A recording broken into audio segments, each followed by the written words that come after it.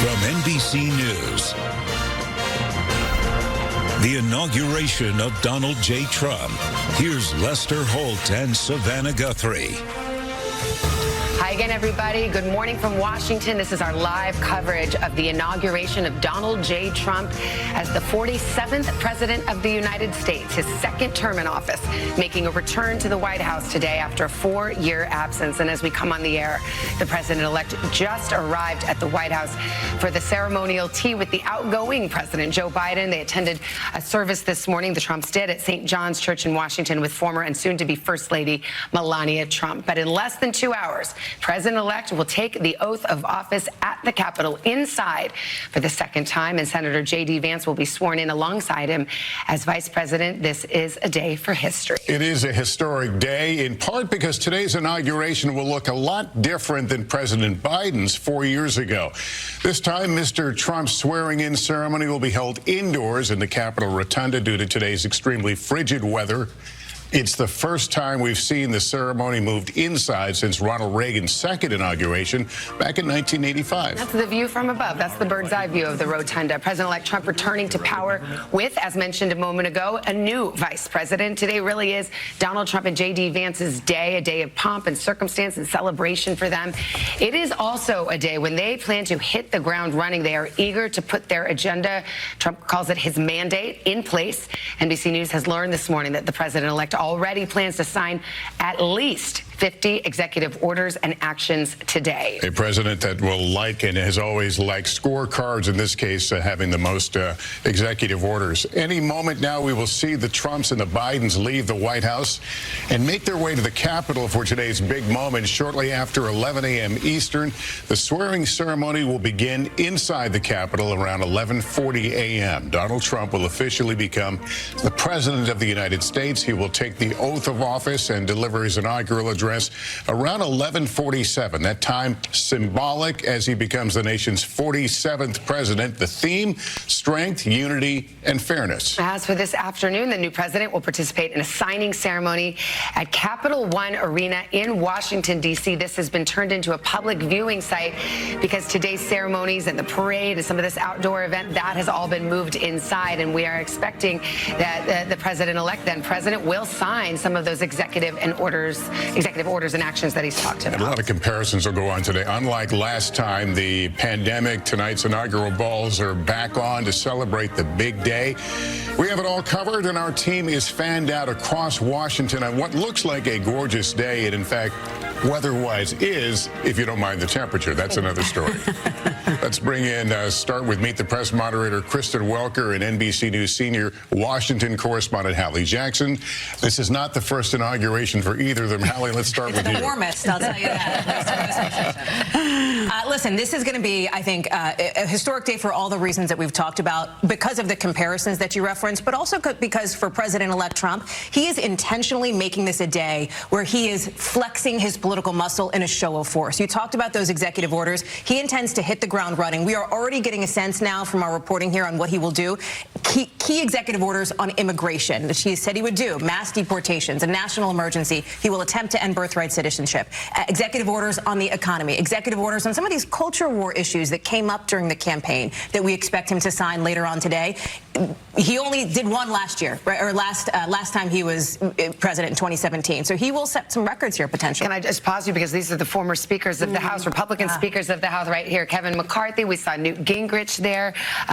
Oh, there we go, John Boehner. So these are men who have held what might be the hardest job in Washington, currently held by Speaker Mike Johnson. And Kristen, we want to bring you into this conversation. They seem to be inside the rotunda, some of the invited guests that will witness the swearing in today.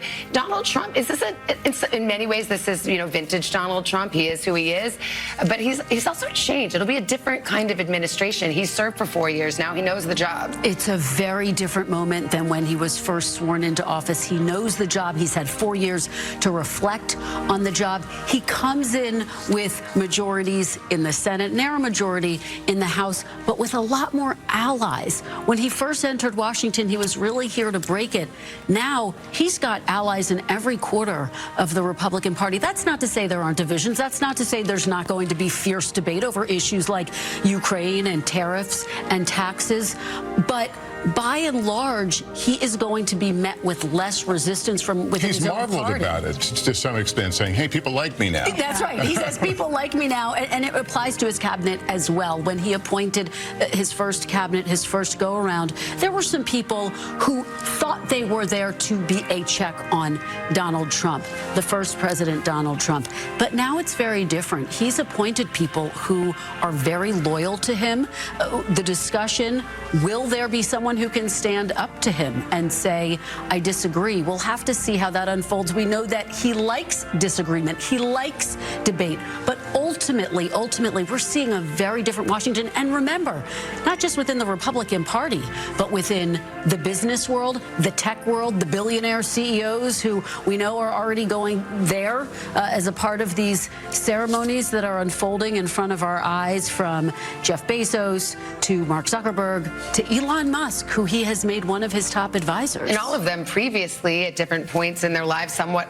openly hostile in some cases to Donald Trump. And now, I mean, in the case of Elon Musk, his new BFF, I mean, those two are essentially inseparable. Elon Musk has a huge influence over the United States government by SpaceX, by Tesla, I mean, by you know, owning X, the social media platform. And that influence has grown exponentially with this friendship with Donald Trump. And by the way, it's not just the influence that Elon Musk has, it is the business interest that he has in the decision-making of the federal government, which has raised some of these conflict of interest questions, given that Elon Musk and Donald Trump have developed this really close relationship. You saw him even just yesterday at that kind of last big rally before the swearing in. Elon Musk on stage, as he has been so often throughout the course of this campaign, and now obviously this transition. The other piece of this too, he is set to lead this DOGE, Department of Governmental Efficiency, not an actual, you know, governmental agency. They are going to be outside the typical bounds of the federal government, but they will have potentially enormous influence. He wants to cut billions of dollars from the federal budget. That's his mission.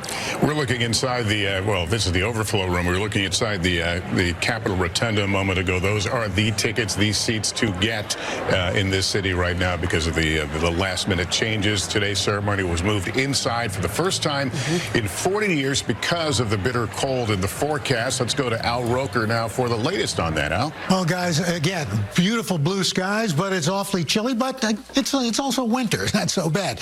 We've got beautiful clear skies. Temperature right about 28 degrees, which isn't that bad. We're looking 29 actually now. Temperatures will drop into the low 20s by later this afternoon. The wind chills will be the big problem. But this isn't the coldest day, as we mentioned. Ronald Reagan had the coldest inaugural. 1985, it was 7 degrees, again, held in the Capitol Rotunda. The warmest, you had to go 4 years earlier. Ronald Reagan, 55 degrees back in 1981. Now, the snowiest was 1909. William Howard Taft, almost 10 inches of snow. I actually remember that. And the rainiest, 1937, FDR, a rain total of about 1.75 inches. So we've had much worse weather. We've had better weather. But all in all, the weather today, gorgeous blue skies. And as long as you bundle up, everything's fine. Guys? All right, Al, thank you. I want to get over to Craig Melvin. He's made his way to Emancipation Hall at the Capitol. So this is a new venue for this year's inauguration. It's the overflow room for those who don't fit in the rotunda. So, Craig, what's the scene there? Well, quite frankly, it's a bit of a party right now, Savannah.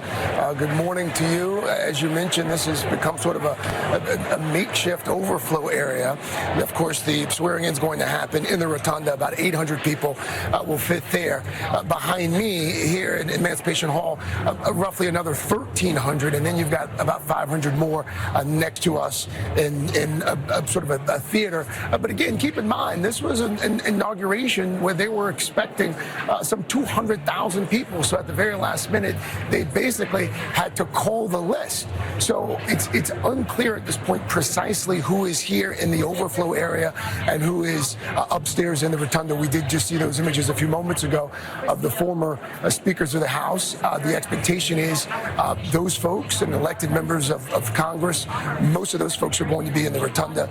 We've gotten some reporting that some of the spouses may be here in the overflow area. area. But just a few moments ago, when those images of the president-elect, soon-to-be President Donald J. Trump, and those images of him and First Lady Melania Trump, along with the Bidens, when those pictures popped up outside the White House, there was a roar of applause here inside Emancipation Hall.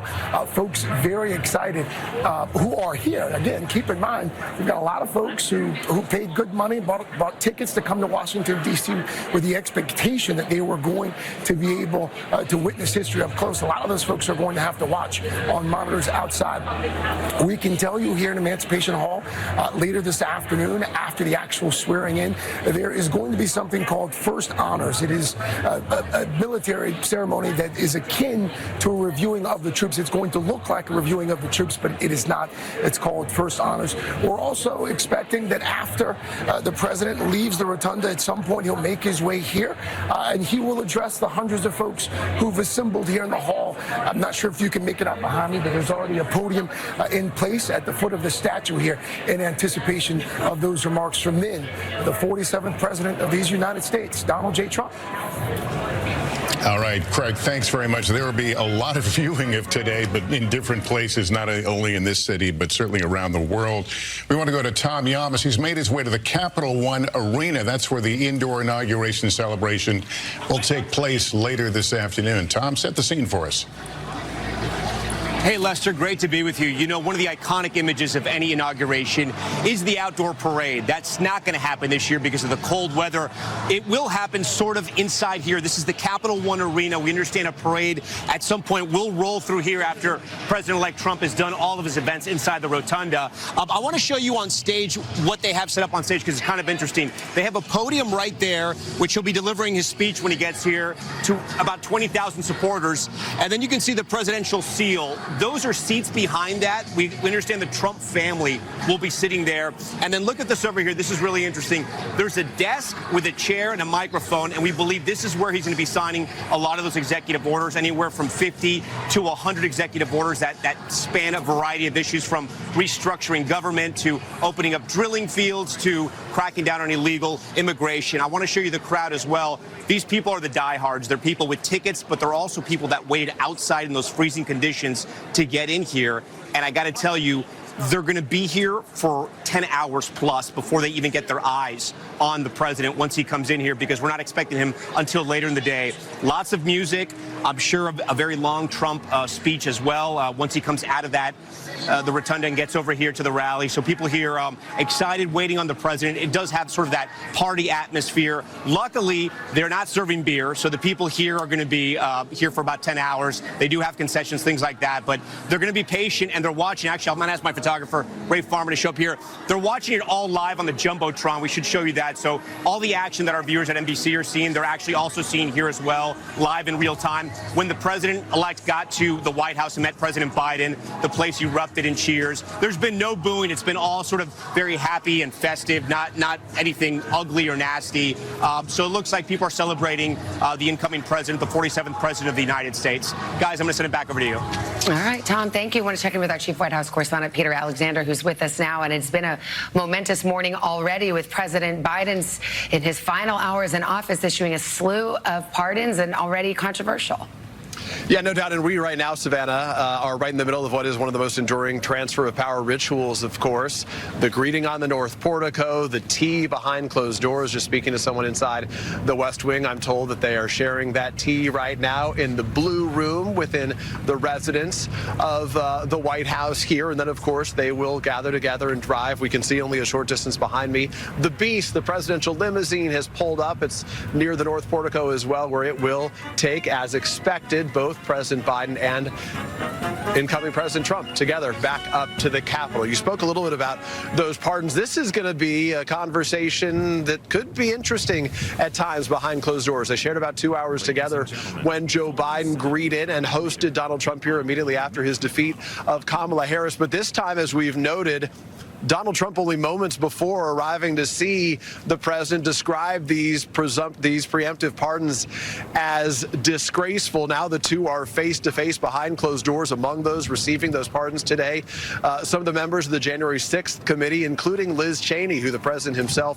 has blamed for egregious crimes in the past. Donald Trump has done that. Mark Milley, Anthony Fauci, and some of those Capitol Hill and D.C. police who were involved in testifying before that committee. Donald Trump not holding back his frustration, his anger about that, insisting that they have committed crimes and telling our colleague Kristen Welker in the past that they should be jailed. So with that as the early headline of the day, the transfer of power begins in earnest. Again, earlier I was inside the West Wing, and you could already see the movement behind closed doors. The press secretary's office largely cleared out, absent in one of the adjacent offices a giant stand-up cardboard cutout of Joe Biden. Doubtful that will last very long when the new incoming Trump team arrives today. The photo frames that are hung within the West Wing had photos of Joe Biden last evening. This morning, they are empty in anticipation they will be filled with new photos of Donald Trump. It's notable one interesting change as it relates to those photos. In the past, Savannah, as you know, formerly working at the White House, my colleagues Kristen and Hallie know as well, those frames had been black frames. When Donald Trump arrived, he replaced them with gold-plated frames. Those gold-plated frames remained through the Biden years, and it's likely that Donald Trump will keep it that way. All right. We're starting to see, thank you, Peter. We're starting to see the processional, some of the dignitaries coming into the rotunda, including, as mentioned before, former speakers of the House, Newt Gingrich, John Boehner, Kevin McCarthy. Yep, there he is, spotted. And there will be several current and former leaders and officials who got that coveted hot ticket, and it is hot, at least warm, inside the rotunda. Marked difference of what they had probably planned for when we thought it would be out on, as tradition has it, on the west front of the Capitol. We saw Mitch McConnell, a former Republican Senate leader, walking by a moment ago as they take the place. You're right, these are the seats that everyone wants, and there are only so many of them. The direct viewing of the inauguration now just a few hours away. Let's bring in our senior White House correspondent, Garrett Hake. He is also on Capitol Hill. Garrett, good morning. Lester, good morning. And yeah, those seats in the rotunda got a lot hotter Friday afternoon when Donald Trump announced via social media that this entire ceremony, the part of it actually prescribed by the Constitution, would be moving indoors into the rotunda for the first time in 40 years. I'm glad you mentioned Mitch McConnell, because the fact that the now former Republican leader, who's become something of a Trump antagonist ever since January 6th, got one of those seats inside the rotunda is noteworthy. Up here on Capitol Hill and with Hill aides over the last couple days, there's been a scramble to figure out exactly who's going to be where for this ceremony today. They can only fit about 600 people inside the rotunda, another 1,300 or so down in Emancipation Hall where Tom is, but you figure all of the current lawmakers, former lawmakers, their spouses, governors, major donors, even leaders of some of the major industries in this country, including the tech moguls who have kind of surrounded Donald Trump in recent days. The committee that runs the inauguration and Trump's team having to scramble to find places for everyone for these moments here in the Capitol. They've also been reworking some of the choreography a little bit. You're looking now, I think, at the East Front here, where Donald Trump's motorcade will eventually arrive. Crews have been in the Capitol all weekend long, hanging lights in hallways, trying to make sure that every step of his journey through the Capitol and into that rotunda is captured for history.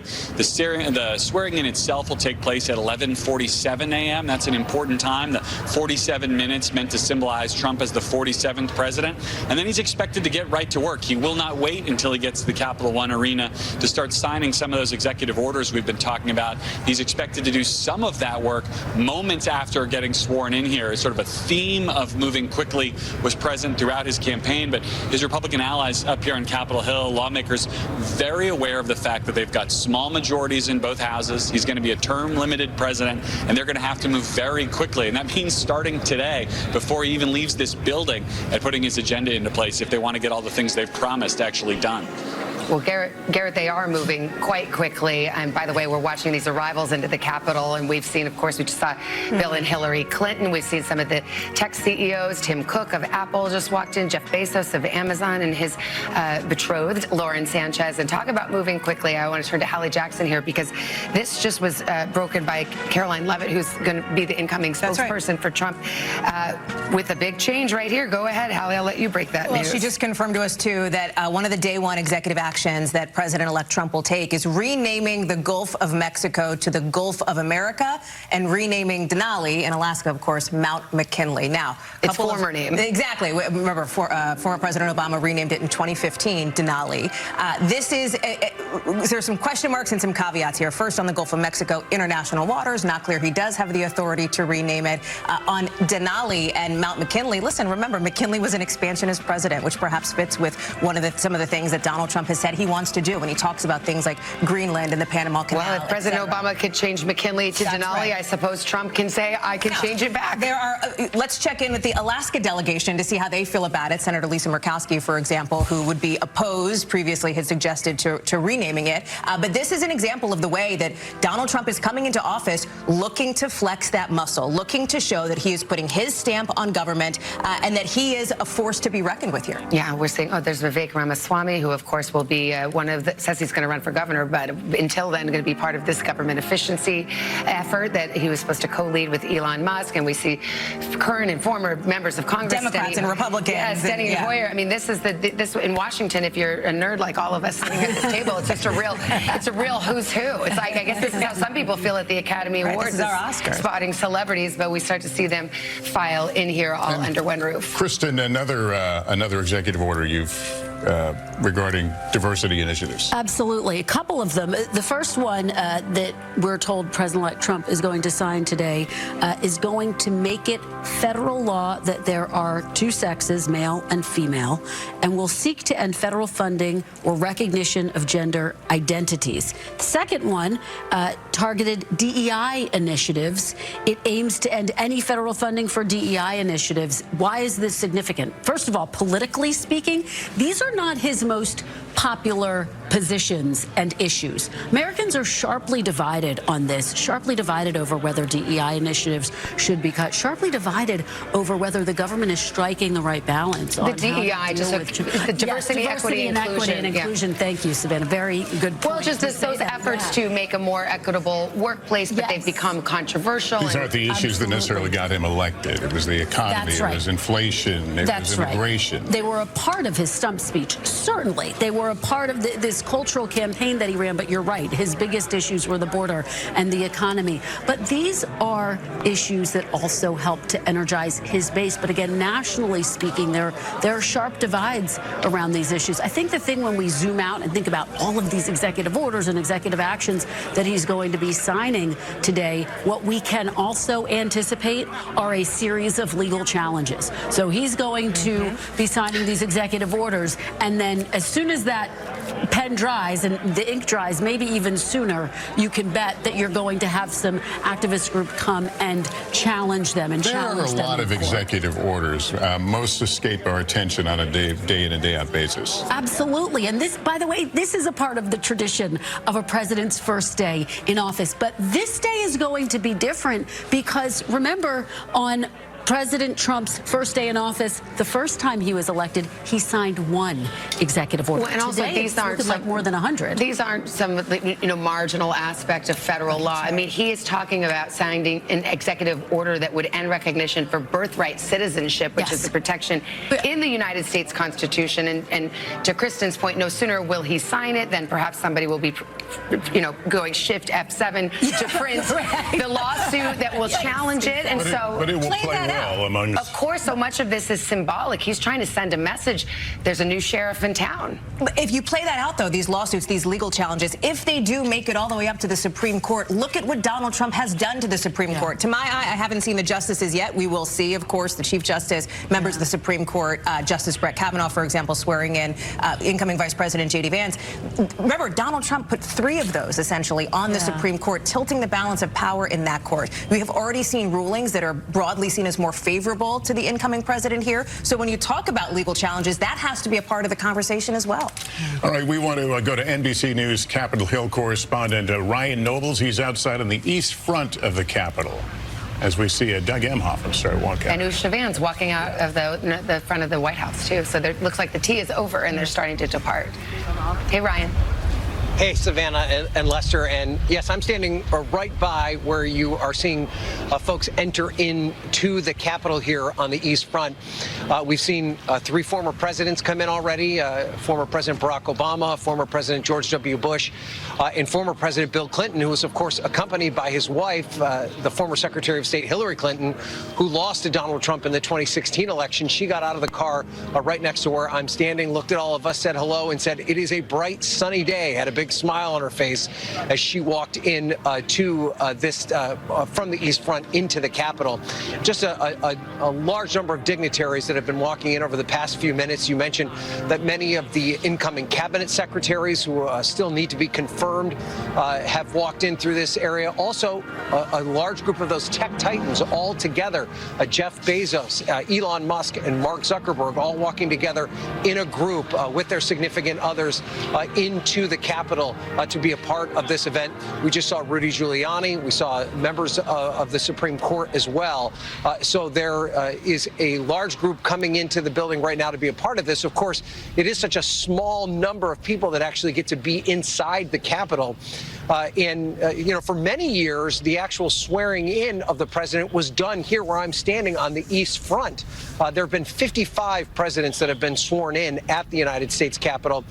And up until 1981, when Ronald Reagan moved it to the West Front of the Capitol, the other side from where I'm standing, almost all of them were inaugurated in this space. Of course, there was a blizzard back in 1909 when there was an inauguration there. They were forced to move inside the Capitol, much like what we're seeing take place here. That happened in the old Senate chamber, where that inauguration took place. And then, of course, in 1985, when Ronald Reagan was dealing with cold weather, he too moved his inauguration inside in the rotunda, which is where this inauguration is going to take place today. This is only the second time that an inauguration has taken place inside the Capitol rotunda. It is obviously a cold day in Washington. That's part of the reason that everything was moved inside, but I don't think it's nearly as cold as what we thought it was going to be. The temperatures are in the 20s. There is a bright, sunny sky, and the biggest complication probably is the wind, which kicks up from time to time.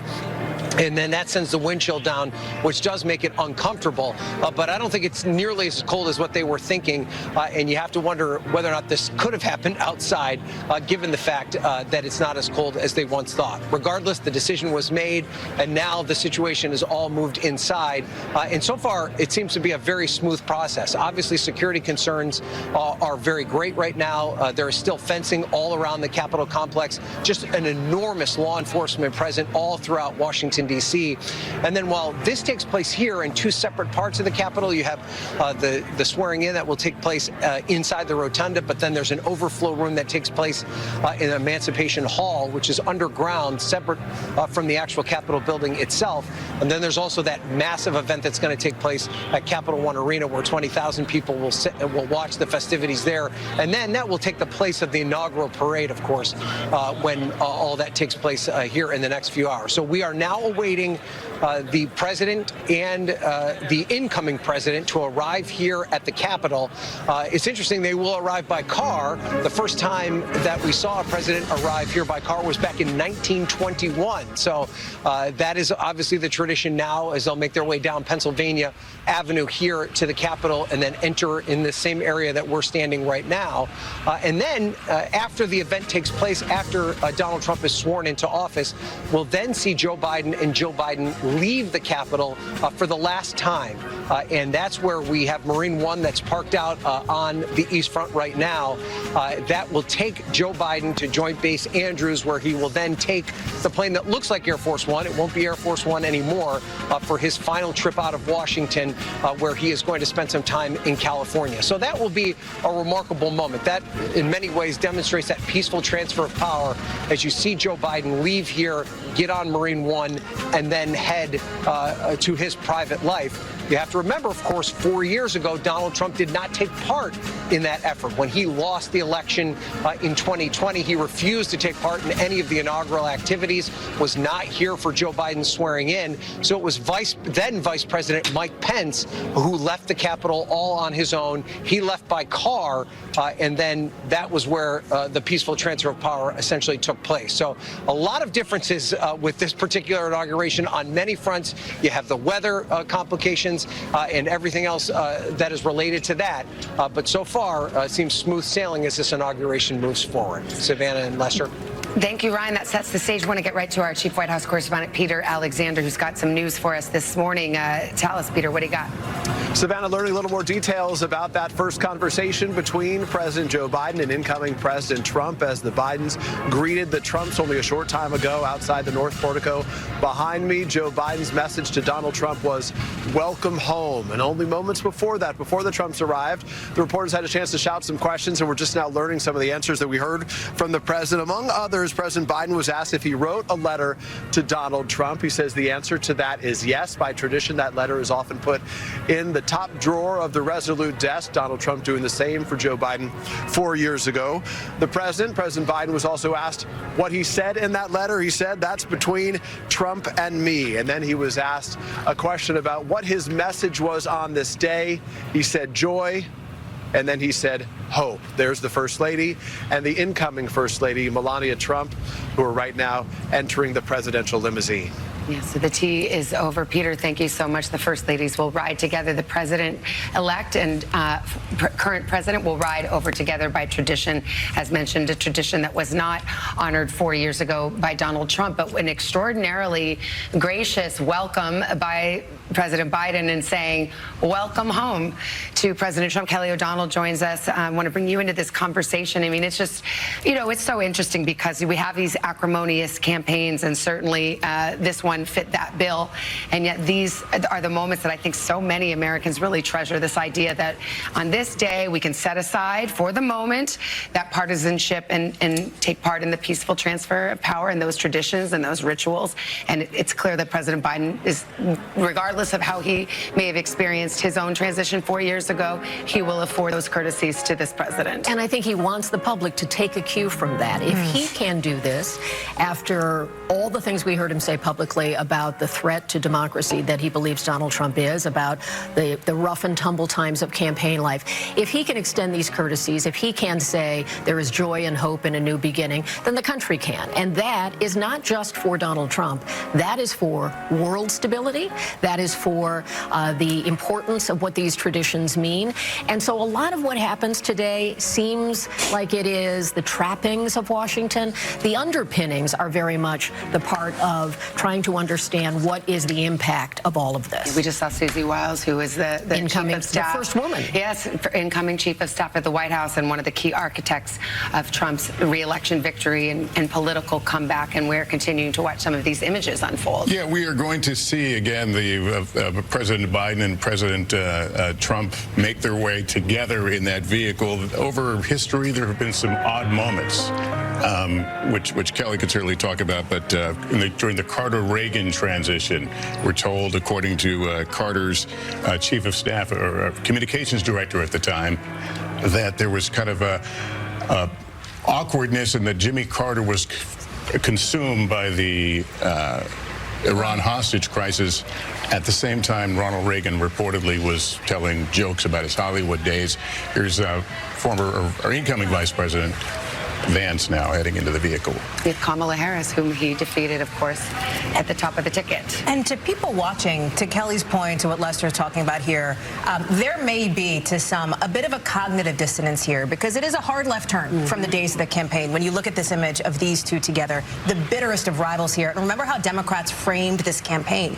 It was as an existential threat to the foundations of democracy. They framed this as foundational. The argument goes, and I'm paraphrasing. Well, both sides framed it as foundational. Exactly. And the argument goes, the other side isn't just they don't just have bad ideas, they're bad people. And now here we are at this moment where Joe Biden, the outgoing president, is, as Kelly says, looking to really make the point that the institution prevails, the institution upholds, despite what we saw 4 years ago, and there were some serious questions about whether that would be the case. And when you talk about Jimmy Carter, Lester, you do, I think, raise an important point, which is how will President Biden be remembered? And here's, of course, House Speaker Mike Johnson, we are seeing walk in.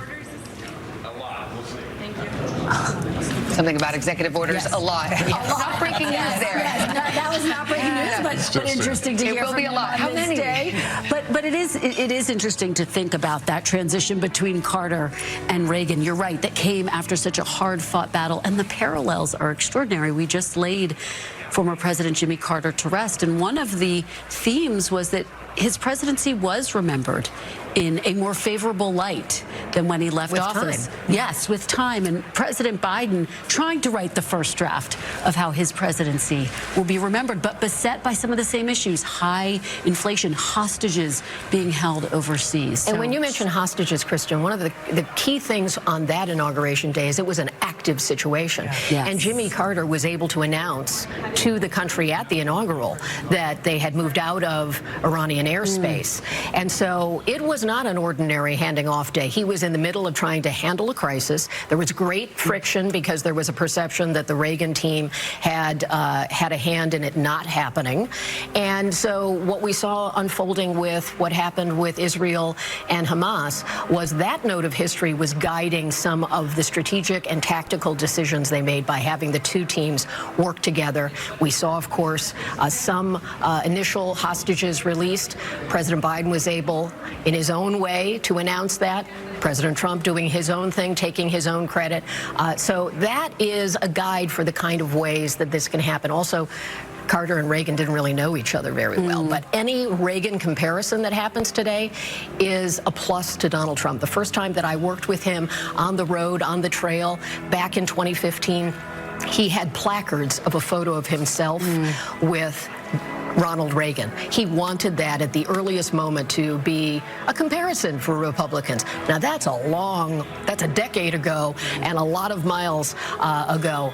But these comparisons today to Reagan having his ceremony inside, these two men had a lot of the showman parts of the presidency in common, although politically quite different.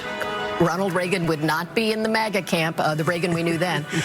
So threads of those other presidents do cast a shadow on a day like this. This moment here will certainly emphasize the idea of unity. This is our first opportunity to see a unifying moment here during this transition today. But you have to wonder, going back to the Republican convention, remember there was talk about unity, and then before long in the Trump speech, he was beginning to fall into his rally type presentation. All three of us have covered this incoming president and outgoing president for many, many years. And one of the themes in my time at the White House was that you'd often hear from aides and advisors that the president may strike Donald Trump being a certain tone, right? A tone that is unifying. After his assassination attempt, which remember came just days before that speech at the Republican National Convention this summer, the difference was that Donald Trump himself said publicly that he felt like he had been changed, that he wanted to deliver a speech that would bring both sides together. The speech that we saw that week was not that. So the White House says, and incoming administration officials say, and I was told this will be a speech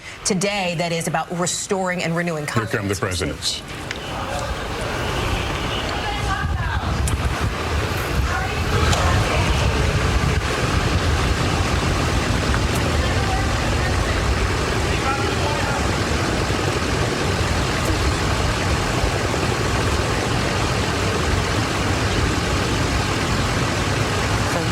Trying their level best to throw a couple questions in the direction of the incoming president and the outgoing president, but no dice. My guess is they'll have a lot to talk about. It's a short ride. Oh, to be a fly on the wall inside that vehicle. Well, remember, we just saw at the Carter funeral, it was President Obama, and Trump were quite chatty. So it's not a long ride. It's a 5-6 minute ride, but it sounds like, based on Peter's reporting, that has been a warm embrace and exchange this morning in reverence of the office and tradition. And now they'll, as tradition has it, ride in this motorcade, the short drive to the Capitol, where the swearing in will start to be underway. Joe Biden has talked about recently about whether he thinks he could have beaten Donald Trump in the election. He thinks maybe he still believes he could have. And you have to wonder what's going through his mind at this point. But he also says in the next breath, when asked if he could have the vigor to serve for 4 more years, said he didn't know. And you get the sense... He said it more colorfully than that. He said, who the hell knows? You get the sense watching him here, this is not, and I think you know this is not a person who wants to be leaving the White House. He wanted 4 more years. He did. And his wife, the First Lady, wanted 4 more years, as she has talked about. She believed that her husband could do it. She's been one of of his staunchest defenders all along, which is why the dynamics with Joe Biden are fascinating here. Kelly might get to pull rank as the longest serving, having covered Capitol Hill and Joe Biden for the longest. And I think you would agree that he had wanted to be president for pretty much the entirety of his 50-year career in public service. And once you attain that office, it's hard to leave it. It's hard to ever see yourself as not being capable of continuing. And I think that has influenced a lot of what we've seen publicly, that his own belief, whether polling or the views of the country support that or not. He will always be the 46th president of the United States, and so that he hangs on to. Donald Trump is also someone who has a hospitality business, so he has no trouble making small talk and no trouble going through these ceremonies. He's quite at ease. And Joe Biden likes to tell a story as well. Oh, indeed he does. I do think that his decision, the timing of when he decided to pass the baton to Vice President Kamala Harris, will be a part of his legacy. It will be a part of how history grapples with how Joe Biden is remembered. He promised, he campaigned on being a transitional president, and when that moment came, bolstered by big wins in the primaries, he did not pass the baton. Well, that's one thing we haven't really focused as much on, which is what do the Democrats do now? We just saw the Democratic leader, Hakeem Jeffries, entering into the Capitol. But this is a moment in a time of soul searching for Democrats. At the first Trump administration, there was a lot of talk about the hashtag resistance, and you just don't see that same emphasis so far. What are you hearing, Kristen, about the strategy on the part of Democrats who were handed a resounding defeat at the polls? It's a very different strategy, Savannah, for that reason. The signals, I interviewed House Minority Leader Hakeem Jeffries just this weekend. He said they are going to be looking for common ground with President-elect Donald Trump, particularly on issues that relate to the economy, to lowering prices. At the same time, he said we're not going to shy away from disagreeing when we feel it's necessary. But they are in a moment of soul searching. Remember, after former President Obama won his second term, Republicans were in the wilderness.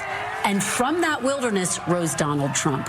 So you are absolutely right to be focused on the Democrats right now as well, because politically speaking, what we are about to witness over these next 4 years will be some type of, and we'll have to see where it ends, a new leadership. No one can answer that question. Who's the leader of the Democratic Party? Let me just point out this picture as the outgoing and incoming presidents make their way to the Capitol. There are people along this route here. You'll see, and some of them appear to be in uniform, perhaps traffic directors, but there are people in this area that was going to be part of the parade later on. They still have the barricades up. We've seen a lot of people here in Washington, D.C. Who walking around who don't appear to have appointments or things that they necessarily signed up for, but those who are lucky enough to be along this path might catch it. It's supposed to be a parade route that's much different than what was expected, but we've got a few diehards who decided, oh, we'll bundle up with the hand warmers on and get it. You can hear some of the cheers as they go by. To this point about what Democrats do next and what this looks like here in a Trump administration, where, as you have noted throughout the morning, throughout the day, Savannah, the Republicans control the levers of power in that branch.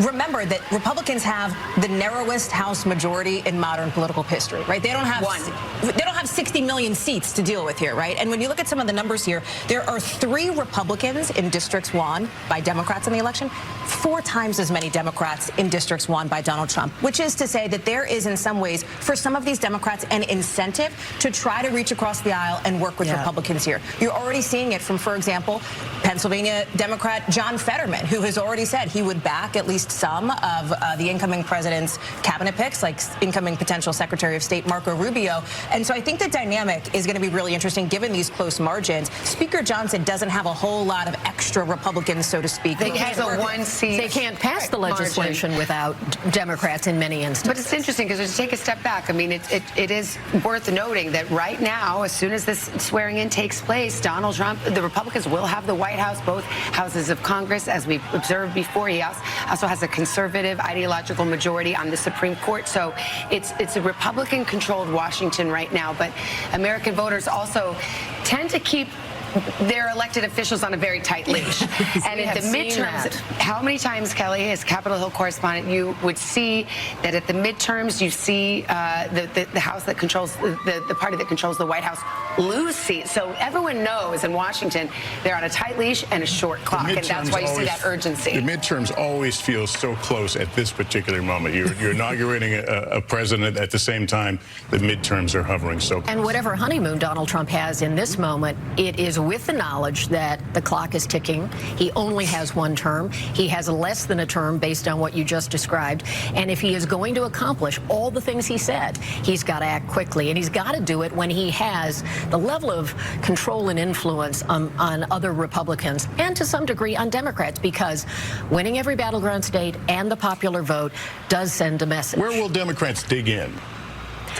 Certainly, it will be some of the issues that relate to unwinding programs that certainly existed during the Biden time, but also challenges to their core constituencies. They would want to see things like protections for workers and the environment. Those would be key areas. Concerns about the negative effects that could come from the immigration policies of President Trump. There will be many who say securing the border is a needed priority, but what are the unforeseen problems that result from that? Are Democrats hoping and thinking that there will be an overreach, that this notion of a mandate that perhaps Donald Trump will take too far? Is that kind of the strategy? Absolutely, particularly on the border, I would say. That's an area where you could see some robust debate and oversight. Don't forget oversight. I think that's going to be significant as well. It's worth thinking about in this moment the agenda of President-elect Trump. He wants to do something big on the border. He wants to do something big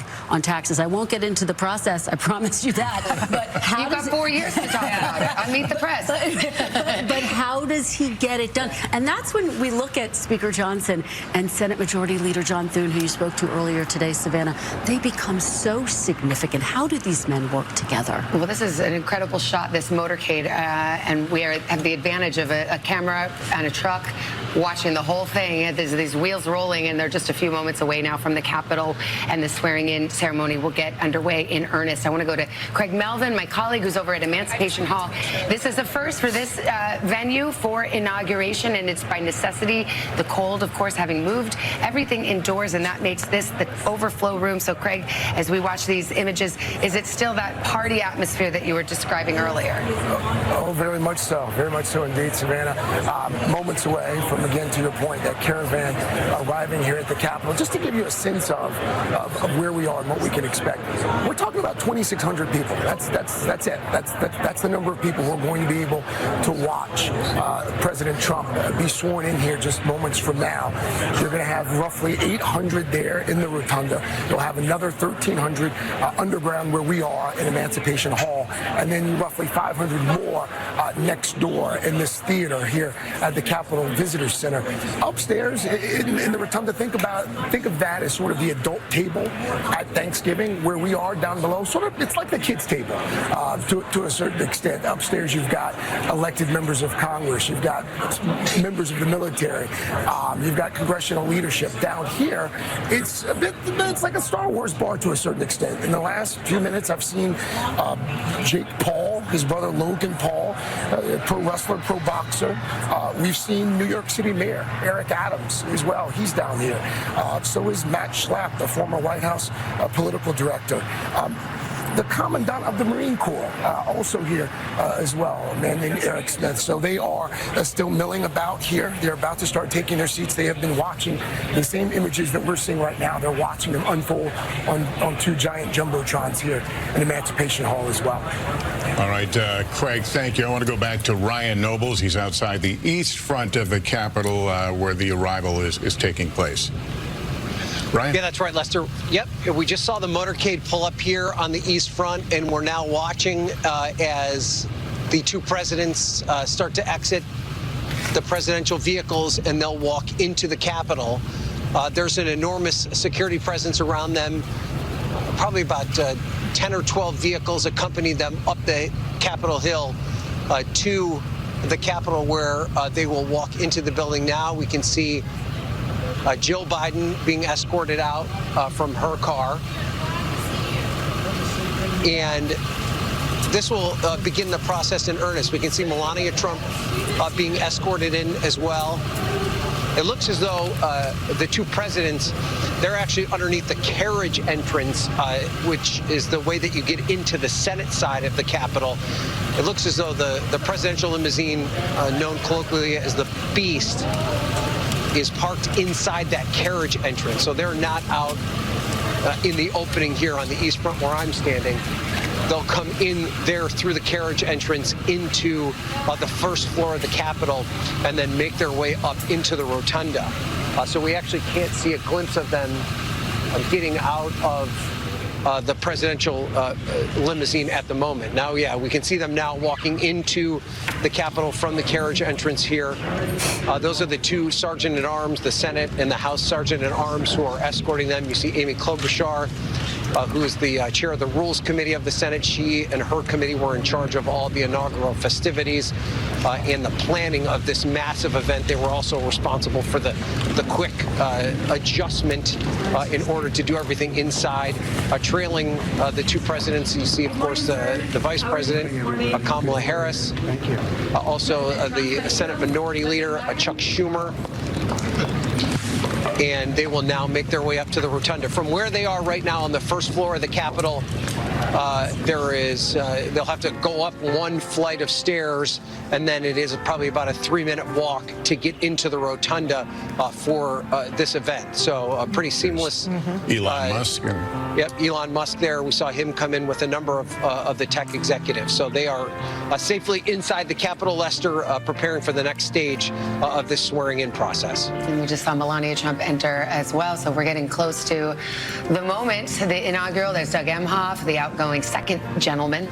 And we'll continue to watch these arrivals. I want to go to Garrett Haake also on Capitol Hill for us with some news this morning about Vivek Ramaswamy, who we just saw mentioned that he's indicated. There's J.D. Vance, our incoming Vice President, and his wife, Usha Vance.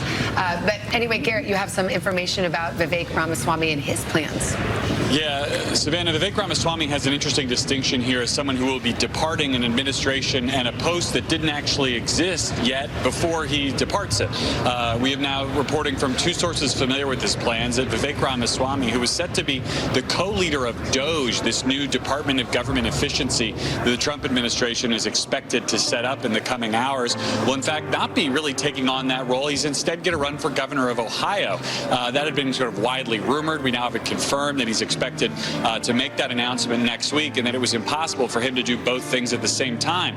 We just saw Elon Musk in the rotunda. Musk is, of course, the other co-leader of DOGE, who, again, is a very complex and important figure in Trump world. He has no formal role. DOGE itself is something of an outside consultancy. It's not clear how much authority they will have.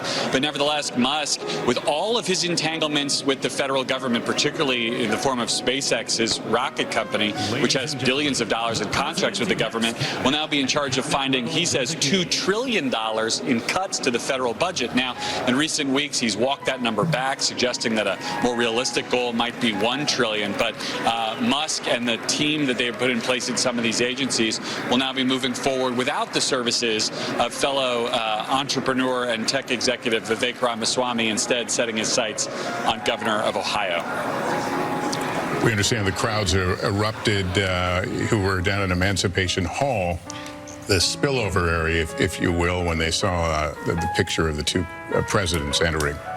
And we're seeing members of his cabinet, if they are confirmed entering. We saw Pete Hegseth walk in a few moments ago. There's Christine Noem, several members of the incoming administration who are awaiting a Senate hearing. We had Senator Thune on, who's the majority leader in the Senate, who said he thought that all of these nominees have a path, which is Washington speak. Right? So saying something with, he's saying they have a path. It doesn't mean they have the votes. That's exactly right. Yes. In that moment, I'm so glad you brought it up. I was just about to say it because it struck me watching that interview with Senator Thune, because he was asked pretty directly, can they get confirmed? And he kind of paused and then said that line. What does that mean? It means we're looking at some of the more controversial people who are yet to be confirmed. You look at somebody like Pete Hegseth, for example. He had his confirmation hearing. It seems like he is on track to get the votes, the Republican votes that he needs. For the Defense Department. Exactly, to serve as the head of the Pentagon.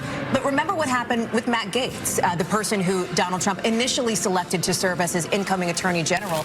You saw Senate Republicans Republicans flex that advise and consent muscle and make clear to Donald Trump Matt Gaetz was not going to fly, that he would not have the backing. So as you take a look, I mean, there's Marco Rubio, selected to serve as the incoming Secretary of State. That's going to be another very fascinating confirmation hearing. He's right there alongside, I believe that's Sundar Pichai. You see some others there as well. There's Pete Hegseth in the back, Pam Bondi, Doug Burgum. You talk about this sort of team of rivals. Several of the folks who are standing there are, in fact, Vivek Ramaswamy, former rivals in that presidential primary as well. And one of the things we'll expect to see is when we talk about the new president signing many things today, among the things I would anticipate he would sign is the actual nomination for these cabinet members. We talk about them as nominees. They can't be nominees until he has the power of the presidency. That comes at noon. And in the flurry of those early events, I would expect he would sign those formal nominations, which then allows the Congress to move on some of those where they've completed the process. And so we could get votes as early as today. And they appear to be leaning toward national security posts. Absolutely. Yes. They're leaning toward, for example, Senator Marco Rubio, who has been picked to serve as Secretary of State. He, in his confirmation hearing, had broad bipartisan Former Vice President Dan Quayle and his wife Marilyn entering. We're going to see all the living presidents here today. But not everyone. We won't, all of the living presidents, we won't see former First Lady Michelle Obama. And that has certainly gotten some attention, though we will, of course, see former President Barack Obama. She missed President Carter's funeral last week as well. So she's clearly downshifting from Washington. And I think Dick Cheney also, for reasons of age and wellness, is opting out, in addition to the obvious political overtones that he did not support Donald Trump. His daughter pardoned today by President Biden. And a new statement from her, Savannah, just in literally the last 30 seconds from both her and Congressman Benny Thompson, of course, who helmed that, who were part of that bipartisan select committee on the January 6th attack, receiving those pardons from President Biden on his way out the door. And they say in this statement, we have been pardoned today, not for breaking the law, but for upholding it. Some of the first reaction that we are now getting from Liz Cheney and some of those others. As we keep our eyes on the Capitol Rotunda, where the swearing in will take place, first of the Vice President-elect, J.D. Vance, and then of the President before noon, as tradition holds it. We want to continue to watch these pictures as they come in. There's Vice President Pence, former Vice President Pence, who, of course, served by Trump's side in the first term and did not endorse him for this next run for the presidency, and, of course, will not be joining as his vice president, but will be here at the inaugural. He walks in alone. One of the most notable people to watch today, because under any other circumstances, he would have joined the president he served for another term. Well, they had that moment just a few weeks ago at the Carter their first time seeing each other, and I think we all kind of held our breath as they came in contact with each other, but they shared a handshake and apparently some polite greetings. Polite, yes. I think of former Vice President Mike Pence in the same light as I think of President Biden. These are institutionalists. These are people who take these traditions very seriously. They think that they are inextricable with this democracy. Well, and it must be said that in this rotunda 4 years ago, on January 6th, this very rotunda where they are all standing now was overrun by protesters, some of them with the words "Hang Mike Pence" on their lips.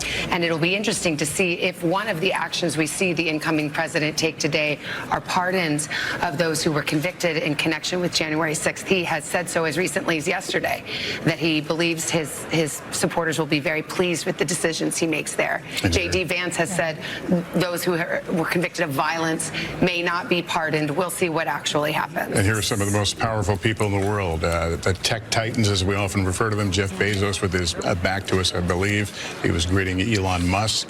Sundar Pichai there. Mark Zuckerberg, you saw in the corner. There, yeah. I do think it will be interesting to see which of the January 6th defendants are, in fact, pardoned. When I interviewed President-elect Trump, he said he wasn't ruling anyone out. But those comments by the incoming vice president, I think, are hugely significant and potentially a signal that the president-elect is shifting to looking at those who were not convicted of violent crimes, that he will draw the line there. Again, we'll have to wait and see what he actually Hundreds and hundreds of names of those who have been convicted, so there is room to do quite a bit of pardoning should he choose to do so, and also to preserve the issue of violence exercised against law enforcement. If he wants to draw that line, there's a way to do it. At least 1,500 people were charged in the events of January 6th. About 1,200 of them were convicted or pleaded guilty. Of those, just over 600 were sentenced to some sort of incarceration ranging from just a couple of days up to 22 years. So there is a question here of how Donald Trump, if he does end up issuing these pardons as expected, will kind of slice that. We are watching these images of the Capitol and some of the key bold-faced names that have been assembled there. We're not the only ones. Tom Yamas is at Capital One Arena just down the street. The president's supporters are gathering. It has become something of a watch party as well, Tom. It has, and it's been interesting to kind of watch our coverage because they're putting up a live feed of the pictures you guys are seeing and seeing the reaction of all the Trump supporters here. The loudest boos so far have not been for President Biden or Vice President Harris. The loudest boos so far were for former Vice President Mike Pence when he walked in.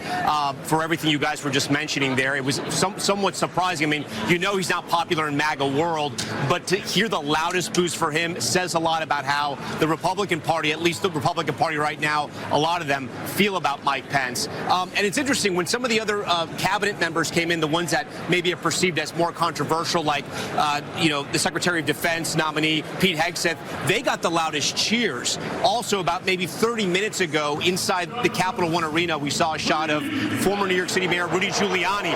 Okay, now the boos are picking up again, as you can imagine. You have former Secretary of State Hillary Clinton and obviously former President Bill Clinton as well. The crowd here is getting a little more raucous as it's filling out, about 20,000 inside of the Capital One Arena. It was pretty peaceful and friendly. It now seems to be getting a little more fired up and amped up. The boos are growing loud. I would say the booing now probably louder than it was for Vice President Mike Pence. So it's turning somewhat into I don't know if it's a sporting event here, but you're definitely getting crowd reaction in real time to the inauguration, which I will say is pretty interesting. I was making the point, Rudy Giuliani is here. As you know, he just settled a defamation suit against those two Georgia election workers to the tune of north of $100 million. They did settle for an undisclosed amount. But when he popped up on the screen, everyone started cheering. We're also getting some cheers here. Not super loud cheers, but some cheering here for former President Bush and the former First Lady Laura Bush as well as they enter. But louder cheers for the Trump family here as we see Lara Trump, the daughter-in-law, of course, and some of the Trump children as they're entering the rotunda there. So, again, pretty interesting to watch this kind of in real time and how sort of MAGA world is watching. Big boos right now, as you can imagine. I don't know if you guys can hear it over my mic, but boy, is that striking. Former President Obama, former President Obama getting a resounding, as we would say in New York, a Bronx cheer here. I have to wonder if this is setting the tone. But look, these are the loyal supporters. Yeah. Today. Yeah, Lester, I think you're right. It is going to set the tone for the speech tonight. I truly believe that the president will give a speech there in the rotunda, and he will come here, and it'll probably be a much different speech, a much different tone.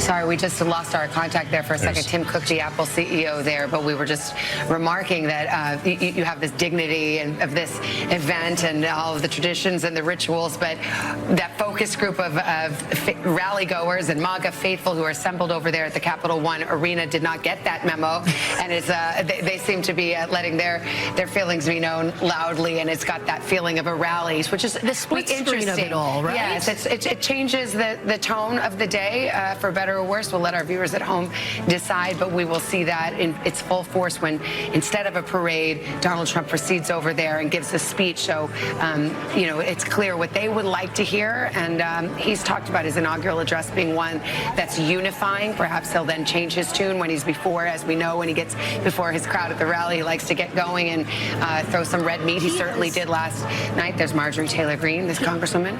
Donald Trump has always struggled with the sort of official Washington accepting him. And what we end up with, caused by the cold, a decision he announced himself, he has created a dual stream of his inauguration. All the officialdom is there, but he also has what is now a rally-style component of his most faithful, where all of the energy can pour out in the ways that we have seen, and both happening on a parallel track.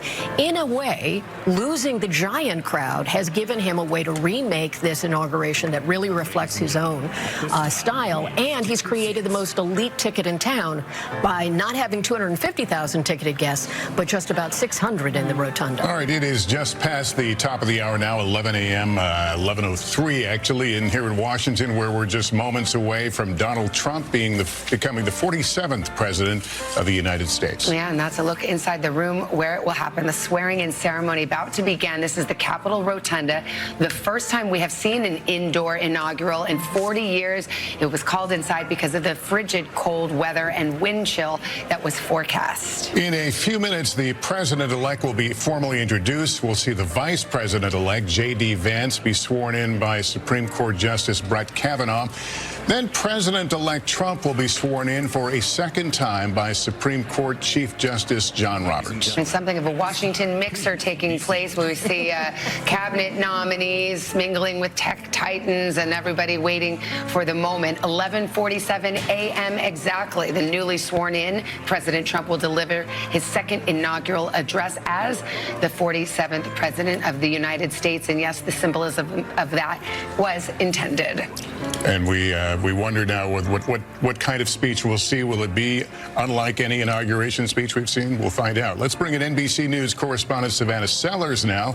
Savannah, we're seeing all the big names in tech in that room, the camera lingering on that remarkable picture. Lester, that's absolutely right. It's so notable, especially when you think about the history of many of these individuals with the soon-to-be president, as well as the relationships between them. I mean, seeing them all in the same room, seemingly kind of on the same side of things here, smiling, chatting, it really is something remarkable. I mean, we just had the cameras trained on Tim Cook there. That's one that actually Trump has said, he called me. He said, Tim Cook used to call me throughout my last presidency. People wonder why he got so much done. It's because he would just call me. Of course, Apple would be majorly impacted potentially if the soon-to-be president is really to take on those tariffs with China. What does that mean for Apple and their ability to source so many of the parts that they need for many of their products? That's one of the reasons that Cook has had Trump's ear. He also was on the phone with him yesterday. We heard the soon-to-be president say at his rally yesterday. Of course, there's Elon Musk in this sort of unofficial role that we know, this Department of Government Efficiency. Obviously, a close relationship to the point where he may have some real power here in a Trump presidency, but their relationship has also sort of, it's been a roller coaster throughout time here. He ended up being the largest individual donor to Trump or to Trump causes in this election cycle, even setting up a war room in Pennsylvania, really helping on the ground to get Trump elected. Though this is after, of course, he criticized Trump in his first presidency over climate decisions, over that travel ban. And then when we talk about just seeing some of these together, I mean, I think one of the ways to put it best is just two words between two of these men: cage fight. Elon Musk and Mark Zuckerberg literally wanting to fight each other, only canceled when Musk said he had some health problems that wasn't going to make it happen. Sam Altman also in that room. That's OpenAI. Musk and Sam Altman founded that company together. Musk later left, and then he sued, saying that the company put profits before humanity.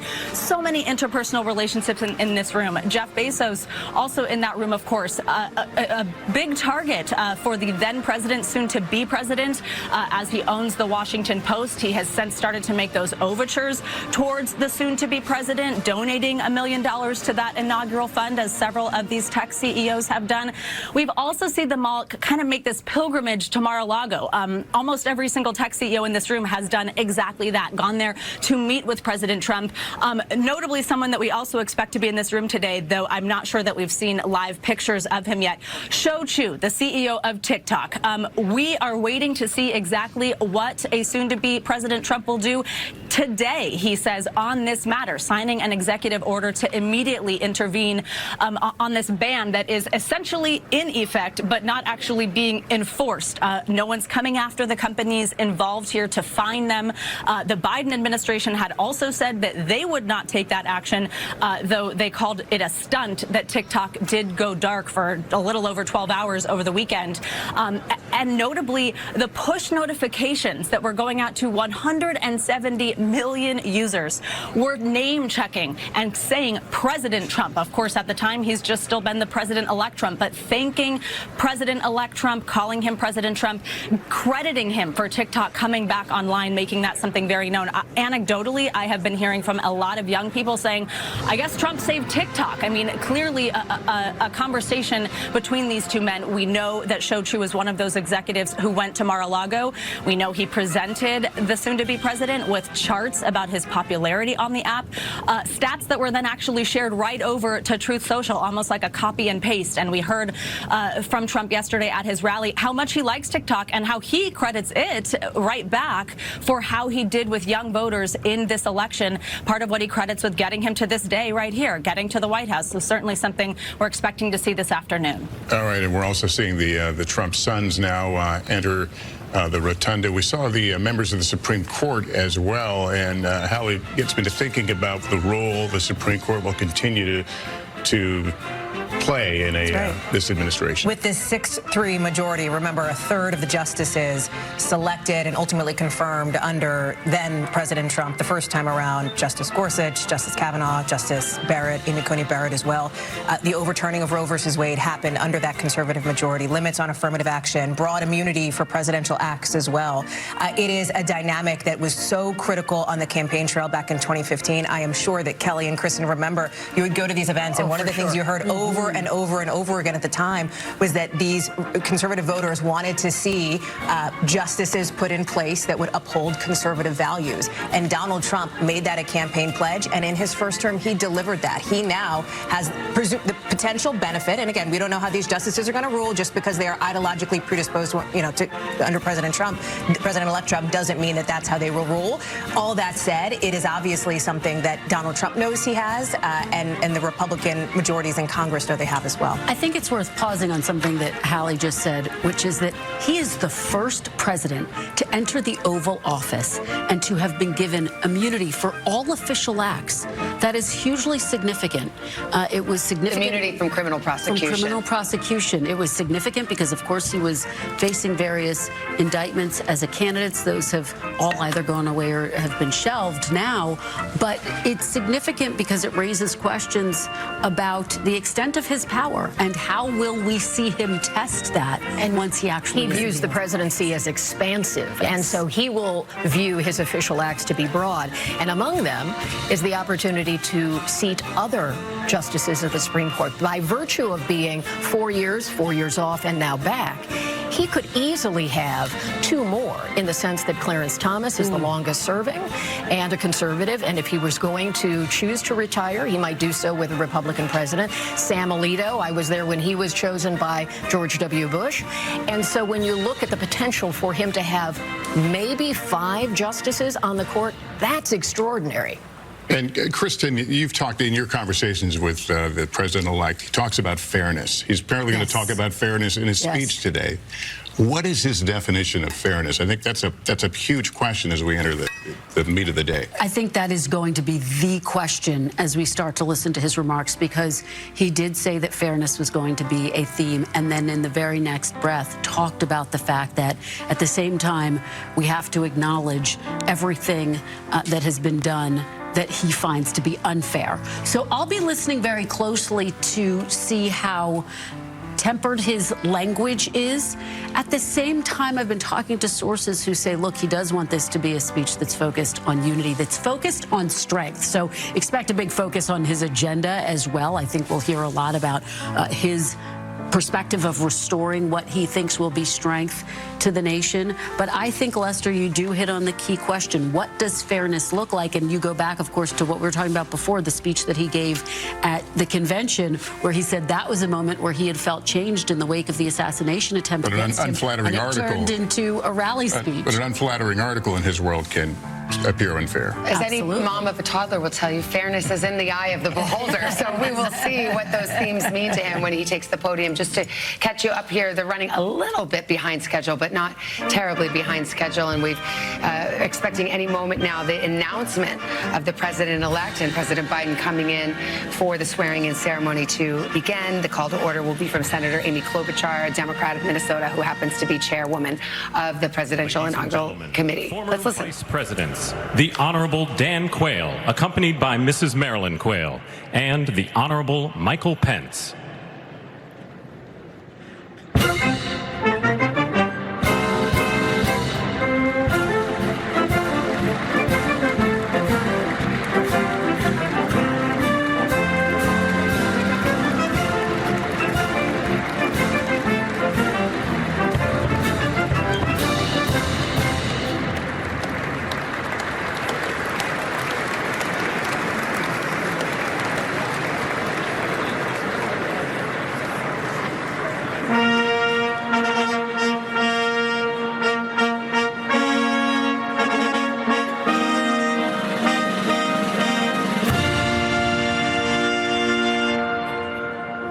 Ladies and gentlemen, the 42nd President of the United States, the Honorable William J. Clinton, accompanied by the Honorable Hillary Rodham Clinton.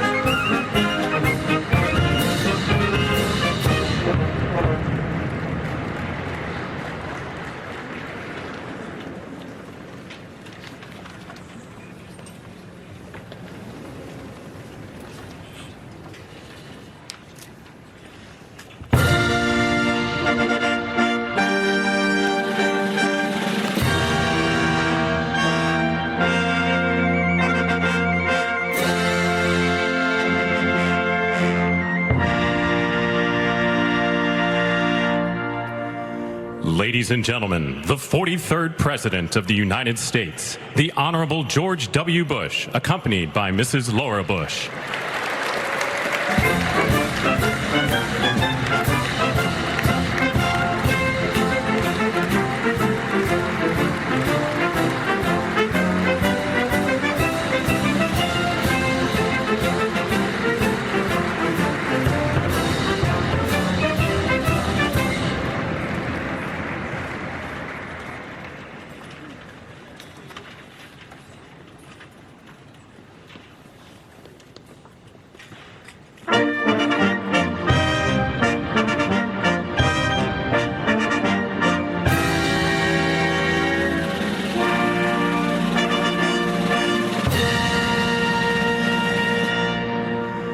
Ladies and gentlemen, the 44th President of the United States, the Honorable Barack H. Obama.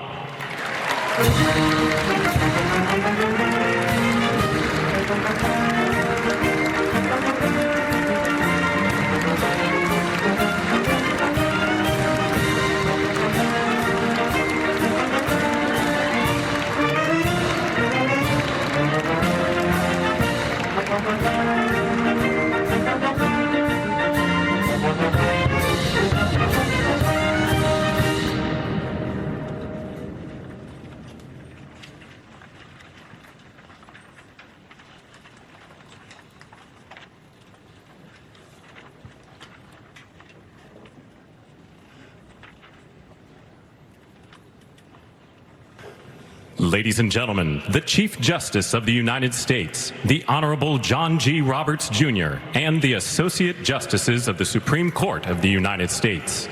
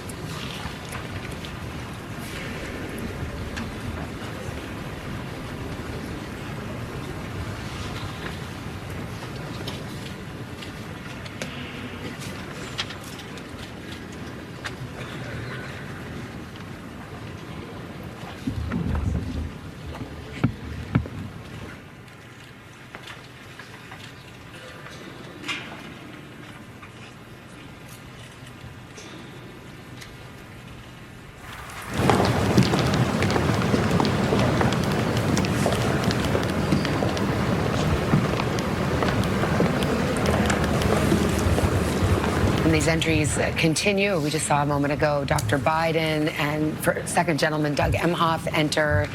And all of these and Barron Trump entrances will continue. We've got quite a few dignitaries to go. Barron Trump, Tiffany Trump.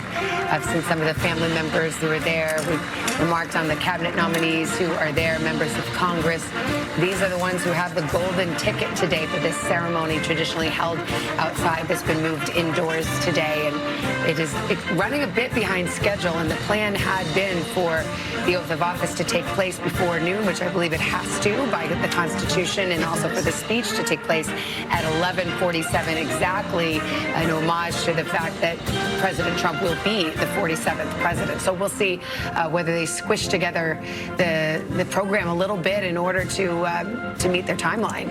It's also worth talking about, and we haven't mentioned it much this morning, but the incoming Vice President, J.D. Vance, and his wife, Lucia, who are here. And he is somebody who, based on our reporting, is going to be, at least the Trump orbit hopes, the eyes and ears for the White House in the Senate, the place that he comes from, of course, leading the charge on issues like the border and immigration. These are huge, huge priorities for the incoming administration.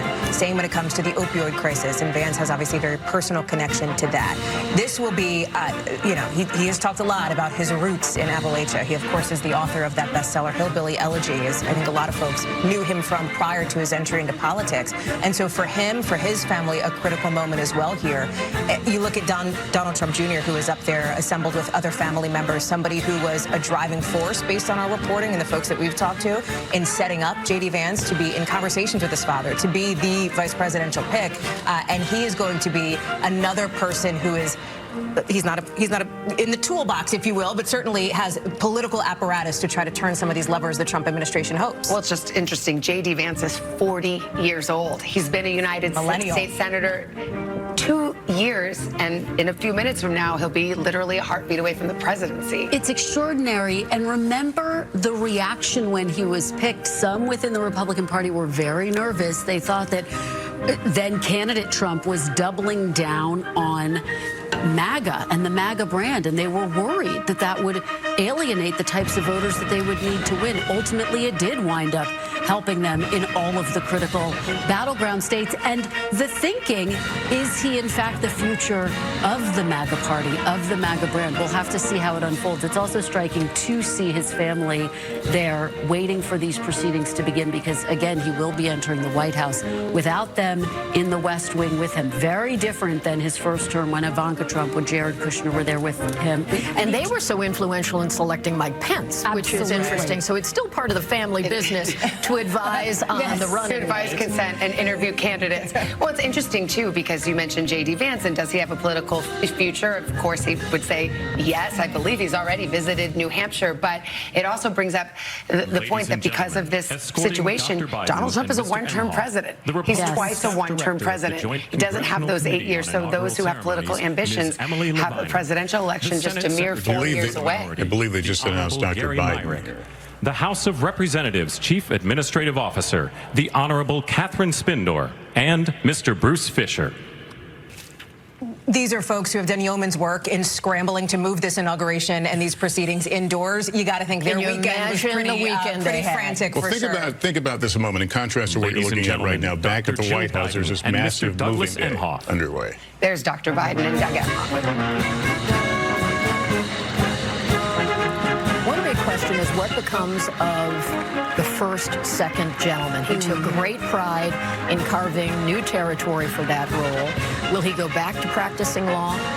Will the vice president stay in politics? One of the big questions is her future. We know that the outgoing president has the elder statesman status, but the outgoing vice president does not get an official office as guaranteed by the taxpayers. She will certainly have a political arm and will have many decisions to make about how she goes forward. Will she run for governor of California? Will she run for president again? We know that she's going to start by writing a book. Right. And so she will go back to California and begin that endeavor, we are told. And it's hard to imagine the fire's devastation would not be an issue that would draw her into a potentially visible role if she chooses to. Absolutely. And President-elect Trump saying that he's going to visit California a little bit later on this week, and that will really be one of his first trips, if not his first trip as president. For all of these individuals, there is a theme when you look at some of these pairings, whether it's J.D. Vance and Donald Trump, whether it's Kamala Harris and Joe Biden, whether it's some of the younger senators that we're seeing alongside some of the senators who are older in age. There is this theme in Washington over the next few years that will be generational change. The Democrats are grappling with this now. The Republicans may ultimately end up grappling with this come, and I don't want to bring up 2028 because I know we're not even there yet, but come you owe me a call every time you bring up 2028. Just the one, I promise, Savannah. But you look at what will happen in the next 4 years here. This is something, when you talk about passing the torch, who will be the successor when you look at Democratic leadership here? Hakeem Jeffries, of course, coming in with outgoing Speaker. At the same time, you will have Donald Trump, if he serves the complete term, will be the oldest serving president ever, even older than Biden leaving today. And will he give room for J.D. Vance to emerge? Often presidents do not want politically ambitious vice presidents. And yet these circumstances allow for a very young man. This is the first time that a president or vice president is younger than me, so I'm having a little hard time with that today. But will he give him room to run, to set up a potential? A lot of people have asked that about his relationship with Elon Musk. And yes, because he's been more prominent during this period. So far, they appear to be working together. Donald Trump Jr. as well, I think, has alluded to his own political ambitions and what you could see is like the next Trump dynasty, if you will. I think it's interesting in terms of the future of all of these folks we're discussing, but it's also really significant in terms of the Trump agenda. He has effectively 2 years to get everything on his very long list accomplished. And if you talk to some Republican lawmakers, they say it's even shorter than that. So the urgency is going to be there from the moment. We're going to be doing those first 100-day stories, well, 100 days from now. I've already started thinking about that. As I said it, I realized, Speaking of type A personalities, if you're keeping up from home at 11, this is the moment, actually, right now, that the oath of office was to be administered to J.D. Vance by Justice Brett Kavanaugh. But as you can see, we are running a bit behind schedule. And we don't know if those are planned holds in the program to affect the overall timing or not. But these are the people who are going to witness this swearing in with their own eyes, while not far in the hall below.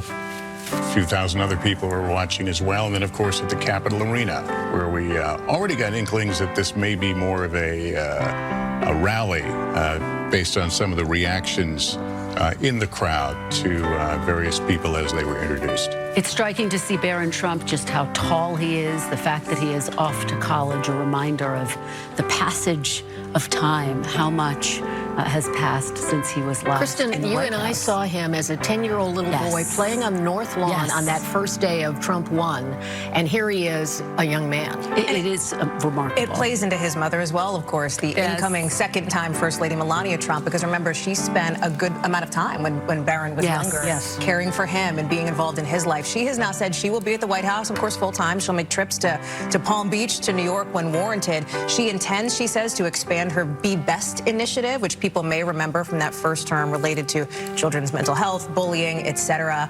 She has also said that she feels more prepared this time around. In a recent interview, she alluded to what she described as not being prepared by the last administration for what she needed, the things that she needed to be able to enter the White House. But she says that she is ready to be there. We know that, listen, and you remember this too, I think, Kelly and Kristen, in that first Trump term, there was some discussion in the beginning of whether Melania Trump was an influence on her husband, whether she would have these conversations with him. We know the answer to that now. We know that she is right there with him on his policies, on his positions, and she wants to be holding that MAGA mantle as well. Well, as we hold here waiting for the next introductions to take place, let's go to Craig Melvin, my colleague. He's in Emancipation Hall, which is actually the overflow room for those who didn't score a ticket to the main event but are able to watch from there in the Capitol. Craig, so what are you seeing and hearing? Are they able to see these images?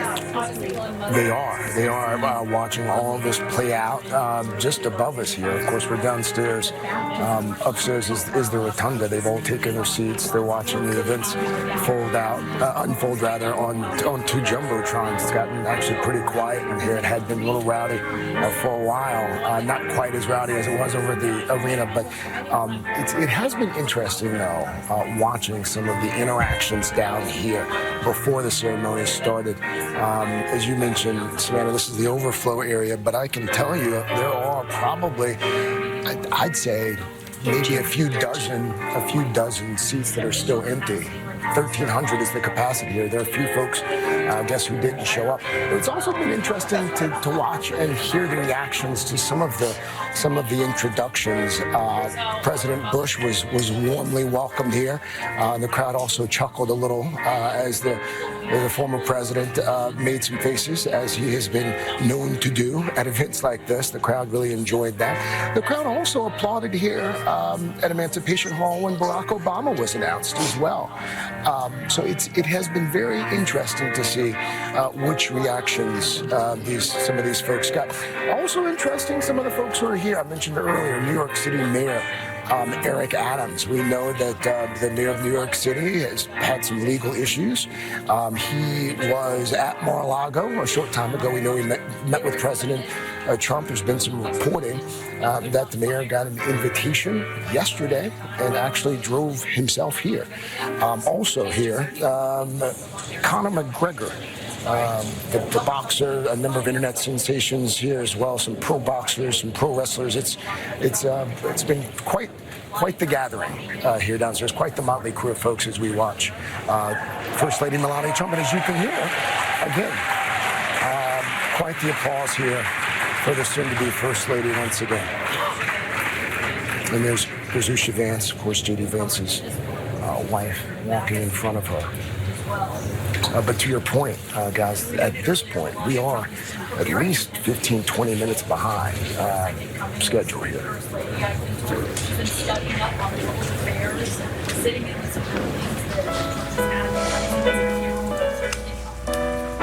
All right, the crowd patiently waiting, and as Craig noted, not entirely on schedule. There will be a lot of places in the day to shrink or expand the schedule. This one, however, it needs to be on time. It needs to be before noon here on the East Coast.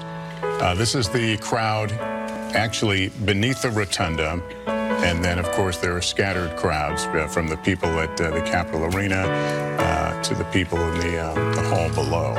And Lester, we're told today there is no what's known as the designated survivor. People may be familiar with that when it comes to a State of the Union address where one member of the cabinet, so someone who has sworn the oath in office, stays out in case of an extraordinary threat to the continuity of government. Right now, the only people who have that oath are outgoing Biden administration officials. And we're told that there is no designated survivor today. Why? I'm not sure. Chorus and America's tenor, Christopher D. Macchio. Well, while we've been chatting here, I've just been looking up the 20th Amendment to make sure it does say the terms of the president, the vice president shall end at noon on the 20th day of January. So I don't see any wiggle room there. So somebody must be madly crossing things off in the schedule. Asking go back to this line of succession, though. Why there's no reason why there's no one been chosen? Well, this is an active reporting target for us, as we like to say in the White House unit, and to see why that would happen, I don't know. But there is no member of a Trump cabinet at this point. And so it could then revert to the Speaker of the House, of course, and he's also present, and so forth. Well, let's listen to some of the music as the ceremony gets underway. I will be, oh, America.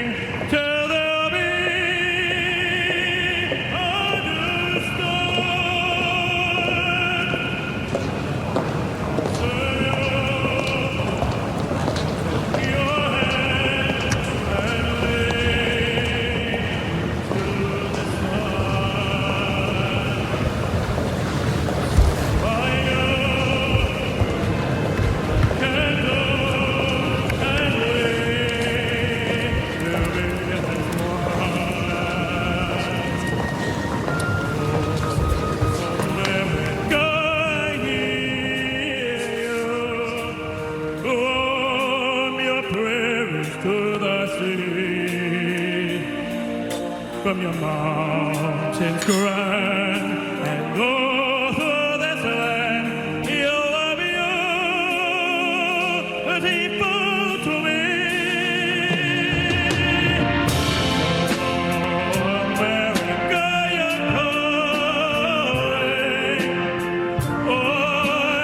can hear you calling me.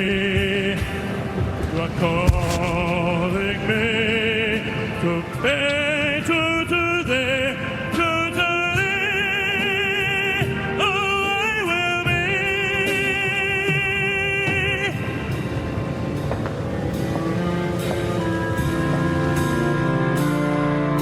And we will be as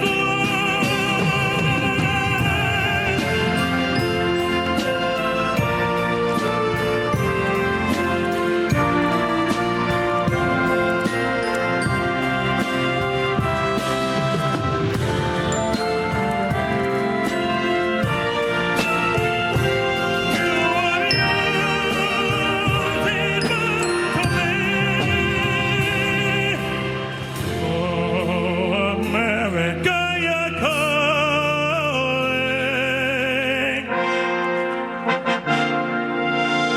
I will ever answer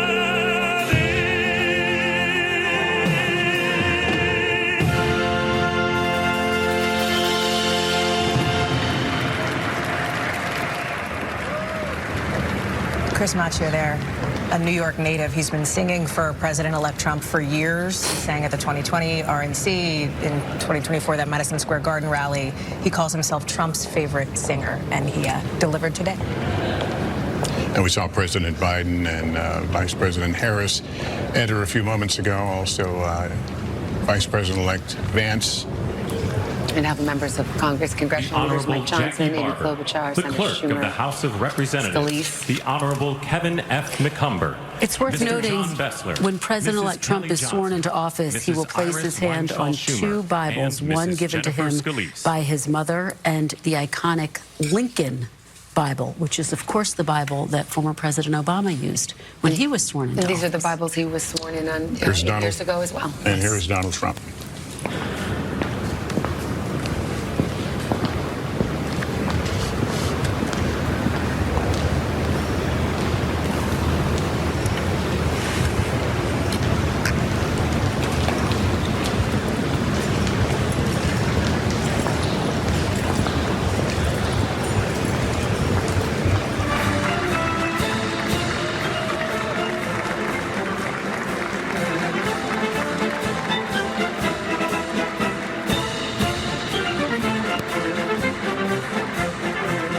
And soon to be First Lady Melania Trump.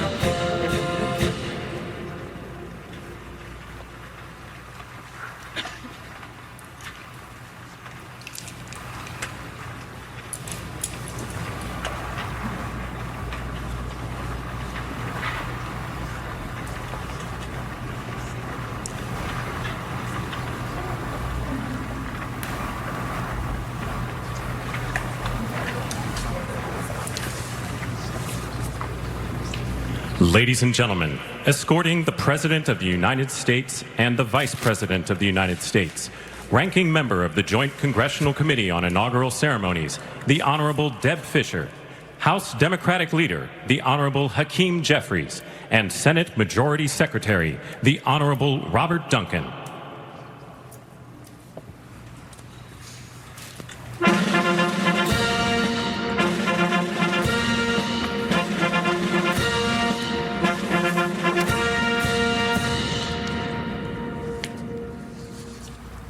Ladies and gentlemen, the President of the United States, the Honorable Joseph R. Biden Jr., and Vice President of the United States, the Honorable Kamala Devi Harris.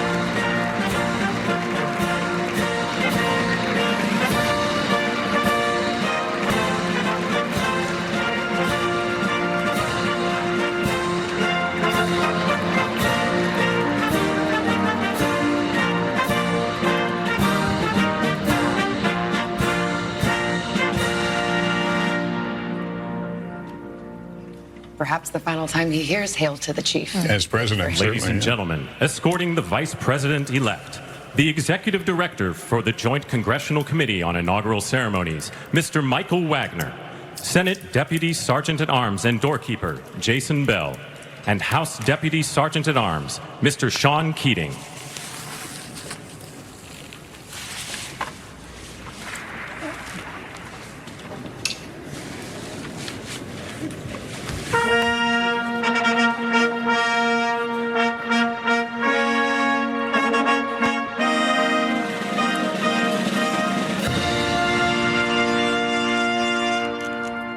Ladies and gentlemen, the Vice President-elect of the United States, the Honorable J.D. Vance.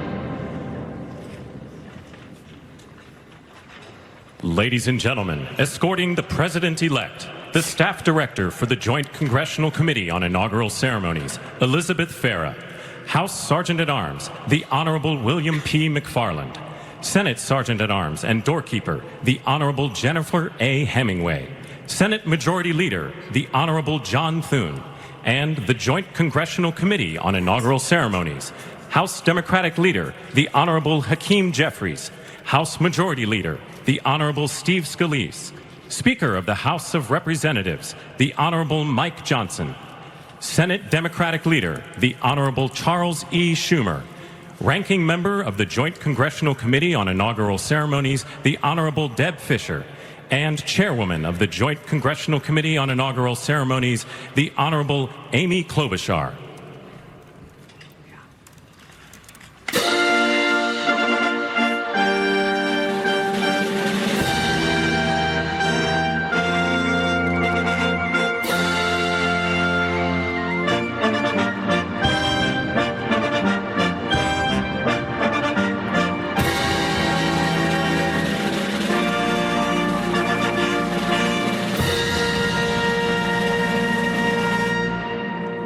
Ladies and gentlemen, the President-elect of the United States, the Honorable Donald John Trump.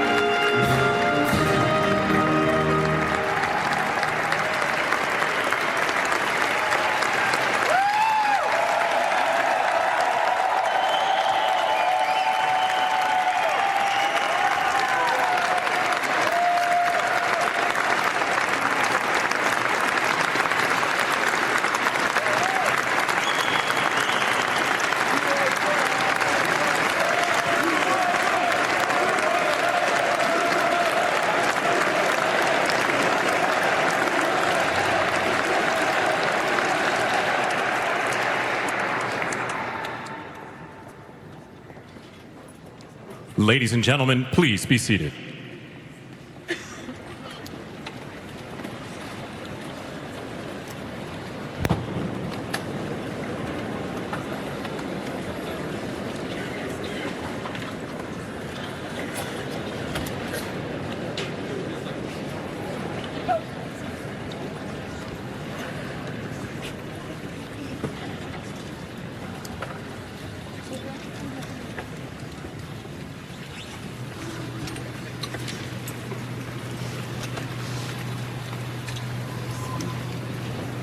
Please welcome the chairwoman of the Joint Congressional Committee on Inaugural Ceremonies, the Honorable Amy Klobuchar.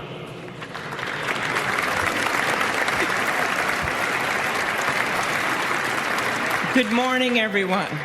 Welcome to the 60th presidential inauguration. Today, President-elect Trump and Vice President-elect Vance will take their oaths of office, and we will witness the peaceful transfer of power at the heart of our democracy.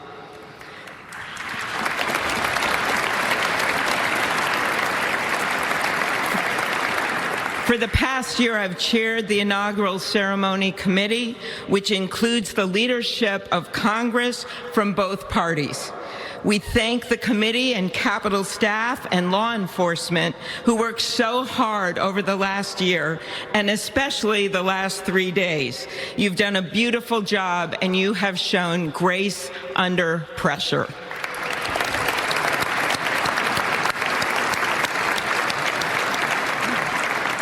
Our theme this year is our enduring democracy. The presence of so many presidents and vice presidents here today is truly a testament to that endurance. We welcome President Biden and Dr. Biden.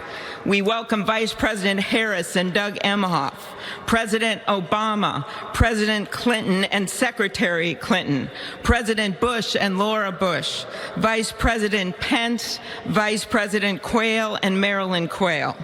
The justices of the United States Supreme Court are with us, all 9 of them, I counted, and of course, the Trump and Vance families.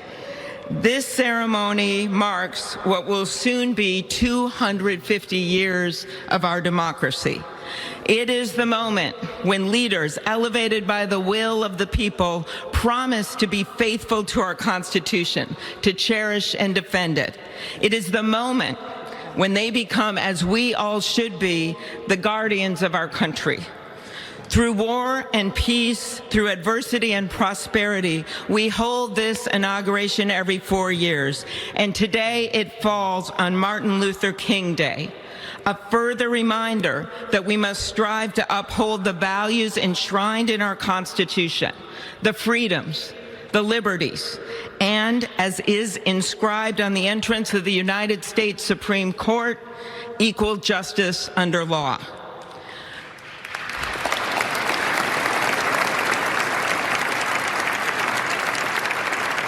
But what makes this moment more than a passing ceremony is all who are watching it across the country, the people of this nation, the ordinary people doing extraordinary things. President Kennedy, who at one point worked as a senator in this building and would often walk through this very rotunda, once said, "In a democracy, every citizen, regardless of interest in politics, holds office. Every one of us is in a position." We're going to break into this for a moment because we have some breaking news we want to share related to all this. President Biden pardoning his family members minutes before President-elect Trump is sworn in. I want to go to our senior legal correspondent, Laura Jarrett. Laura, walk us through it. Yeah, Lester, a rare and sweeping pardon here from the president in just his final moments while he still occupies that office, pardoning all of his living siblings and their spouses, including James Biden, Sarah Biden, Valerie Owens Biden, his sister, her husband, John T. Owens, and his brother, Francis Biden. Now, Lester, none of these people have been charged with crimes, but he says he's doing this because there is partisan politics here, obviously referring to the president-elect who is set to take office office just minutes from now, Lester. Again, he's saying he's doing this as a preemptive pardon, something we have seen, something sweeping but very rare, Lester. And Laura, none of this is reversible. The next president, Trump, can't reverse this. No, he can't, Lester. These are binding. They have the force of law. Courts recognize them. But we should note, it doesn't stop Congress from investigating. And they have pledged specifically to come after James Biden, Lester. All right, Laura Jarrett, thanks very much. We'll talk more on that. But let's rejoin now at the Capitol, where we're just moments away from President Trump, President-elect Trump, taking the oath of office. Has endured. So, as we inaugurate a new president and vice president, let us remember that the power of those in this room comes from the people. The construction workers who build our country, the teachers and healthcare workers who nurture us, the troops defending our freedoms, and yes, the firefighters in Los Angeles putting themselves on the line for us.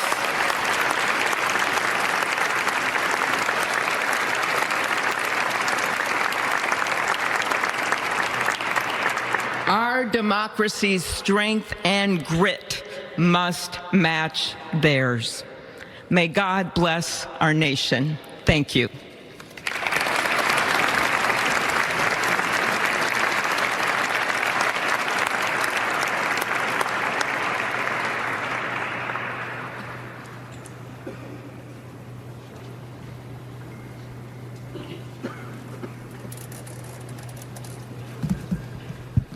Good afternoon.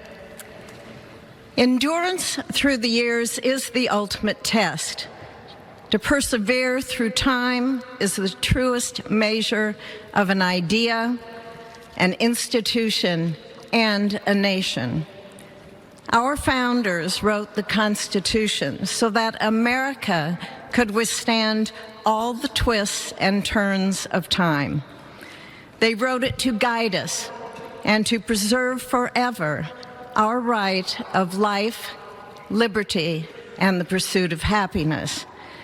But as much as the truths and principles enshrined in our Constitution remain the same, our democracy promises the American people the power to change, to chart their own destiny.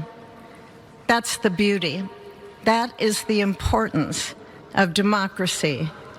It allows the endurance, the permanence of a nation through change. It allows nations like our United States both to avoid the obstacles and to seize the opportunities God has placed before us, all while staying true to our founding principles. Today is our country's 60th inauguration ceremony. Like all the others before it, it is a celebration of our right to set our uniquely American course.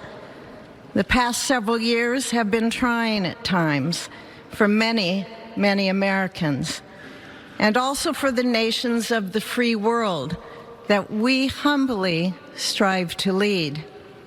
In November, Americans chose again to steer this nation towards greatness, the secure, safe, and prosperous future that our founders envisioned for all of us. And today, we celebrate not only their decision to do so, but also the simple right and wisdom of a free people to make their own choice so that their nation might endure. And now, allow me to welcome Archbishop Timothy Dolan and Reverend Franklin Graham, who will deliver our invocation. Please rise.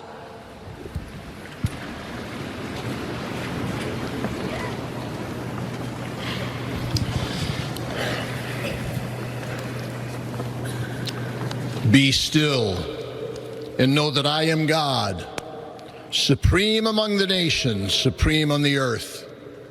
Let us pray. Remembering General George Washington on his knees at Valley Forge, recalling Abraham Lincoln at his second inaugural, with malice toward none, with charity for all, with firmness in the right as God gives us to see the right. Remembering General George Patton's instructions to his soldiers as they began the Battle of the Bulge 8 decades ago: pray. Pray when fighting, pray alone, pray with others, pray by night, pray by day. Observing the birthday of the Reverend Martin Luther King, who warned, without God, our efforts turn to ashes. We, blessed citizens of this one nation under God, humbled by our claim that in God we trust, gather indeed this Inauguration Day to pray for our President Donald J. Trump, his family, his advisors, his cabinet, his aspirations, his vice president, for the Lord's blessings upon Joseph Biden, for our men and women in uniform, for each other whose hopes are stoked this new year, this Inauguration Day. We cannot err in relying upon that prayer from the Bible, upon which our president will soon place his hand in oath, as we make our own the supplications of King Solomon for wisdom as he began his governance. God of our fathers, in your wisdom you set man to govern your creatures, to govern in holiness and justice, to render justice with integrity. Give our leader wisdom, for he is your servant, aware of his own weakness and brevity of life. If wisdom which comes not from you be not with him, he shall be held in no esteem. Send wisdom from heavens, that she may be with him, that he may know your designs. Please, God, bless America. Please, mend her every flaw. You are the God in whom we trust, who lives and reigns forever and ever. Amen.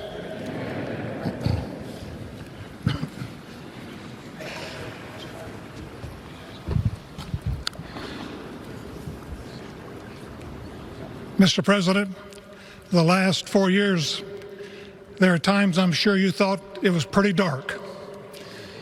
But look what God has done. We praise him and give him glory.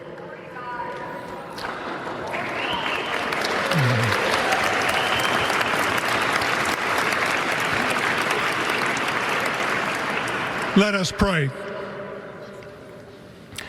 Our Father and our God, thou hast said, blessed is the nation whose God is the Lord. As the prophet Daniel prayed, blessed be the name of God forever and ever. For wisdom and might are his. He changes the times and the seasons. He removes kings. He raises up kings. He gives wisdom to the wise and knowledge to those who have understanding. Our Father, today, as President Donald J. Trump takes the oath of office once again, we come to say thank you, O Lord our God. Father, when Donald Trump's enemies thought he was down and out, you and you alone saved his life and raised him up with strength and power by your mighty hand. We pray for President Trump, that you'll watch over, protect, guide, direct him. Give him your wisdom from your throne on high. We ask that you would bless him and that our nation would be blessed through him. We also ask that you would bless and protect Melania as First Lady. We thank you for the beauty, the warmth, and grace that she shows not only to this nation, but to the whole world. We thank you for Vice President-elect J.D. Vance and his wife Usha and their young family. May he be a strength to President Trump, to stand beside him, to hold up his arms like Aaron held up the arms of Moses in the midst of battle. The prophet Samuel reminded the people, it was you that brought them up from the land of Egypt. And he said, now stand still, that I may reason with you before the Lord. So, Father, we take this moment to stand still, to remember the great things that you have done for this nation. Thank you for the protection, the bounty, the freedoms that we so enjoy. We remember to keep our eyes fixed on you, and may our hearts be inclined to your voice. We know that America can never be great again if we turn our backs on you. We ask for your help, and we pray all of this in the name of the King of Kings, the Lord of Lords, your Son, my Savior, and our Redeemer, Jesus Christ. Amen. Ladies and gentlemen, please welcome Associate Justice Kavanaugh to administer the Vice Presidential Oath of Office.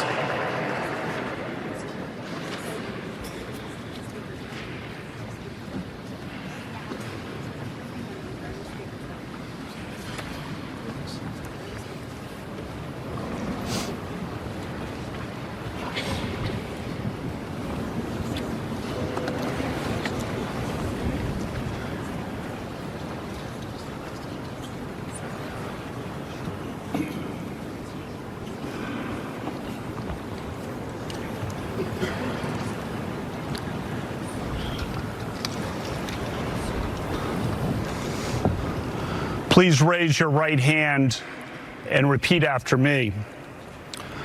I, James David Vance, do solemnly swear.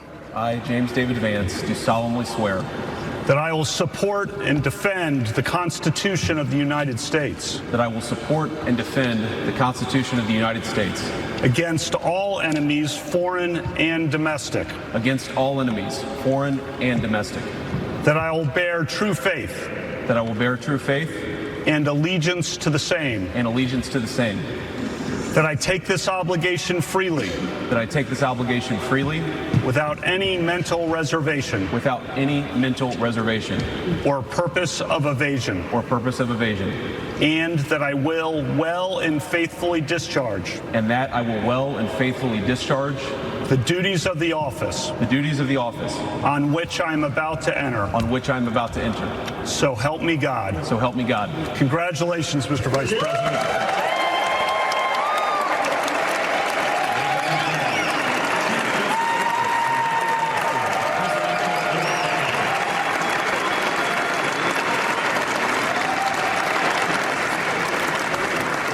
J.D. Vance taking the oath of office just a minute before noon here on the East Coast, becoming the 50th Vice President of the United States, the third youngest. Ladies and gentlemen, please welcome Chief Justice Roberts to administer the Presidential Oath of Office.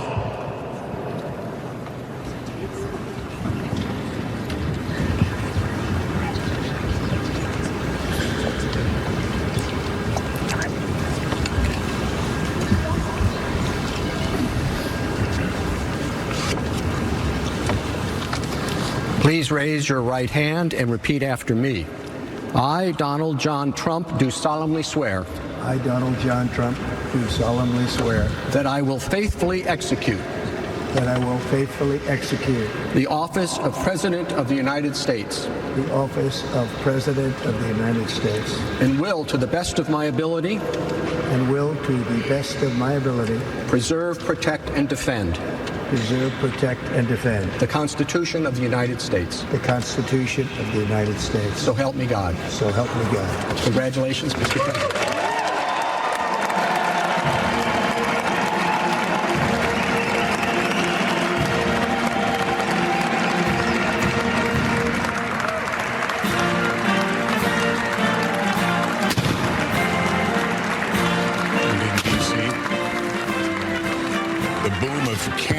Resonating across Washington, D.C. right now as Donald Trump becomes the 47th President of the United States. The swearing-in occurring just about a minute after 12 o'clock here in the East.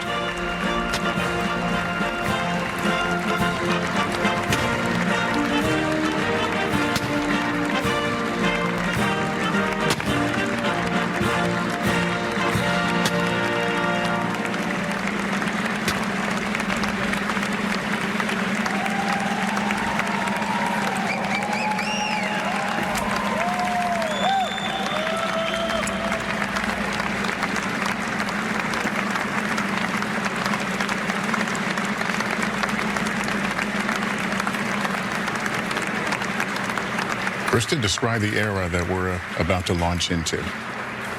Well, this is yet another unprecedented moment. We are watching the greatest political comeback in modern American political history. Someone who's very familiar with what it means to be the president of the United States, what it takes to pass legislation, and yet he returns to the Oval Office in a very different backdrop.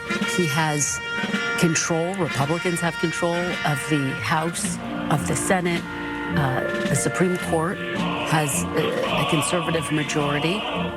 And President Trump now has had 4 years to reflect on this job that he will embark on yet again. By the way, 20th Amendment alert. It holds that the previous term expires at noon. Whether or not you were sworn in, that term expires and President Trump becomes president. But they made it pretty close to the wire. It was a nail biter. I think J.D. Vance was sworn in just before noon, and President Trump a couple minutes after. So pretty close. They definitely squished the schedule. Yeah, dialing up my favorite constitutional lawyer up at Yale just to check on that. You know, one of the things we're going to see in this inaugural address now from President Trump, there's a question mark. His aides have suggested it's going to be about renewing confidence and restoring hope.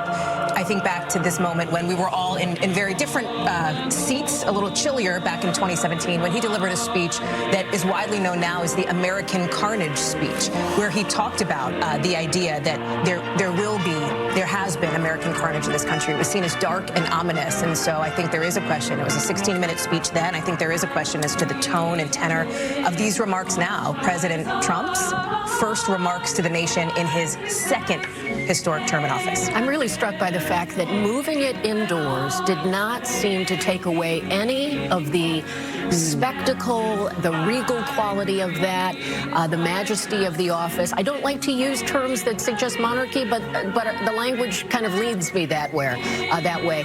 So this space in the rotunda really is a cathedral of democracy, and this ceremony moved from what would have been a sweeping and beautiful West Front is quite stunning in how it's playing out. He is the 47th president, but there are 45 who have held the office because of the double term. And the battle hymn of the Republic. Let's listen.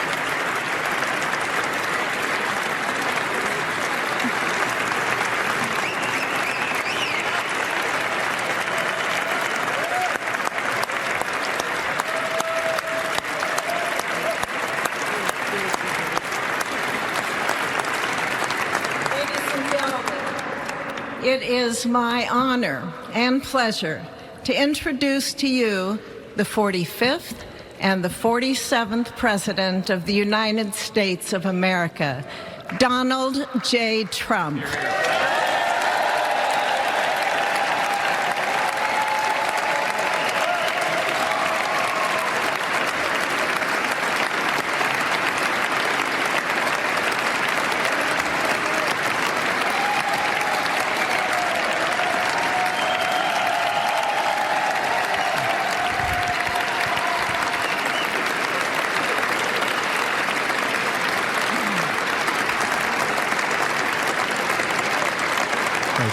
Thank you very much, everybody. Well, thank you very, very much.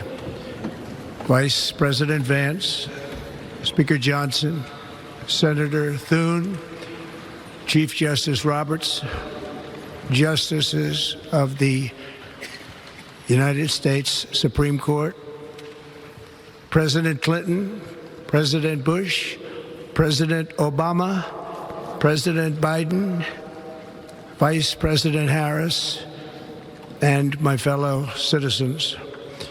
The golden age of America begins right now.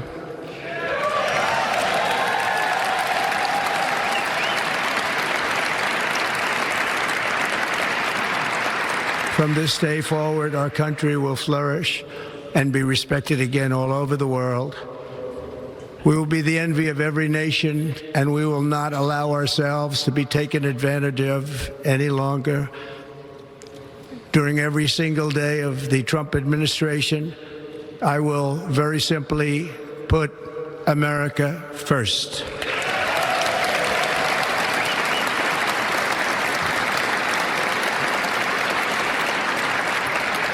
Our sovereignty will be reclaimed.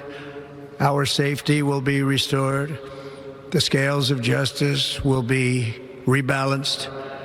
The vicious, violent, and unfair weaponization of the Justice Department and our government will end.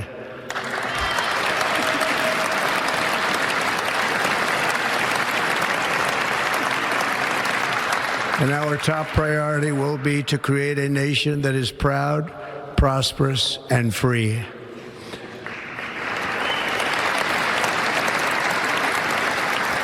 America will soon be greater, stronger, and far more exceptional than ever before. I return to the presidency confident and optimistic that we are at the start of a thrilling new era of national success. A tide of change is sweeping the country. Sunlight is pouring over the entire world. And America has the chance to seize this opportunity like never before. But first, we must be honest about the challenges we face.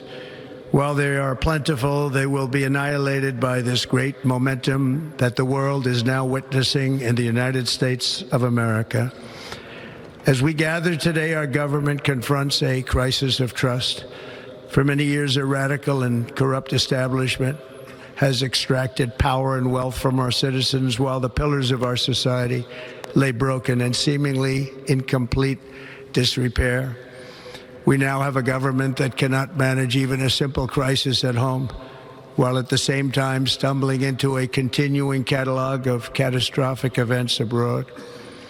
It fails to protect our magnificent, law-abiding American citizens, but provides sanctuary and protection for dangerous criminals, many from prisons and mental institutions that have illegally entered our country from all over the world. We have a government that has given unlimited funding to the defense of foreign borders, but refuses to defend American borders or, more importantly, its own people. Our country can no longer deliver basic services in times of emergency, as recently shown by the wonderful people of North Carolina, been treated so badly.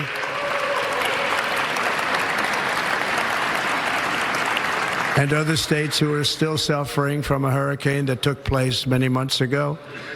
Or more recently, Los Angeles, where we're watching fires still tragically burn from weeks ago without even a token of defense. They're raging through the houses and communities, even affecting some of the wealthiest and most powerful individuals in our country, some of whom are sitting here right now. They don't have a home any longer. That's interesting.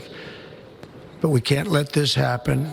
Everyone is unable to do anything about it. That's going to change. We have a public health system that does not deliver in times of disaster, yet more money is spent on it than any country anywhere in the world. And we have an education system that teaches our children to be ashamed of themselves in many cases, to hate our country despite the love that we try so desperately to provide to them. All of this will change starting today, and it will change very quickly.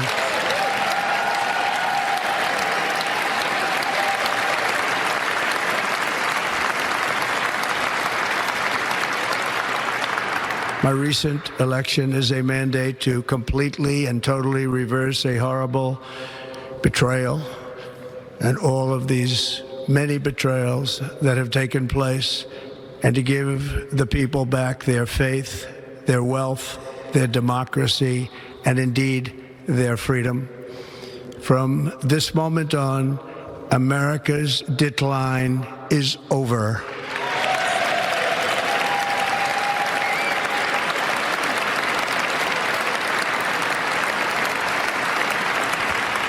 Our liberties and our nation's glorious destiny will no longer be denied, and we will immediately restore the integrity, competency, and loyalty of America's government.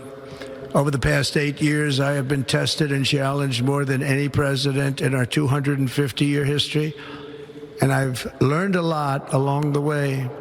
The journey to reclaim our republic has not been an easy one, that I can tell you.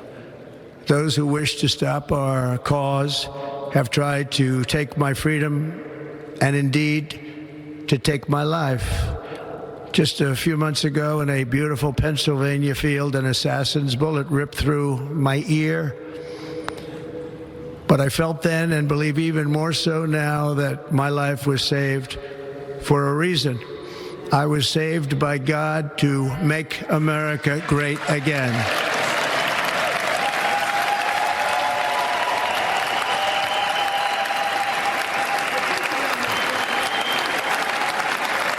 Thank you.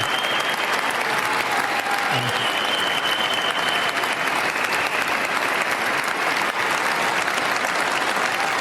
Thank you very much.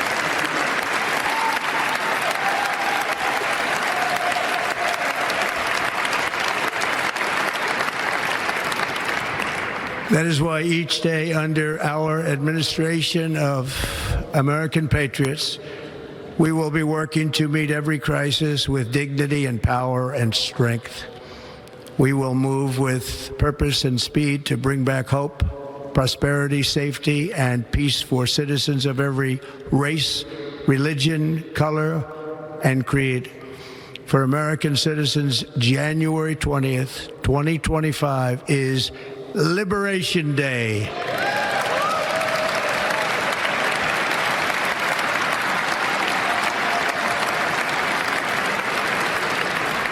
It is my hope that our recent presidential election will be remembered as the greatest and most consequential election in the history of our country. As our victory showed, the entire nation is rapidly unifying behind our agenda with dramatic increases in support from virtually every element of our society, young and old, men and women, African Americans, Hispanic Americans, Asian Americans, urban, suburban, rural. And very importantly, we had a powerful win in all 7 swing states. And the popular vote, we won by millions of people. To the Black and Hispanic communities, I want to thank you for the tremendous outpouring of love and trust that you have shown me with your vote.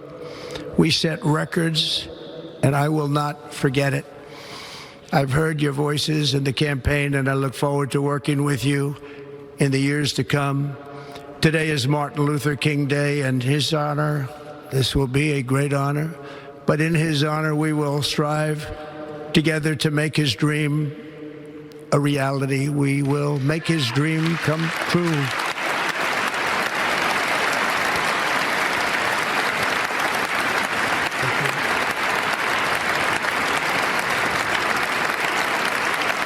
Thank you. Thank you. National unity is now returning to America, and confidence and pride is soaring like never before. In everything we do, my administration will be inspired by a strong pursuit of excellence and unrelenting success. We will not forget our country. We will not forget our Constitution, and we will not forget our God. Can't do that.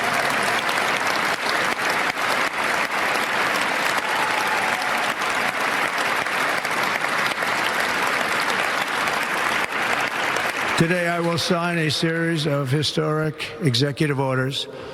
With these actions, we will begin the complete restoration of America and the revolution of common sense. It's all about common sense.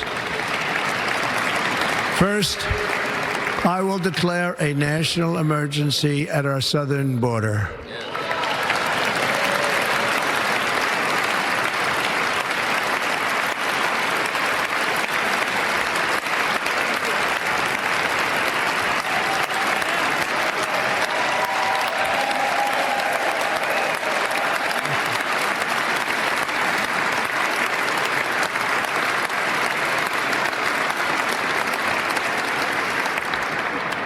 Illegal entry will immediately be halted, and we will begin the process of returning millions and millions of criminal aliens back to the places from which they came.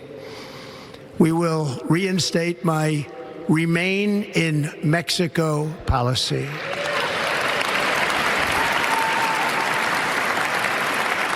I will end the practice of catch and release. And I will send troops to the southern border to repel the disastrous invasion of our country.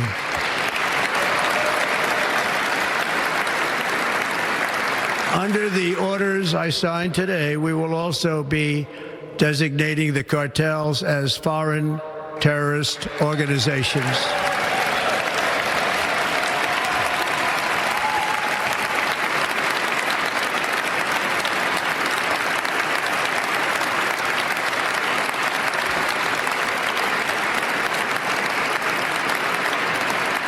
And by invoking the Alien Enemies Act of 1798, I will direct our government to use the full and immense power of federal and state law enforcement to eliminate the presence of all foreign gangs and criminal networks, bringing devastating crime to U.S. soil, including our cities and inner cities.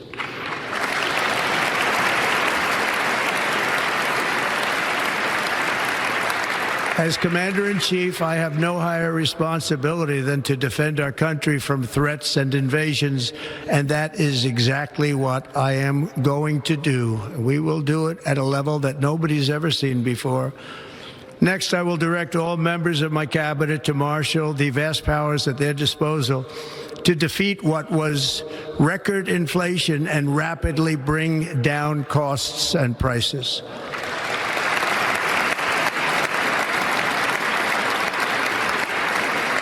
The inflation crisis was caused by massive overspending and escalating energy prices, and that is why today I will also declare a national energy emergency. We will drill, baby, drill.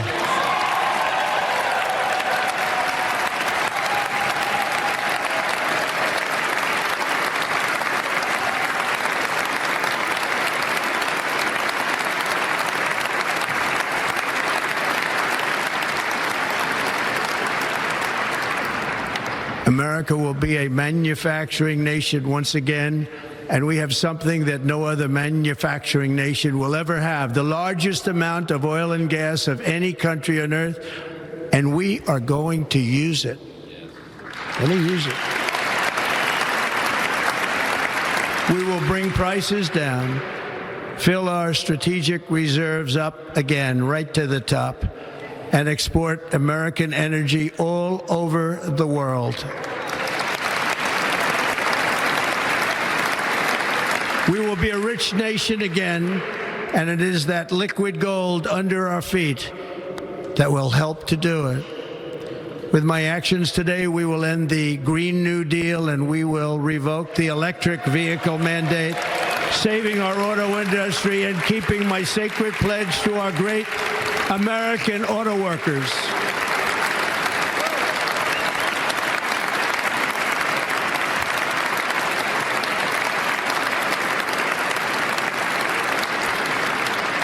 In other words, you'll be able to buy the car of your choice.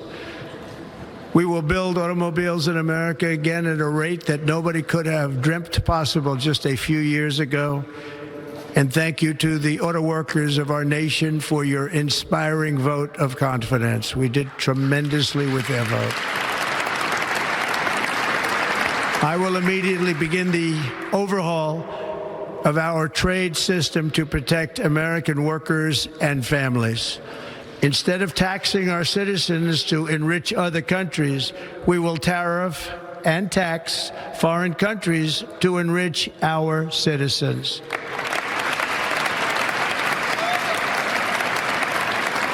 For this purpose, we are establishing the External Revenue Service to collect all tariffs, duties, and revenues. It will be massive amounts of money pouring into our treasury, coming from foreign sources. The American dream will soon be back and thriving like never before to restore competence and effectiveness to our federal government. My administration will establish the brand new Department of Government Efficiency.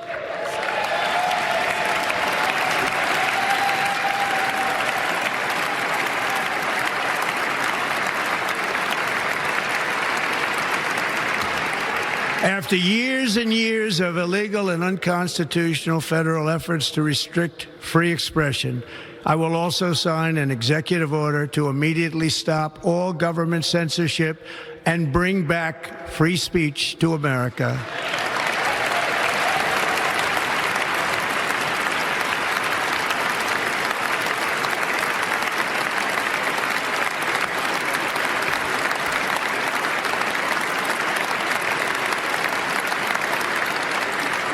Never again will the immense power of the state be weaponized to persecute political opponents, something I know something about.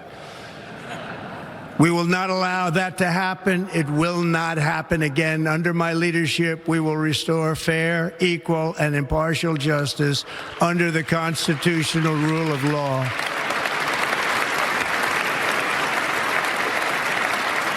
And we are going to bring law and order back to our cities. This week, I will also end the government policy of trying to socially engineer race and gender into every aspect of public and private life.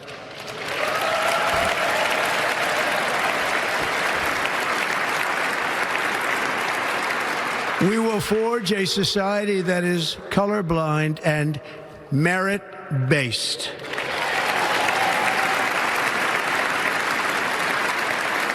As of today, it will henceforth be the official policy of the United States government that there are only two genders, male and female.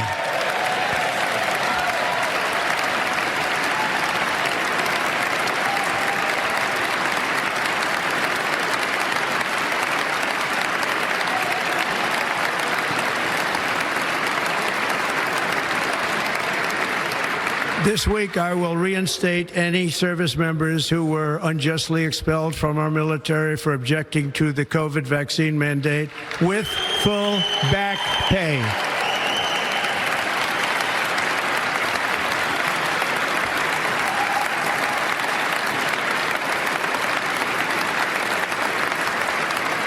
And I will sign an order to stop our warriors from being subjected to radical political theories and social experiments while on duty. It's going to end immediately. Our armed forces will be freed to focus on their sole mission, defeating America's enemies.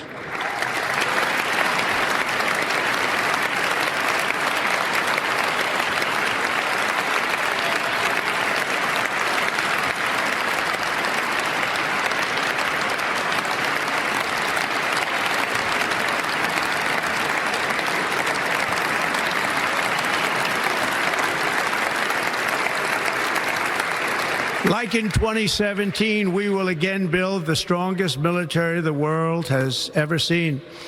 We will measure our success not only by the battles we win, but also by the wars that we end, and perhaps most importantly, the wars we never get into.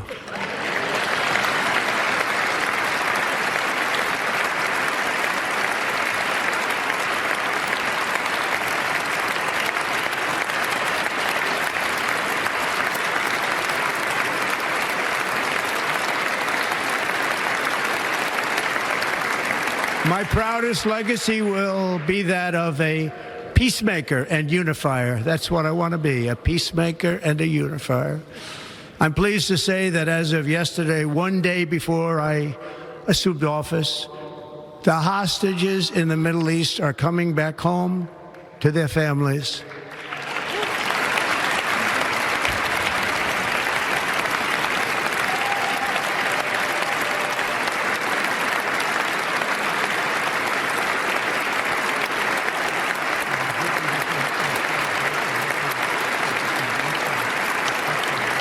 Thank you. America will reclaim its rightful place as the greatest, most powerful, most respected nation on earth, inspiring the awe and admiration of the entire world. A short time from now, we are going to be changing the name of the Gulf of Mexico to the Gulf of America, and we will restore the name of a great president, William McKinley, to Mount McKinley, where it should be and where it belongs.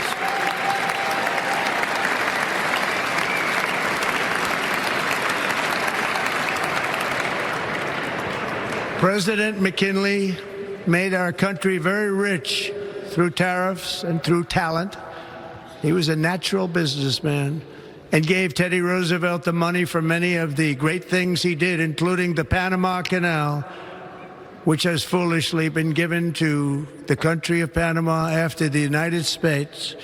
The United States, I mean, think of this, spent more money than ever spent on a project before and lost 38,000 lives in the building of the Panama Canal. We have been treated very badly from this foolish gift that should have never been made, and Panama's promise to us has been broken.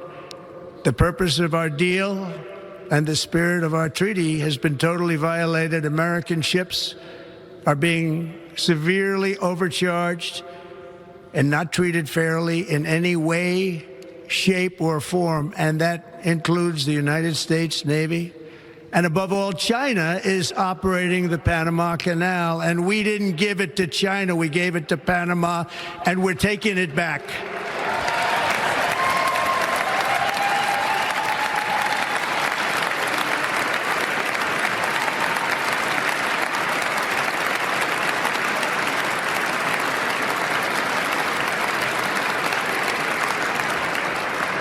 Above all, my message to Americans today is that it is time for us to once again act with courage, vigor, and the vitality of history's greatest civilization.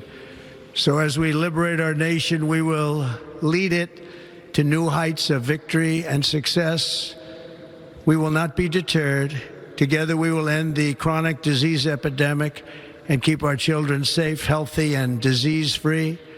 The United States will once again consider itself a growing nation, one that increases our wealth, expands our territory, builds our cities, raises our expectations, and carries our flag into new and beautiful horizons. and we will pursue our manifest destiny into the stars, launching American astronauts to plant the stars and stripes on the planet Mars.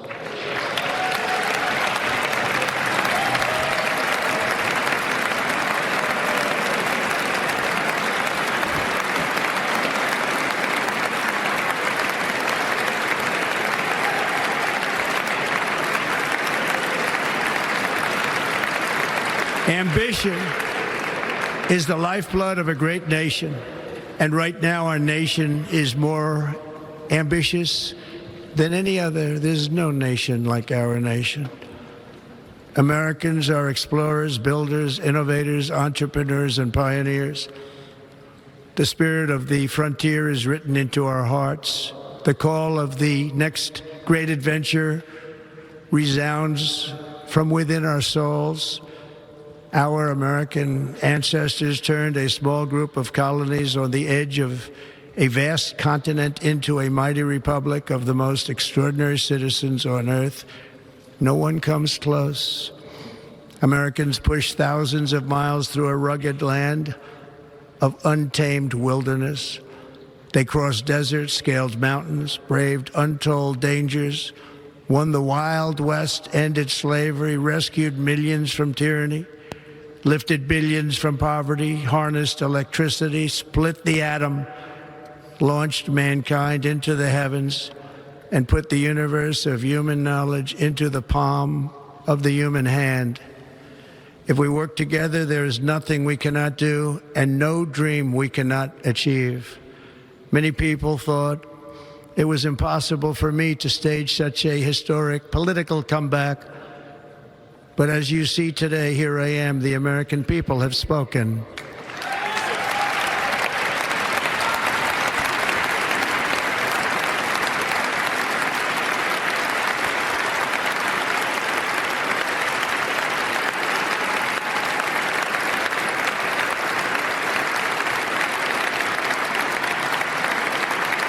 I stand before you now as proof that you should never believe that something is impossible to do.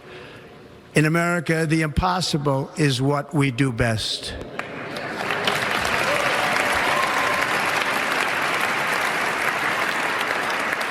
From New York to Los Angeles, from Philadelphia to Phoenix, from Chicago to Miami, from Houston to right here in Washington, D.C., our country was forged and built by the generations of patriots who gave everything they had for our rights and for our freedom.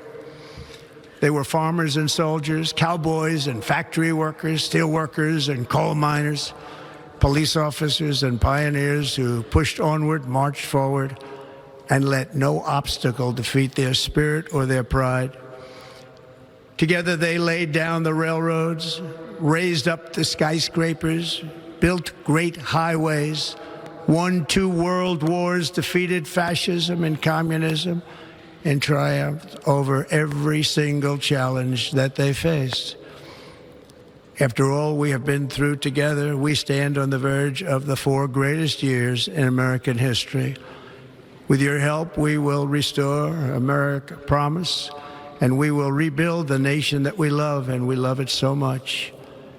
We are one people, one family, and one glorious nation under God.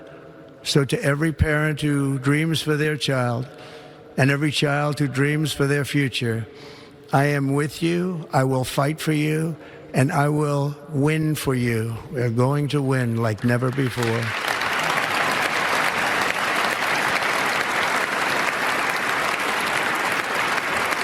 Thank you. Thank you.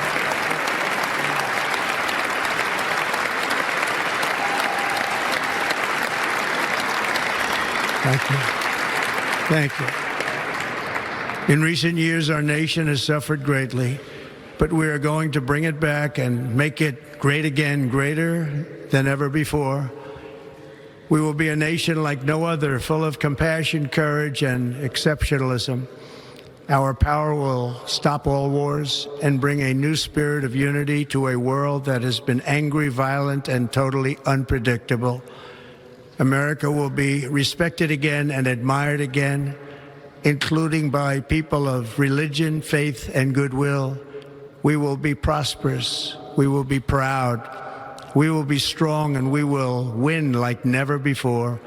We will not be conquered, we will not be intimidated, we will not be broken, and we will not fail. From this day on, the United States of America will be a free, sovereign, and independent nation.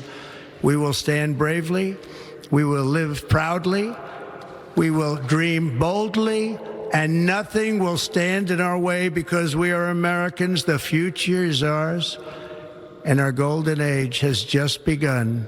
Thank you. God bless America. Thank you all. Thank you. Thank you very much. Thank you very much. President Trump with a lower key tone, but a speech that echoed and mirrored many of the statements of his last inaugural speech 4 years ago. Declaring the age of America begins right now. He says he will carefully put America first. Safety will be restored. He said America's decline is over. It was a unsparing critique of the president who sat behind him, Joe Biden, and he talked about the American decline ending now, and he said that this would be known henceforth as Liberation Day, and said our golden age has just begun. And referring to his own political comeback, he said, "Here I am, the people have spoken," Kristen. And saying that he was saved by God after that assassination attempt to bring this country back. I was struck by that moment when he said, from this moment on, America's decline is over. It sounded a lot like his inaugural address in 2017 when he said, this American carnage ends right here and right now. So there were some parallels, despite the fact that he had teased that this would be a unifying address. What we heard today was, in fact, a searing criticism of the Biden administration without mentioning President Biden by name, but saying, my recent election is a mandate to completely and totally reverse a horrible betrayal. And all of these many betrayals that have taken place, undoubtedly the investigations, the indictments. And we're about to hear from Carrie Underwood.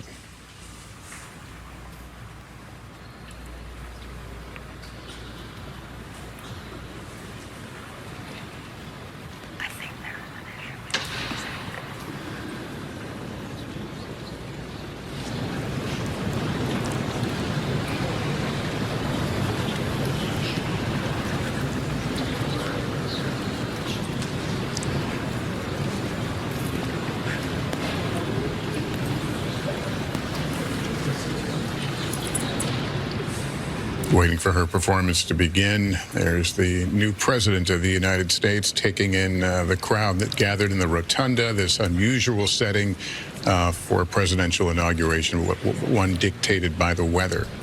Underwood, one of the many celebrities who is performing over this inaugural weekend here, the 8-time Grammy Award winner, who said in a recent statement that she is humbled to answer the call to come together in the spirit of unity, which is why part of why she is performing here today. Beautiful for spacious skies, for amber waves of grain, for purple mountain majesties above the fruited plain.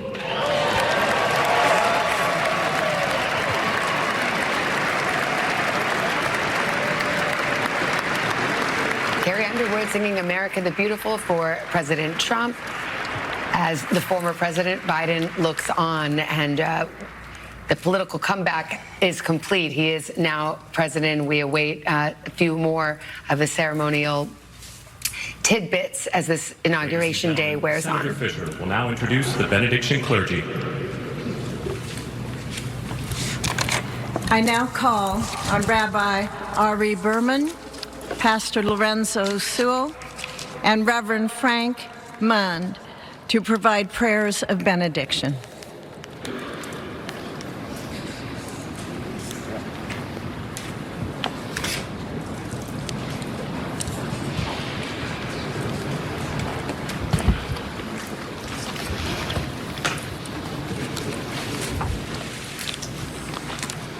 Let us pray. Almighty God, your prophet Jeremiah walked the streets of Jerusalem and blessed its inhabitants with the Hebrew words, Baruch HaGever Asher Yiftach BaHashem. Blessed is the one who trusts in God. Thousands of years later, this great nation, which adopted these words as its motto, "In God we trust," stands at a moment of historic opportunity. Americans are searching for meaning. Our merciful Father, help us rise to meet this moment. Bless President Donald J. Trump and Vice President J.D. Vance with the strength and courage to choose the right and the good. Unite us around our foundational biblical values of life and liberty, of service and sacrifice, and especially of faith and morality, which George Washington called the indispensable supports of American prosperity. Guide our schools and college campuses, which have been experiencing such unrest, to inspire the next generation, to pair progress with purpose, knowledge with wisdom, and truth with virtue. Hear the cry of the hostages, both American and Israeli, whose pain our president so acutely feels. We are so thankful for the 3 young women who yesterday returned home, and pray that the next 4 years brings peace to Israel and throughout the Middle East. Almighty God, grant all Americans the opportunity to realize our shared dream of a life filled with peace and plenty, health and happiness, compassion and contribution. Stir within us the confidence to rise to this moment.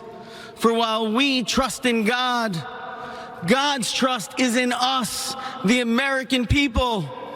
America is called to greatness, to be a beacon of light and a mover of history.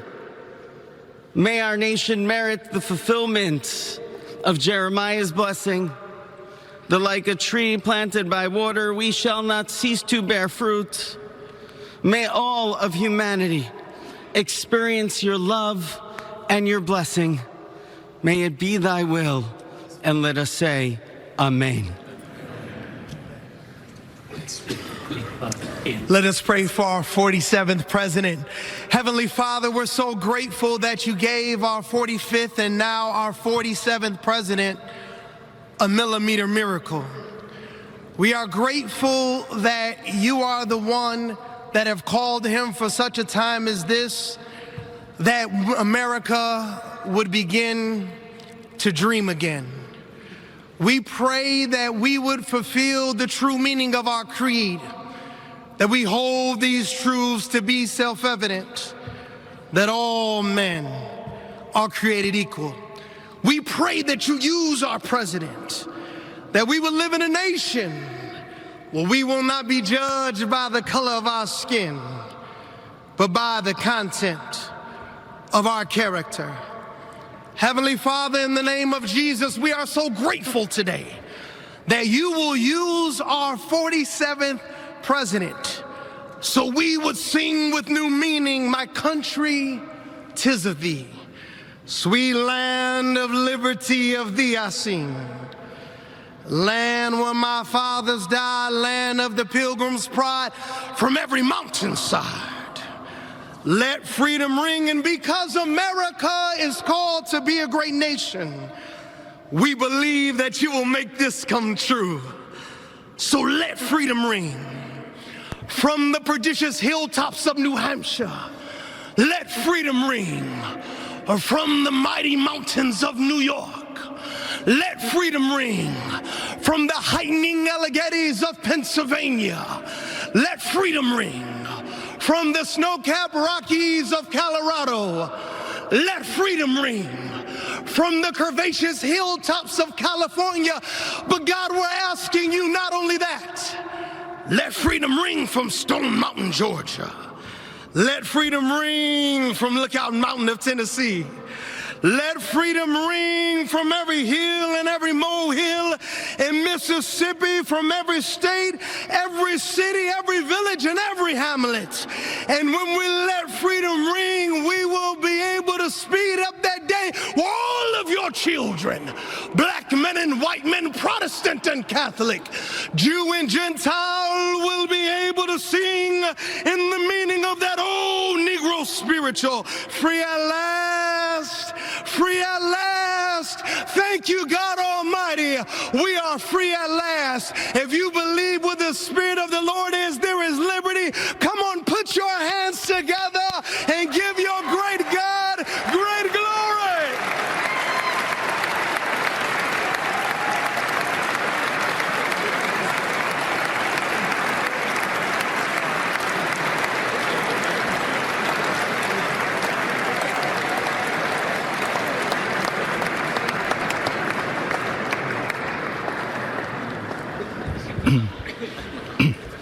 Almighty and eternal God, we gather here today in reverence, joined in our shared hopes and dreams for our beloved nation.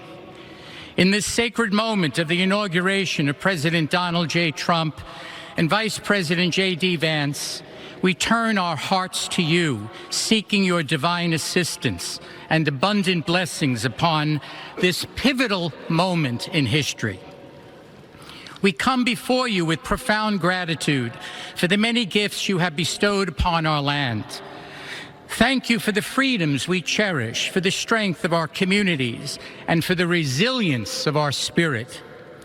As our President and Vice President embrace their newly appointed roles, we humbly implore that your everlasting love and wisdom will envelop them. Grant them the clarity of mind to navigate the challenges that lie ahead, and the compassion to serve all citizens with fairness and integrity. May their hearts be filled with a giving spirit and sincere understanding for those whom they represent. May they be beacons of hope in times of uncertainty and prophetic voices in defending the dignity of all created life. We pray for a spirit of collaboration to flourish in our government and across our nation, fostering an environment where dialogue and heartfelt listening will prevail over division or discord. May each decision made by our President and Vice President reflect the values of justice and peace. As we embark on this new chapter, we also seek your comfort, O God, for those who feel lost or disheartened. In this time of transition, may your light shine upon them, reaffirming their belief in a brighter tomorrow. May we all strive to lift one another, supporting our fellow citizens with kindness and empathy, recognizing that together we can overcome any adversity. Grant us the strength to endure, the courage to face our fears, and the clarity to see the light that remains, even when clouds of uncertainty may gather. Inspire our new leaders to be champions for the vulnerable and advocates for those whose voices are often silenced. May they pursue policies that promote the well-being of all, seeking to build bridges that will foster unity and belonging. As we stand witness to this inauguration, we hold fast to our faith in the goodness of each of us and the possibility of change. We trust that with your guidance, O God, our nation can move forward to a future filled with promise, prosperity, and understanding. And finally, we lift our hearts in gratitude for the beloved parents of President Trump. Without Mary and Fred Trump, this day would never be the miracle that has just begun. From their place in heaven, may they shield their son from all harm by their loving protection, and give him the strength to guide our nation along the path that will make America great again. Let us go forth now with these words of President Trump's emblazoned on our hearts. As long as we have pride in our beliefs, courage in our convictions, and faith in our God, then we will not fail. We stand tall, we stand proud, because we are Americans, and Americans kneel to God, and to God alone. Amen. Ladies and gentlemen, please remain standing for our national anthem.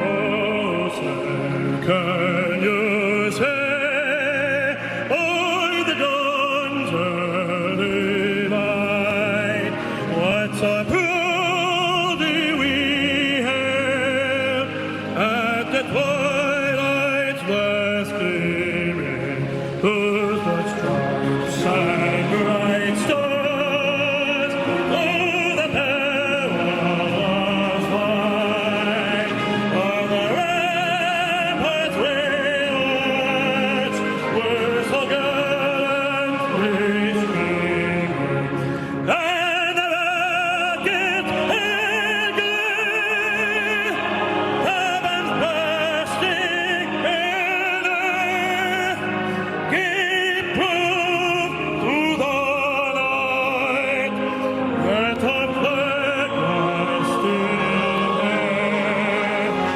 Oh, say does that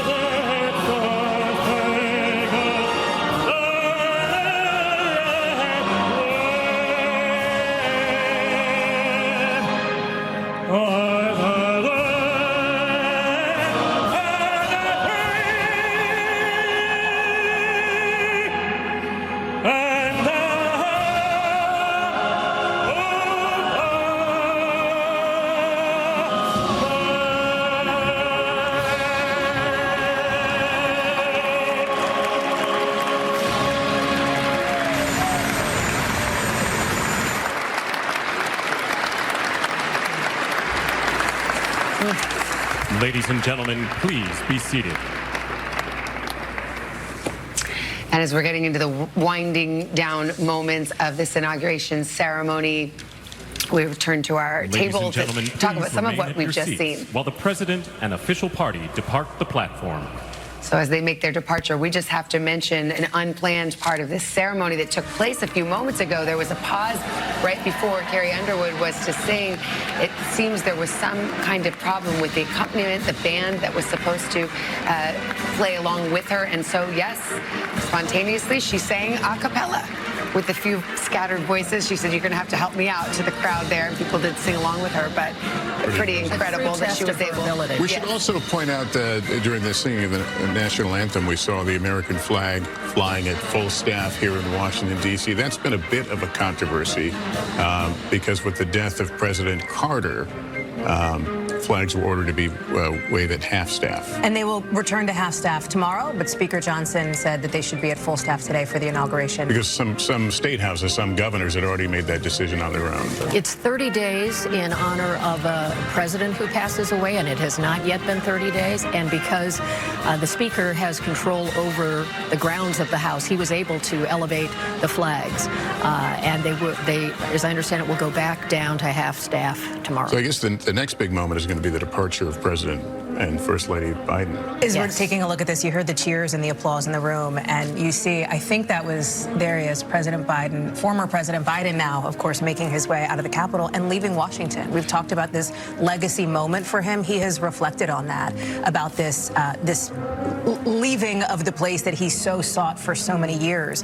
And he has said in recent interviews that he hopes that his legacy will be one that is remembered as somebody who was able to be a leader on the world stage, somebody who was able to bring people together. He's leaving Washington, and he's been in Washington for 50-plus years, an entire life devoted to public service. He will exit and be out on the east front of the Capitol, where Marine One will be waiting for him to take him to Joint Base Andrews, where he will fly on what looks like Air Force One, but won't be called Air Force One, special air mission, and will take the former first couple away. And did he? I mean, you have to wonder, did he ever imagine his political career would end the way it has ended?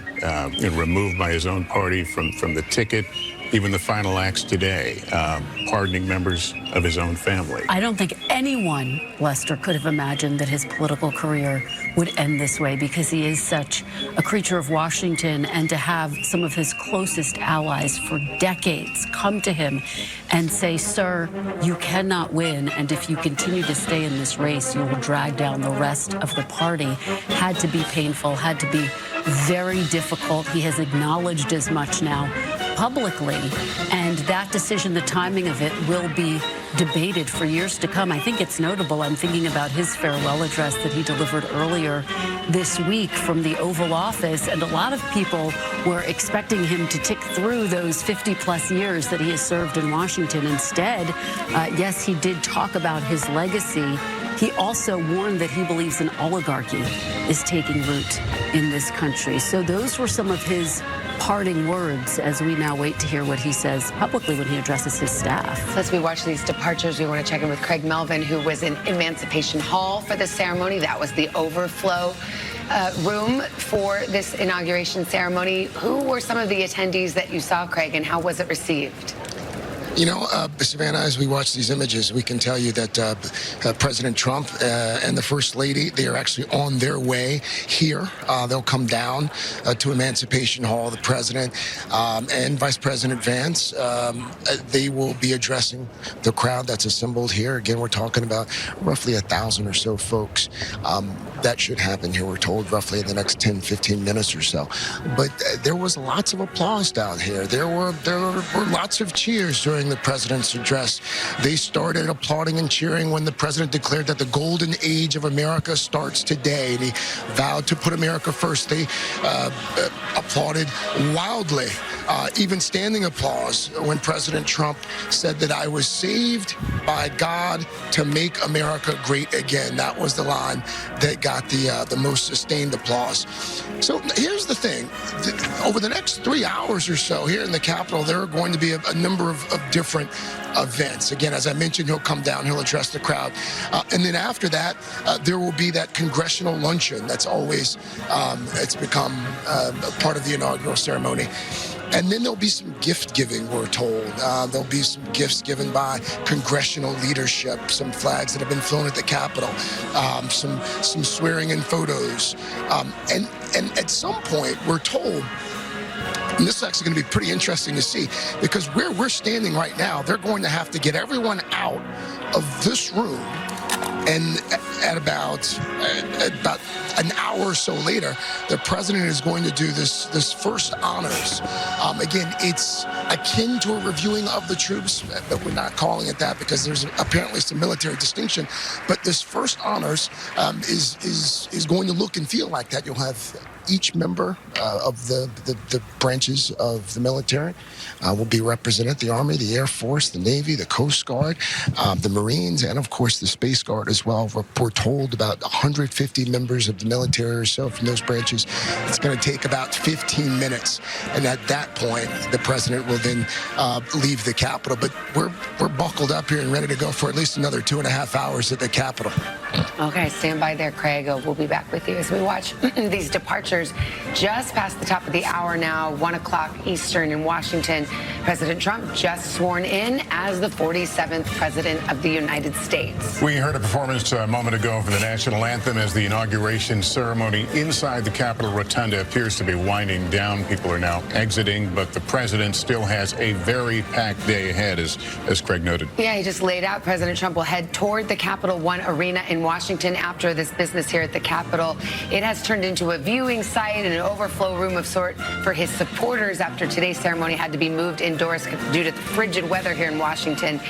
Before that, he's also expected to sign a bunch of executive orders. There will be a signing ceremony at the Capitol, but also further signings at the Capital One Arena in front of that rally crowd.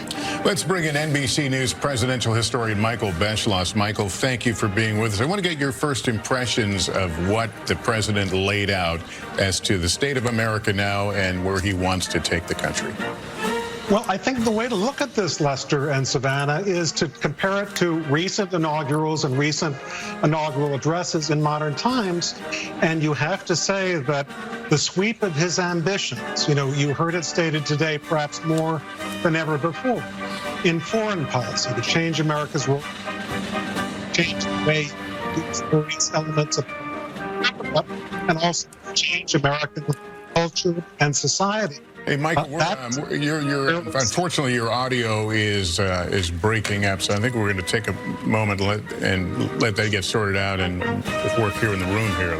Well, former presidents are exiting, and I thought it was very notable that when the Clintons were about to step out, the adult children, well, they're all adults now, of President Trump, Don Jr. and Ivanka appeared to extend a hand to Hillary Clinton and maybe President Clinton as well. That's an unusual moment as the Trump family was exiting before the former presidents. And this, of course, is where the farewell happens. We did not see this 4 years ago because Donald Trump left from Joint Base Andrews earlier in the day when he was still in office. He did not attend the inauguration. And let's just note, while there is a stately pace for these traditional events here, the incoming Trump administration, the new Trump administration, they are off and running. The socials are now flipped over to the 47th president. Their social media sites, whitehouse.gov. They are already having staff at work in place to initiate all of the things that you heard the president lay out in that speech. You've got a number of changeovers already. The TSA administrator, according to our reporting here at NBC News, has now stepped aside or been fired. You have also a new,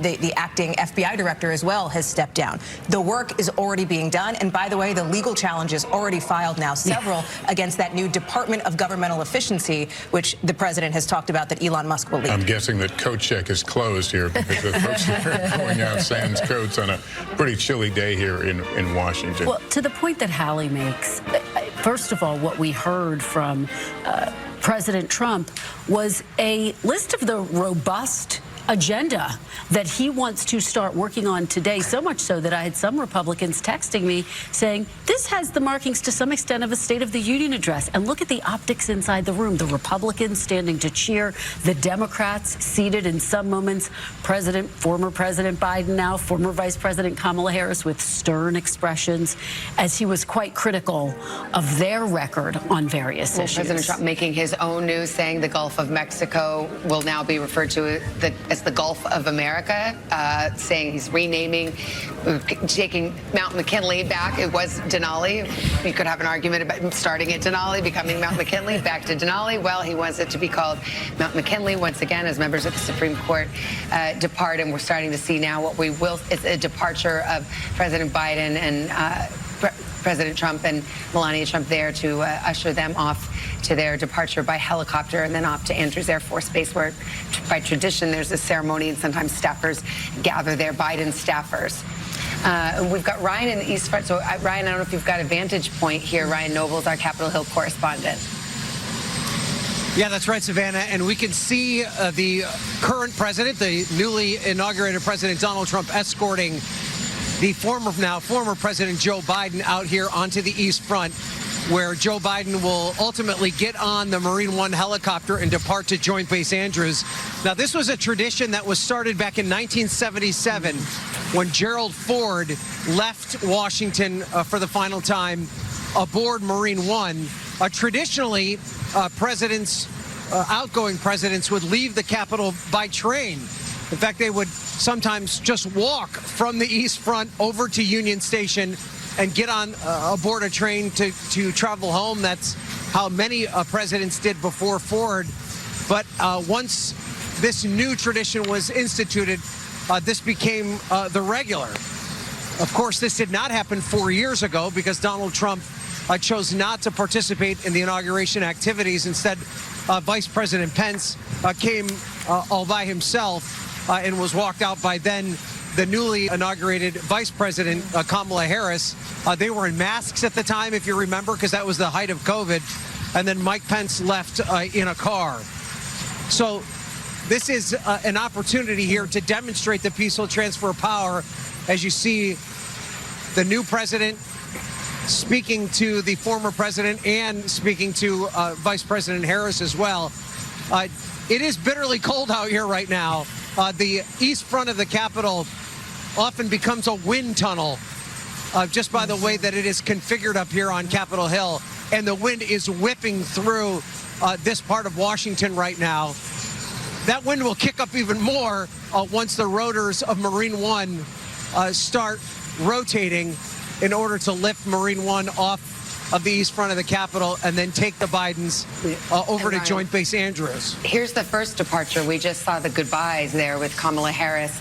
That's right. And her husband, Doug Emhoff, being greeted by President Trump, who, of course, prevailed in the election, and then a big warm hug from the Bidens and Dr. Biden. And so the next departure will be of the Bidens themselves. And we should point out when the former president gets on that aircraft, it will no longer be Marine One for this mission. It'll have a different call sign. Nighthawk 46. Oh, there we go, Nighthawk 46. And much has been made of the relationship between Harris and Emhoff and the Bidens, and we really saw a demonstration, a very physical one there with that warm embrace of the closeness. Their political lives were intertwined by the decision Joe Biden made to name her as his running mate and then to serve with her as vice president. And now that relationship takes a new turn. We don't know what Kamala Harris and her future will look like. We know that the former president, now Joe Biden, and Dr. Jill Biden will be traveling to Santa Barbara County and spending some time in Santa Ynez at a private home there to have a little rest and vacation. It's the same area, I believe, that they spent time after the Democratic convention back in the summer. Another difficult moment, presumably, of course, for President Biden and former President Biden. And the former First Lady there has had and expressed publicly great frustration with the way that she felt her husband was treated over the summer by the Democratic Party, talking about, for example, former House Speaker Nancy Pelosi saying we were friends for 50 years. Pelosi seen in many ways as one of the architects ultimately forcing out Joe Biden to get Kamala Harris into that race. And leaving the cold of Washington is probably, there are many metaphors to that. Yes, but I think that it does speak to, first of all, how powerful these images are. Images that I think the country is to some extent hungry for. These images of bipartisanship, the peaceful transfer of power, very different images than the ones we saw 4 years ago. And again, the question, what will become of the Democratic Party now? I mean, it's just, the word is class. It's a classy thing to do. Yes. It's classy to come to your former rival's inauguration. It's classy to see them off. It's classy to have, you know, a Marine One with a special designation. But it's what we expect and hope and aspire to in this country, which actually brings us directly to John Meacham, presidential historian who has done some work for President Biden and writing speeches and so forth. But what are your thoughts, John, as we see these images, but also looking back at the inaugural address we just heard? Well, let's start with President Biden for a moment. This is 53 years of federal service that is coming to an end. This would be as if someone who had been elected to the United States Senate when Harding won the presidency had left when Joe Biden was a freshman senator. President Biden's life has been marked by extraordinary tragedy and extraordinary twists of fate. It brought him to the pinnacle of power at a late season in his life. He believes deeply in the American experiment for all of its imperfections. Many of the imperfections he embodies because he, like all of us, is a fallen, frail, and fallible person. But through war and peace and prosperity and hard times and the ups and downs, not just of politics, but of life, losing so many members of his wife and his daughter in 1972, losing his son, Beau, some years ago, and yet enduring and believing in public service, believe that public service, as President Kennedy said, could be a noble profession. And so the country takes its leave of President Biden as we begin this interrupted era. It's not a new era, really, is it? It's just, it's Act Two. I will say, Savannah, as you said, I'm a friend of President Biden's. I've helped him when I could. I'm not a Democrat. I'm not a Republican. I believe very much in the constitutional order and in the norms that we've seen try to be reestablished today. I will say that was the single most partisan inaugural, I think, that I know of in American history. Even the invocations tended to be partisan. I am a person of faith, as are many of you. I'm an Episcopalian. I am a Christian. I'm an observant Christian. But I will say this. When religion is used to divide and to exalt one side over the other, we are in a place where we need to take care. We should be praying together for our nation. We should be praying together for our fellow countrymen. We should not be praying for certain electoral college outcomes or certain policy shifts and certain personalities to prevail. John, I think, yeah.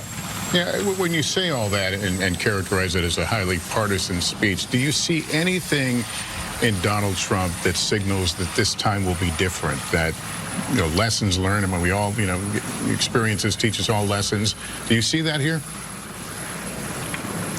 I hope. I live in hope, like all of us. I think it was a speech of Trumpian superlatives.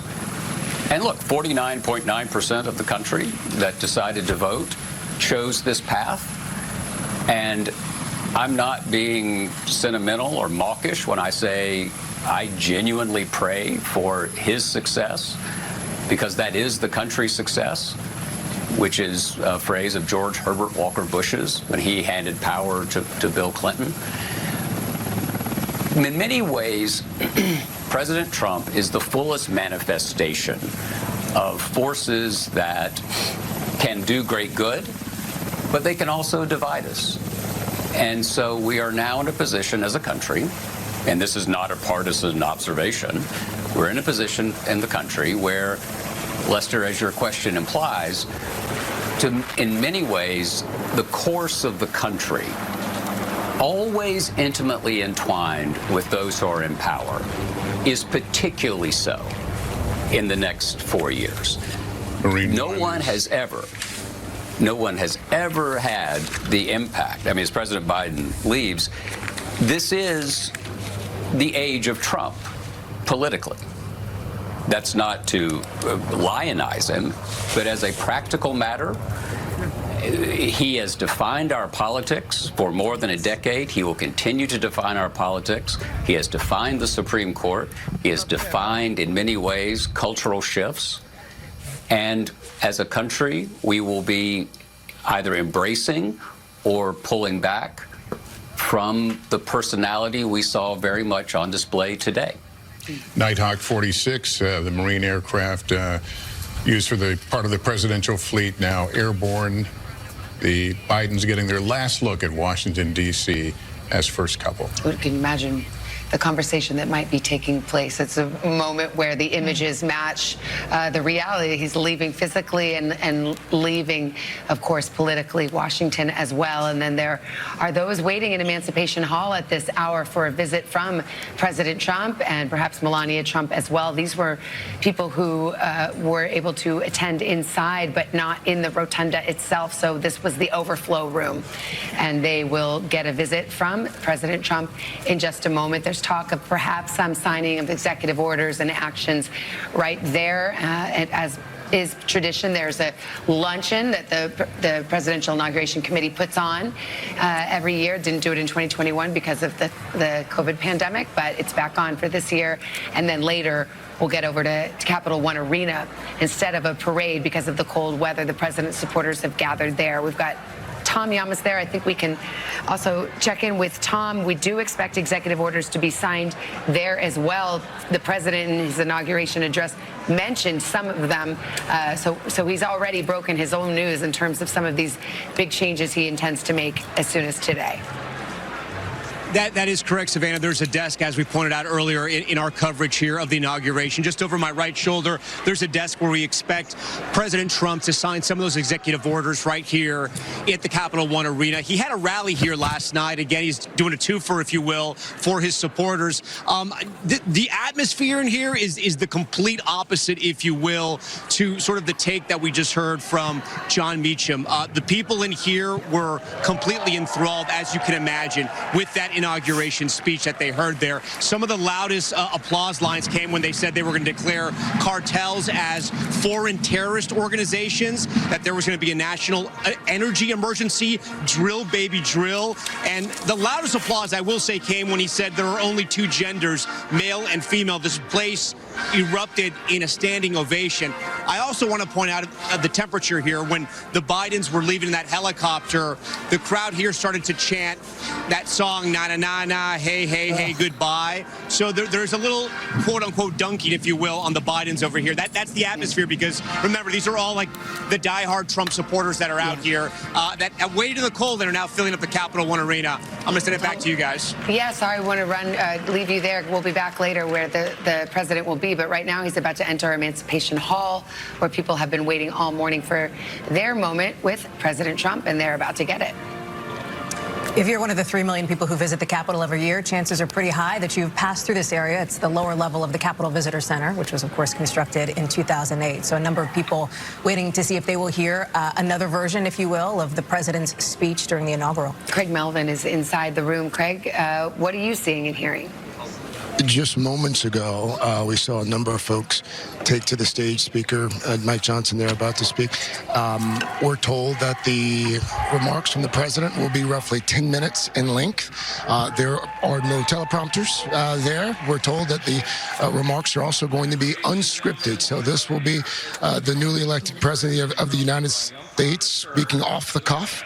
So we're told 10 minutes, but we've all been doing this long enough to know that probably means a little bit longer than 10 minutes. These are folks who have been here all morning, but we also, over the last 2 minutes or so, a number of other folks who were previously in the rotunda have made their way down, but we're told President Trump is literally making the walk down the stairs right now. He'll be joined by the vice president as well. And every opportunity will be looking to see if he'll be signing executive orders or clarifying some of them that he mentioned in his address today.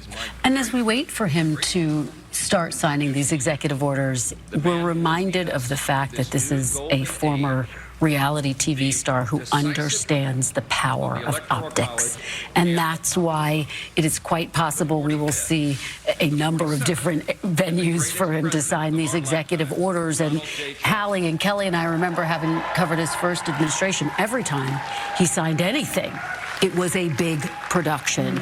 And so I would anticipate the same type of pomp and pageantry here. And the pen is often a gift. Yes. Right? So he made the Sharpie kind of bigger than life. And often it's a gift to pass the pens. For all the things he previewed, they need a lot of pens for today. Yes. He said he planned to sign so many executive orders that his arm would be sore. So we shall see. He descended the escalator all those years ago. Now he's walking down the stairs. This crowd's seeing him in person for the first time during today's festivities. Of course, by the numbers, if the president signs more than 22 executive actions today or orders, he will hold the record. Nobody's signed that many in a week, as we have seen here. You know, at this moment, you talk about the tone that the president has struck as he enters office here. And if last inaugural, it was American carnage, here it is American decline, as he talked about. It is not a reinvention. It is a remix. He is doing all of the things, if he goes through with these executive actions, that he said he would do on the campaign trail. Whether those who voted for him who want to see it, those who did not don't. But he is set to make good on many of those campaign pledges. Well, when he talks about a mandate, he feels that he was very clear about what he wanted to do, and that he received the popular vote, he received an overwhelming electoral victory, and that it was as clear as day what people were voting for, and so that is what, for him, the mandate means. And he's making good on it starting today. And if you look at the polls, he has some of his highest poll numbers. Thank you all so much for being ever. here. Let's listen to Vice President Vance. What? That was, man. That was a good way to start it off. You know, I didn't know exactly what the president would put in that speech, and I hoped to myself that he wasn't going to hold back, and sir, you didn't hold back. That was a hell of a way to start the next 4 years, but I just want to say from the bottom of my heart, and I know I speak for the president and for all of us, thank you, thank you, thank you for making this possible. We love you. We wouldn't be here without you, and we're going to make America great again together for the next 4 years.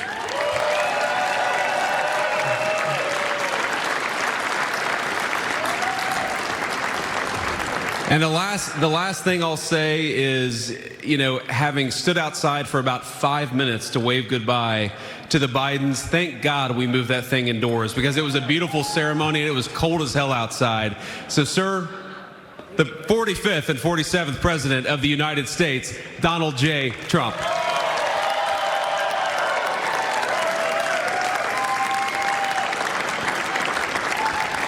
No, he's right. I looked, I said, oh, look at this beautiful sunny day. We blew it. And then I went outside and we were freezing. You would have been very unhappy.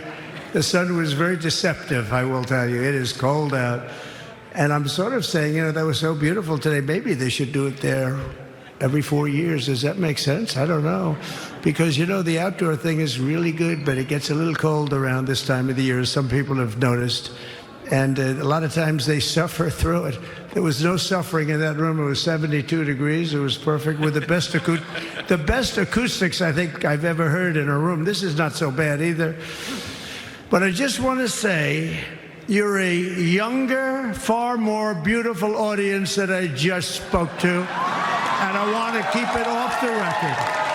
I want to keep that off the record.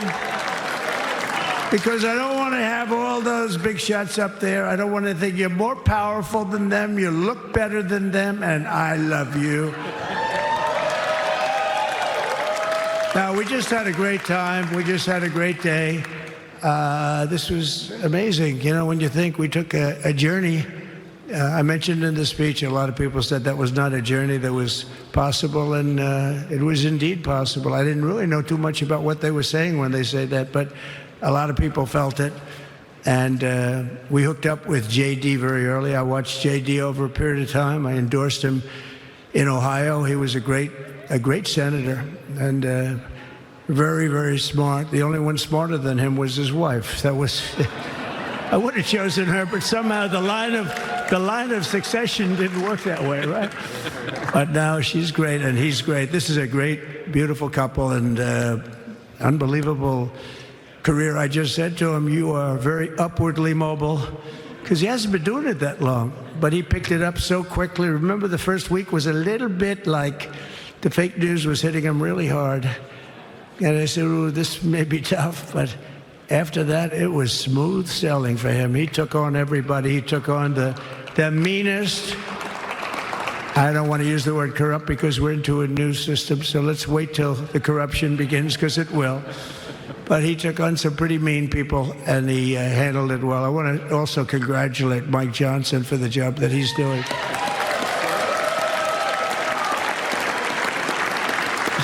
Steve, we gave him a majority of almost nothing, and then I said, to make it tougher on him, let me take 2 or 3 of the people, right?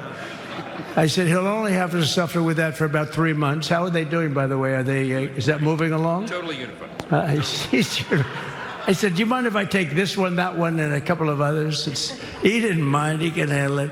No, he's a man that's liked by everybody. I've never met a man like this. You've got how many is it, 219 or 220 or something? 220. And of the 220, 219 really like him. I noticed he got 1 negative vote once about 2 weeks ago. But I think even 220 like him, if you want to know the truth. And that's very unusual. I know a lot of nice guys in Congress, and they have 35 people that hate him. So if you have 35 people that hate you and you only have 1 or 2 or 3 votes, you'll have 5, I think. But that's going to be like, you know, the good news is when we get to that 5 number, it's going to feel like a massive majority. You could be really nasty to a couple of them at least, you know? So it's going to feel like hitting your head on the wall and stopping. It feels so good to stop, but he's done a fantastic job. And Steve Scalise is, he's our hero because, you know, I was with him. You talk about being shot. I was with him. He got some bad ones, and his incredible wife, and she really loves him. You know, you never know about that. I've been with other people. They were doing poorly, and the wife is like looking at her watch. She can't get out of the hospital fast enough. How's he doing? Oh, I don't know. He's all right. That woman was a mess. She was crying and crying. No, they're going to take him. They're going to take him.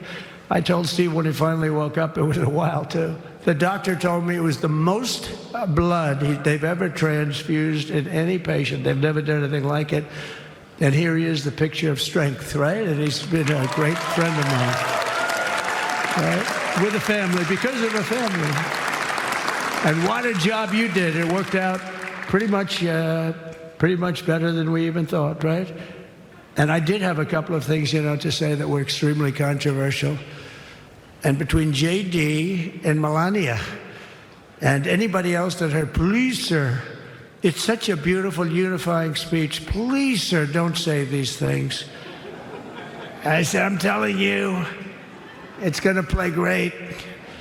They say, you're right. For this group of people, it's going to play great. You're the only ones I hurt by not, but we had some beauties, didn't we, Melania? She said, sir, calls me sir when she's angry.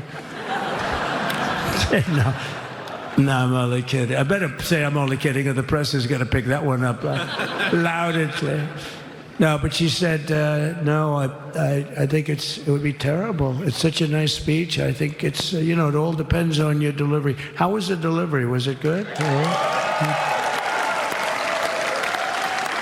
But she said it's such a beautiful speech. You can't put things in there that you were going to put in.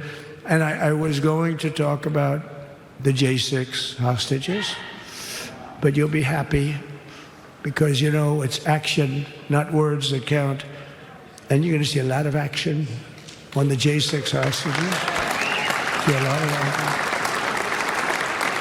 And I was going to talk about the things that Joe did today with the pardons of people that were very, very guilty of very bad crimes, like the Unselect Committee of Political Thugs, where they literally, I mean, what they did is they destroyed and deleted all of the information, all of the hearings, practically not a thing left. They deleted all the information on Nancy Pelosi having turned down the offer of 10,000 soldiers. You wouldn't have needed 10,000. You could have had 500, and it would have stopped. Because we may have had 1 million people that day, the people that were there. You don't see any photographs, but we have a lot of great photos. But you don't see those photographs. They don't put them in. They show the people at the Capitol. But I was talking about that. I was going to talk about that. They said, please don't bring that up right now. You can bring it up tomorrow. I said, how about now in front of the I'll bring it up right now. You know, this little time delay is good because we're getting great reviews on the speech. Now watch. They'll take the speech and say, I didn't like it because he left there and he's talked to people. But we're giving you a little more information than we gave upstairs. But no, they pardoned a lot of people. They pardoned, before we even get to today, they pardoned, 33 murderers, absolute murderers, the worst murderers. You know, when you get the death sentence in the United States, you have to be bad, because they don't give it much. And he pardoned almost everybody having a death sentence. And if you went through the crimes that were committed, you wouldn't even believe them, the level of violence, the people that were killed, the innocence of people that were killed, and children killed by these people. And he pardoned them for whatever reason. He spared them but they didn't spare the people that they killed, and who knows what happens in the future. It's one of the worst because a lot of times they let them out early after that. They say you're going to be in for life, but then all of a sudden they get let out for good behavior, and then they go on a rampage. It's one of those little things, right? But I was going to talk about that. But I was really going to talk about the level of, what's going on. Why are we doing this? Why are we trying to help a guy like Milley? Why are we doing Milley? He was pardoned. What he said, terrible what he said. Why are we helping some of the people? Why are we helping Liz Cheney? I mean, Liz Cheney is a disaster. She's a crying lunatic and crying Adam Kinzinger. He's a super crying. I never saw the guy not crying. He's always crying. I looked at him. I remember years ago he was actually on my side. And then one day, when you don't want to kill people in wars, they turn against you. Liz Cheney hated the concept of not going to war with everybody. Let's kill everybody. Let's spend a lot of money on military equipment, where her father works, right? And but what she did was incredible. Think of it. They destroyed and deleted all of that information that went on for almost 2 years against Trump. And the reason they did, because it was all false. Like the person that said, I tried to strangle a Secret Service agent. That's one of the toughest human beings I think I've ever seen. I actually had a friend saying, please don't change that, sir. You are the coolest sucker in history. Remember, she said, I put my hands around his neck because he wouldn't go to the Capitol. Made up fiction. And I was rebuffed. And the guy on the right is a massive weightlifter, probably stronger than me. Do you think he's stronger than me, honey? You know who I'm talking. Possibly stronger than me. Slightly younger than me, like, I won't say how many years because I don't want to talk about that, but a lot of years. But I had a friend that said, why are you disputing that story? That's the coolest story I've ever heard. That I would attack a karate champion, get slightly rebuffed, and then throw my arms around a guy with a neck about this big. Even though there are bars, there are bars, you can't really do that anyway. So I wanted to talk about that. But all of that stuff got deleted. And the reason it got deleted is they were all caught in lies. Secret Service testified, and they said it didn't happen. Actually, the two guys were very embarrassed. They're suffering because their friends are saying, did Trump really do that to you? But they gained a whole new respect for me. But it was just make-believe stuff, and there were a lot of make-believe stories made up. So rather than suffer the wrath, like the story with Nancy Pelosi, I offered her 10,000 soldiers. She knows it. She admitted it on tape that her daughter made. She's a videographer or whatever you call her, which I'm glad she is. Oh, she can't be in good stead with Nancy. But Nancy said it was my responsibility as she's leaving the Capitol. She said it was, and it was. She's in charge of security at the Capitol. But I offered them up to 10,000 soldiers, even more. One time I said more, as many as you need. But you needed 400 or 500. If 4 or 5, you 10,000, that would be more than the number of people there by lot. But we offered her 10,000. Think of it, 10,000 soldiers. In other words, J6 wouldn't be J6. There would have been no J6. But she rebuffed them. She didn't like it. No, she didn't like it. Maybe she wanted that to happen. But she's guilty as hell. And now we would have to go through the process because they destroyed all evidence. They deleted everything. There's virtually nothing left. The other fake story and so many other fake stories. And many people came out on our side. And those people now, we've got to find them. There's nothing left. So that's a criminal offense. If that were a civil case, it would be a criminal offense. If that happened civilly where you did that, it would be a criminal offense. So I decided I'm not going to make this speech complicated. I'm going to make it beautiful. I'm going to make it a unifying speech. And then when they said we have a group of people that are serious Trump fans, I said, this is the time to tell those stories.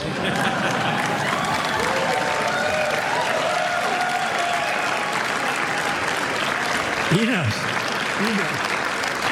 So anyway, but seriously, I'd like to, I think it was a tremendous success. I think we're very lucky we put it inside because it is really cold. We just went to the helicopter out of respect.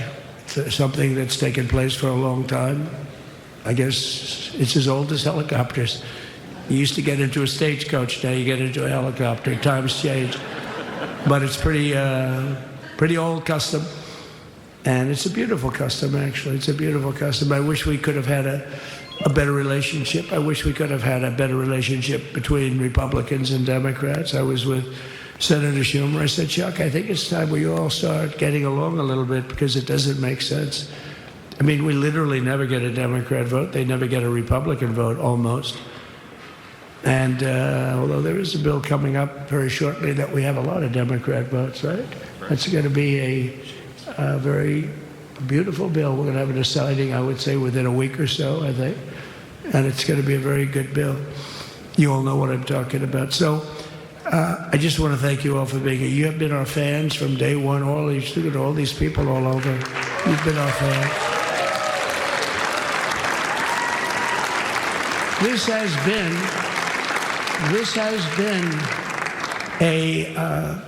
there's never been anything like it. There's never been anything like it. This has been a movement like no movement ever in history for probably any country, let alone this country.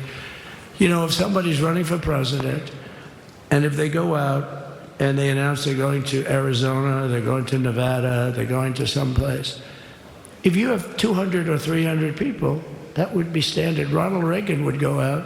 I mean, outside of the last couple of days where people get a little excited, but even then you have a couple of thousand people. But if you're going to go someplace, any place, any one of the swing states, any one of the other states, I mean, how about the non-swing states? We won Alabama by 48 points. We won Tennessee by massive numbers. Wyoming, we won by numbers that are, nobody's ever seen numbers like that. And, you know, places like California, we did great, but when they send out like 38 million ballots and nobody knows where the hell they're sending them, and then they come pouring back, the whole thing.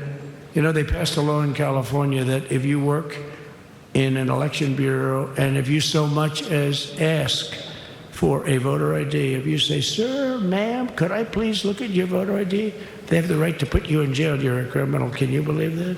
There's only one reason that happens. They want to cheat. So they had it where voter ID wasn't accepted.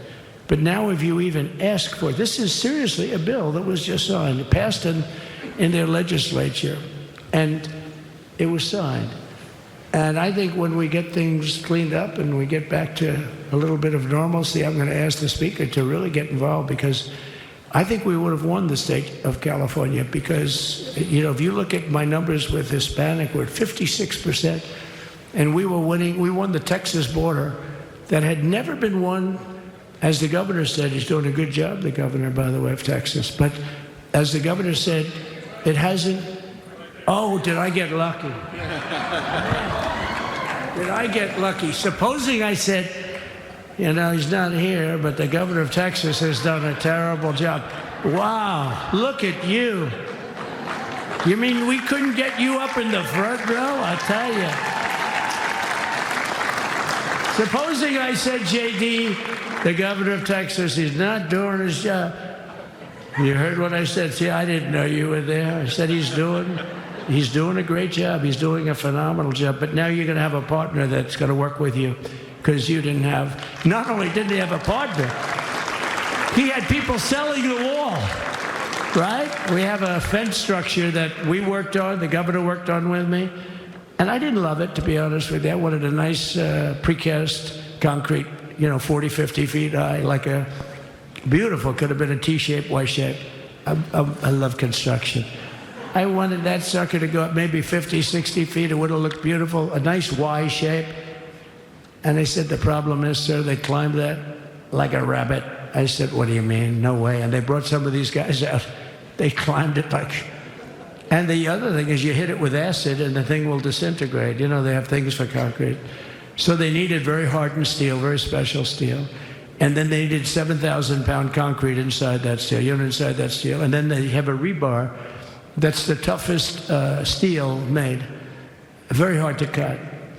So this is why very little is cut.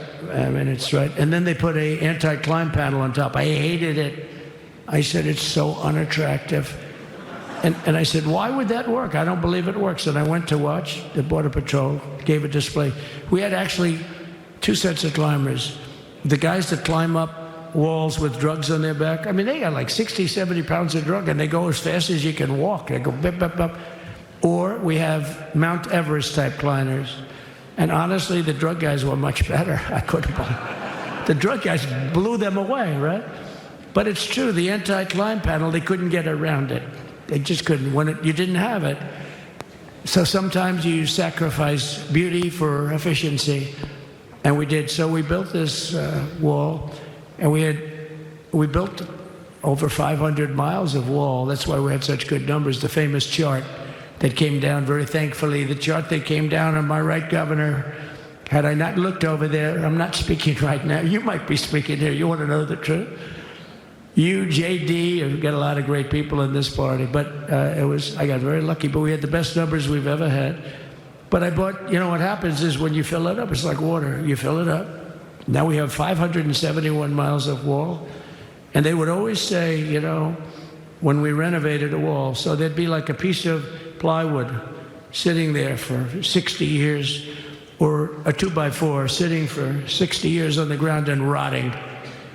Because, you know, and they'll say, you didn't build a new wall. Here we're building 50 feet up in the air, and 30 feet sections, 50-foot sections, all steel, all concrete, all everything. And all, by the way, they don't even want me to say this, but what the hell, doesn't take that long time. They're all wired for all of the equipment. We put wires in everything so they can easily wire for all the different types of equipment. And if there's a doubt, we have to wire. Whenever we just look, you just find the wires all over the place up top, so we could just hook it up. We don't have to have wires on the outside, which wouldn't do too well, right? So anyway, so we built an extra 200 miles of wall, and the governor wanted to buy it. He tried to buy it, and they wouldn't sell it to him. He wanted to put it up himself. Could have been done in 3 to 4 weeks, 200 more miles, because when you do it, now they just keep going further out, further out, further out, getting around. So we did an extra 200 miles, and it was all bought. And they announced that they're not going to put it up. And that's when I realized they wanted open borders. And that's when I realized that people are going to come pouring through the wall like nobody's ever seen before. But you've seen it. A lot of you are here because of that. I made it my #1 issue. They all said inflation was the #1 issue. I said I disagree. I think people coming into our country from prisons and from mental institutions is a bigger issue for the people that I know. And I made it my #1. I talked about inflation too, but you know, how many times can you say that an apple has doubled in cost? I'd say it, and I'd hit it hard, but then I go back to the fact that we don't want criminals coming into our country. We don't want the jails of every country in the world virtually being deposited into the United States, and that man had to suffer with it. And he did an unbelievable job. I'll tell you, he was a very popular governor, but now he's like an unbeatable governor because of your border policies. He was fantastic, and he really was. So. Governor Abbott he's a great man, a great leader, and but it did make him very more. Did you do it? You didn't do that for politics. You did it because you wanted to do the right thing. But I'll tell you, it sure as hell worked for politics too. It's self-preservation. That's right. But yeah, because the people are demanding it. The people of Texas are demanding it. The people are demanding it all over. So anyway, so we built it, and they wouldn't let us use it. They wouldn't let the governor use it, and other governors, they wouldn't let him use it. But he was the leader of the pack and did a great job. And then we heard about a month ago that not only wouldn't they let us use it, they were selling it. They were going to sell it for 5 cents on the dollar. Now, 5 cents on the dollar then, but today it would cost more than twice as much to build because we bought it like 6 years ago. And it was just sitting on the ground, and that does not do well for the whole thing. But it was just sitting on the ground, and I heard about it, and I called the governor, and I called a lot of people, your attorney general. And here's the story. They were going to buy it, and these are great business people. They were going to buy it for 5 cents on the dollar or less. And they were calling us up, we'll sell it to you for 200 cents on the dollar. In other words, it will cost you twice as much, so it's 200 cents on the dollar. I said, can somebody explain that to a judge? I mean, how corrupt is that? You'd think they'd say, maybe we'll sell it to you for 20 cents, 30 cents, but not 200 cents. So they were going to buy something for 5 cents, and they were going to sell it to us for a fortune. They were going to make it would be, they'd have it down that in Fortune magazine, they'd put it of the deal of the year, okay? You buy something like that. But it was so corrupt and so horrible. And when we told that to the administration, they didn't care. They just kept going forward. They couldn't care less. And they kept going forward. They knew that they were trying to sell it back to us. They would have sold it back to us. You would have ended up buying it. You would have paid probably 50, 60 cents, who knows. But they were going to use it for scrap metal, but then they made a much better deal. They could just buy it and sell it to us for 15, 20 times what they paid. 20 times, think of it, like 20 times what they paid. And we wouldn't let it happen. And the governor with his attorney general, Ken Paxton, they made a fantastic, they're a good lawyer. He's pushed around pretty good by people, right? I said, you got a great attorney general. They should leave him alone. He was with me. But Ken and the governor went to court, and a judge actually became incensed and actually called for an investigation. How could a thing like this happen? So he stopped it. So we're waiting to put that wall up. And now that you have a new president, that wall will go up so fast. The governor will complain, sir. This is Greg Abbott, sir. Please, the wall is going up too fast. Please don't do that. You know the story about winning. No, we're going to win too much. We're winning too much. Please, so stop. People always love that one. We'll do this with the wall. Governor Abbott calls, sir, the wall is going up too fast. We can't take it. We just can't take it. No, I think you'll be very happy if the wall goes up too fast, right? But we'll get that dude and we'll work with you on that. But it was a great decision by a great Texas judge, right? And it was beautiful, beautiful to watch. We stopped them right in their track. I mean, they were literally loading this stuff onto trucks. It was terrible. Honestly, it was terrible. And he wouldn't take it. So I'm so glad I mentioned that they have a really good governor in Texas. And I swear, I didn't know he was here. I swear to you, it sounds like a setup. I didn't know you would end. Did I get lucky? I said the right thing. Because there have been moments when I wasn't so happy with him, you know? But not too many, I can tell you that. So anyway, it's good to see you too, Governor. Great. But I just want to thank everybody. You've been incredible. I recognize so many of you. It's so crazy. But this has been a long journey. This was a journey that started in 2015, probably started 20 years before that. People used to say, you're going to run for president? You're going to run? And I always said, no, I don't want. And then one day I said, let's give it a shot. And what I talked about then was the border, too. I think it probably was the number one issue for me. Back in 2015, 2016, I talked about the border. And now I talked about the border, but this border is much worse. We fixed the border. It was totally fixed. There was nothing to talk about. 2020, by the way, that election was totally rigged, but that's okay. It was a rigged election. You know the only thing good about it? It showed how bad they are, showed how incompetent, and frankly, historically, this is a much bigger event. If that would have gone like it should have, the bad thing about it is some bad things happen, like a lot of people in our country that wouldn't be in our country right now. So that's the bad part. But I will say that it started in 2015, and right from the beginning, we went to the top. Day one, they announced Trump, and Trump went to number one and stayed there for the whole primary. And then we took on Hillary. She didn't look too happy today. We took on Hillary.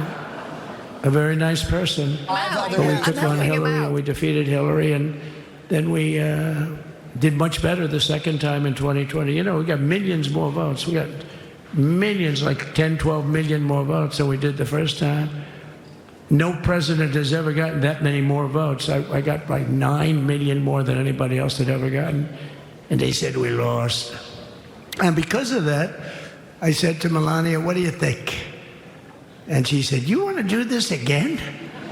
And had we lost, and had I thought we lost, I wouldn't do it again, because that's like the ultimate poll, right? But I knew how well we did, and this time we made it too big to rig. It was so big. They tried like hell in the butt. They tried to do it, and around 9:02 they gave up. Last time they did bad things, but this time they just said, You know, I don't know if you saw, Mr. Speaker, in Washington, they had placards. They were all set to march. They thought it'd be closer. A gentleman asked me, a very respected gentleman asked me yesterday, how come the polls were so wrong? They showed you winning, but not in a landslide. I said, because people that are true Trumpers are so angry at the whole polling system and at the writers, the fake news, that they don't want to talk to anybody. So when you call somebody from Trump, who are you voting for?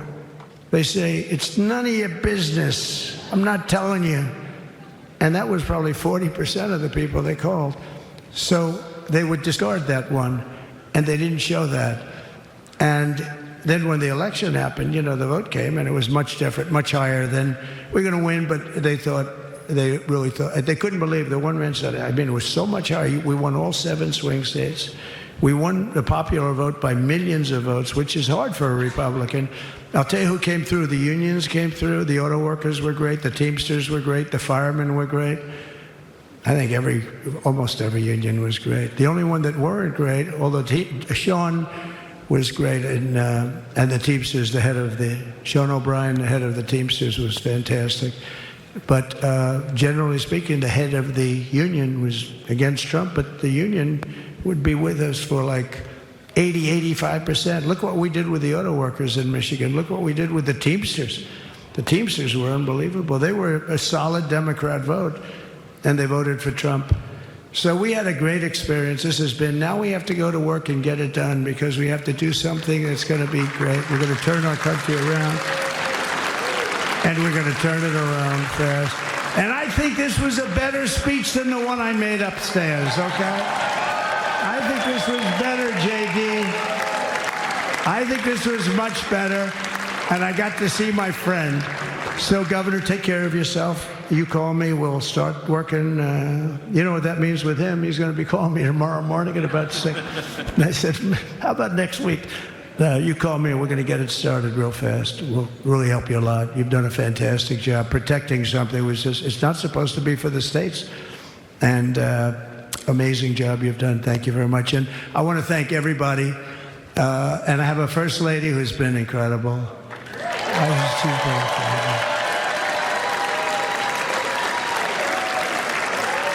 I shouldn't say this. I'm going to get hell when I say this, but her feet are absolutely aching. You know, those heels. And we thought we were leaving. We were going home. Sir, would you be able to go down and say hello to some of your other fans that are here? I said, oh, I didn't know that. Wow. Did you get to see pretty clearly the picture, I hope? Good. That's good. But because you wouldn't want to make the same speech again, right? But she said, darling, I love you so much, but my feet are killing me. I said, honey, let me just see how far it is. I asked the person. Oh, not that long, maybe 400 or 500 yards. That's 5 football fields. I said, can you make it? She said, we're going to make it no matter what. We're going to make it because we have to go. Right? Right? And then we went out to the helicopter, though, just prior to this, and said goodbye. And it's a custom, and the wind is blowing like crazy. And with the hat that she's wearing, she almost blew away. We almost lost our... She was being elevated off the ground. She almost blew away. No. So we all appreciate it, because she's been a great First Lady. A beautiful and a great First Lady. And they love our First Lady. You know, JD, whenever I make a speech, I see hundreds of times, we love our First Lady. We love... And they do, and they should. She's great. So I just want to thank you. Thank you very much. I just want to thank everybody. And I felt that, I said to JD, should we give him the A treatment, the B treatment, the C, the D, or the F? You know what the F is? Hello, everybody. Thank you for being here. Bye-bye. I gave you the A+ treatment. Thank you. Thank you all. Thank you, Governor. Thank you all very much. Appreciate it. So they just got the A+ treatment. All right, but that was President Trump's remarks to the overflow room, and I believe longer than his inaugural address, and definitely had that rally feel. It was riffing feeling the moment as he went through some of the greatest hits that he tends to hit in a rally speech. Absolutely. It's the difference between scripted President Trump and unscripted President Trump, and we're quite familiar with him. He ticked through some of his biggest applause lines from his rally speeches. He was speaking to a very different audience. He's speaking to some of his most fervent supporters there. He made that very clear. He did say some things, again, falsely claimed the 2020 election was stolen, but talked about the mandate that we have been talking here about, the fact that he won the popular vote and the Electoral College, won all of the swing states, and clearly that's a theme that he'll be leaning into. Let me bring in someone who was at the swearing-in ceremony today, former House Speaker Kevin McCarthy. Mr. Speaker, thank you for being with us. Thanks for having me. The president has laid out a lot of ideas, some executive orders, some big sweeping policy ideas. How many of those, I mean, realistically, listen to them, how many of them are more aspirational than doable? What he listed now, I think, are most of all doable and achievable. And remember, this is the difference. He's already done the job before. He's been out of office, focusing greater. Now he's coming back. He's not going to wait for some staffer to tell him how to do it. He also feels as though he allowed people to slow them down. Certain things he wanted to do first, they said, no, do that later, and he didn't get around to it. So he's not going to waste any time. Think about how quick he put his cabinet together, faster than before. He's got some confirmed today. He's got a majority on both sides that he knows in 2 years from now it's hard to keep the House. You usually have a 9-month honeymoon. You've got a reconciliation. It's tough. They decide 1 or 2 bills. That really only matters how big do they make these. So when he talks about the border being a disaster, that's a way that he can take care of the border without maybe doing a bill. So that makes it easier that you don't have to do the 2 bills. But he will push this Congress more than this Congress knows they'll want to be. Well, I was going to say some things he can do by executive order, but to really make an impact, you do have to pass legislation. And here in the House, and you know, nobody could probably count heads better than you sitting at this table. I mean, he's got a 1-seat majority in the House. It gets worse, right? Because, okay, now it's going to drop by 2 seats because you're going to have Elise and Mike Waltz go in. Those Florida seats won't get filled till April 1st. The New York seat won't get filled till later. So it's going to be very difficult. And this is the first time in modern history the majority in the Senate is larger than in the House. That's a big deal. What happens when, with the next time there's a challenge for the leadership, the Speaker leadership? What happens? Nothing. Gates is gone. It was all about an ethics report he didn't want to come out. Matt Gaetz. Yeah, Matt Gaetz. Don't sleep with 17-year-olds and then we'll be okay. Oh, gosh. Well, we know that Kevin McCarthy and Matt Gaetz, there's no love lost there. Well, no, there's nothing about it. If you read the ethics report, that's exactly what transpired. He put the motion to vacate in the same day on October 2nd that he put it in. He came to me to try to make me influence it, and I wouldn't influence it. That's all there is. Can you speak to the urgency, because he has 4 years in office? What does that really mean in real terms, in terms of how much time he has to get his agenda passed? Well, the difficulty here on any presidency, when it gets towards the end, you're less powerful or less able to get through. He has a House and a Senate with a small majority. You've got a tax bill out there. You've got reconciliation, so you can deal with that. You've got executive powers, but they don't last forever. This is a man that wants to leave a legacy. This is a man who knows the job. This is a man that doesn't get a lot of sleep, and he will push people to make things happen. So I think he's going to be rather productive these first 9 months. One of the things he just mentioned, and he's alluded to it 1,000 times, and it seems intent to do it, which is pardoning some of those who have been convicted in connection with January 6th. You were there on January 6th. You were quite disappointed in the president's actions that day. What do you think if he pardons some of these people? The president has the power to do that. This is the difference. No question about it, but what do you think? But this president told the American public why he was campaigning for office. If I am elected president, I will pardon these people. Now, what do you think? But compare this to Joe Biden, who said he would never pardon his son, who now, on the very last day, in the last 30 minutes, pardons his entire family. What do you make of that decision for him to make those pardons and to do it now? Terrible. Terrible. Think about what everybody else had gone through.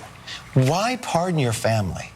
What, it makes no sense to me. Why pardon January 6th from the idea of the elected officials? All it does is put a cloud over that you did something wrong.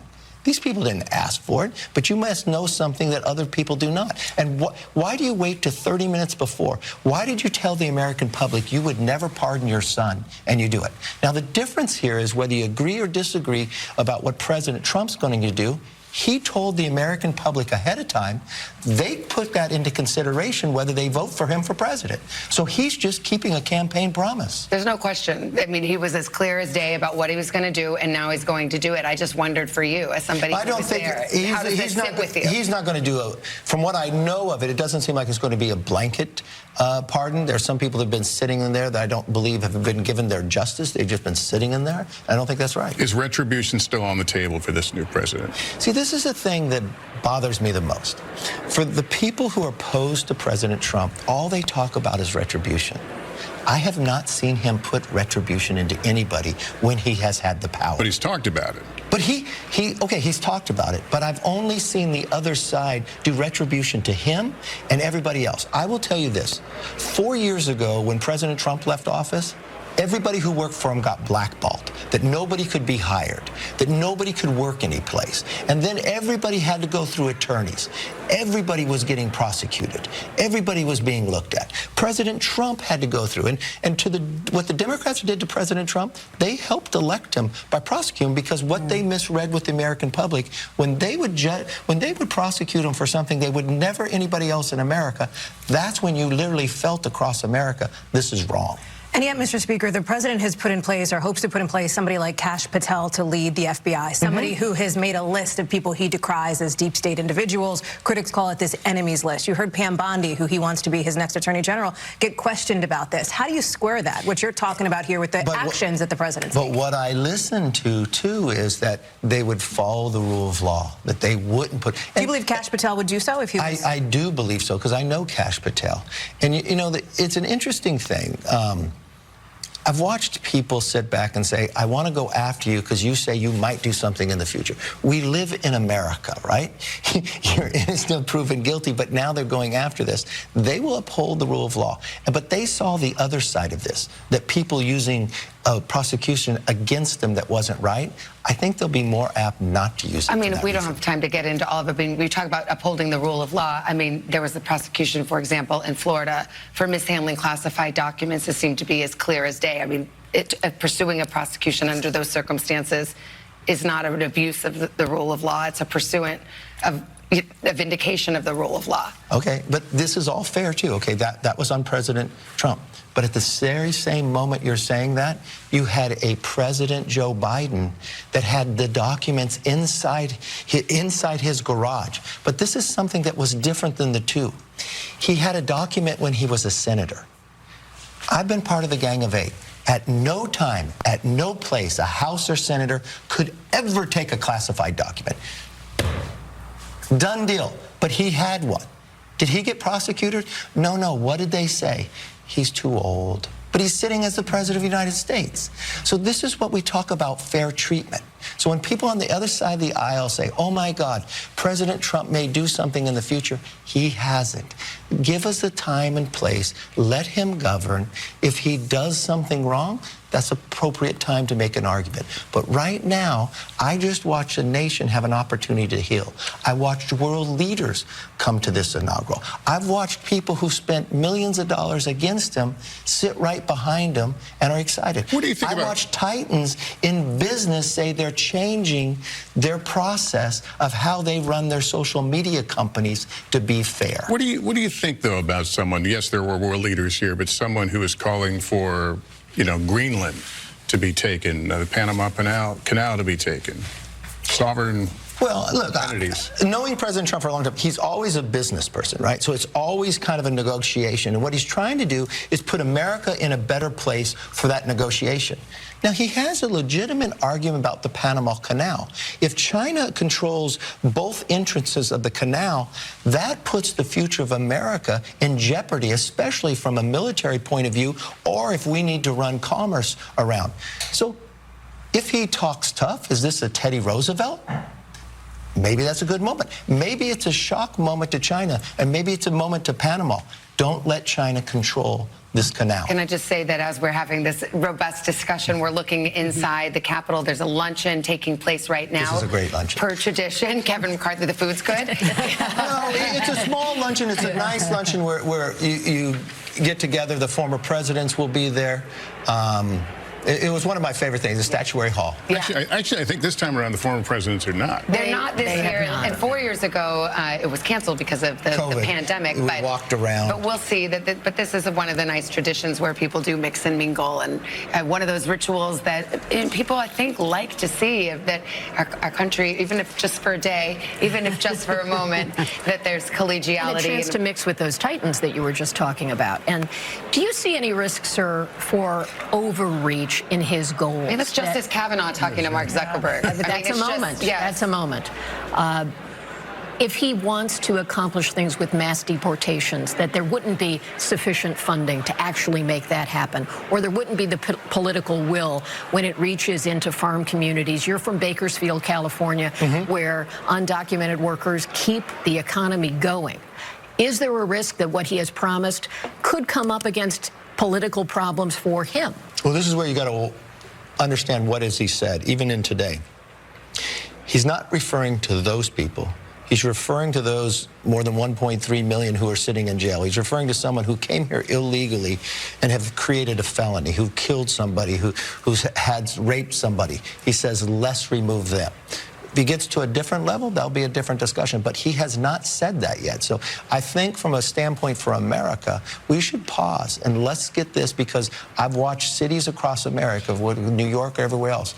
Massachusetts is the greatest threat, the state emergency, is the southern border. Mr. Speaker, when I interviewed him, he was very clear. He wants to remove everyone who's here illegally. You're right. He wants to start with the criminals. Absolutely. That's his focus right now. Is that something that you think is feasible? Would you support that?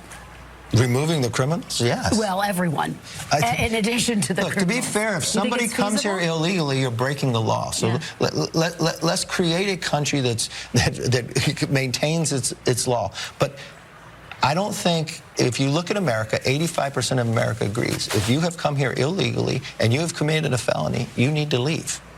And I think that's where we're starting. That's where we're going. Don't go anywhere. Don't run to the luncheon for the. I didn't get invited this year. For the good grub. I want to go to Garrett Haake, our senior White House correspondent, who's got some information on this subject. We were just talking about these January 6th pardons. What do you know, Garrett?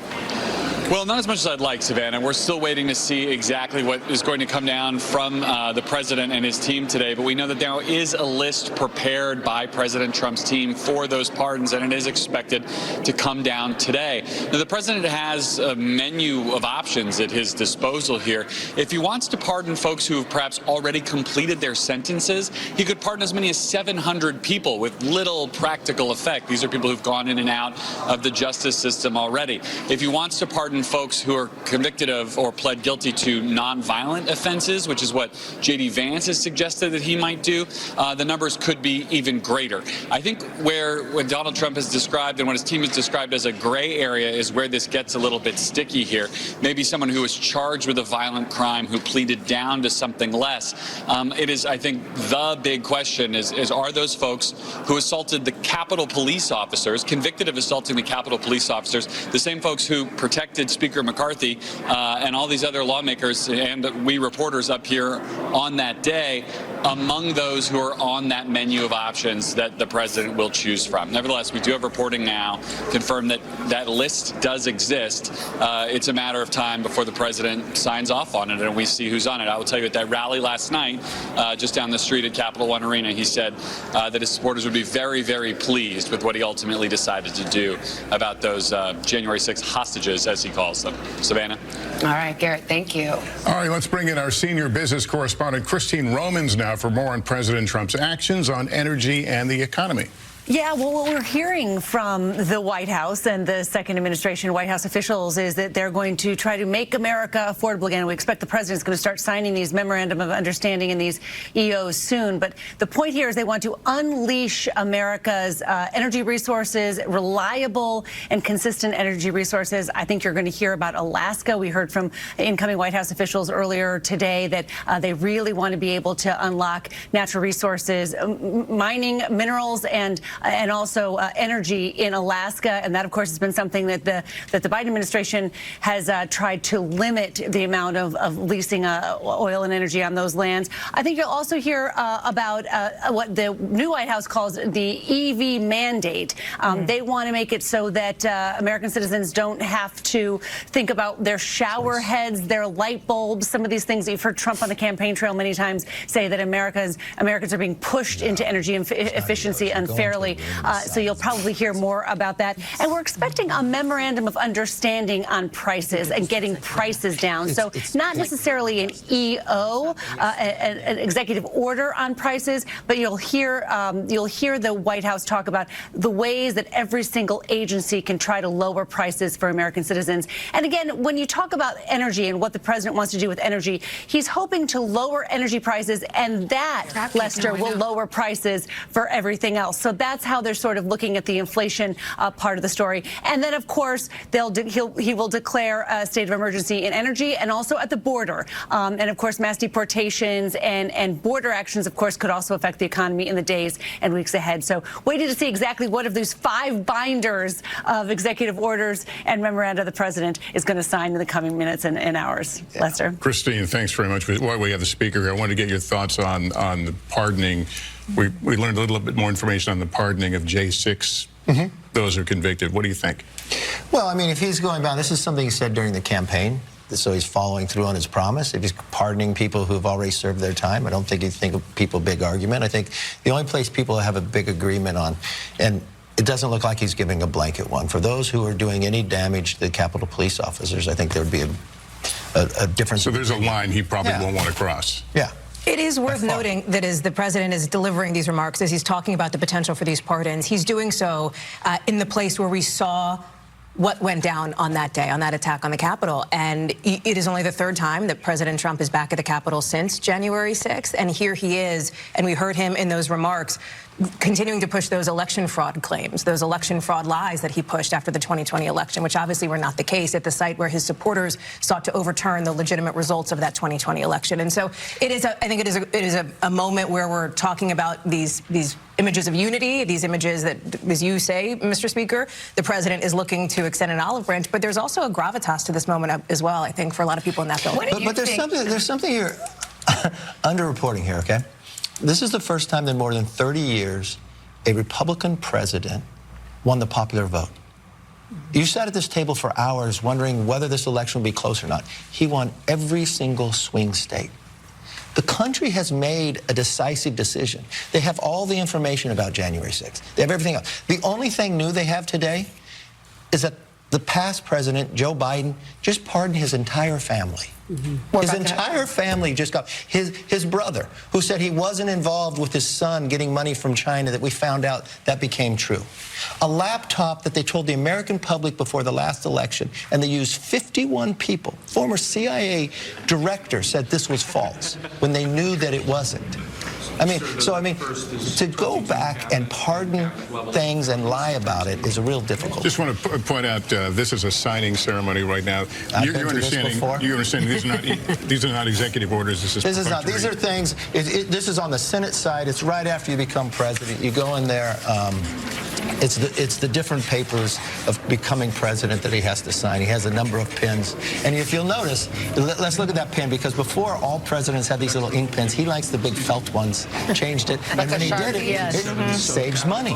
But he loves them, right? And he'll go through a number of these. We were talking about how he likes the optics and the pomp and pageantry of these moments. And you've been there for many of them. I've been there for many of them, but it's also He has a role as a president, explaining it to the American public, but also putting it out to the nation and to the world, and he's good at that. Mr. Speaker, I wonder how you reflect on, I mean, when we're talking about January 6th, I mean, there was a moment, as I said, you made no secret of your disdain. You said you felt he was partly responsible for the events that transpired, and then you made this consequential visit to Mar-a-Lago, and many people feel that at the moment he was at his greatest political peril, that you had gone down there and your critics would say rehabilitated him. And I wonder whether you give yourself that much credit. I don't, and whether but if you give ever me that much credit, I should be in the room. Well, I mean, I don't know if he does, but I guess what is your take on that? The fact that when you went down there, I mean, how do you reflect on it? Do you think that you had an impact on his comeback that started right then and there? Nobody can take credit for his comeback but himself, because no one has this much grit to live through that much. If I think there is an attribute of an outside that actually boosted him, it was the Democrats when they prosecute him for something that wasn't needed. Okay, but this was years ago, though. I mean, this was even prior to that. If he was kind of left... When I went down there, it was, what, January 28th, 4 years ago? I went to see my friend who had left office, who hadn't been to go check on him, see how you're doing, just like I do any other time. It was interpreted as a lifeline. It was interpreted by many as a lifeline to him politically. I got a phone call and say, "You want to get lunch?" I said, "Yeah, I'll come have lunch." And so, however the press wants to do it, he's my friend and somebody I'm going to look after. How much are you still advising and counseling him on some of the issues that are coming up? You talked about, for example, the threat from China. We're looking ahead to the potential for this TikTok ban to be put on pause in another 90 days. I worry a great deal, not just about China, but the axis of evil. I mean, one of the things I created coming speaker was the Select Committee on China that's been one of the most successful bipartisan committees that they've had in Congress. And I think it's important because we become too dependent. And remember, for those who love to study history, 16 times in the world history, the number 2 has surpassed the number 1. Only 4 times have they not gone to war. And so America has a deal of responsibility here. When you have these axis of evil trying against us, we got a large debt. We've got to be smarter about, instead of worrying about how we're going to fund government for the next 30 days, are we looking for the next 50 years? And something the president's doing today is important. Whoever captures AI and quantum has an advantage. But you will never get AI without energy. And what the president's doing when he's unleashing energy, he is bringing down inflation, but he's weakening Russia, because they need that price to be higher to sustain their economy. This is a smart move that he's resetting the table around the world. It weakens Iran, so it weakens this axis of evil. It also supplies more American jobs. We help our allies by supplying liquid natural gas so that they don't rely upon Russia. And it's a resettling that the world is going to become safer, but America will be stronger. What do you make of the fact that he says he's going to revive TikTok and potentially give them this 90-day extension, which we expect will be I was with the president the last time when he was concerned about TikTok. But remember what he was concerned about TikTok? It was the data. So he can revive TikTok. He would have revived TikTok when he was getting rid of it last time. It's not just the data. The data is one issue. Okay, essentially, the Chinese Communist Party potentially has access to the data. For the ownership of who has it and the protection. That's thing one. The other, though, is the influence, the misinformation, the potential that the Chinese Communist Party controls an algorithm that millions of Americans see are heavily influenced by. We can look no further than Middle East politics. But what the president's saying, in this bill, he's given 90 days, okay? So what he's saying, I'll revive it right now, and in 90 days, I have to but he's saying maybe 50-50 ownership. How does that address the national security concern? Well, I think within there, he'd be able to do it, just like any other company, is what China and others do. Who has 51, who has 49, and I think in there, he'd be concerned about the algorithm, he'd be concerned about the data, he'd be concerned about the influence. But that wouldn't be the only place. Mr. Speaker, you've been generous with your time. Thank you for coming by. Hey, always. Thank you. Appreciate it. Thank you. Good to see you, sir. I want to bring in our senior White House correspondent, Gabe Gutierrez, now for a closer look at President Trump's actions on immigration. Gabe? Sure. Well, yes, as you have been reporting, the president signed and is about to sign several executive orders, 10 executive orders related to immigration, and included among those is issuing a national emergency at the U.S. southern border. Now, that will allow the Department of Defense to send troops to the U.S. southern border, although the incoming administration isn't saying exactly how many troops will be sent. But one of the other topics that will be part of these executive orders is reinstating the Remain in Mexico policy. Now, Lester, you'll remember that during the first Trump administration, that policy was in place. It was done away with by the Biden administration, and it requires asylum seekers to wait outside of the U.S. while their cases are processed. Again, that's being put back in place. Now, also, President Trump is designating criminal cartels as foreign terrorist associations. So certainly, this is part of his executive orders with immigration, part of an unprecedented show of executive force just shortly after taking the oath of office. Now, there are a lot of questions about how this will actually play out. Of course, Immigration and Customs Enforcement, we know, is facing a $230 million budget shortfall. So there are a lot of questions about how some of this will be enforced, although NBC News has learned that over the past couple of weeks, officials with ICE have been planning targeted enforcement operations. That's according to a document reviewed by NBC News and also a person briefed on the process. And possible targets, as officials have been saying, they're looking at several cities, including Philadelphia, the D.C. metro area, Denver, Los Angeles, and of course Chicago, where incoming border czar Tom Homan said will be ground zero for mass deportations. But Lester, I will point out that this is already having an impact on the U.S. southern border. Just a short time ago, we learned that Customs and Border Protection has actually shut down what's called the CBP-1 app. Now, that was instituted during the Biden administration, and what it did was that it allowed asylum seekers to make appointments for initial asylum screenings using an app on their phone. Well, just within the past few hours, that has been shut down, and I was speaking with a migrant down in Tijuana, Mexico, that says that his future is now in limbo. All these asylum appointments that had been given over the last several months, potentially thousands of appointments, now have essentially gone away. So a lot of questions about how this will play out in the coming weeks, but the president has made good on many of the promises that he gave during his campaign, cracking down on immigration just a few hours into his presidency, Lester. All right, Gabe Gutierrez, thanks. I want to bring back Kristen and Hallie right now and Kelly O'Donnell. Let's talk about immigration for a moment. The president is talking very clearly about criminals, those with felonies. Yeah. Has he narrowed that a little bit? Wasn't it a bit wider, the conversation prior to this?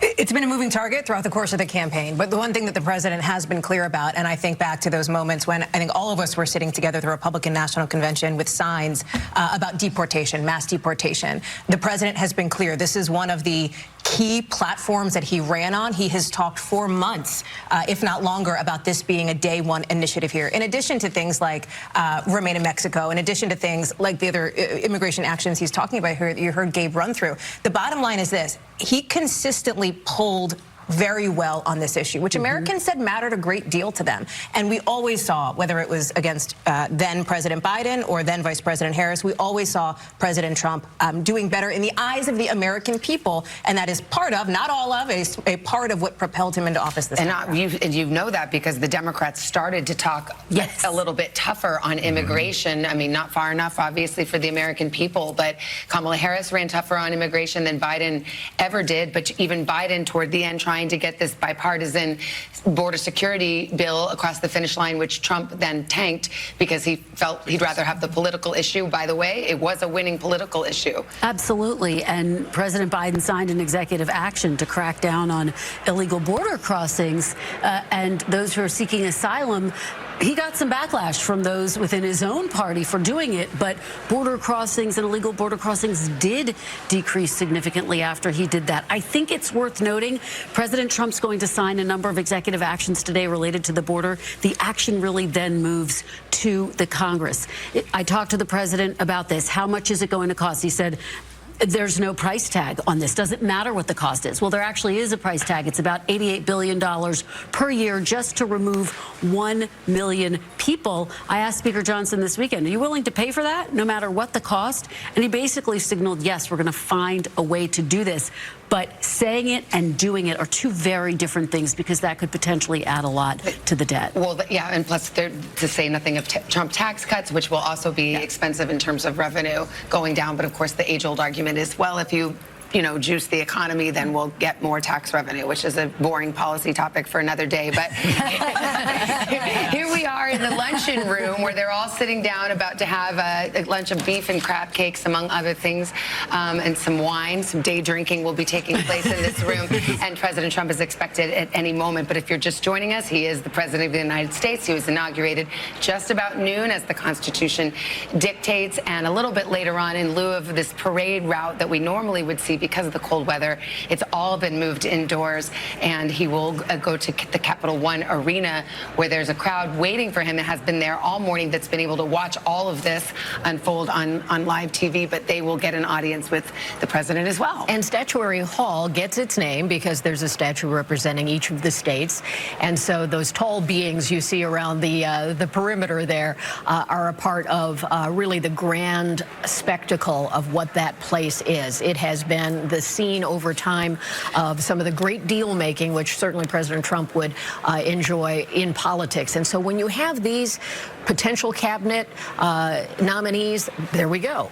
That's Pete Hegseth speaking there with, I don't see who he's speaking with, but he earlier was talking to Roger Wicker, who leads the committee that he just appeared before. So it's those kinds of, that is Justice Clarence Thomas and Ginny Thomas. Is that possible?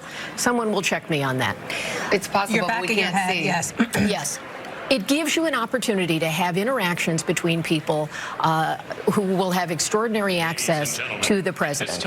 And that makes for an interesting lunch. For those wondering what the president was signing in that room, we can share that it was a number of cabinet and cabinet-level appointments, sub-cabinet appointments, as well as a proclamation ordering that on all future inauguration days, flags should be flown at full staff, which is something we talked about earlier. They're making the introductions now in the luncheon.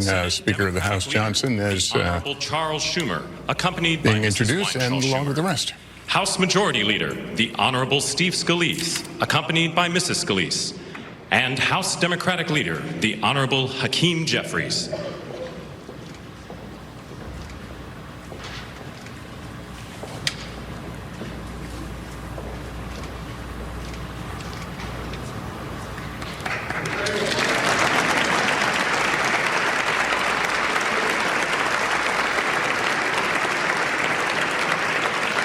Please remain standing for the honors and the invocation.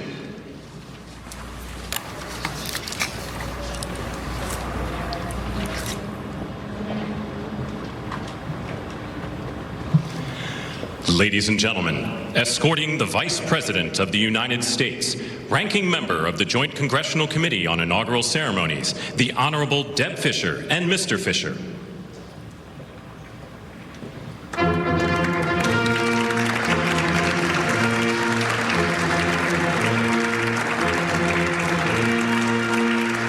Ladies and gentlemen, the Vice President of the United States, the Honorable J.D. Vance, accompanied by Mrs. Vance.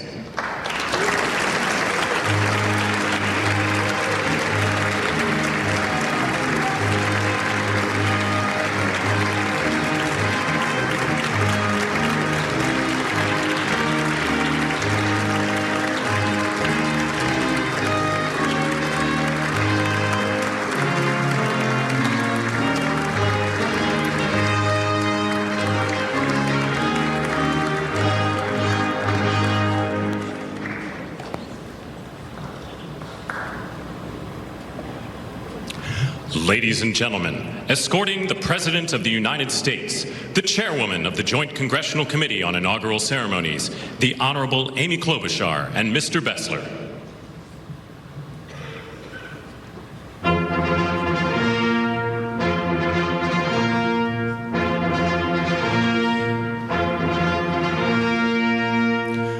Ladies and gentlemen, the President of the United States, the Honorable Donald John Trump and Mrs. Trump.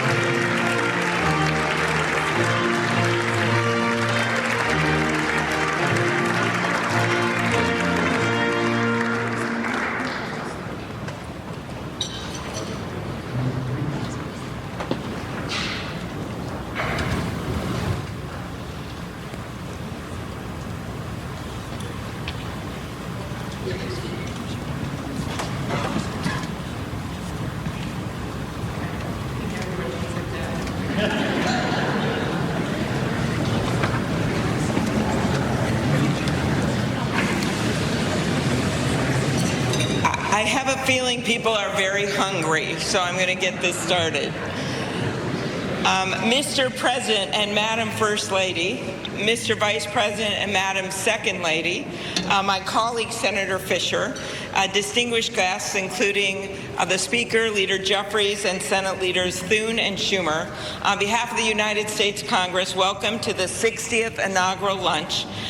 Big surprise, we are featuring Nebraska beef and Minnesota apples for dessert. We are here in Statuary Hall, where these luncheons have taken place since President Reagan's first inauguration in 1981, and where the House of Representatives once met over 150 years ago. That would be before you were born, Mr. Speaker. In 1864, after the new House wing of the Capitol was built, and in the midst of the Civil War, Congress dedicated this chamber to host statues chosen by every state. Walking into the hall, we all passed under the arch, holding the marble Car of History clock. The statue shows Cleo, the Greek muse of history, holding a book to record events as they happen. And as you can see, she's heard a lot of stuff. And as she rides her chariot forward into the future, she looks behind her to remember the past. She remains here as she has for hundreds of years, a reminder that history will remember the events of the present, and it is on us to write that history right now. Speaking of art, the painting right here before you, I chose this painting for this lunch this summer, and it's titled American Horizon. It's by Jane Wilson, who grew up on her family farm in Seymour, Iowa. Coming from the middle of our country, Senator Fisher and I both liked the painting because the artist is from America's heartland, but the horizon could easily be Florida, Mr. President. I will also note that this is the first time in history we are featuring the work of a woman artist at this lunch, and we thank the Art Institute of Chicago for their assistance. Looking at the vast open landscape of this painting, we're drawn to the bottom of the frame where the land or the water, depending on where you're from, meets the sky, and the horizon endures. The enduring horizon is especially meaningful for us today as we mark our enduring democracy as we approach its 250th anniversary. It's a reminder that what's over the horizon is our next chapter. And it is my prayer that the people in this room can write that chapter together. I'd now like to ask U.S. Senate Chaplain Dr. Barry Black, and we thank God he is back with us and in good health, to deliver the invocation, after which lunch will be served. Thank you.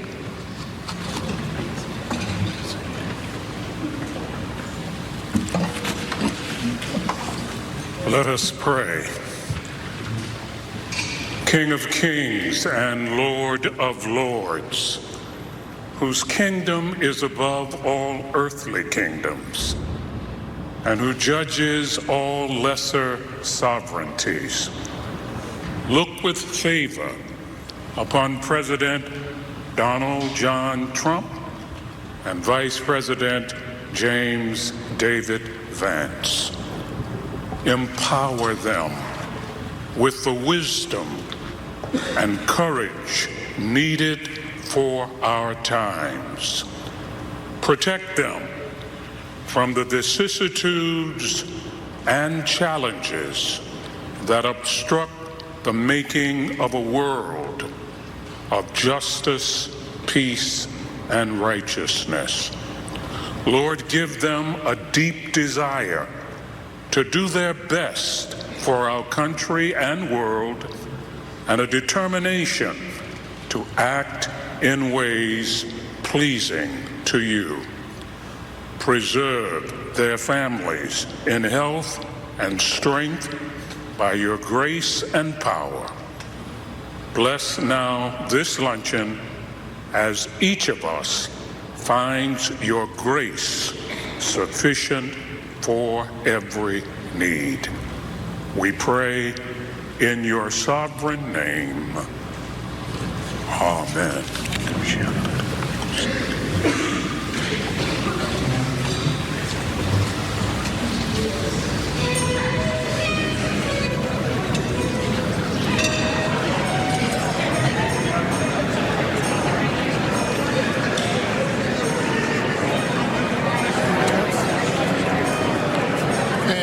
this luncheon is now underway, and soon we will not have a camera feed from this particular location while they dine. There was obviously some signings that preceded this traditional luncheon, and we will join just as soon as we can there. In the meantime, I think we're going to take a break. We'll have more live coverage of the second inauguration of Donald Trump right after this.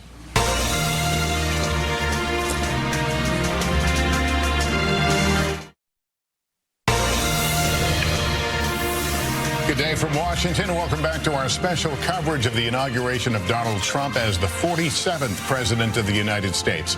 Savannah's getting a much-deserved break after anchoring the Today Show up until now. Frankly, I thought she could have gone another hour.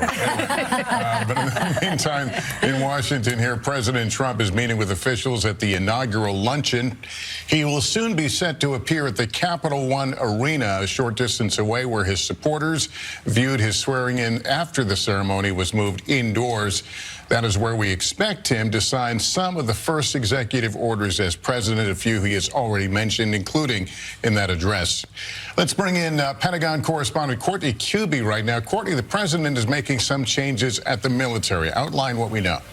Yeah, there's a couple, Lester, that we know about already. So one we heard a little bit about from Gabe Gutierrez earlier, and that is his decision to use U.S. military troops for border security. Now, there already actually are U.S. military assigned to the border mission, both active duty and Guard and Reserve. It's about 7,000 total. Roughly 2,500 or so are on Title 10 status. That basically means that they're federally activated for active duty, 4,500 or so on National Guard. And that's this important distinction there, Lester, is that National Guard troops have a little bit more authority for what they can do as far as domestic law enforcement here in the United States. If you are an active duty troop on federal duty, you cannot engage in law enforcement here in the United States. It's a violation of the Posse Comitatus Act. We also heard a little bit earlier as well from Gabe about the decision to designate some cartels as foreign terrorist organizations and then potentially even use the Alien Enemies Act to remove some of those cartels. One reason that that is so critical is that that could include then charging or prosecuting individuals here in the United States who support those cartels and saying that they provide material support to terrorists. Also, what we're trying to figure out here, Lester, is could that then mean that the U.S. military, again, could be used to go after those cartels, even when they're not here in the United States? Those are some of the questions that we're asking. And then finally, there's one that I was really struck by that we heard about in the actual speech today from now President Donald Trump, his inauguration speech. We were expecting that there would be some movement on the U.S. military troops who were separated from the military because they refused to take the COVID vaccine. Of course, you'll recall in 2020, the Pentagon said that all U.S. military forces had to get the vaccine. Well, somewhere in the neighborhood of about 8,000, a little bit more than that, U.S. troops were actually separated from the military for refusing to get that vaccine. More than that actually asked not to, but some were provided with a religious exemption and several other exemptions.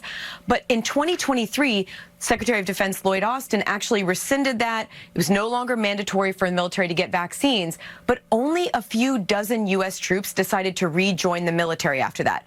Why this is so interesting to me, though, Lester, is President Trump today said that those service members who were removed or separated from the military can come back with full back pay. So now we're looking at the possibility of about 4 years of back pay for upwards of 8,000 U.S. military forces if they want to come back in the military. That's a tremendous amount of money. It's not clear where that money will come from, but that's one of the other things that we're asking questions about here today. It's very significant. We're talking about the potential for 8,000 more men and women who could come back in the military and then receive 4 potentially plus years of back pay that they missed out on after they were separated from the military for refusing the COVID vaccine, Lester. Hey, Courtney, can I ask you quickly about the status with Ukraine and funding for Ukraine? We've been waiting really to hear the president really outline what the further commitment to Ukraine might look like.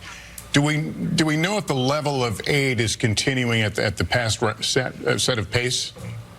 As of now, it is not, but that's another one of the questions we're asking. But remember, in the final 2 or 3 weeks, maybe a month or so of the Biden administration, they sent billions or announced billions and billions of dollars of additional military aid that would be designated for Ukraine. And not all of that would be delivered right away. In fact, it was logistically impossible for them to deliver all of that aid before today. Some of the equipment that's a little bit more sophisticated or more difficult to attain for them, in fact, can take months, if not years. So for now, the U.S. will continue to provide Ukraine with weapons and equipment for months, if not even years from now. But what's unclear is if there will be new announcements of presidential drawdown authority. It's frankly, it's up to President Trump. It's one of the questions we've been asking. It's just not really clear where that's going to go right now, Lester. All right, Courtney, thanks very much. For more on these executive actions, let's bring in Hogan Gidley. He's a former White House deputy press secretary during the first Trump administration. Hogan, always good to have you on. Thanks for joining us. Thank y'all for having me. I asked this question to the former speaker a little while ago when he was here. Are these executive orders aspirational, or do some of them really have teeth and will start change very soon? I think they have a lot of teeth. Obviously, the difference now is the first time around he went in, I don't think, signed but one executive order in the course of several days, where Biden signed 19. Trump wanted to hit the ground running. He understands the tight time window he has to actually effectuate some of the changes he wants. And with that, executive orders are going to be a huge part. Stories started coming out about how he had hundreds of these things ready to go. And it's my understanding there could be several versions of each executive order, too, in case one gets enjoined. They just drop another one and say, well, we're just going to keep that going so it stays active. And interestingly enough, in Donald Trump fashion, going over to this arena, he's going to sign some of them in the arena. I mean, that doesn't surprise you. It doesn't surprise me, but it's really smart. I thought this is amazing because those people obviously wanted to come out here and listen to him, and they couldn't do it. Now they're in the arena.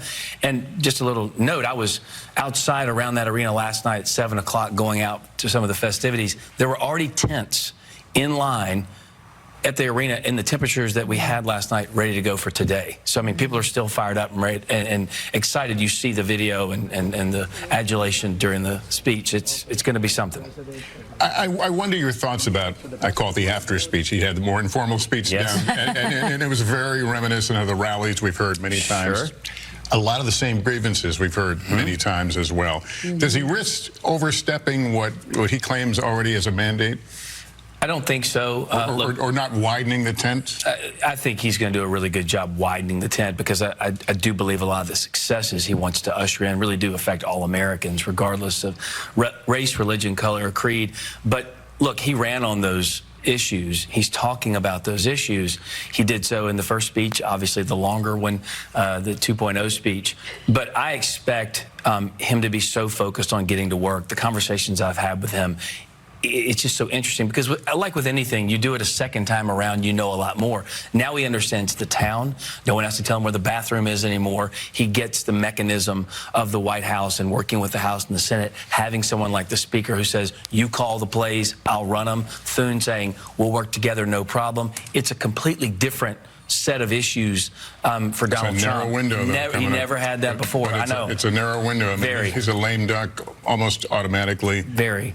And, there'll be another Congress. Hogan, going back to the border, one of the big pieces of legislation certainly they're going to tackle first is going to be about this mass deportation plan. The president himself has said it's complicated, it's really expensive. And as you just said, the margin in the House is very narrow. How do you think the president how quickly will he be able to get this passed? Well, as you guys have reported, there are two versions here. We're either going to do a 2-bill strategy or a 1-bill strategy. Right now, Donald Trump likes the one big beautiful bill, as we know. But the House side, I think he'd take either if it gets it done. I think he probably would too. But also, the political reality that exists at the House is if you have warring factions, especially on taxes with the Freedom Caucus and the Salt Caucus, Main Street, et cetera, you have to have something to bring them to the table. So Donald Trump understands if I put something like the border bill in there, a package to secure our border, it will bring factions that typically wouldn't talk on those issues to the table.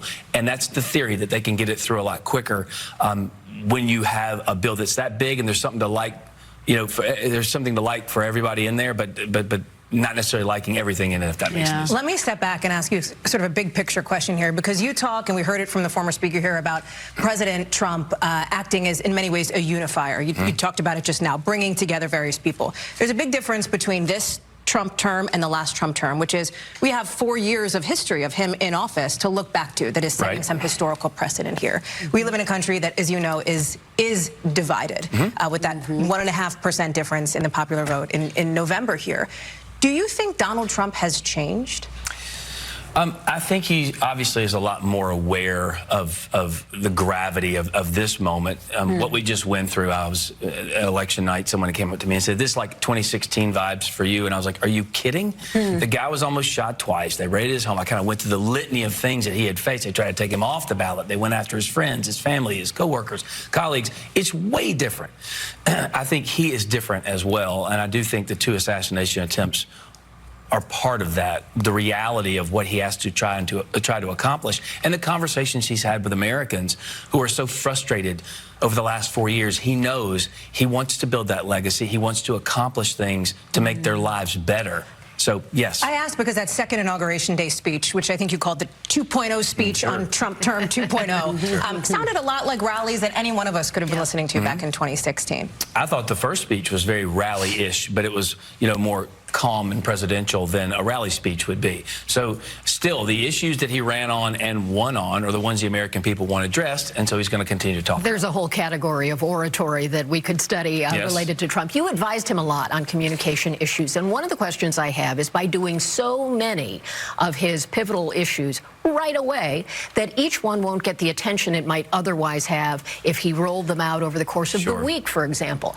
Do you think he is just trying to claim quick wins, or do you think that he might lose something by congregating so much in one sort of early blast? As a comms person, a press person, I would love to have big win, and draw it out.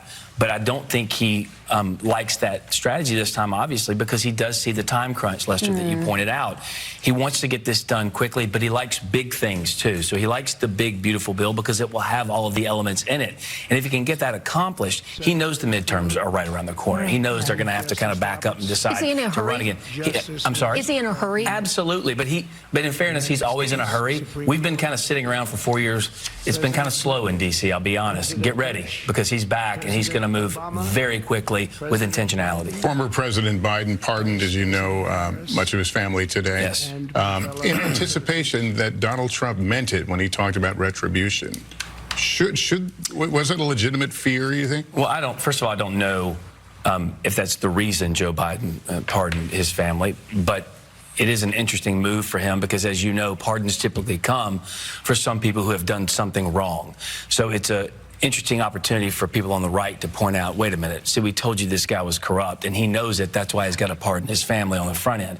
But Donald Trump wants to focus on winning for the American people. He said also that retribution would be winning. And so I think that's what his sole goal is going to be. There was so much focus when he picked J.D. Vance about whether he would be able to energize the right group of voters to get President Trump over the finish line. And now here they are.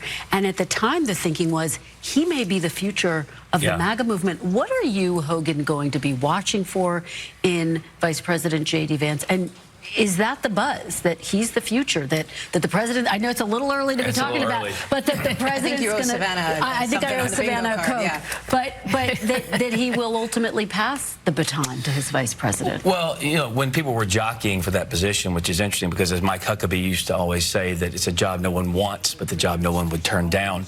And he ended up going with J.D. Vance. A lot of people had some questions about that for many different reasons, and I think he was painted as a caricature for a long time of being this crazy weirdo person, and then that first debate rolled around and you realize, wait a minute, he's talking about his Meemaw and drug addiction and, you know, Appalachia, and you're like, wait a minute, he's an all right guy. I think it gave a lot of people permission to kind of revisit Trump even too. So I think he helped so much.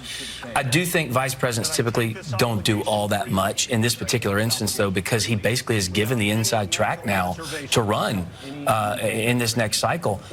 Toward the end of this term, you may see J.D. doing a lot more things. Bringing it to the sort of here and now. And let me just also note, I pulled up that press release, the statement from President Biden saying on the pardon issue, just to put a pin on that, saying even when individuals have done nothing wrong and will ultimately be exonerated, the mere fact of being investigated or prosecuted can irreparably damage their reputations and finances. Just to answer that question for folks about the rationale from former President Biden here. When you work across now all the branches, the executive branch, the legislative branch, in various capacities. Can you talk a bit, and I don't want to get into the weeds here, but about the relationship between Donald Trump and Speaker Johnson and Senator Thune? Because these are different. Again, Lester has talked about the comparisons to 8 years ago that naturally come up at a moment like this. This is not 8 years ago. John Thune is not Mitch McConnell, right? Talk through that and how you see that developing based on, I know, some of the inside track that you have in those conversations. And Mike Johnson's not Paul Ryan either. So this is going to be a very interesting move. Being in meetings with the two gentlemen as well, they are really focused on doing what the president wants them to do. That was not the case in the first term. In fact, we got a lot of pushback on building the wall, for example, and border security from our own members of the House. From our own party, absolutely. And so I think Donald Trump was taken aback by that at the time. I know his staff, we didn't quite get that. Now they understand, too, the time crunch. All these factors are coming together, and what you have in two men that are leading two separate bodies with different challenges they face politically, they know one thing, and Donald Trump is the president of the United States, and he makes the calls. The difference is when the Speaker of the House had the House, but they didn't have the Senate, it was in Democrat hands, or the White House, they get to wag the dog. Whatever they come out of the gate with early in the morning, that's the news of the day. But when Trump is in the White House, he makes the play call. I want to break away in a second. Elon Musk is speaking right now. Let's listen for a few. You know, there are elections that come and go. Some elections are, important, some are not. But this one, this one really mattered. And I just want to say thank you for making it happen. Thank you.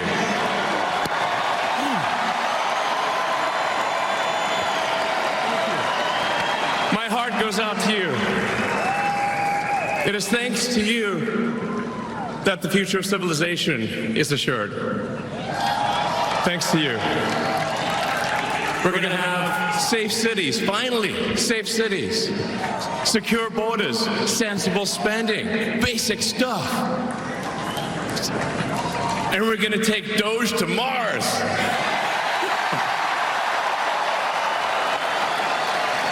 I mean, can you imagine how awesome it will be to have American astronauts plant the flag on another planet for the first time? Bam! Yeah! How inspiring would that be? You know, there's always problems in life. You know, there's this problem, solve that problem. But you know, there need to be things that inspire you. There need to be things that make you glad to wake up in the morning and say, I'm looking forward to the future. Yeah. And I love you guys.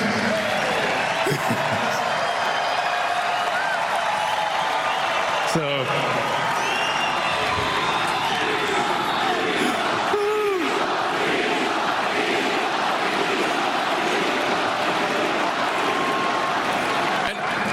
and let me tell you, I'm going to work my ass off for you guys. So, I really will.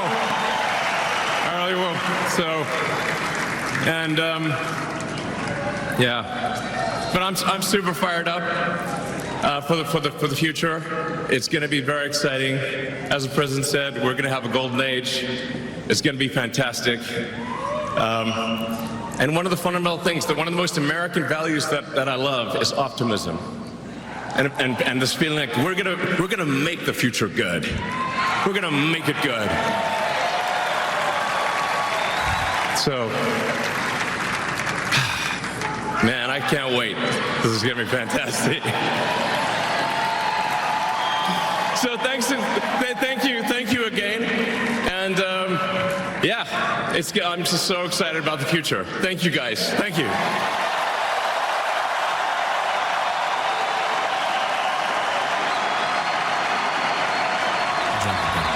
Elon Musk, one of the more curious figures of this past presidential campaign, and certainly emerging as a continued influence on Donald Trump, talking about the future of going to Mars and planting the U.S. flag, something the president noted today in his inaugural speech. So I'm joined again by Hogan Gidley. Hogan, talk about that relationship if you can for a second. It's obviously a real strong relationship, and as much as the media at this point have tried to kind of poke the bear a little bit and say, you know, is Elon the real president? Look, Elon's a big personality. Obviously, Trump is the president of the United States, and so I think moving and working together, especially with Doge and other things, you're going to hear a lot from Elon Musk. To be clear, so there's no, because we know that President Trump likes to be the one who's, let's say, on the cover of the magazine, right, and not be off to the side there. Sure. He's okay. He's totally cool with all the attention Musk has been getting in this new role? Listen, I've been down at Mar-a-Lago and seen them together. He seems to love it. It's striking that the world's richest man, and I'm struck seeing Musk again, and I have been when he's been on stage, he is devoting what may be one of his other most valuable resources, which is time, to this campaign and to this administration. Before you answer, I'm sorry to interrupt, but Kash Patel is speaking. I think what we're watching is the warm-up for the parade and rally that will follow here. But here's Kash Patel. And we just inaugurated J.D. Vance as our Vice President of the United States. And we did that because the American dream is alive and well, because you chose that our dream can be the dream for our children and the dream for our world. And we are at a crossroads here in America, but our future is bright because you had the courage to stand for your convictions. So I'm humbled here to talk to you about why I love the American dream. My story's pretty simple, it's unique, and some of you share in it. My parents were born and raised in East Africa. My father in the 1970s fled a genocidal dictatorship in Uganda, where he saw 300,000 of his countrymen murdered, where he saw what lawlessness would do if it was allowed to break through the system of constitutional justice. He fled, like so many others. He married my mother. They moved here. They waited in line. They stood in line because the American dream was worth standing in line for.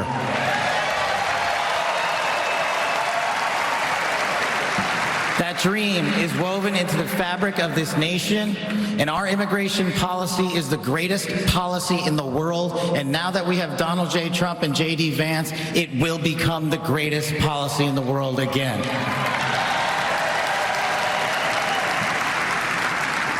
But dreams and hopes aren't enough, my friends. We got to get to work. And we got to accept the realities that too many of you know from your communities. President Trump launched in his first term priorities of national security, law enforcement, economy, and global diplomacy. But now we have to retread some of that. And I'd just like to go over a few of the things that our community has been living under these last few years.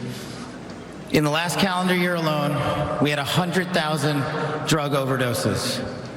In the last calendar year alone, we had over 100,000 rapes. In the last calendar year alone, we had 17,000 homicides. That is unacceptable in 2025 in the United States of America. That is why we need constitutional law and order. When I read the statistic that for the age group of 18 to 45, the #1 cause of death is CCP fentanyl. We are not prioritized to go after the threats that face this country, and most of all, that face our future generations. But thank God, we will be starting right now.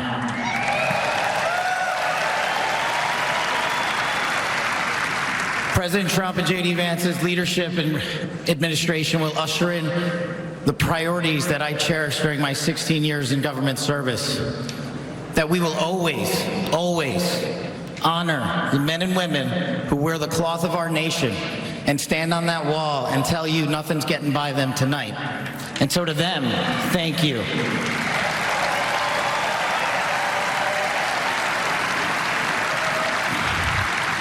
To our teachers and our frontline workers and our first responders, y'all choose to show up every single day for our children, for our communities, and we will now show up for you. Thank you for keeping us safe.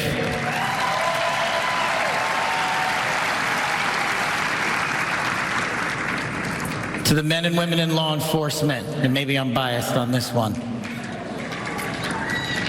Our police officers, our sheriffs, our federal agents are some of the greatest warriors that God has ever created. And we will put them first because they have our backs, and now we will have your backs.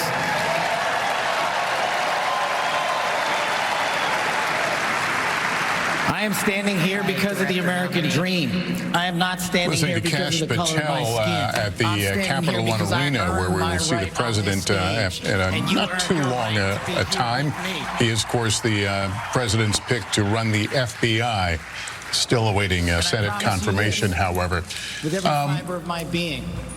We want to kind of set where we are right now as we just passed the 3 o'clock hour here on the East Coast. We want to go back to Tom Yamas inside the arena. Tom, what's happening down there? Below the rest of our needs. Well, you guys were just listening to Kash Patel. He's still speaking right now, and he just followed Elon Musk, who, as you saw, was sort of a living, breathing, happy face emoji when he took the stage here. The place has gone wild for Elon Musk and for Kash Patel as well. Every time Kash Patel would come on screen during the swearing-in ceremony, people would applaud him.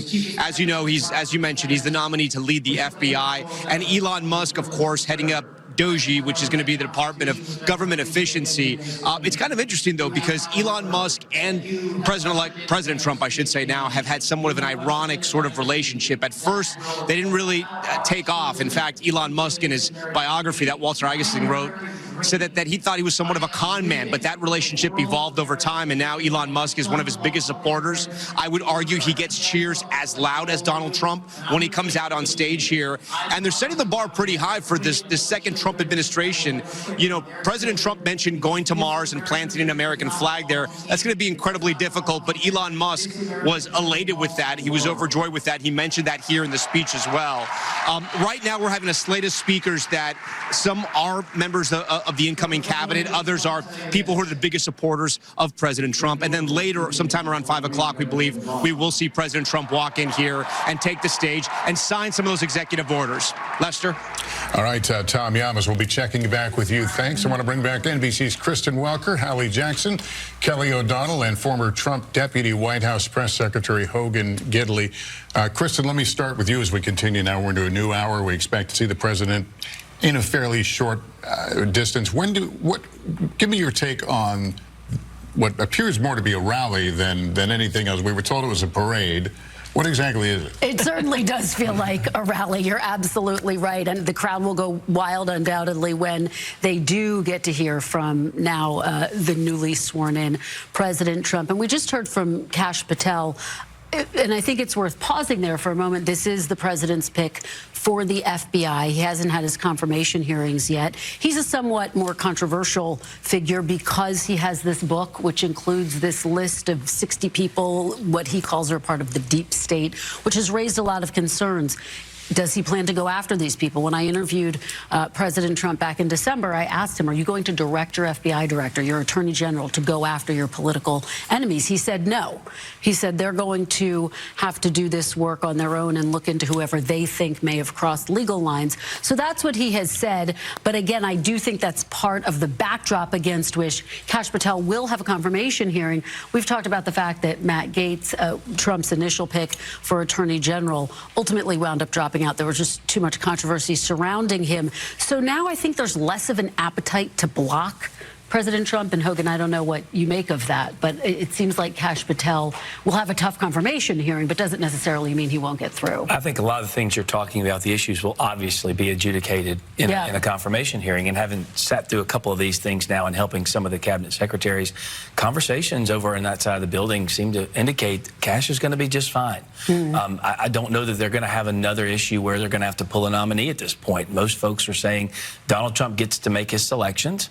He's the president of the United States, and a lot of the Republicans who cross the aisle, like the Lindsey Grahams of the world, who vote for a lot of the Democrat nominees, says, listen, I do this for you guys. And he's talking to Democrats and say, we need a few of you to come to our side here and at least vote for some of these folks. So we'll see what happens. Do longtime federal employees who work at the Bureau or work at other agencies that are in the law enforcement space, do they have a reason to be nervous about the kind of scrutiny they're going to get?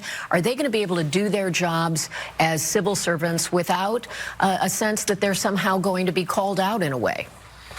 I don't think they're going to be called out unless they're doing something improper, unless they're doing something illegal. You know, we have a whole host of issues we've seen crop up during the Trump administration the first time, and I famously think of Peter Strzok and Lisa Page, who had this big plan to hurt and curtail Donald Trump in some form or fashion, and then they ended up getting paid millions of dollars for their work. It was a weird deal. So I think a lot of that kind of stuff is going to be, you know, at the fore if they can find people working against President Trump in some form or fashion, but I don't know how that's going to look. There is a through line here when it comes to this idea. If you're having an umbrella, pardon the analogy, but the umbrella would be this idea of political retribution. This is the concern that critics of Kash Patel have when it comes to his confirmation, and loyalty and what that means, because one of the things that critics are concerned about is this idea of an enemies list, is this idea of political revenge. And while it may be, as you say, questionable whether President Trump will direct his Department of Justice to go after his political enemies, I think there are those of his opponents who would say that he doesn't have to, even just by talking about it, even just by some of the conversations and the things he said, it is out there for people like Kash Patel to pursue. As you say, that will be adjudicated in these confirmation hearings, but there is a through line today when you look at those preemptive pardons that I think we've seen Republicans be extremely concerned about. This idea that now former President Biden preemptively pardoned members of his family, preemptively pardoned members of the January 6th Select Committee, others tied to the January 6th attacks. We're getting some new reaction, and now from one Democrat, Senator Peter Welch, who said that Joe Biden was in a damned if you do, damned if you don't position. He says it's distressing how the pardon system has gotten out of hand, but says given the threats made by President Trump, the pardons here are sadly understandable. Okay, but let's understand, Donald Trump was the actual target of Joe Biden, his administration, in so many ways. And so Donald Trump has also been clear that he's not going to get into this retribution situation at all. He wants to focus on winning for the American people, but he also is a victim, I think, of a weaponized federal government. He talked about it in his speech today, and it was an issue that I think he ran on and helped him win as well, because people don't like that. It's so odd. Government, as you know, is massive. The federal government has millions of employees across this country. Any coach that comes into a football team gets to hire the other assistant coaches and bring in the players they want. It's like only in the federal government do you get to get there, and then millions of people that don't like you or just going to wait it out are allowed to keep their jobs. I understand there are protections for some of those, but the fact of the matter is, if you're doing your job and you're performing in a way that's commiserate with you know, the duties that you're supposed to actually accomplish, you're fine. If you're doing something illegal, if you're doing something wrong, obviously that needs to be rooted out, and I think the American people stand by that too. All right, Hogan, good to have you on. Thanks for spending so much time with us. Thanks so much, guys. Appreciate it. All right, we want to go to bring in Florida Republican Congressman Byron McDonald. He joins us now from President Trump's Inauguration Day rally at Capital One Arena. Thank you so much for being with us. Give us your thoughts about what we may see and what it'll tell us about the next 4 years. Well, look, I think what you're going to see, and it's going to start on this stage behind me, the president's going to start some of the executive orders that he promised the American people he was going to sign. It's going to be first focused on getting our border under control, starting to deport people who are in our country illegally, who've committed heinous crimes, something the American people largely support, massive bipartisan support. Then it's going to move into making sure that the federal agencies are following the new directives coming from President Trump, while myself and my colleagues on Capitol Hill get to work on delivering his legislative agenda through both the House and the Senate. I mean, it's going to be several months of work, but President Trump is committed, his cabinet is committed, and so are the members of Congress. It's such a narrow majority for Republicans here. I mean, realistically, how much do you think you can get done in that first 100 days? A lot. Realistically, I think we could get a lot done, and the reason why is that our numbers in the House might be small in terms of margin, but the vision that we have seen talking to voters all across the country, their desire for secure borders, the desire to continue the Trump tax cuts, which is the best tax policy our nation's ever had, the desire to become energy dominant. It doesn't matter if you're in a marginal district or a super red district, it is the thing that unites all Republicans on Capitol Hill. So no matter the number of the margin, we are committed to to the same agenda, very different from whether you were going to go through repeal and replace of Obamacare. This is the Donald Trump agenda that the American people want, and members of Congress are going to deliver. Congressman Don Donalds, we've asked this question to several people today, but I'm curious, do you think that Donald Trump has changed in any way from the person we knew 4 years ago as president?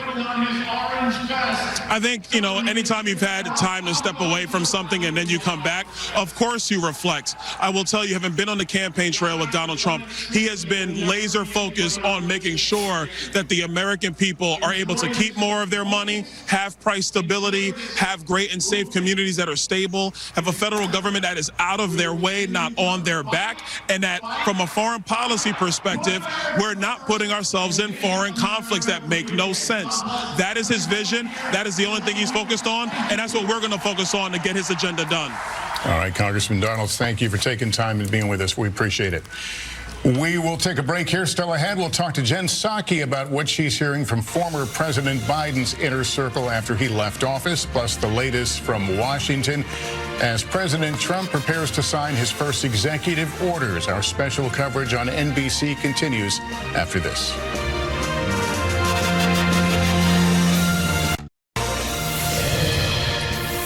Welcome back to our special coverage of the second inauguration of Donald Trump as the nation's 47th president. Right now, President Trump is at the inaugural luncheon before he appears with supporters to sign his first executive orders at the Capital One Arena. Meanwhile, President Biden has officially left Washington after his term of as president ended today.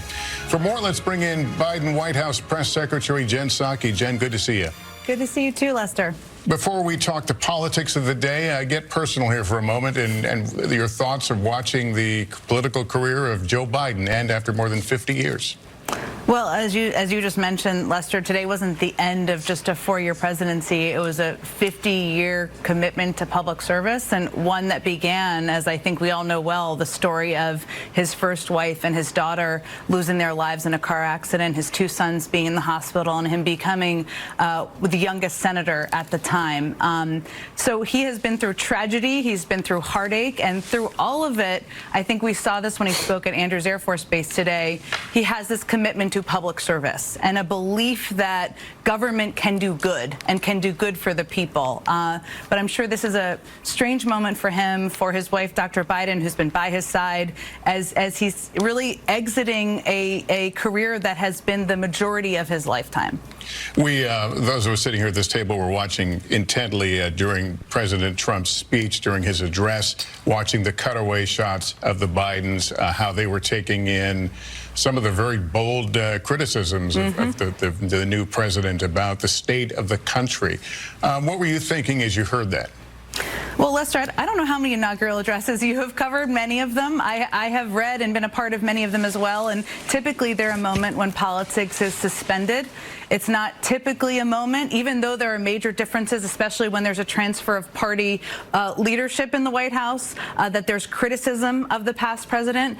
It usually is a moment of reflection on where the country is, where there's opportunity and where there are challenges. And I was thinking about the speech that Barack Obama gave. I was working for him at the time during the financial crisis in 2009. He obviously took over for George W. Bush. They had many disagreements. He won the primary, Barack Obama did, in part because he ran against Bush's involvement in the Iraq War, but they worked hand in hand during the financial crisis. Joe Biden's speech 4 years ago was about COVID, which was impacting the country no matter your political affiliation. So I was watching them. I was watching Vice President Harris. It was quite a political speech. It was also, in my view, a self-indulgent speech, and just there was a lot of self-references to Trump himself. I know from watching him that he felt it was very important to also return some of the traditions, riding in the car with President Trump on the way to the speech, having the tea that they had this morning. But there also was a backdrop behind the scenes, Lester, and all of you who are watching this. I mean, there was Joe Biden pardoned not only members of his own family, also members of the January 6th committee, and others this morning, or preemptively pardoned, I should say. And we'll see. But the day could end with the incoming president, the new president, pardoning people who participated in the insurrection. So returning to traditions. I was watching that, Joe Biden trying to keep that look on his face, but also knowledge that these are not normal times. And the bookends of January 6th and the attacks on our democracy, I'm sure, were on his mind as well. Jen, it's Hallie. And I just wanted to ask, too, one of the things that we were struck by at the table here was the goodbye with President Biden, former President Biden, and now former First Lady Jill Biden before they got onto, as Kelly has informed us, Nighthawk 46, not Marine 1. Kelly would know. She knows would. all. Exactly. And that warm hug between Jill Biden, you're seeing them here, and former Vice President Kamala Harris. After so much, we know that Jill Biden has been a fierce defender of her husband's, even at a time when a lot of the Democratic Party, as you well know, thought that he should be stepping out of the race, which of course he ultimately did. So where does the Democratic Party go from here? How do they try to come together? What do they do, 3.5 years from now, if we're looking ahead to 2028 already? Hallie, it's such a good question, and I think it's going to be one of the most interesting things to follow and watch and cover. I mean, first of all, the Democrats control nothing. They don't have the White House, they don't have the House, they don't have the Senate, and they don't have the Supreme Court, which I know is different, but I think that's an accurate statement. And that's a moment of reflection. What just happened, what went wrong, and where do we go from here? Now, an absence of leadership, there's no clear leader of the Democratic Party right now, means there is someone will emerge, and we will see. There are a number of governors who have been on the sidelines more. Maybe one of them will emerge, maybe somebody we've never heard of. So there's that in terms of political leadership and who will be seen in that way. I would also say, and Kristen, who I know sitting at your table, had Leader Jeffries on yesterday on Meet the Press, and I've been struck by how disciplined, I'm sure to the frustration of Kristen and others who are excellent interviewers, when they talk to him, he has been. And here's why I think. His view and the view of a number of Democrats in Congress is that they have to pick their battles. They cannot take every bait, every piece that they disagree with or they feel outraged by that Trump or any of the Republicans may be doing. And that means being consistent about talking about their impact on working people. That's something that clearly, whether it wasn't the policy issues in their view, but it was certainly a messaging issue in the lead up to the election. And you see that discipline from him. So now the question is, what are those battles? Which battles are you going to pick? It won't be every one. And I don't know that we know the answer to that quite yet, but we may know in the coming days, because as you all know, we've been talking about what's going to happen in the Trump administration. Now he is president. So we will see over the coming hours and days what it looks like. All right, Jen Psaki, good to see you. Thanks so much. Good to see you too. NBC News White House correspondent Yamiche Sindor joins us now. She's been covering President Trump's planned executive orders, including actions rolling back DEI policies. Yamiche, tell us about it. Well, good afternoon, Lester. I've been talking to a number of legal experts related to the executive orders on DEI, which of course is diversity, equity, and inclusion, as well as gender identity. The Trump administration and the President Trump are planning to sign an executive order where they would be saying that there are two biological sexes, male and female, and to that end, they would be rolling back any sort of gender issues or any sort of gender things that are talking about anything that's non-binary or anything that is not specifically male or female. And to that part, I've been talking to a legal expert who say there could be immediate impacts on that executive order, including in prisons, migrant shelters, as well as in spaces like rape shelters. That could mean that people that are transgender could be moved out of those spaces that they say align with their gender identity and instead moved into spaces that deal with their biological sex in the way that the Trump administration is seeing this. So we could see immediate impact on that. We also are hearing that the Trump administration is going to be changing the way that passports and federal documents are going to be used and utilized, and taking away those gender identity terms. In that regard, a legal expert told me that if you're someone who's transgender, who has a passport that maybe has gender X on it, they would caution you not to leave the country because you could literally be detained by border agents because you couldn't have your gender entered into the system if the Trump administration is no longer identifying it. So that means if you're someone who leaves the country, you could literally not be let back in until the State Department issued you a passport that said you were either male or female. So really need to look out for those immediate consequences. I've also been talking to people about these DEI programs, and one expert at the NAACP Legal Defense Fund told me that it's a big question what exact programs are going to be targeted, but they said to me that if it prohibits anything that deals with discrimination on race or gender, while they might see real legal challenges there, those could also be immediately implemented. And they expect, though, to have a lot of lawsuits related to that, but that even with the Trump administration, presidents have the ability to do what they want when it comes to dealing with the federal government's issuance of these programs. So definitely a big fights ahead, and also, though, immediate impacts that we expect, Lester. All right, Yamiche, thanks very much. Again, we're waiting for the president to appear at the Capital One Arena for, I guess this was the overflow. People who came to watch his swearing in earlier today. They have filled the arena. This will be a virtual, or not even a virtual, a parade, an indoor parade. And we expect to see some more signings, of executive orders there. Which brings me to our senior legal correspondent, Laura Jarrett. Laura, what kind of legal challenges could we see in response to some of the things like what Yamiche just described?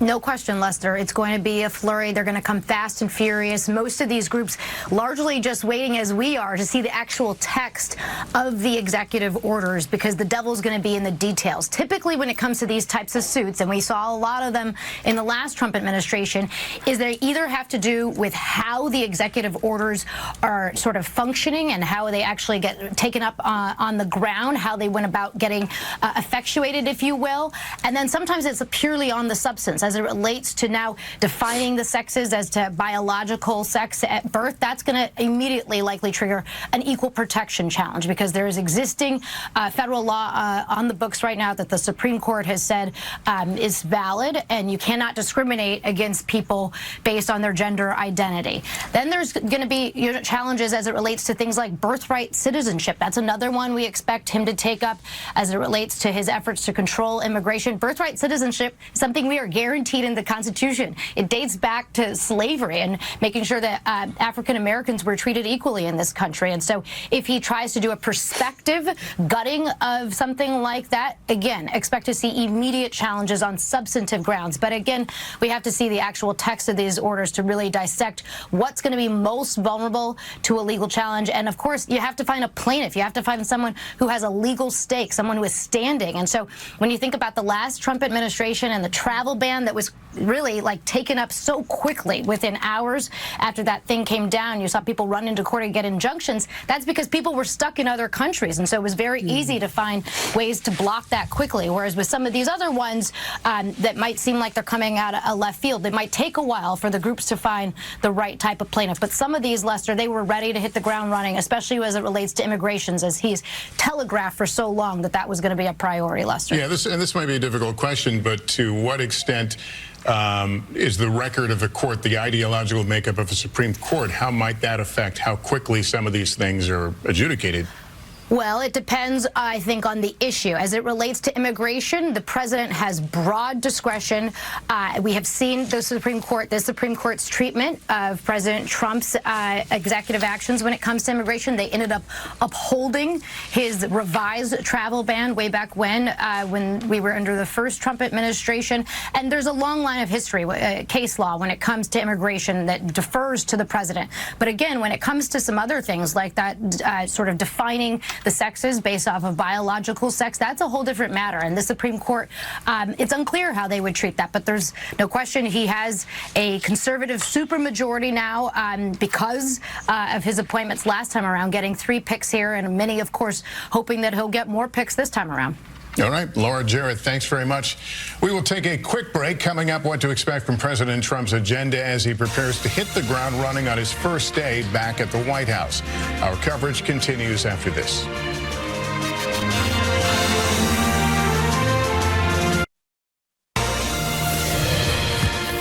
Welcome back to our special coverage of the second inauguration of Donald Trump. Soon, the president will leave today's inaugural luncheon and meet his supporters at the Capital One Arena. We already saw Elon Musk speak there earlier, just one of the many tech titans we saw today. Let's bring in NBC News correspondent Savannah Sellers to talk about all this. Savannah, good day.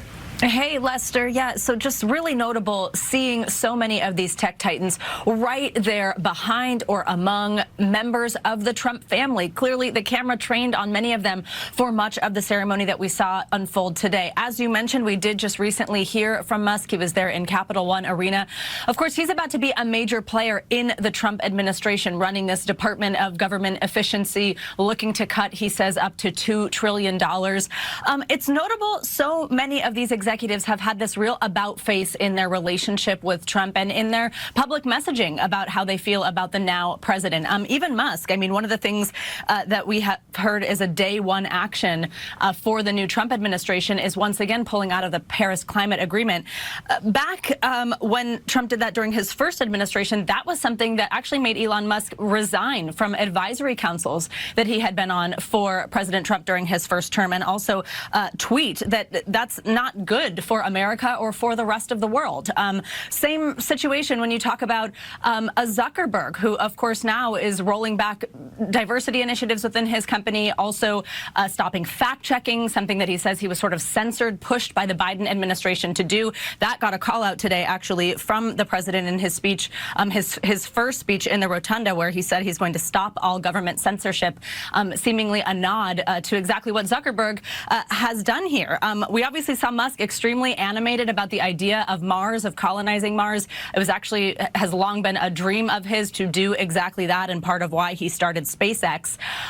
It's so interesting to see some of these tech titans and their relationships with each other. You have SpaceX right in the room. You also have Jeff Bezos and Blue Origin. There's been this kind of bromance going on between the two of them on X. They've kind of previously had a little bit of this rivalry going now, you know, using memes from Step Brothers saying, did we just become best friends on the same day that both of these men launched rockets, and congratulating each other. Also with Musk, Bezos, and Zuckerberg in the room, you have the three richest men there on the stage, again, right among family members. Also on stage, notably, Shou Chu, the CEO of TikTok. We are waiting to see if President Trump is going to sign an executive order, concerning TikTok. He has said that could happen as soon as today.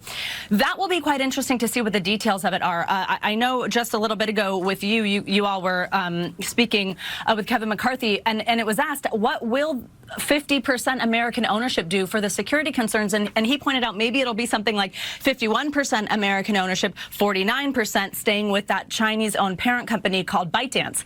That's just simply, though, not what the president has said in writing, in something he posted on Truth Social, or last night during his rally when he said, I want 50-50 ownership here, American and ByteDance. If it is 51-49, you know, that's obviously notable to have that controlling interest in what that's ultimately going to do. Also notable that it's one of the first sort of dealings with China of his administration will be the TikTok deal. Lester? All right, Savannah, thanks very much. I want to bring in Walter Isaacson. He is a history professor at Tulane University who has written a biography about Elon Musk. Walter, thanks for joining us.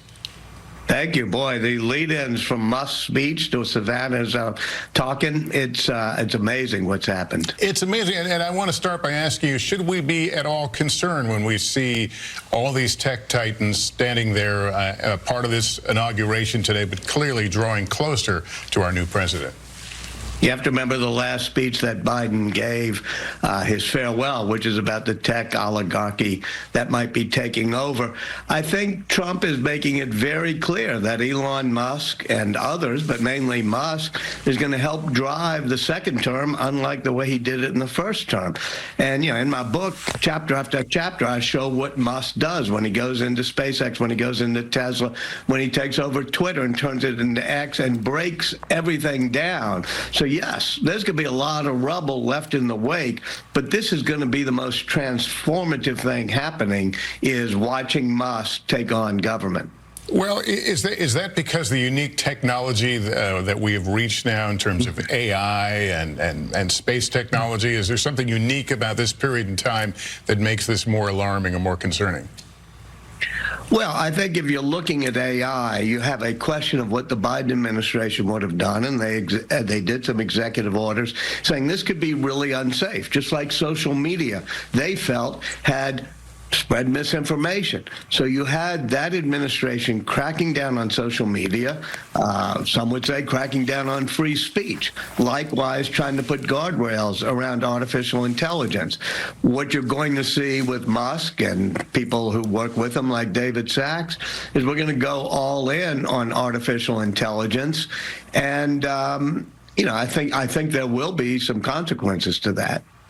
Mr. Isaacson, it's Hallie Jackson here. I wonder how you see and reflect on the potential for conflicts of interest with Musk, with some of these other tech titans, as they have been dubbed here, considering that their businesses, their companies, in some cases have business with the U.S. government. Regulatory policies that the Trump administration may put in place could affect their businesses as well. Absolutely. And this is something that's going to happen in the Trump administration, whether it's Trump launching a meme coin or his family buying a hotel in Washington or looking at these tech bros going into government. There will be conflicts of interest. And I do think that we've had a whole lot of guardrails and regulations on that. Probably some of them in ways that were just clogged up government too much. You're now going to see it go the other way. I happen to think that Musk is not going into government so he can get more, say, EV subsidies for Tesla, because as you saw, Trump doesn't even want electric vehicle subsidies. But he's doing it because he's, you know, at the very beginning of the book, we talk about him in a superhero cape, having read the comic books as a lonely kid in the bookstore. He now wants to put on his superhero cape and try to, as Trump was saying, change the trajectory of this country. And Mr. Isaacson, it's Kristen Welker. There's been so much discussion about the relationship between President Trump and Elon Musk, and he's even been referred to as the second president. How do you see their relationship playing out? It's been pretty amazing. You know, you certainly remember that Steve Bannon a few weeks ago, who's part of the other wing of the MAGA populists, the one that's sort of against the tech oligarchy, saying that by Inauguration Day, he was going to make sure that Elon Musk wasn't involved. And you have this split in the populist world. Certainly, you didn't see Steve Bannon today, but you saw Elon Musk sitting there in front of the Secretary of Commerce, in front of the, you know, the cabinet. And so I think for the next year, they both need each other. They're both on each other's wavelength. And I think you need to look at the playbook that Musk has done for the past 20 years, because he's really hell-bent on implementing it now in government. All right. Walter Isaacson, thanks so much for your time. It's good to talk to you. Good to talk to you again, Lester. And as we wait for President Trump, let's go back to Tom Yamas at Capital One Arena. That's where the president's supporters are gathering before he appears there a bit later on. Hey, Lester, a little bit of a lull right now. We've had speaker after speaker for the last 2 hours, and it's been sort of a hold right now. You wonder about all the supporters that came out here. They waited in the freezing temperatures for hours. They're probably waiting 10 hours inside to hear President Trump speak. But then I was thinking about, and a lot of these people have been waiting 4 years for this moment to happen again, so a few more hours is not too bad for them. We are waiting on two of maybe the most important speakers of the night because they may give us the most news. One of them, border czar Tom Homan, who possibly may speak, and then also the Middle East envoy Steve Witkoff as well. They initially were on the sort of the dais, if you will, to speak, but we have not heard from them yet. Witkoff obviously would be very interesting because of what just happened in Israel. He was a key negotiator, even Biden administration officials giving him some credit for getting the hostage ceasefire deal done. It'd be interesting to see what he has to say and what his vision is for the future, right? Because there's still so many more hostages still being held right now, and the ceasefire really has to hold for several weeks, if not months. And then, of course, anything on the border, and we expect President Trump to sign some of those executive orders here behind us at some point. On the border, what's going to happen, the declaration of a national emergency at the border, and President Trump essentially trying to shut down the border when it comes to asylum claims and also illegal immigration. So we're waiting on all of that. The lights just came down a little bit. Oh, actually, no. There's the wave going on right now. I don't know if you guys have a crowd camera, but the people are growing a little restless or having a little fun, depending on how you want to look at it. But the wave is now happening inside the Capital One Arena. So that's where we are as we await President Trump and the Vice President to show up here. We think within an hour or less, maybe. Guys, back to you. Tom, thanks very much. A big crowd there, as he said, waiting into the cold to be there today. We saw, even where we are here in Washington, D.C., saw people on the streets here around the time the president was being sworn in to just feel to be part of something. All the outdoor activities had been canceled or moved indoors, but still a lot of people coming to feel the moment and to celebrate the election and the swearing in of Donald Trump. We'll take a break. When we come back, we'll go back inside Capital One Arena, where the president will be arriving shortly as he prepares to sign some of the first actions of his term back in the White House. Our special coverage continues after this.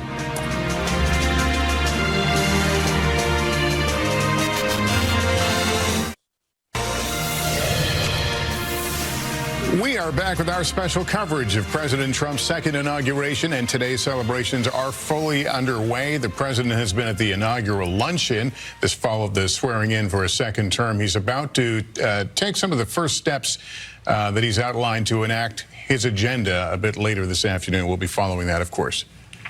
Let's bring back Kelly O'Donnell, Kristen Welker, and Hallie Jackson. Kelly, walk us through what we're about to see. It's such a day of the formal ceremony mixed in with the political realities of now the Trump administration. So we will be seeing this luncheon, which is part of the nicety, the chance to have the relationships. They're in the statuary hall. There will be a presentation of some gifts.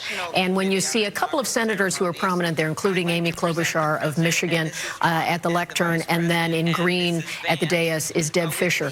They have the leadership of a committee that on most days doesn't sound all that exciting, the Rules Committee. But the best benefit is that they get to run all the ceremonies of the inauguration, and she's describing the gifts that they're presenting right now. And one of the things that strikes me is just how many images of bipartisanship we've seen throughout the day. We really can't take that for granted.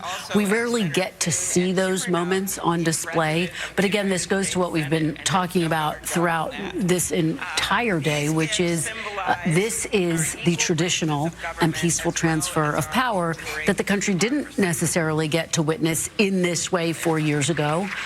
Kristen, I just heard her saying these gifts represent our equal branches of government. And I suspect President Trump is thinking, I think the executive is dominant in his mind. So I think she's trying to assert how Congress really does have a huge role to play. A nudge, a reminder. Yeah, a little nudge. And because I know we all love inaugural trivia, I will just say that since 1989, it's been Lennox that has provided the crystal that has become a tradition at these. Last time around, it was Donald Trump and Mike Pence that got Lennox bowls. It looks like those are the vases. Hurricane lamps have also been given away as well. And actually, the first time around, the glass was sourced from Slovenia, which is, of course, the home of now First Lady, again, Melania Trump. So this is part of the, as you've been talking about, Kelly, the tradition, the process, the ritual that is so imbued inside these. So you know what I'm hung up on is the moving in, the process of once they left the White House today for their day, this incredible staff comes in and transforms. 90+ people who have about 5 hours to get this done. And we're not talking like you or I would move, Lester or Kelly. The boxes are unpacked. The clothes are hung. The shampoo is in the shower. The toothbrushes They're probably watching on a TV. We got to get it done. They're almost done. And in fact, this delay today is actually, I've been thinking about those teams because it's buying them some time. Some of the moving out had been starting in recent days. We could see evidence of that around the White House. But the moving in is the harder part. They have it all established and set with a very specific order of what's moving in. And when they go into their closet tonight, it's all there. I think it's worth noting it's more than a logistical feat. It's an emotional one as well, because basically when a first family moves into the White House, they become a part of the family, of the staff there. And quite often, when there is a goodbye, it's a teary one on both sides. And so you have these staffers who are working through those emotions to welcome in the new first family. In this case, they're quite familiar with this first family because, of course, so many of the people there will be quite familiar and will have worked with the Trumps before. And you talk about goodbyes, Kristen. You also heard former President Biden say welcome home to Donald Trump as he walked up to those stairs. And that's what this is for the Trumps coming in to what will be their home for the next 4 years. It's just like any other 55,000 square foot house. Yeah, exactly. Well, you know, 6 stories. There's some great stories that come out of this here. Like back in 1989, the story goes that the grandchildren of former President Bush showed up early. They were sort of out there. They were not really interested in being out in the cold any longer. They came in early. The move was not prepared, so the chief usher took them down to the florist office, for example. That floor, and they built bouquets. Jenna Bush later had that florist at her wedding. So you build these relationships. Well, let's listen into this ceremony. Store in the state of South Dakota, Senate Majority Leader John Thune to give the toast for the president.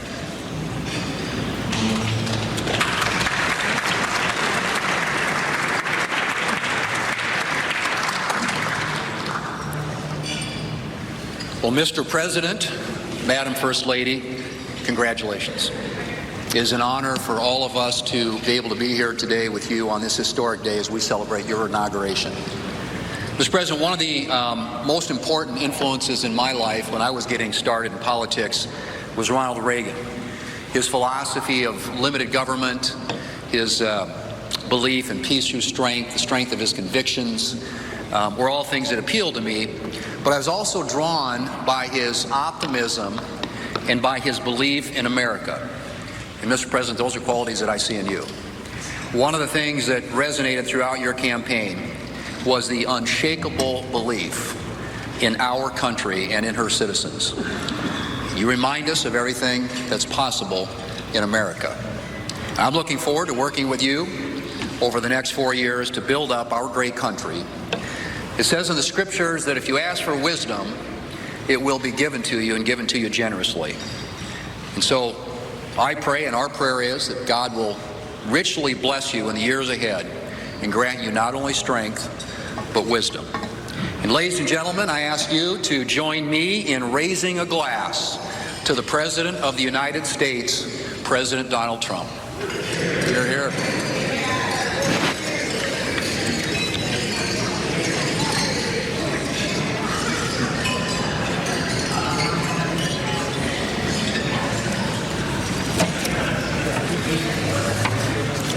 So, this has been a long day with many other things ahead for so many of you. But I want to thank you for attending the 60th inaugural ceremonies. And as we close, we ask that you pick up a gift. All of our guests are going to get a set of commemorative glasses in embossed leather featuring the Great Seal of the United States, which Senator Fisher and I selected together, and maybe Senator McConnell added some bourbon from Kentucky. Just saying. It is now my privilege to conclude this luncheon by asking Margaret Kibben, the chaplain for the House of Representatives, to deliver the benediction. Thank you. And we know we love this eagle podium. It's pretty good, Mr. President. Ladies and gentlemen, please rise for the benediction.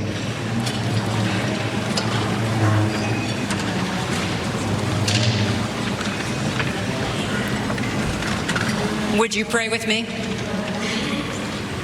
Holy and merciful God, having witnessed another successful moment in the experiment that you have entrusted into the hands of the American people, we pray your blessing on our 47th President of these United States, Donald J. Trump, and Vice President James D. Vance. Ensure that this mantle of singular responsibility that you have laid upon our President's shoulders remains secure in your will and safeguarded in your keeping. Uphold him as he preserves, protects, and defends the Constitution to the best of his abilities, relying on your divine help. God of power and might, grace and mercy, grant that your spirit of counsel has access to the President's heart to search it, to his mind to examine it, to his will to test it, that his faithfulness would bear witness to your truth. Surround him with angels and advisors who will serve as your agents to guide and guard him. Caution and encourage him to remain upright and blameless in your sight. Buckle the belt of truth around his waist. Place the breastplate of righteousness over his heart. Fit his feet with readiness, that your gospel of wisdom and justice will shine forth throughout President Trump's administration. We offer this prayer to the one whose voice we follow to guide all that we do and all that we hope for. Amen. Ladies and gentlemen, please be seated. Please remain at your seats as President Trump, Vice President Vance, the Joint Congressional Committee on Inaugural Ceremonies, and the official party depart National Statuary Hall.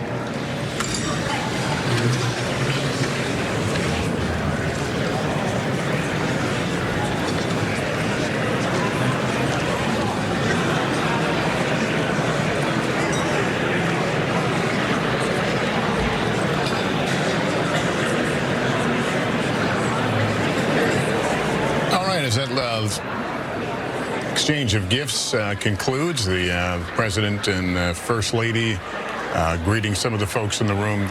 A moment of certainly unity and a part of the tradition of this day. Our chief White House correspondent, Peter Alexander, joins us now. And Peter, you've got some new reporting on changes at the White House that we were talking about here a few moments ago. Yeah, Lester, that's exactly right. I was just inside the West Wing only a matter of hours ago after Joe Biden departed the West Wing for the final time. Those photographs that are framed throughout the West Wing with images of some of his events and activities over the course of the last 4 years had been removed. The frame sat empty, and now, just moments ago, I was there again. You can see the photos have now been switched out with the new photos of the incoming president, both the 45th and 47th. I'll throw that up one more time as you see Donald Trump departing the stage. Look in the top left, perhaps you can see that photo from just a couple of days ago at the president's Virginia Golf Club. It shows how quickly they work to provide some of the most up-to-date photos as he prepares to arrive at the White House for the first time. A little bit of other color from behind closed doors as you see the president and First Lady, Speaker Mike Johnson, behind them, greeting some of the other dignitaries who have assembled today. Throughout the course of this day is the famed turnover, including the turnover of the Oval Office. Out go the trappings of the Biden presidency, the MLK bust, the RFK bust, many of the portraits that he had framed on the wall, and in come Donald Trump's selected items for his Oval Office. That includes, I am told, a rug, a sunburst image that was on the circular rug that Donald Trump had on his first term, first designed by Nancy Reagan for her husband, President Reagan, back in the day. That rug that Trump had during his first term has returned again. The rug that Joe Biden has used for 4 years has now been removed. Lester? All right, Peter Alexander, thanks for that update. Let's go back to Craig Melvin now. He's at Emancipation Hall. The swearing-in ceremony is over, of course, but there are celebrations still happening behind you, Craig. Lester, indeed they are. In fact, you probably, if you've been with us for a few hours, you probably don't recognize the room behind me. This is exactly where, right after the inauguration, President Trump came downstairs. He left the rotunda, came down here, and made those remarks to about 1,000 or so folks who've been gathered here.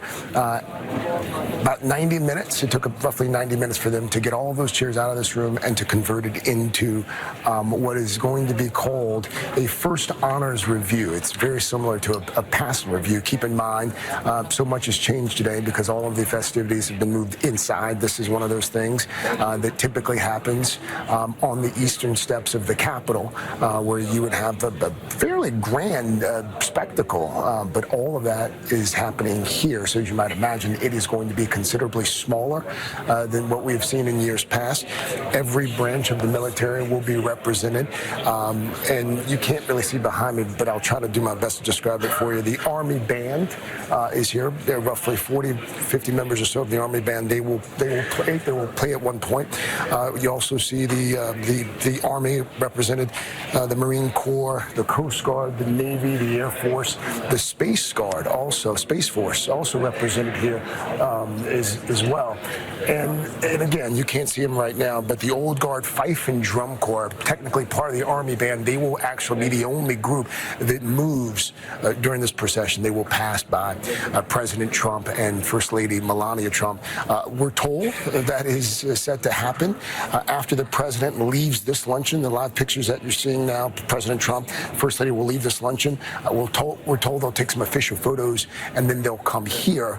The entire ceremony here will take roughly 15 minutes. After that 15 minutes, they'll load back in to the motorcade, and they'll head over to Capital One Arena. But as you can see right now, President Trump making his way from that luncheon. We can tell you, based on the TikTok we've been given so far, the ceremonies are running at least 30, 45 minutes behind. And it doesn't look like at this point they're eager to make up a whole lot of that time. But again, this will be his next stop once he leaves that luncheon, Lester. Well, it's good to be the president. You can add on a few minutes as necessary, but he is certainly taking his time and being gracious with folks as he leaves that room. One of the many places we've been watching today, and we should point out, I know you all know this by now, but of course, a lot of this was planned to be outdoors today. Right. Things move very quickly. Was that Thursday? I'm trying to remember. Thursday we found out it was... If Thursday or Friday morning, time is a flat circle, but right around there. Yeah, and how quickly they have moved and to create something, not a knockoff of the outdoor facility, but celebration, but something that honors the tradition. It's actually pretty incredible how quickly they moved all of these proceedings indoors, how challenging it was. There were lawmakers who were scrambling to make sure they could be inside the Capitol Rotunda to actually be able to witness this historic event. And by the way, Matt Carlucci, our producer, in my ear, Friday, because he's the guy that's been dealing with it in a big way. I spoke to then President-elect, now President Trump, on Saturday and asked him about this decision, and I asked him how challenging it was to make this decision, because he is someone who loves big spectacles, and he said it was a very hard decision to make. He very much wanted this to be outdoors, but he also pointed to the fact that these temperatures were frigid. There was a lot of concern about it potentially being dangerous, and so ultimately he thought that this was the right move. And of course, inside the Capitol, there is a lot of pomp and pageantry that unfolds. And let's just note that as we see President Trump there begin to depart the Capitol here, those senators don't yet get to go out to get ready for the balls later on tonight, the ones who will be attending. They have some business to take care of, and specifically, they are looking to vote several of the president's cabinet picks out of committee, notably among them Marco Rubio, selected for Secretary of State, John Ratcliffe, up for CIA Director, Kristi Noem, Homeland Security Secretary, and Pete Hegseth, Secretary of Defense. Now, just to say, voted out of committee. That is the first step in a process. It is not the last step. However, if the senators all decide today unanimously that they want to vote on one of the nominees, like, for example, perhaps Senator Marco Rubio, then they could do so. Every president since Bill Clinton has had at least one cabinet member who has been confirmed on Inauguration Day, every new president. So we are looking ahead to see about that. In the national security space. And so the names that you provided tell us that's where they want to start. We're going to take a short break and have more live coverage of President Trump's second inauguration right after this.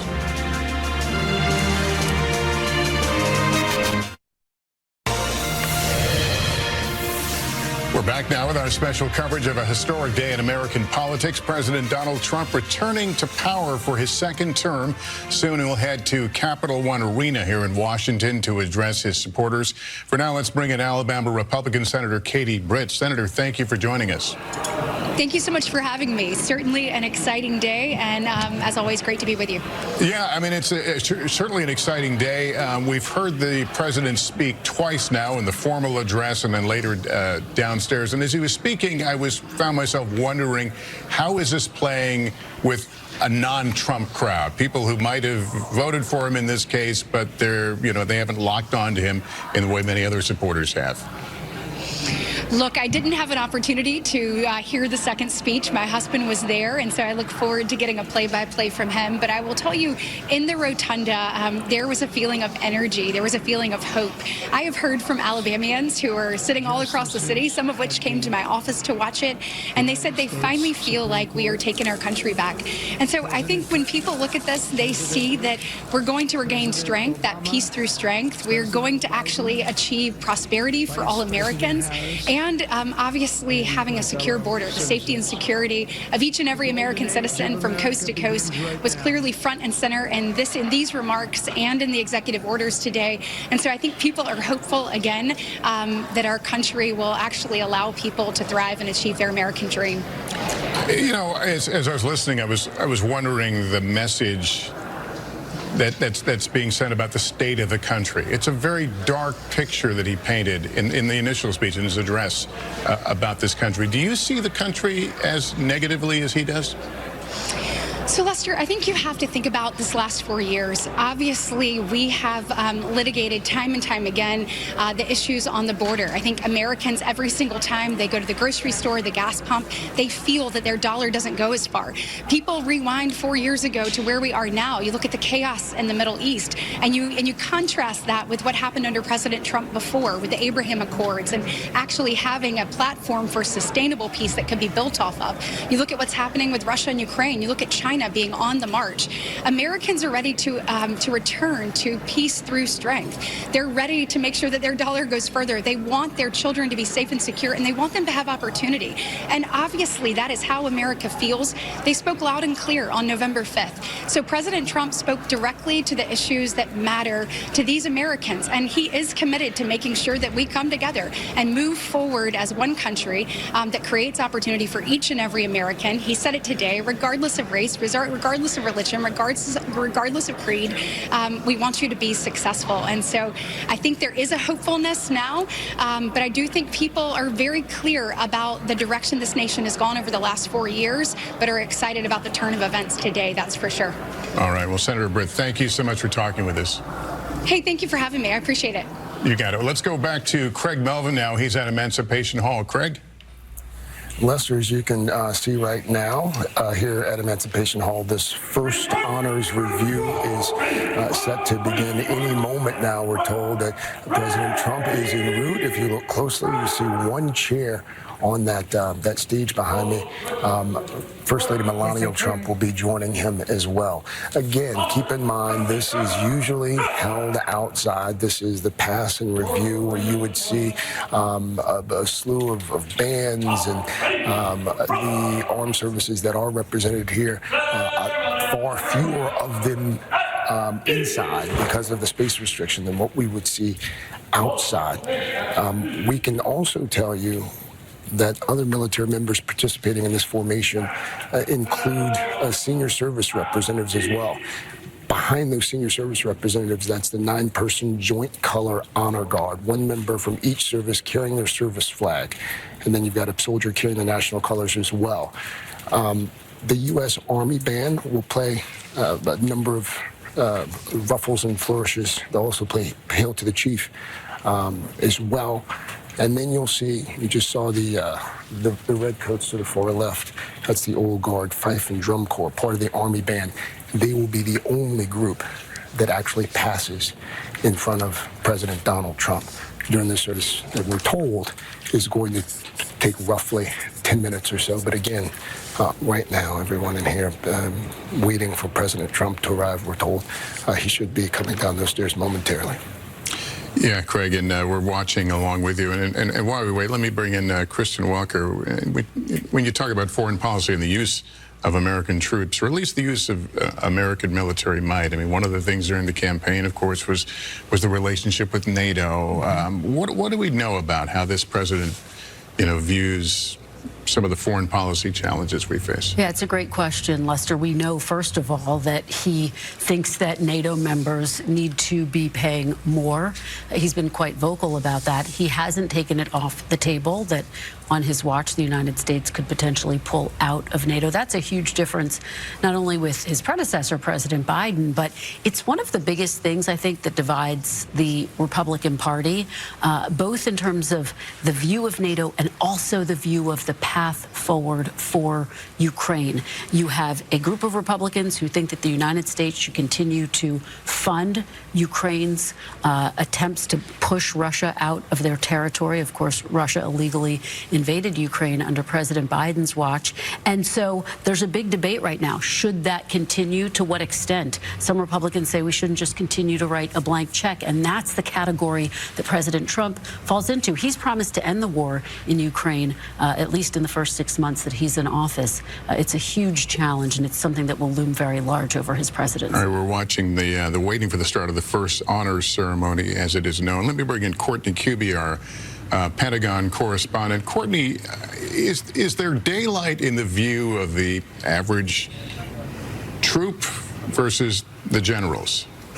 Yeah, Lester, I'm always reticent to look at the military as this monolithic organization, because it's definitely not. But I will say, in the 2 months or so since we first heard that Pete Hegseth was going to be the Secretary of Defense, so that at least the selection for now President Donald Trump to be Secretary of Defense, one thing that I have found to be pretty consistent is how different people view him as the potential nominee. And more senior people in the military have expressed some concern, particularly about some of his policy remarks. remarks and comments in the past, whereas what I have seen, and this is everywhere from social media, just talking to people, among sort of the younger enlisted, is there's a lot of excitement about having someone who, as he said in his confirmation, has a lot of dirt on his boots. He's deployed. He knows how much an artillery shell weighs. He talks about doing push-ups. He likes to work out.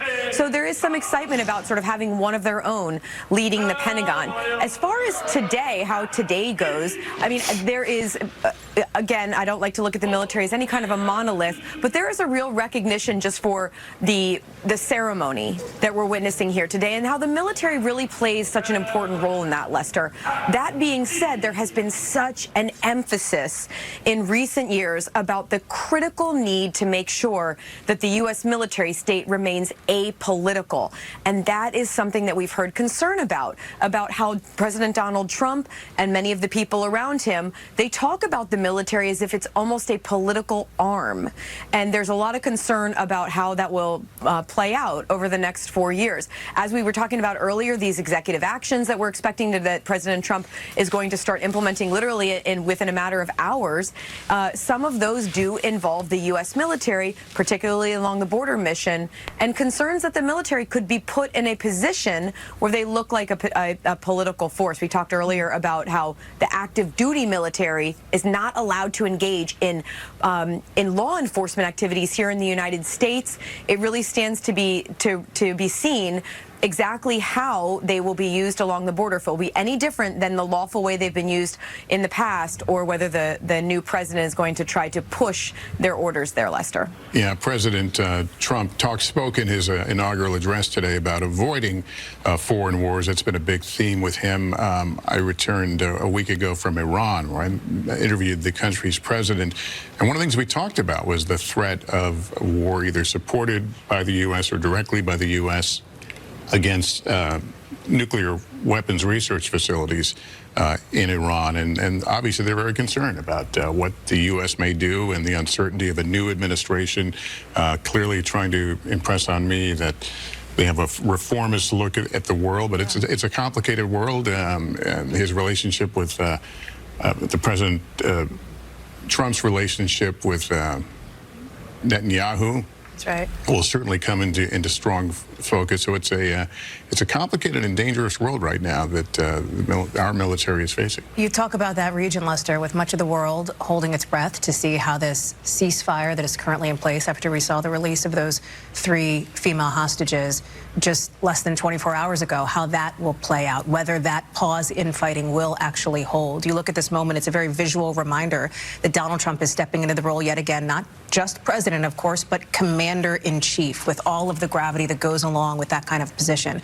I remember being reporting live in a special report with you, Lester, back in 2017. I think it was April, in the first strike of his first term that was against Syria at the time. And so there are moments where the president steps into that role, especially when you have these 2 huge conflicts happening in the world, in the Middle East, and then, of course, with that Russian invasion of Ukraine. I will say, Kristen made this point that President Trump said he would have that war settled even before he takes office. But you have heard some of his advisors now, including his potential next Secretary of State, Marco Rubio, try to urge some realism here, suggesting that everyone's got to be realistic, that there will have to be concessions made by the Russians, but also by the Ukrainians as well. In this very long day, this is the one part of the pageantry and the ceremony that is about being commander-in-chief. And when you see the stillness of this moment, it is so striking. We have not seen this before indoors like this.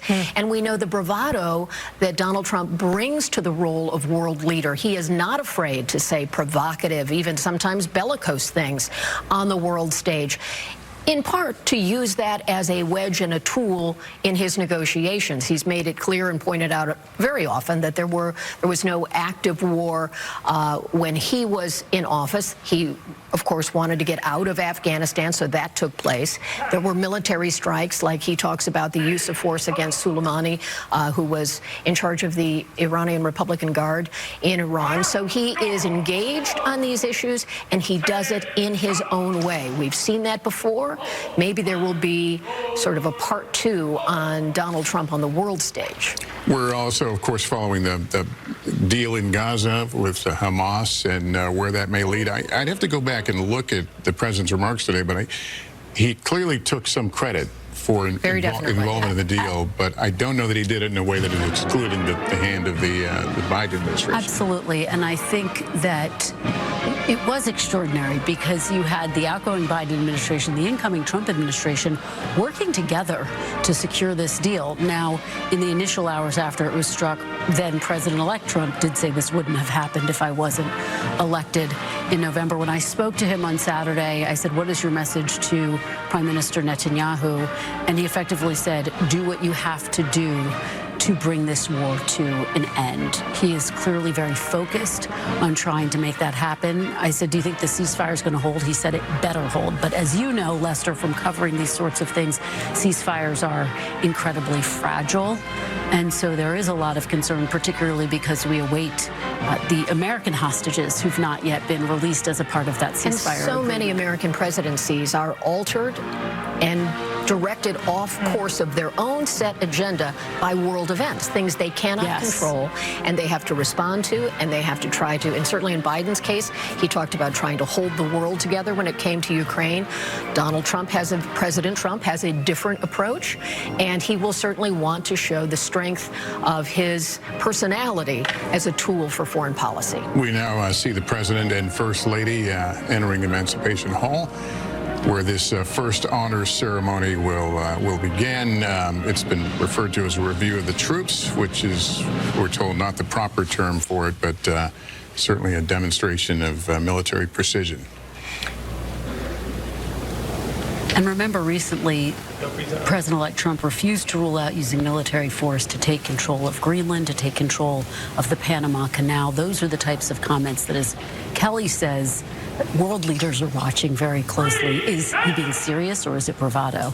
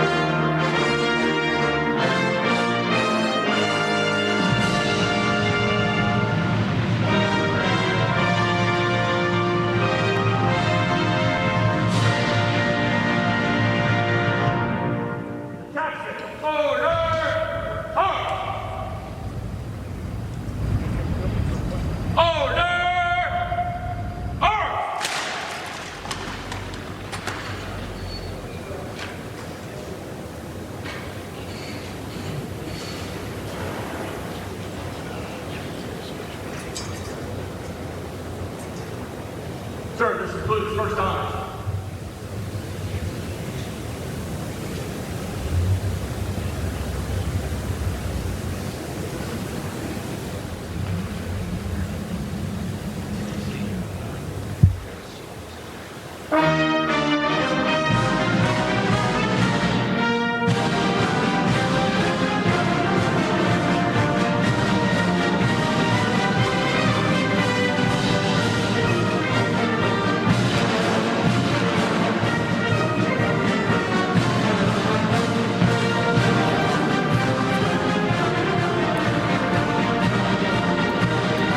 President Trump, First Lady Melania Trump, departing the first honors there, taking place in Emancipation Hall on the lower level of the Capitol Visitor Center, as the president prepares to head over to Capital One Arena, where the reconfigured parade will take place. Of course, it is so cold that what you just witnessed would typically happen on the east front of the Capitol outside, but obviously we are now just about 72 hours in to the shifting of the inaugural activities because of the cold weather here in Washington, D.C. President Trump with that solemn commander-in-chief moment, as we're joined here by Kristen Walker and Kelly O'Donnell. I am struck by something we saw in the pageantry of that review, and you'll remember this, both of you, Kristen and Hallie. President Trump in his first term had in the Oval Office those vertical flags representing the different branches as part of the decor of the Oval Office. It makes me think, because we know that work is underway right now, if he requested that again in the new configuration of his Oval Office, it's one of those signs that he really wanted to attach himself as Commander-in-Chief to representing each of the branches. And of course, Space Force came into being when he was in office the first time. And of course, there's so much focus right now on the military as we wait to see whether Pete Hegseth, his pick to lead the Department of Defense, will in fact be confirmed. He's had a very contentious confirmation hearing, but there is a robust push to try to get him across the finish line. And as we've said, one of Mr. Trump's picks has already not made it over the finish line. There's not a real appetite amongst Republicans to try to pull another nominee down, so we'll have to see how that unfolds. Our Craig Melvin is there at Emancipation Hall. We'll go to you now, Craig. Give us a sense of what it's been like in the room for these moments. As we listen to Stars and Stripes Forever here, Hallie, you know, and I think you guys alluded to it earlier, it really has been nothing short of remarkable what the inaugural committee has been able to pull off in the span of, I'd say, what, 72 hours, moving all of the events inside. Again, this is a past review typically is one of the largest parts of the inauguration, and instead of it happening on the eastern steps there, they've moved it all inside. We just saw President Trump walk by each of the service branches. The ceremony now is wrapping up, essentially. The President and the First Lady will make their way from here over to Capital One Arena. There'll be a rally there. And then, of course, tonight you've got 3 balls. So it's going to be a long first night for President Trump and the First Lady as well.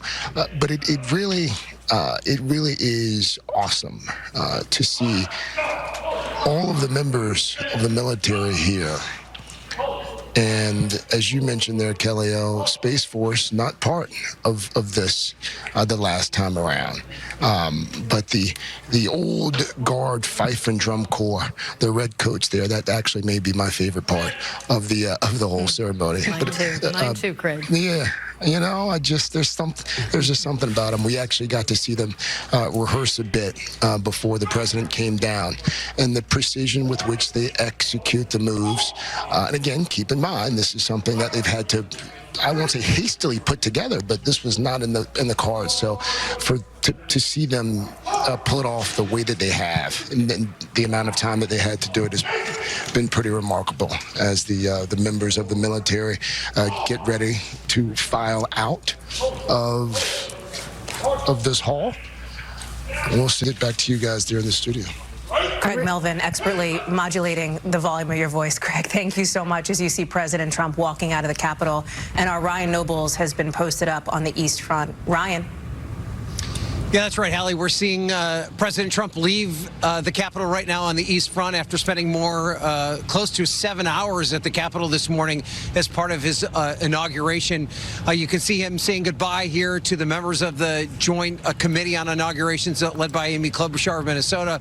Also, the Speaker of the House, Mike Johnson.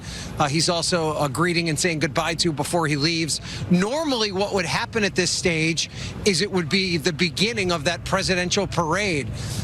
Where the motorcade would slowly make its way down Pennsylvania Avenue between here and the White House. And then, as a tradition that was started by the late Jimmy Carter, the president often would get out of the motorcade and make the walk, the final few steps to the White House. And then, of course, they would review the presidential parade from that viewing gallery that is set up on Pennsylvania Avenue outside of the White House. Obviously, everything has changed as a result of what has taken place in terms of the weather. So now everything moving over to Capital One Arena, which has been a party-like atmosphere all day, as Tom has been reporting on, that will only be led to a crescendo once the president arrives there. You see him saying goodbye to the Senate Majority Leader John Thune and his wife. Of course, Senate Majority Leader John Thune has a monumental task on his hands here to try and get the Trump agenda through a narrowly divided Senate over the next couple of months. He might only have one crack at getting something passed with only Republican votes, as they have that reconciliation process, which allows them to do it with only 51 votes. Everything after that will require 60 votes and Democratic support, which will not be easy for Donald Trump's agenda.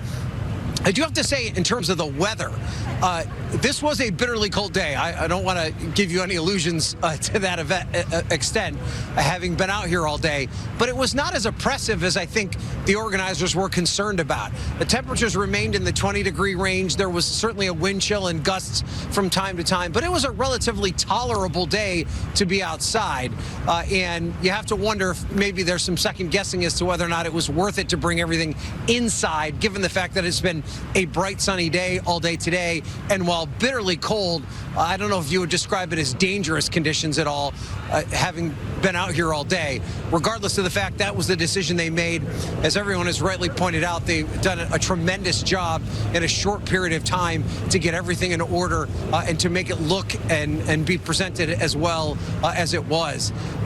There you see the president and the first lady in the Beast motorcade, as it's known, the Beast limousine, and it'll make its way down to Capital One Arena. This, of course, will be somewhat of a different route than it would be if they were just heading down Pennsylvania straight to the White House. Capital One Arena, a little bit more downtown. It's led to more road closures as a result of that in order to get the president there safely and get that process moving. After the president leaves here, the work begins on Capitol Hill. Both the House and Senate are in session today. They're expected to get to work right away on Trump's agenda. The number one thing that we could see take place later here today is Trump's first cabinet pick officially being confirmed in the form of Marco Rubio, the outgoing senator from Florida, who is set to become his Secretary of State. After that, the rest of the cabinet selections could be a bit more tough sledding for Trump. A number of them still need confirmation hearings, including Robert F. Kennedy Jr. for Health and Human Services Secretary and Tulsi Gabbard as his Director of National Intelligence. But Rubio is well liked among his Senate colleagues, both Republican and Democrat. In order for him to forego the committee vote and go directly to the floor, requires unanimous consent from all 100 senators. And it does seem likely that Rubio is going to get that opportunity later this evening. Now, there are others who it may take a little bit longer. John Ratcliffe, who's his pick for CIA director, he is thought to have been impressive to both Republicans and Democrats. He may not get 100 votes to become the next CIA director, but he likely will move to swift confirmation. Then we could see others like Pam Bondi at Attorney General. There could be Doug Collins, who's the Secretary pick for Veterans Affairs. All of them could be confirmed in short order. So now the president officially left the Capitol, off to Capital One Arena, and I'll send it back to you guys at the desk. Ryan Nobles, thank you. Capital One in downtown Washington, where this newly choreographed indoor parade will pick up in just minutes. Yes, undoubtedly the crowd there anticipating the arrival of the newly sworn-in president of the United States. We're going to take a quick break. Still ahead, we're live at Capital One Arena as President Trump prepares to address his supporters and sign some of his first executive orders. That's coming up right after a quick break. Stay with us.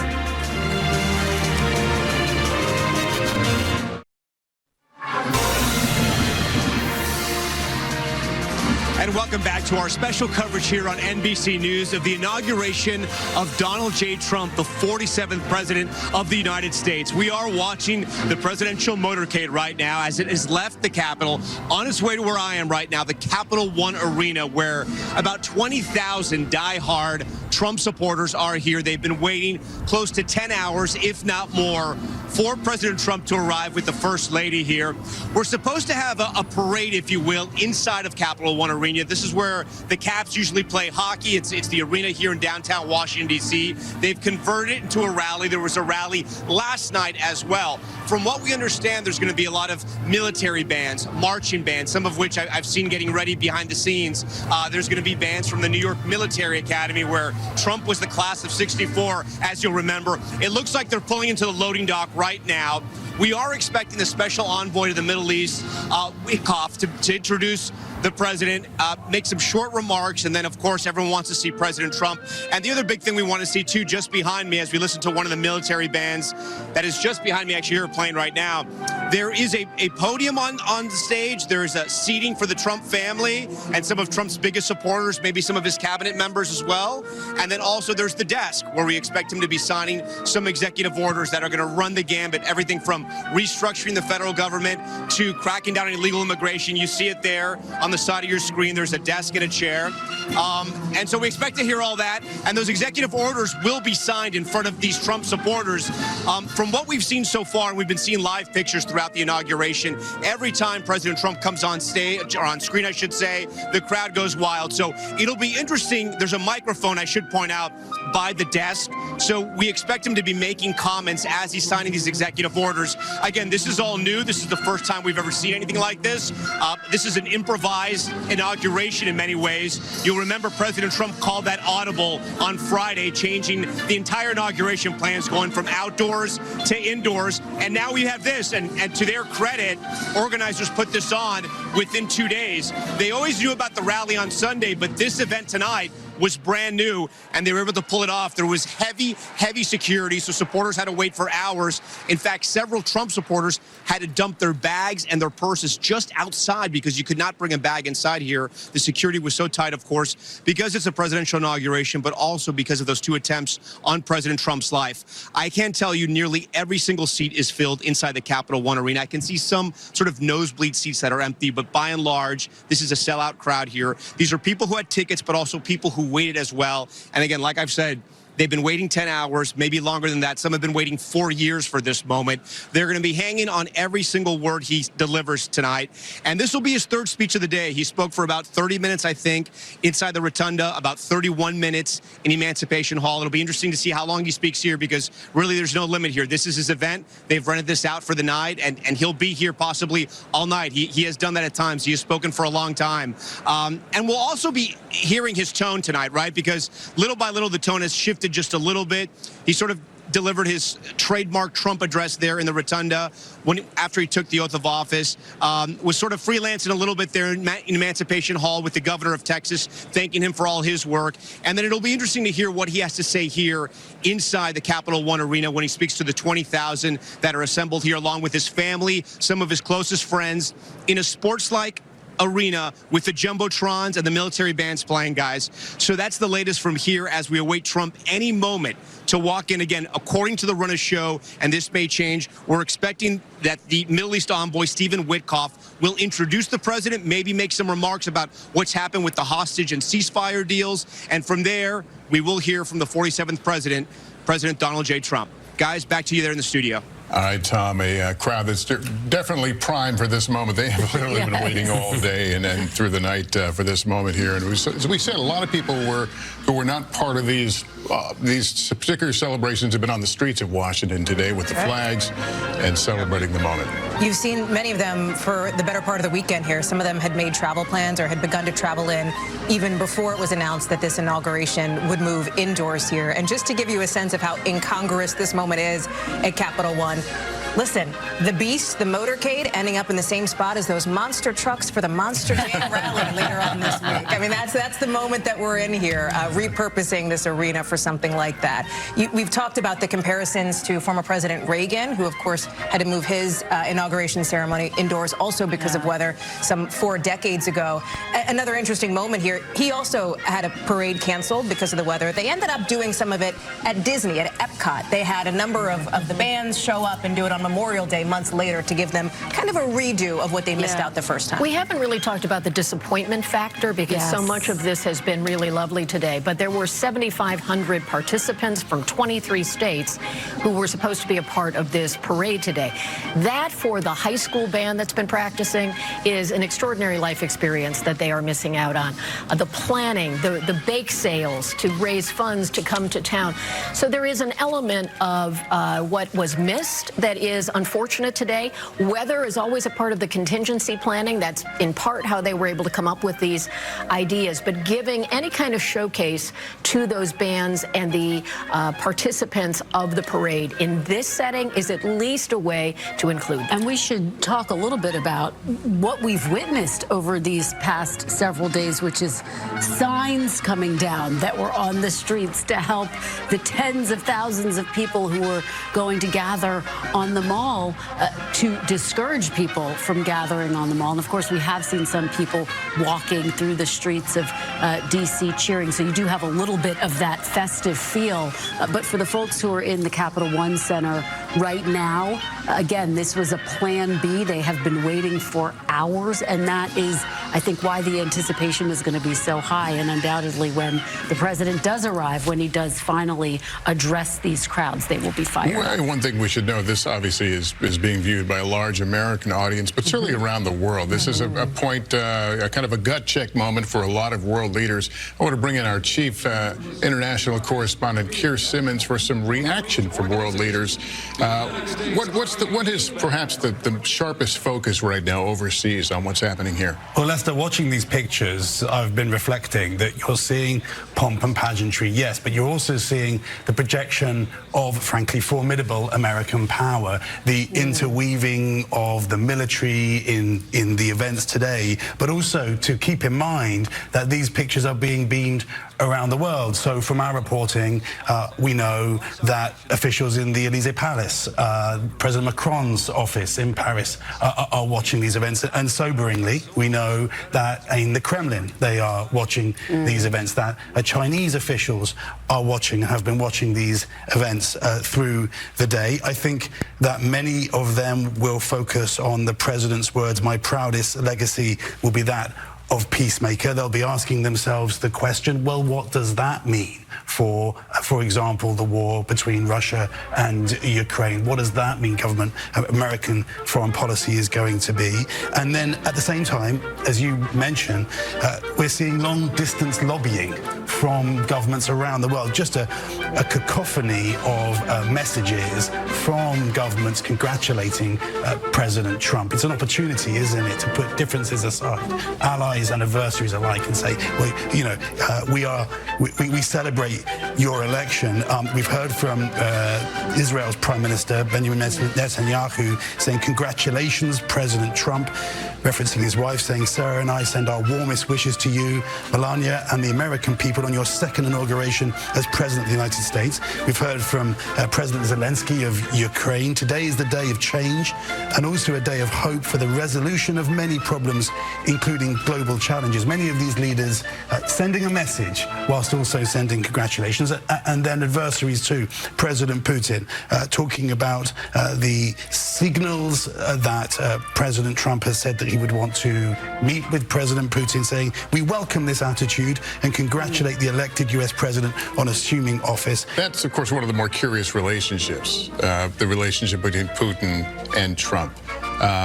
Trump has talked about, you know, he could solve the war in Ukraine. Do we know, is there something in the offing that's with the Ukraine situation? My understanding from talking to officials here in Washington and also in Moscow is that at this stage there are not substantial plans for anything.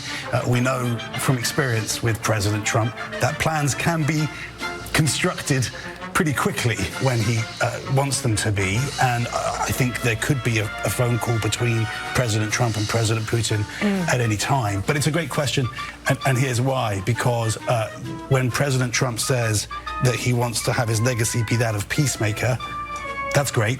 The question is, how do you get from where we are now, a terrible attritional war in Ukraine and Russia's illegal invasion of Ukraine, to where he's saying he wants to be? And how do you get there with both sides feeling that they have got something and have also had to compromise? A Trump-Putin call is so interesting because, Kristen, you tried to elicit that from Donald Trump, had they had any contact. And in other instances, he would not discuss, and he often answers a lot of questions, he would not engage on the issue of whether he had spoken to Vladimir Putin or not. So how quickly do you think that could happen? And do you get a sense that from Putin's side, you do a lot of reporting there, what his top agenda item is when he engages with Donald Trump? Well, the Russians are so far, I mean, they're starting with their maximalist goals. I mean, they are, you could say in a sense that they want to be deal makers too. So they're beginning with pretty solid red lines about what they're prepared to accept. Whether they're prepared to move beyond that is a different question. I think look for what the presidential envoy Keith Kellogg does. Look whether he travels at some point to Ukraine, to Russia. Does he start to make phone calls? Some of these people aren't in position yet. All right, Kira, it is great to have you here. Thanks so much. I'm going to turn the conversation now to our senior business correspondent, Christine Romans.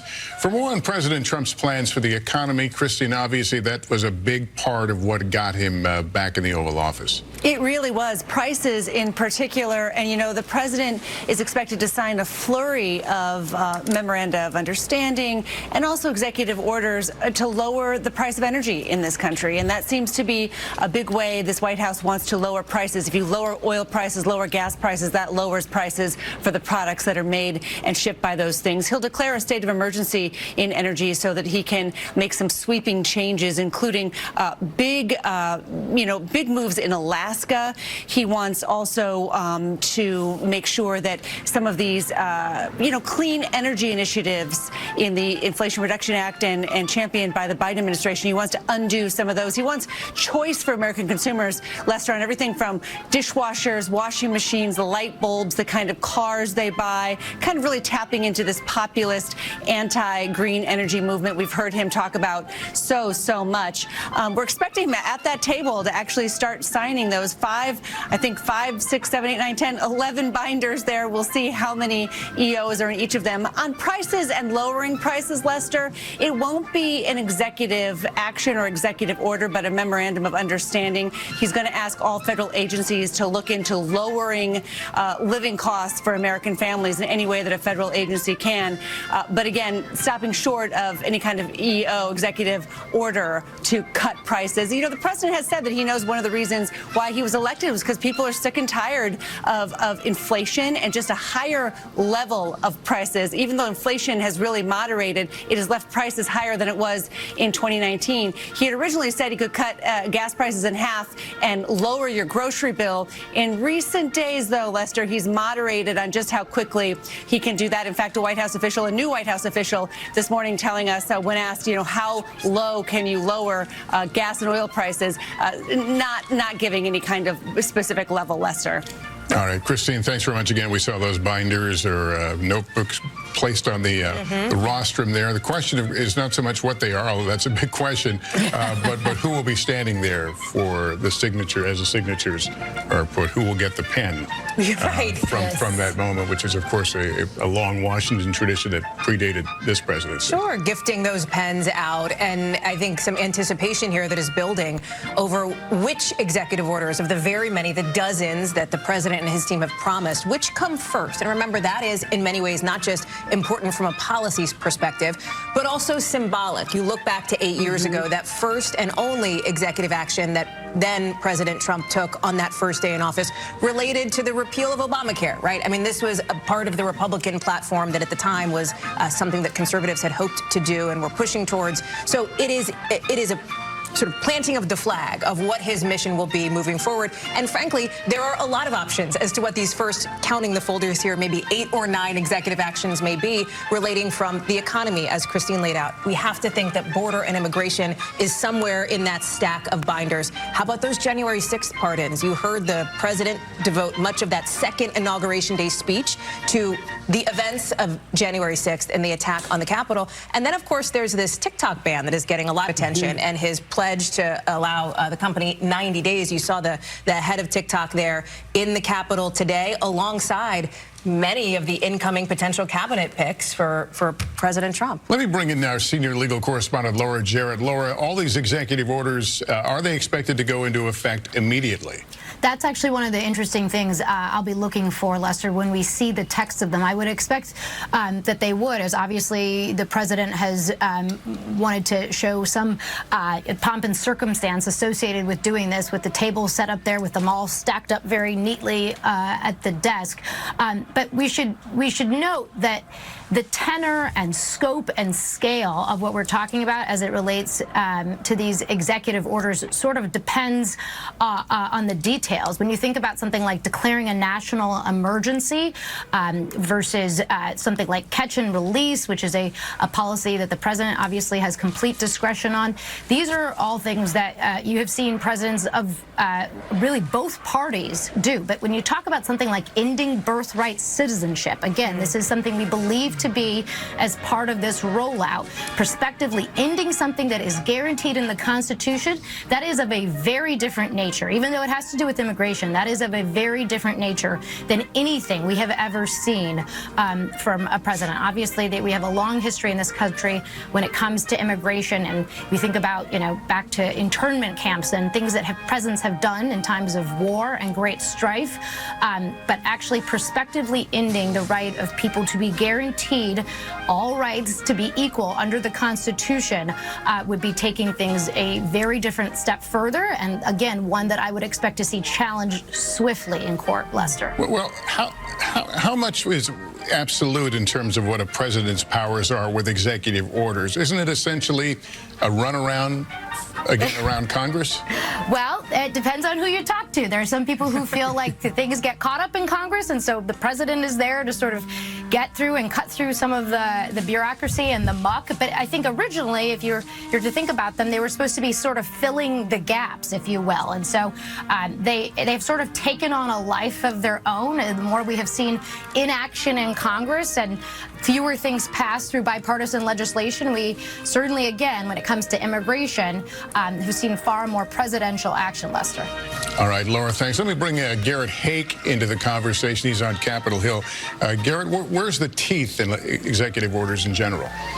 Well, Lester, it depends on the order, but in many of these cases where Donald Trump might be instructing an agency to change sort of the way they view an issue in principle, to get more aggressive on the border, for example, or to deploy their resources that are already allocated to them by Congress in a different way, they can make a difference. But remember, there's a flip side to the fact that Donald Trump has been running on these executive orders for so long as campaign promises. We all know what's coming. His supporters knew what would be coming. They could vote for him for it. But the people who are in disagreement with Donald Trump, folks who oppose his agenda, have been able to prepare for it too. There's been a lot of reporting out there about the work that the ACLU has done, for example, or some immigrant rights groups have done to prepare for exactly the orders that Donald Trump was touting on the campaign trail. They're finding sympathetic people who would have standing to file lawsuits against these orders. They are shopping for different venues, different district courts or appeals court circuits around the country where they might face more friendly judges, knowing that Democrats will have relatively little power in Donald Trump's Washington to stop anything he wants to do legislatively.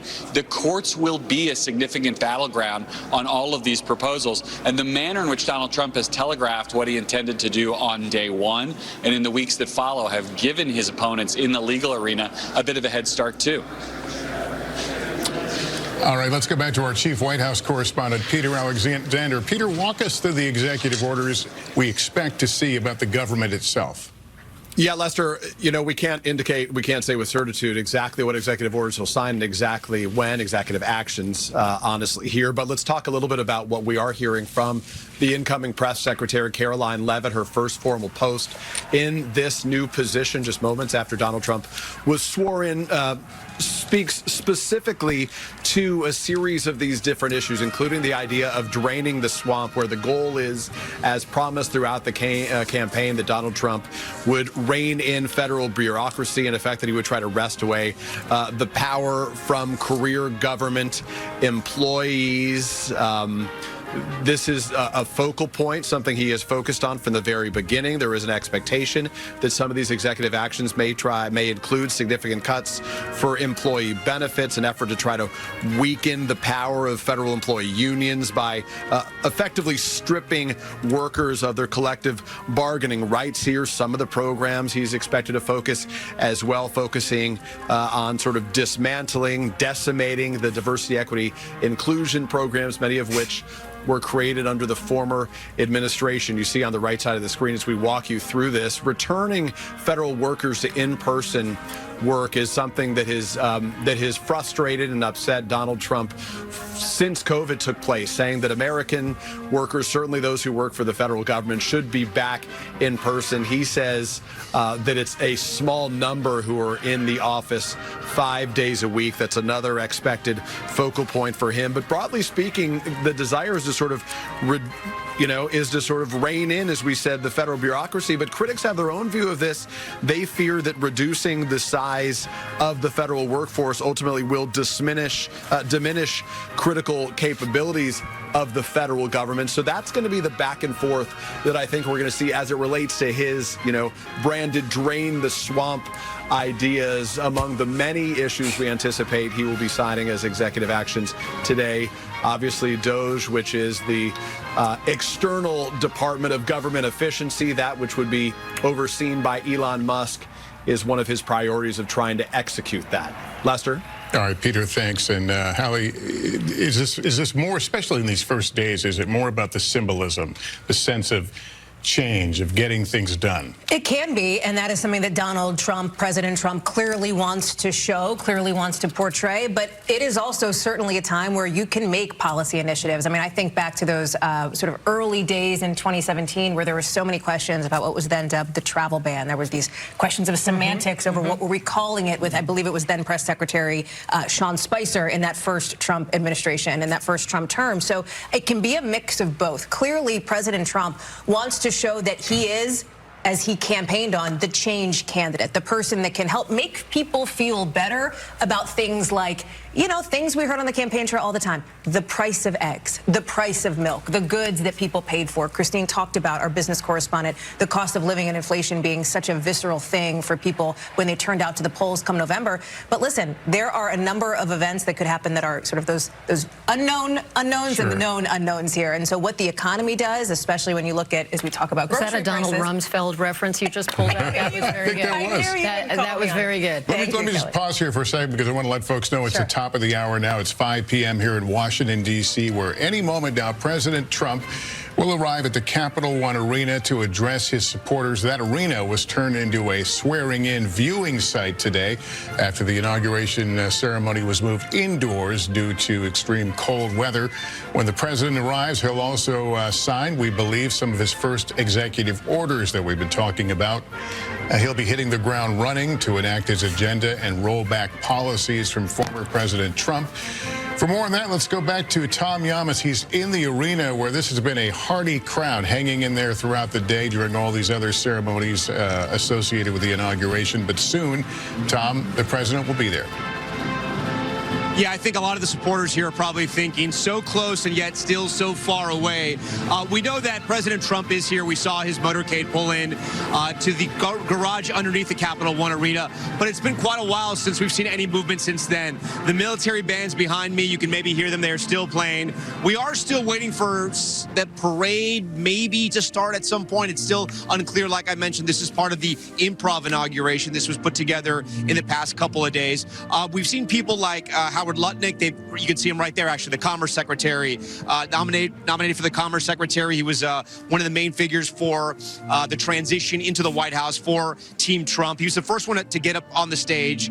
Boris Epshteyn, a one-time lawyer, close advisor to the president, also has appeared and been wandering around. He's standing up just behind us there. You can see him there.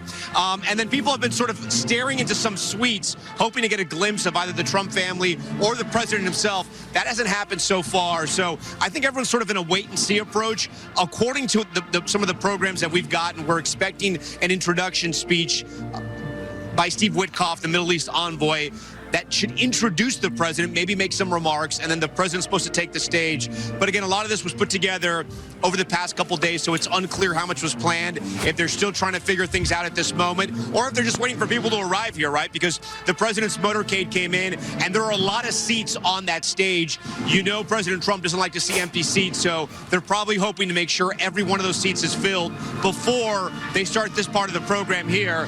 As you guys mentioned, I know you saw when they were putting the binders, I think we counted about 8 pens, maybe 9 binders. Unclear what's inside of them. That's the important part. But again, there's a microphone there as well. So we will have some type of real time, narration, if you will, from President Trump on these executive orders, what they mean, what he wants, and what they eventually will do. The legislation, not the legislation, I should say, the executive order and the sort of the teeth of those executive orders, what they will mean to the American people. So, Lester, like I've said, the people here have waited 10 hours, if not more. Some of them waited in the cold because this was a ticketed event, but also first come, first get in, I guess, is the way it was. And every seat is filled right now, and people are still waiting. And they're going to have to wait, it looks like, just a little bit longer. But as soon as we get some more information, we'll come back and we'll tell it to you, Lester. All right, Tom, and hard to believe we're still in the early part of the president's day here because there are the balls to come, which we'll talk about a bit later on. But certainly a lot of expectation there. This is a president who likes to build suspense. He's done it well because we've been talking all day about what's in those binders. Yeah. One of the things that really stands out about that, Lester, is that this is a moment where he will bring what is typically a White House experience into this arena. These supporters, even on their luckiest day, would unlikely get to witness the signing of these sorts of orders. We've been privileged to do it covering the White House. That small table is the signing table that came from the White House with the seal. So this is taking his supporters right into the sort of execution of the office in a way we have not seen before. Occasionally, presidents, when they go to places around the country where there's a relevant piece of legislation or something, they'll sign it on the road. But this is so unusual. It's very Trumpian in its staging. Makes it seem easy, though, that your wish is a signature away. It's more than a wish. Well, often these executive orders and actions and memos are speaking to the executive branch and telling the departments that report to the president, the cabinet officials and so forth, actions he wants them to take. That's often what these sorts of orders are. We'll see what the specifics are. But when you see the talk about office workers going back on the job, well, Muriel Bowser, the mayor of D.C., not a Trump ally, very much wants workers to come back to the office. Lester, I do think it speaks to the fact that President Trump prepared for this first day in a very different way than he did the first time he took office, because he has done it before. And we keep going back to this, but it's worth remembering that he only signed one executive order on his first day during his first administration. He wants to send this signal that he is hitting the ground running, that he is very serious about following through on these agenda items that he has laid out throughout the course of this campaign. And I go back to what Hallie and Christine were talking about. We've talked a lot about the border, and that's certainly one of his big promises, to address the situation at the border. But the biggest one for Americans may be the price at the grocery store. Can he bring down prices? He's acknowledged that that's not easy. That's hard to bring things down. He's acknowledged he might not be able to, and it's incredibly after the election. Exactly, for him to acknowledge that. But clearly it's a focus, and I think it's one of the things that voters will really be watching for and judging him on. Okay, we're going to take a short break. We'll take you back inside the arena once President Trump arrives, and we'll have more special coverage right here. Stay with us.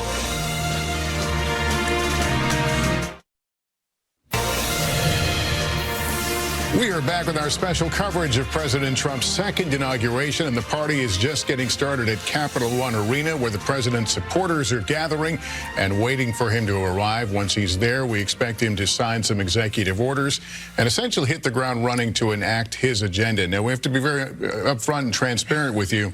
A lot of what's happening here, we're kind of hanging on. Yeah, choreography-wise. Choreography-wise, yeah. This was, of course, everything was revamped starting Friday when word came that this was all going to move indoors. That took an awful lot of planning from people a lot smarter than me, but we're obviously reacting to it. We have a pretty good idea of things, but sometimes the order may be a little off. And the tradition is, of course, a parade. And then President-elect Trump said on Saturday, this is going to be a big, beautiful indoor parade. It seems like it's going to look more like a rally, although he will likely walk up to the stage. But the bottom line is, and as Tom continues to report, his supporters have been waiting in this arena for hours, anticipating his remarks.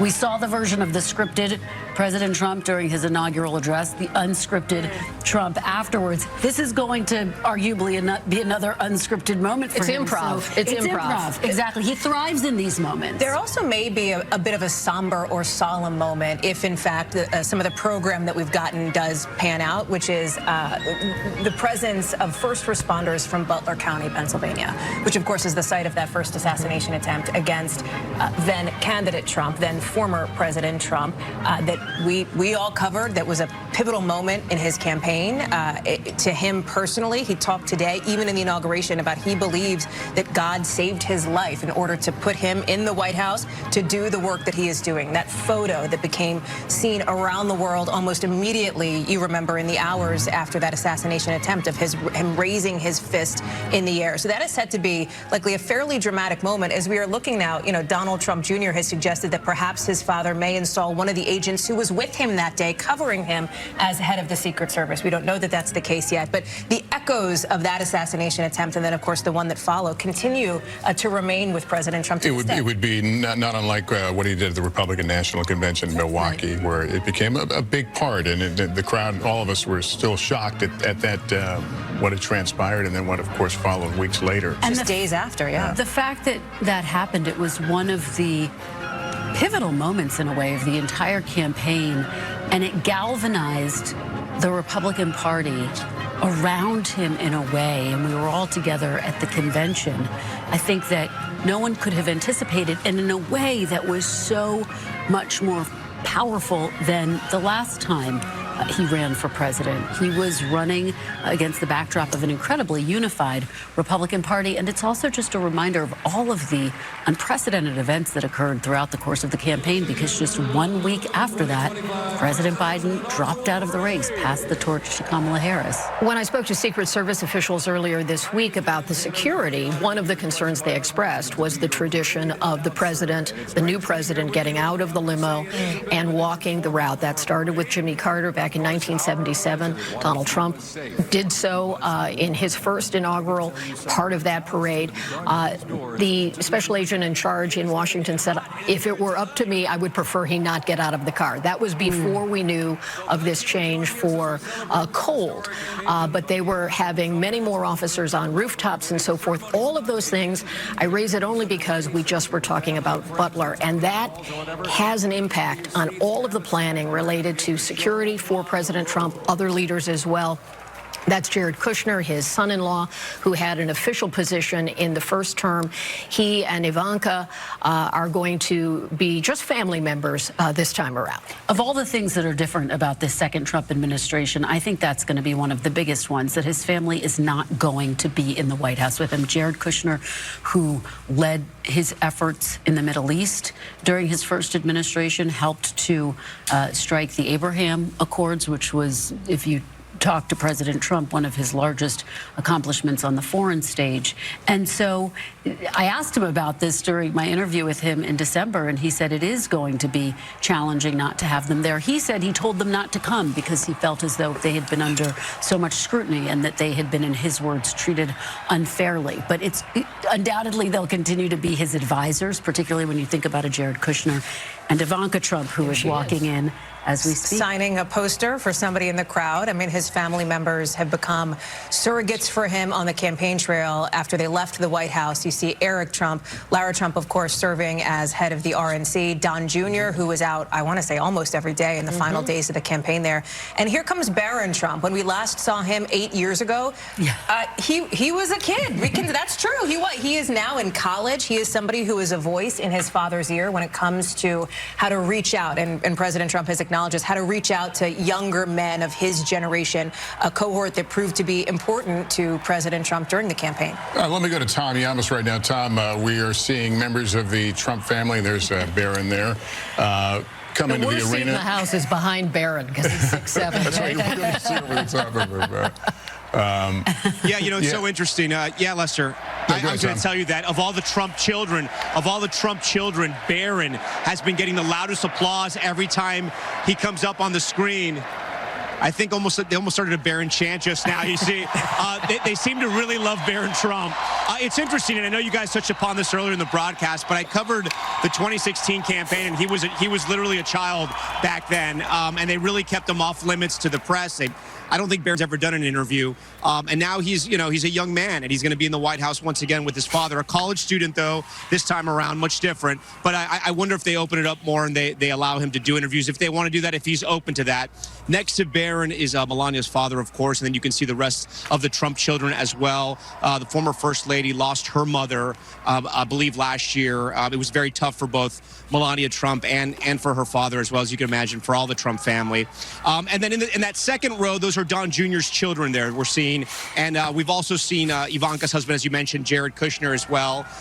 We're seeing the chair of the RNC enter now. Byron Donald, who joined our coverage earlier, Florida representative, who's been one of Trump's biggest supporters from the second time he started running again. And this is just a waiting game now as the bands are striking up.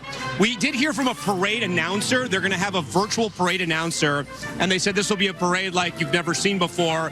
And they're right. I don't know if we've ever seen a parade inside of an arena so far. They also made a reference to a Nelly song. We know Nelly is going to perform at some point. I don't know if he's going to perform here, but there was, he said it's going to get hot in here. So I don't know if that's a tease or what that is. I know maybe some of the folks there at the round table back in D.C. got excited because we know there's a lot of Nelly fans out there. Beyond that, I mean, I think we're just waiting for people to get here to fill those back seats, and at any moment we should expect the president. The funny thing is that this hasn't exactly gone, on schedule, and that's going to happen. That happens with every politician. Things don't always run on time. He was only supposed to be here for about an hour, and we don't see that happening now, because once he gets here, once he starts speaking, once he starts signing those executive orders, you got to think that's going to maybe run over time unless they keep him really tight on the schedule. Behind all this, we cannot forget, there is a very big football game, and we understand the president also may want to watch this college football game tonight. He has 2 balls to attend that we think he's going to attend. Maybe he attends more than that, but we think he's going to attend at least 2 balls. So it's going to be a busy night if he wants to get this event done, those balls, and then maybe watch some college football as well. Lester, back to you.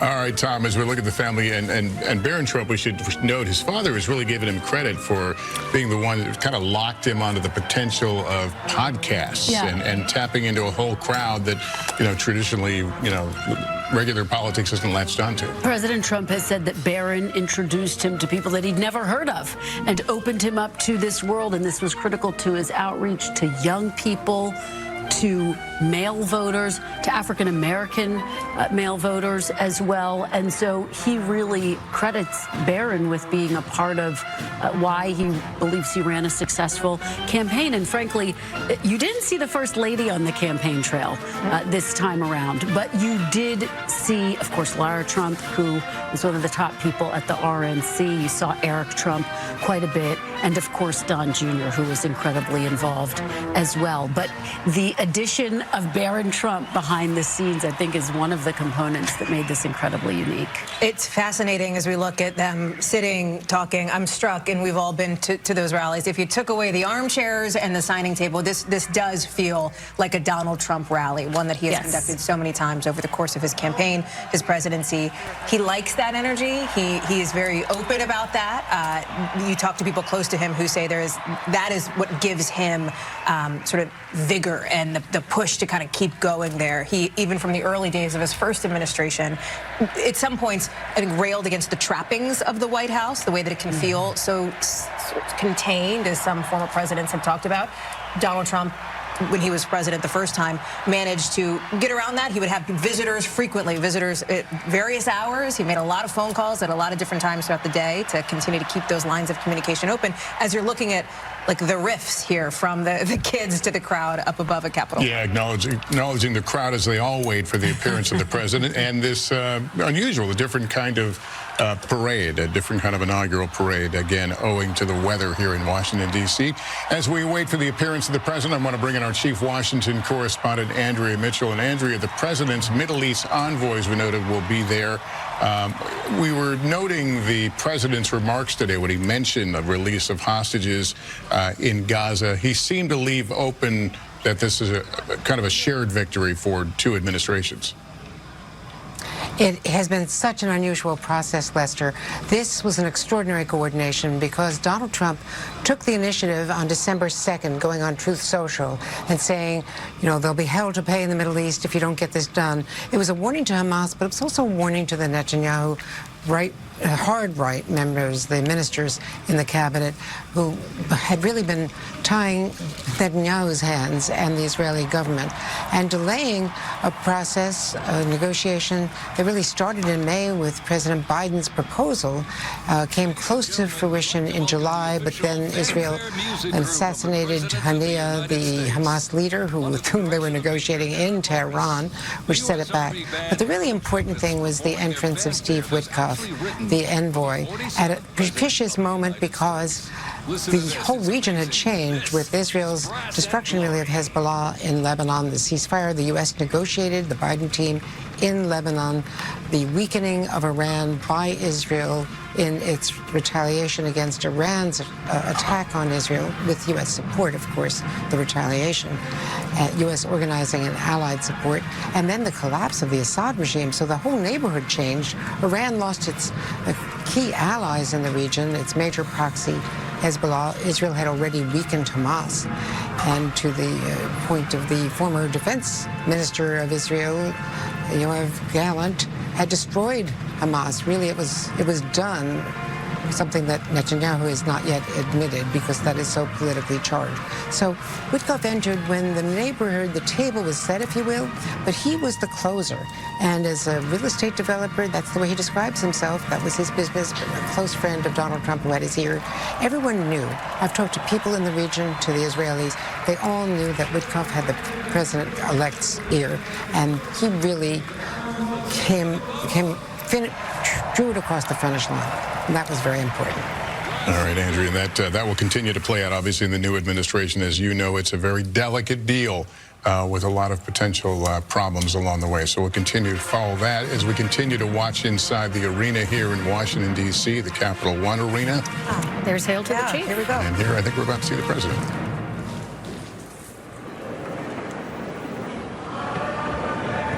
Ladies and gentlemen, please welcome the 50th Vice President of the United States of America, Vice President J.D. Vance, accompanied by the Second Lady, Mrs. Usha Vance.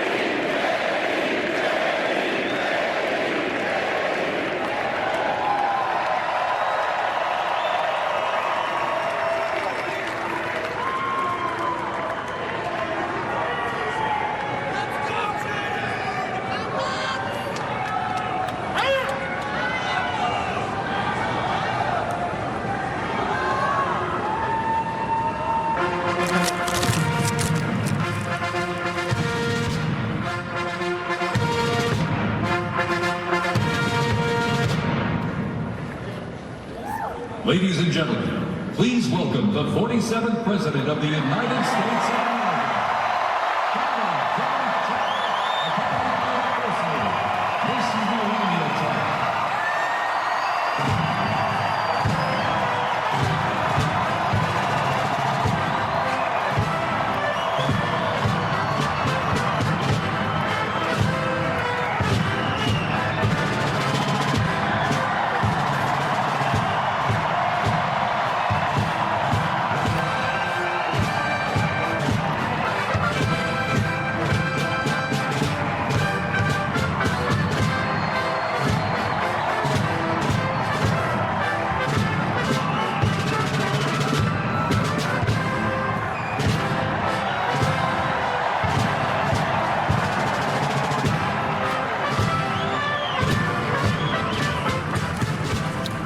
After a long day that certainly promises to get longer, the president now in the arena where he's beginning to greet people on his path to the stage. Again, he is expected to sign any number of executive orders in front of this crowd, which has been eagerly awaiting his arrival since the early hours of this day.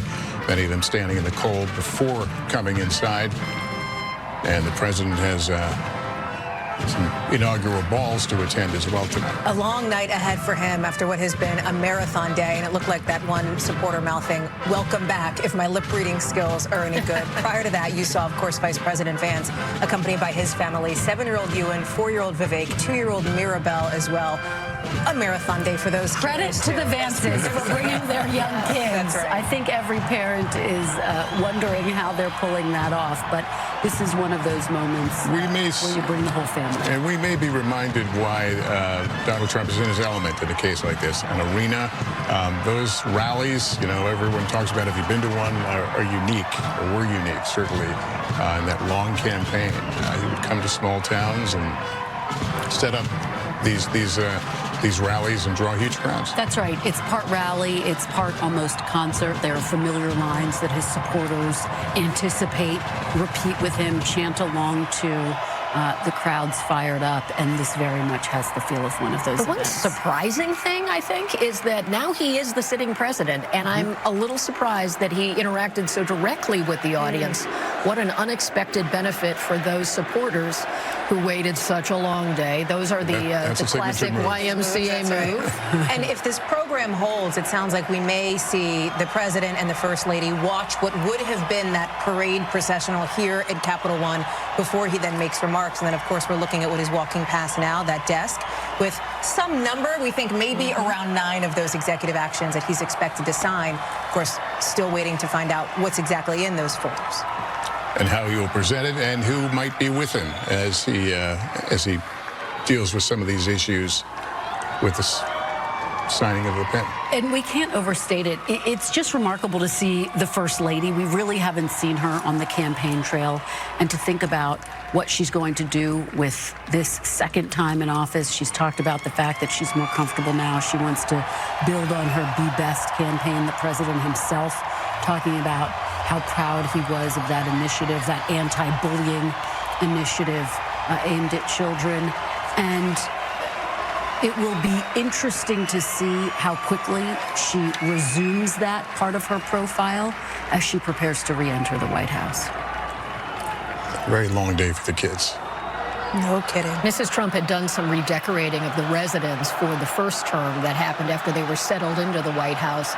I'm sure she will be curious to see what, if any, of that remains when she goes back into the residence, which will again be her home when they return to the White House. They had the tea earlier today. Perhaps there was a tour inside. We don't yet know. But they'll go back there. And as we talked about behind the scenes here, I suspect she's thinking about having to get into the ball gown for tonight, and she would like this to move along. And remember the first time that the Trumps entered the White House as guests of the first family. It was the Obamas who were welcoming them. And in that moment, there were a lot of questions that were asked about how things worked, quite frankly.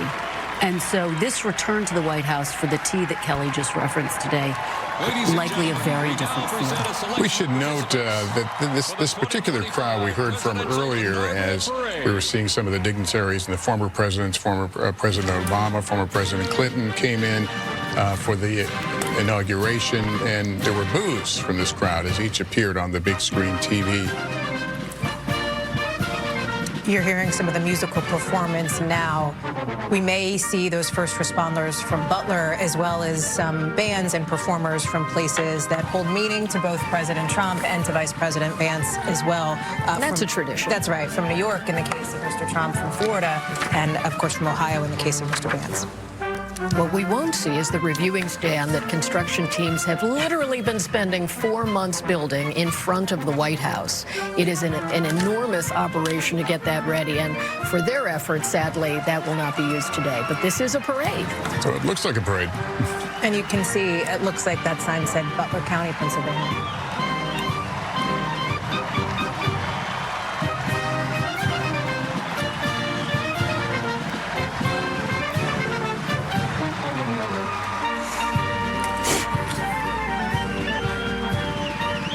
As I understand it, these are representatives of different agencies who responded to the scene of that day in July when shots rang out. There is the firefighter's jacket of a man who lost his life that day. Corey Comparator, you saw that jacket as well, honored at the Republican National Convention, as we've been talking about, that happened just days. And it really, after the assassination attempt in Butler, what marks one of the most extraordinary weeks in modern political history, given the events that occurred over the summer. Remember, coming off the heels even of that debate performance from then President Biden that was a trigger to him lead getting out of the race. You know, it's interesting. Pennsylvania lawmakers have said in the wake of that assassination attempt, there was a sense that then former President Trump, the candidate President Trump, really forged a unique and special relationship with Pennsylvania, and Pennsylvania, of course, being one of the biggest battleground prizes that was won by President Biden back in 2020. President Trump won it back this time around, and that was undoubtedly one of the pivotal moments of the campaign. Local police, county sheriffs. This is a moment of silence now. EMS, 911 radio dispatch, and hospital personnel, who all heroically stepped into action during the horrific attack. They are also paying tribute to the courageous service of first responders. It changed how we viewed the vulnerability of our candidates, too, because it had not been something we saw in public life, thankfully. Not since Reagan in '81 was shot while in office. To see shots being fired at a candidate, a former president, how that shook the national sort of psyche and has created a lot of changes at the Secret Service, changed the footprint of law enforcement around others who were out on the campaign trail, and it is certainly one of the most really now poignant parts of his public biography, as having gone through that. Because shortly after this, and we mentioned a moment ago, there was the other attempt. Ladies and gentlemen, at this very special event, let us now take a moment of silence in honor of Corey Comparator.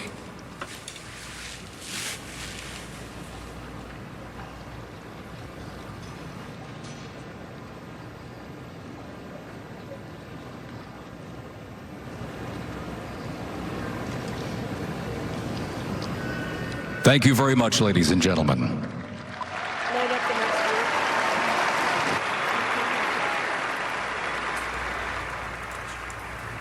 And again, paying tribute to a firefighter who lost his life during that attack, that attempt on the president's life in Butler. It did seem like a moment from a bygone era.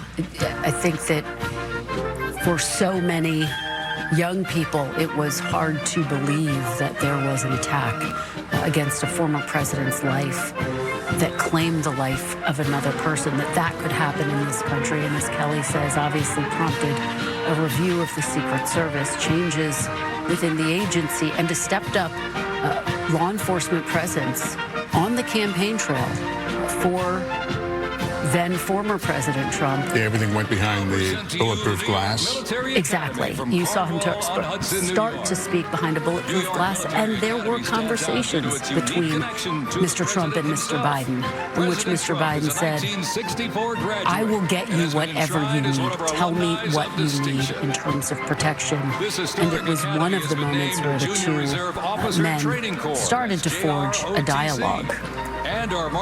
So again, what you're seeing here is the parade, not where we expected. It was going to march to the streets of Washington, D.C., but the forecast suggested it was going to be dangerously cold, and so everything was rushed. And when I say rushed, within a couple of days, the whole orientation of this celebration was turned indoors, including this parade that's taking place. You see the president there in his box with his family. His alma mater, his high school alma mater. He went to a military-style high school, and of course, if you're going to make the cut into the interior parade, the president's high school band is likely to be there, and that's what we're seeing now. And another connection here to President Trump, in addition to his alma mater, the Palm Beach Police and Fire Honor Guard unit as well, walking out in what is a smaller footprint for these groups, yet a warmer one, which you got to think they're happy about on a day like today. Police and Fire Honor Guard unit representing the town of Palm Beach, Florida. Tom Yanis, do you have a sense for from where this was going to be, the length that it was going to be outdoors versus what we expected to be inside? People in the world, including... Yeah, I think it's an abbreviated version from what we've been told so far. You also notice from some of the marching bands that we've seen and some of the people that have been marching, whether they be from Palm Beach County or from the New York Military Academy, they're smaller footprints than what you would have had during the inauguration parade, but they are making their way around the entire Capital One arena, and each group is being given their time, right? One is going around the entire arena, and then the next one starts up like right now. I will say that moment with Corey Compantori's colleagues was pretty powerful. They were carrying his firefighting jacket as they went around right before they took that moment of silence here at the Capital One Arena. These are some bagpipers now that are coming in. We have a side angle. I believe these are from the state of New York. Yeah, this is the NYPD right now.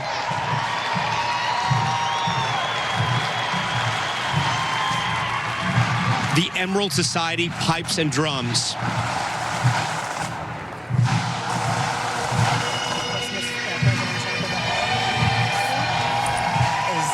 And I can tell you the crowd is loving this right now.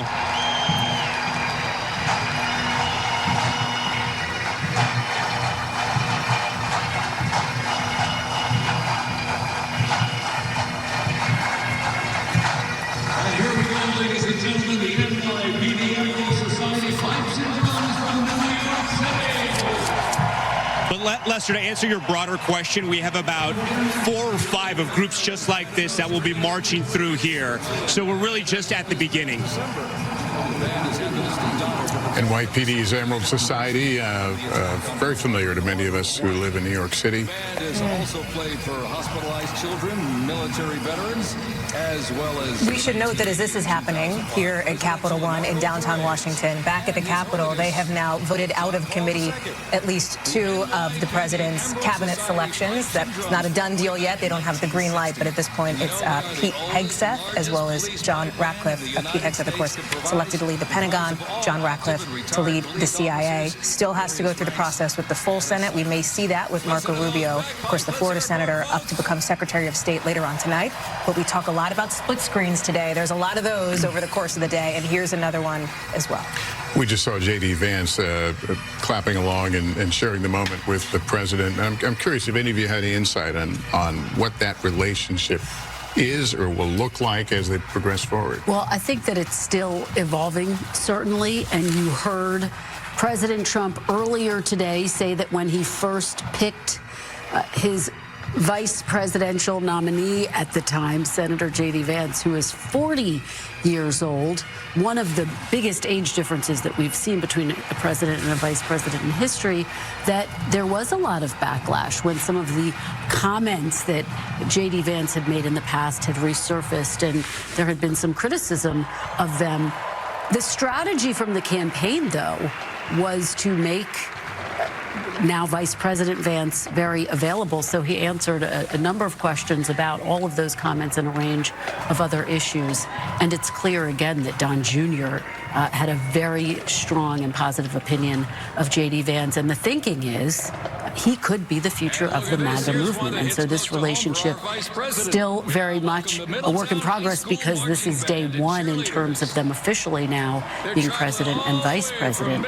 But there is a very strong sense inside the Republican Party that he could be the future of the MAGA movement. That dance gets a little more complicated as you move forward in the timeline, as the president becomes more clearly a lame duck, which I know sounds bizarre to say here as we watch his inauguration. You see that smile from Vice President Vance there. That's because that's his alma mater, of course. 2003 graduate of Middletown High School in Ohio, the marching band, and some of the cheerleaders there as well. Kelly talked about, for some other bands, the disappointment of not being able to come and march down Pennsylvania Avenue in that once every 4-year tradition. But here, for these high schoolers, at least, really a special moment for them. And what a marvelous time in their lives to be able to participate in something like this, and to be able to see that someone who attended your own high school becomes the Vice President of the United States. That is just good old American dream stuff. Well, and he also has some thoughts about the big football game tonight as well. Was there a game on? There's a game, and I think he's quite honored to be at this event, but part of him will probably try to catch a little bit of the game as well between Ohio and Notre Dame. So in many ways, this is not what they planned, but it is certainly gives a more intimate moment between the president and the vice president and these various bands and groups that have come to honor them on this inauguration day. And we have not seen that much of Donald Trump, now President Trump and Vice President Vance, speaking to each other in this way. A little bit at the convention, but that was so imbued with the post-assassination attempt sort of energy. This is seeing them on a joyful day for them. We can try and read body language and see clues, but they're of two different generations, very different lives. He's really more of a contemporary of Don Jr. in Vice President Vance. And it will be interesting to see what kind of portfolio President Trump gives to Vance. And I think it was only, even as we talk about the Republican convention, it was only that Monday, I believe, that Senator Vance was even named as the now president's vice presidential pick in the first place. Again, an incredibly busy moment in time.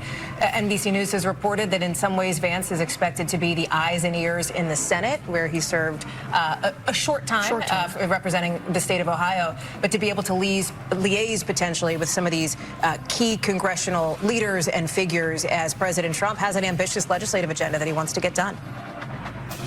He has put a lot of pressure on himself, and he's got some travels ahead of him as well. Plan to go to North Carolina to meet with families there. That's right. Also California. Yeah, I think, Kristen, he told you, I believe, that he was expecting to travel to Los Angeles, Southern California, where they have been devastated by those wildfires. And then, of course, Asheville, North Carolina, a town, a community just decimated. From Hurricane Helene. And what's notable about that is we know that the fires in Pacific Palisades and Altadena are dominant right now.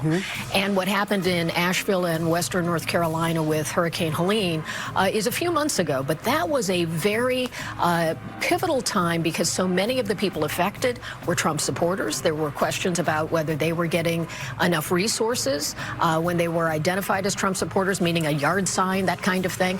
And he really connected with those voters. And there were questions about what would happen with North Carolina's vote at that time. So to put that opportunity to go back, he went as a candidate, but to go back as the sitting president and to also go to California, where there's an ongoing event, really seems to kind of thread that needle of what happens to communities when there are disasters and what the political response can be. And certainly North Carolina is very much in Donald Trump's camp. California, he'll have to deal with a Democratic governor and a lot of politics there about how to respond. And yeah, he's been very critical of California leaders and their response, but has not spoken to them directly. That's right. He has not yet spoken to Governor Gavin Newsom, and yet he has been very critical. And I wouldn't be surprised if one of the executive actions that he takes, whether it be today or in the first few days of his administration, relates to the aid that is so desperately needed in California. I think that's going to be one of the big battles, Lester, on Capitol Hill as well. How to get California the aid that it needs. I can tell you that lawmakers in California want it to be passed very quickly and not attached to any other priorities. And that's going to be a big debate on Capitol Hill because Republicans would like to pair it potentially with some other key priorities that they'd like to take off of their plate. The charge is, will that not politicize disaster relief? So that's one of the big battles brewing on Capitol Hill. Looks like they have another visitor. Oh, he just left. Okay, well, one of Vice President Vance's sons there. I'm excited for them because living at the vice president's residence, we call it the VPR, also known as the Naval Observatory, is one of the most special places to live in Washington. It is a fun residence. The grounds are extensive. To be a little kid and to have that be your new home is going to be a lot of fun for them. The Florida firefighter pipes and drums here from Boca Raton, they also performed at the 75th anniversary of D-Day in Normandy back in June of 2019. Then President Trump, the first time around, was there. I think Lester and my colleagues at the table, we were also there as well. It was a significant moment, a very sort of solemn moment for then President Trump at the time.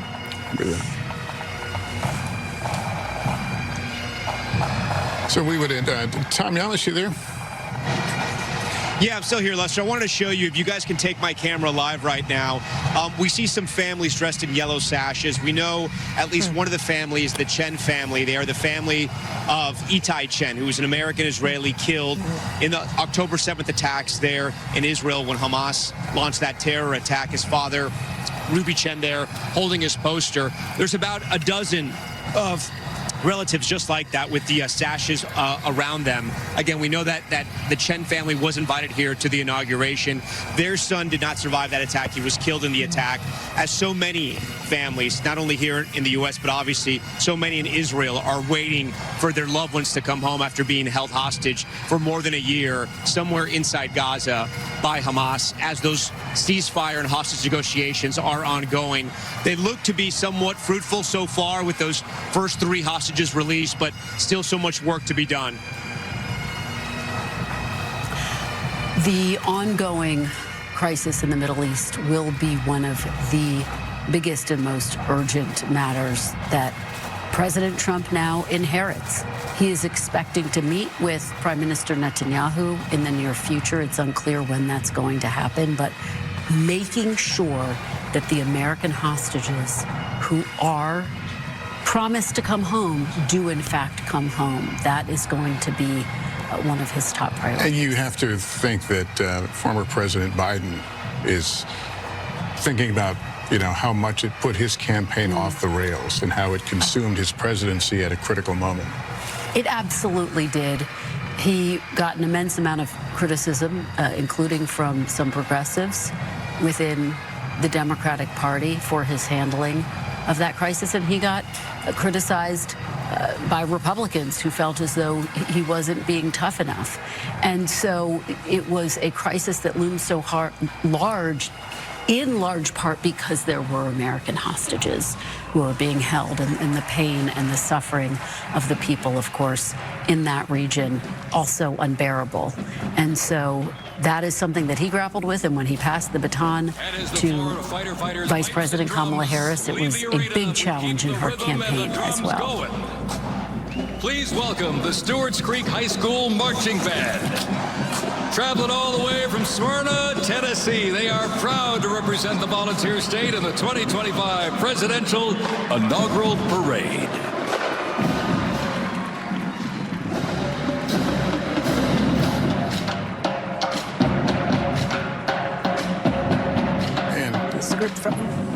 Yeah, we were just watching him. There's no, obviously, the crowds are in the stands. This would have been on the streets where we would have seen interaction. We did see some interaction earlier when the motorcade was transiting from the White House to the Capitol. There were people on the streets who, by chance, were able to see the 2 presidents at the time, but nothing like a traditional parade. Stewart's Creek here from Smyrna, Tennessee. Tennessee, a state where President Trump had the largest percentage of victory in that state than any Republican since Richard Nixon back in 1972. As this parade, quote unquote, it is a parade, but it is an unusual one. We don't often think of them, to your point, Lester, as indoors. But this is yet another way, a smaller way perhaps, or less consequential way that, yet again, an unprecedented moment in a Trump administration. Red carpet parade. That seems very much a cultural moment. Or laps. Something you would go around. For the folks who are watching all of this unfold from their TV screen, they are undoubtedly watching the Vance children with great interest because they are being children after a very long day, jumping up and down, and their parents are working to corral them. And this is the family that will be entering into the vice president's residence. They will spend the next 4 years there, grow a little bit bigger there. And the country will watch that happen, as well as so many children passed. You think about the Obama girls, you think about Chelsea Clinton, you think about the Bushes, who were quite young when they all entered the White House, and the nation got to watch a little bit of their childhood unfold. Yeah, but generally there's a sense of protecting them and their children. I think everyone gets it. We believe there's one more ban here, but this only marks the beginning of this parade. We expect to hear from the newly sworn-in president, and he will likely weave in the signing of some executive orders that are stacked neatly but prominently on a signing desk. Tom Yamas, tell us about the transition we're about to see here. Yeah, we're expecting, like you said, Lester, at least one more band. If they're still going, and that band is from Mississippi, we should mention, obviously a red state where President Trump has so much support. After that band wraps up, we think the program will start on stage. But again, things, like I said, some things have gone as planned and other things have not.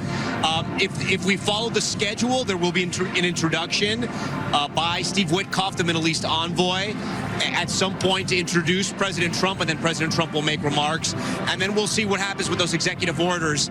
He was holding a big binder in his hand, as you remember, when he walked down into the arena, and as we've mentioned, there's been about 9 notebooks, if you will, or 8 notebooks, 9 notebooks, 8 pens on that desk where he's going to sign. So we're waiting for that all to happen, but we think this should all unfold over the next, 10, 15 minutes.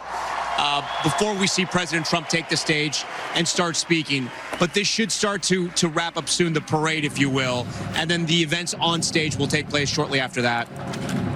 Tom, the people in the stands, did they come as groups, or is this just people that just came in first come, first serve, and were able to get tickets? Yeah, there was a little bit of both. There were some people who had tickets for the event, and then there was first come, first serve as well. And over the hours, they slowly filled up the Capital One Arena. They started in the back, as you can imagine, because when the camera shots hit the stage, they like for it to look filled. But then little by little, the arena did get filled. 20,000 people here, and there was somewhat of a surprising scene outside because they didn't allow people with purses or bags in here. So people were dumping their purses and their bags before coming inside, and there was sort of piles of nice purses and bags, and people were just walking over to get inside because the people had waited so long. And as you guys know, because you guys have been getting around, you really can't go back to your hotel to drop anything off. I mean, once you're sort of in the bubble and you're somewhere, you can't walk back to your hotel because you may not get to come back out.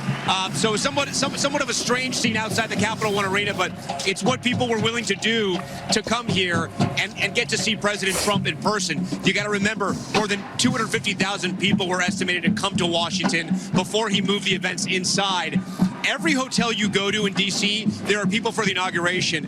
Right when I got out of the train station, there was a sea of red hats at the train station, a sea of red hats and red shirts at my hotel, people in black tie that are going to balls. They were going to balls all weekend and just celebrating the 47th President of the United States as we watch this marching band from Mississippi come in now. This should be the Mississippi Valley State marching band, and this looks like this will be a show, Lester.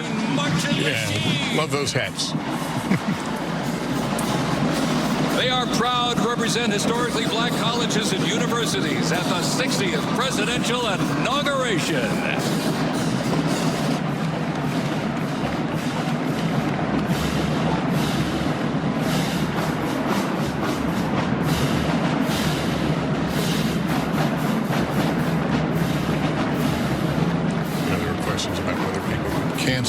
who had planned to come here when they heard about the weather change. But there is, there is still so much to experience. There's a lot to do. If you were here, to feel like you were part of the moment.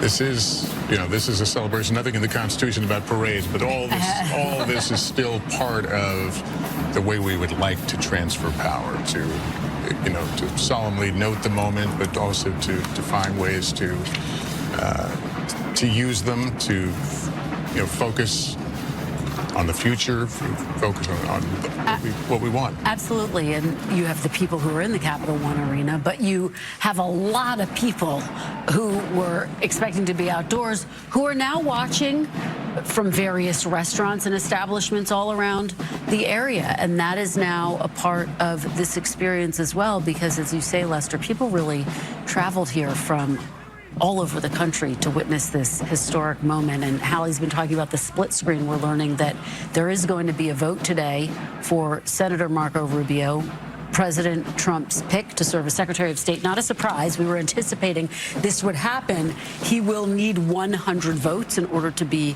confirmed today, because it's so soon after his confirmation hearing. So we'll be watching that very closely. Rubio, someone who enjoys a fair amount of bipartisan support, having served as a senator, and he joked during his confirmation hearing, I hope you can I can earn your support, whether it's because you believe I would do a good job or because you want to get rid of me. So having a little bit of a light moment there before he dove into his confirmation hearing. But that's one of these split screens we'll be watching. And he'll have a lot on his plate. Immediately, yeah. And it just goes to show what a busy night it is here in Washington, because while we have been hanging out since about 10 o'clock this morning, this will go late into the evening. You've got, of course, the trip back to the White House, the trip to the inaugural balls as well, the preparation for that, those involving their own special kind of pomp and circumstance and pageantry in a more celebratory way than some of the more solemn moments that we've seen at the Capitol as well. You talk about the parade being indoors, and as your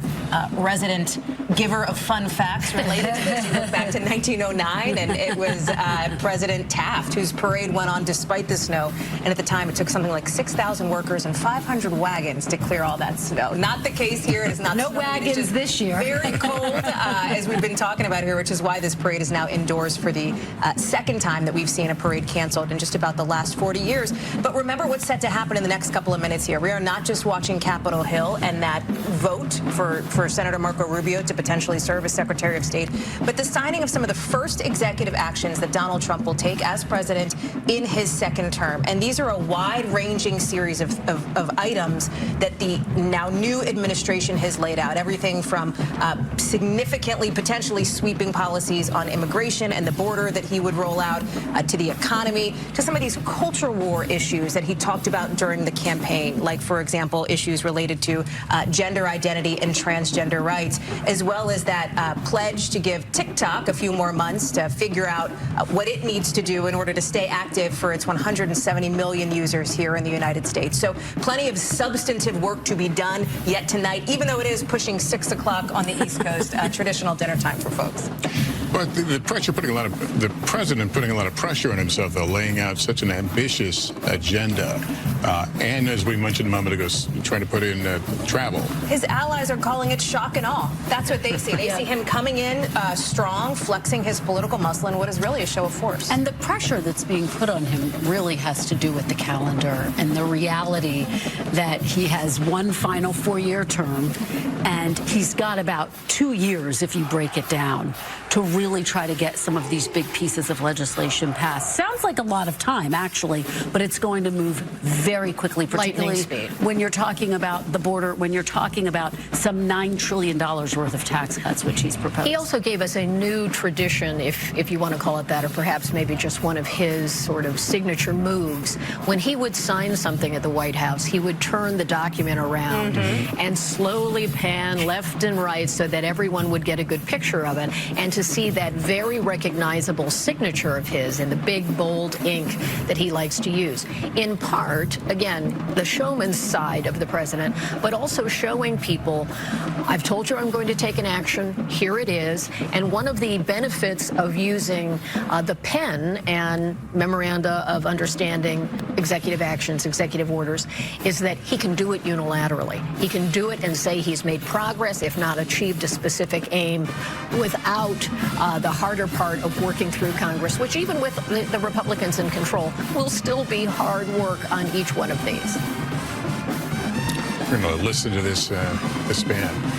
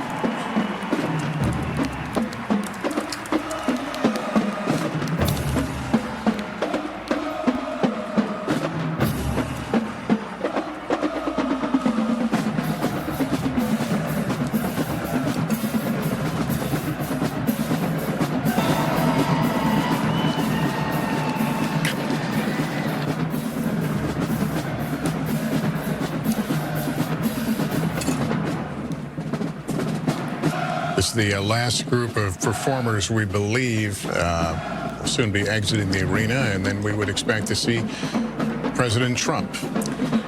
And he's going to be introduced by Steve Witkoff, Lester, who was one of the people who was instrumental in the negotiations to try to strike a peace agreement between Israel and Hamas, and it will be interesting to see the extent to which he actually references that and how much detail he goes into. As we've been talking about throughout the day, the fact that there is now this ceasefire agreement, fragile as it may be, is a huge moment. The Biden, the Trump administrations worked together to try to reach this agreement. Very different situation, by the way, when Jimmy Carter was fighting for re-election and there were American hostages being held in Iran, and the incoming Reagan administration did not work with the Carter administration. In fact, there is some reporting that he may have done the opposite, tried to potentially thwart any deal from happening until he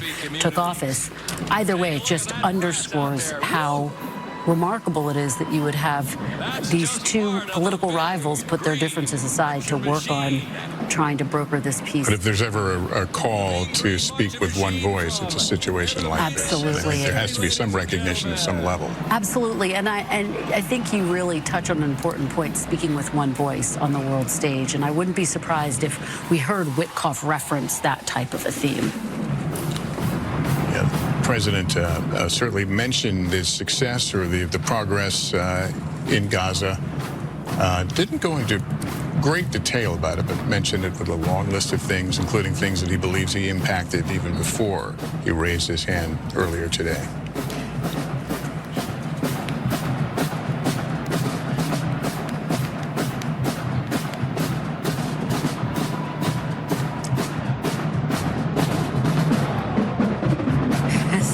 Opportunity at this parade here, indoor parade. You can picture them on their home field having a lot more room and probably a lot of moves, very entertaining, and they have found a way to steal the show in some respects with a really athletic performance from the marching band team. And you think about this parade, it usually, not only is it usually outside, it's usually during the day. Yes. And so you have the president and the first family watching from the reviewing stand outside of the White House once they make that trip down Pennsylvania Avenue, and they're typically watching these performers and performances against the backdrop of daylight. And so it is dark outside now. I hadn't even noticed. We've been here for so long. We've been here a bit. This band raising something like $300,000 just to be able to be here. Remember, these schools have to foot the bill to get here on their own. And at some point, they had to rehearse to fit inside an arena as opposed to outside on the street. So congratulations to them for making it work. All of these performers who had to change the contours of what they were going to do to make it fit, to make it work, to make it look resplendent inside the Capital One Arena. Ooh, resplendent. You'll recall 8 years ago, the issue was crowd size. Yes. And the new Trump administration was not happy with depictions or the assessments of how many people were filling the mall. That obviously not an issue. The cold weather took that off the table because you couldn't even have the comparison. And making the decision a couple of days in advance was intended to give people the option to not fly in if they didn't want to. But it also, kind of the unspoken thing, is that it does eliminate that comparison.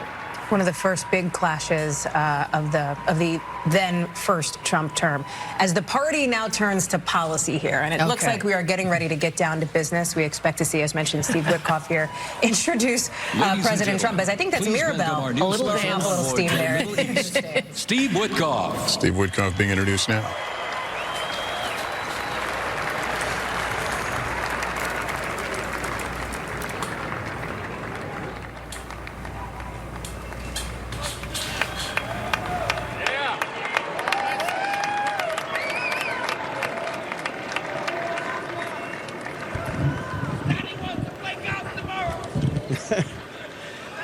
Good evening, everybody.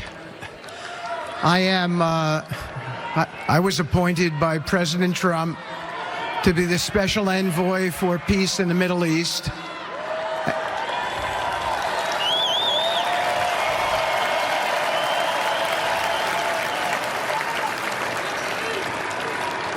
And I'd like to describe to you some of the things we're doing and how it informs on President Trump's policies. First of all, it is an honor to stand before you today. As I reflect on the enormity of the role that President Trump has tasked me with, I am constantly reminded of the privilege it is to serve under the leadership of my boss, President Donald J. Trump.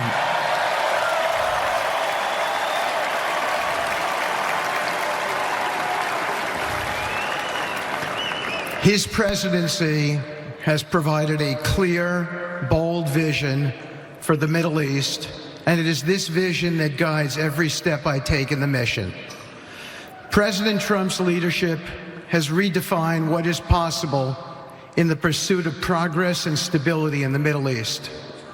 His decisive, pragmatic approach ensures that even the most entrenched conflicts are met with fresh perspectives and innovative strategies. His policies have already delivered remarkable successes, such as yesterday's release of hostages in Gaza.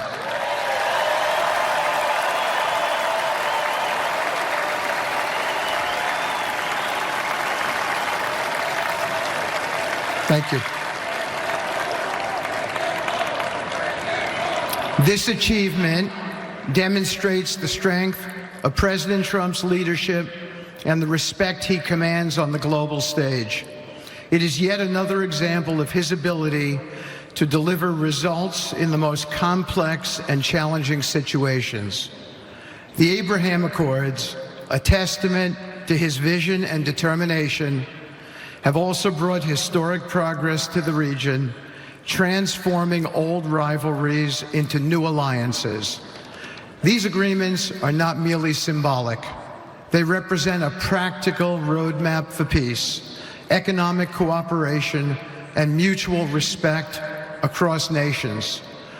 My role, as President Trump has tasked me, is straightforward yet profoundly challenging: to turn his vision into actionable outcomes. He sets the agenda, he lays the framework, and he inspires people like me into bold action. My responsibility is to implement his vision, engaging with leaders across the region to find pathways towards sustainable peace and stability. And let me tell you, having Donald Trump as a boss makes this task not only possible, but far more effective.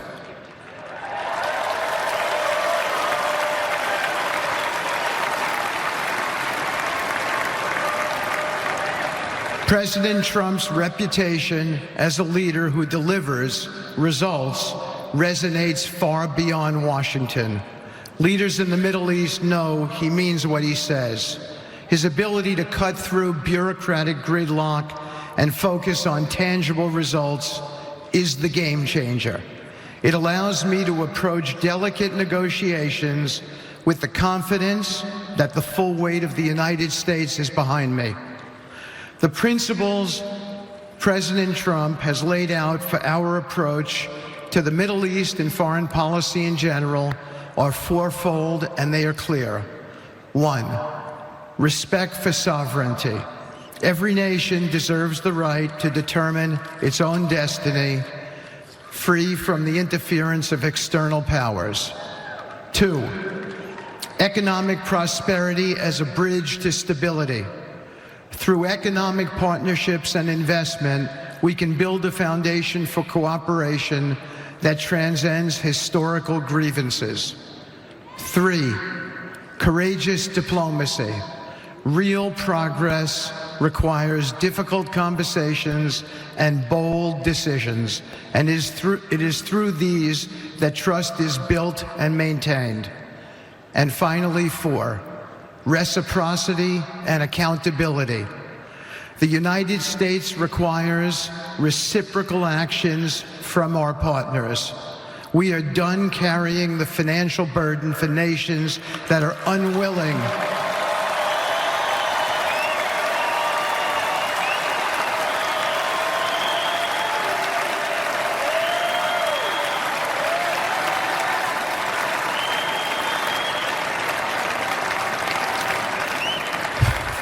We are done carrying the financial burden for nations that are unwilling to fund their own progress. The days of blank checks are over.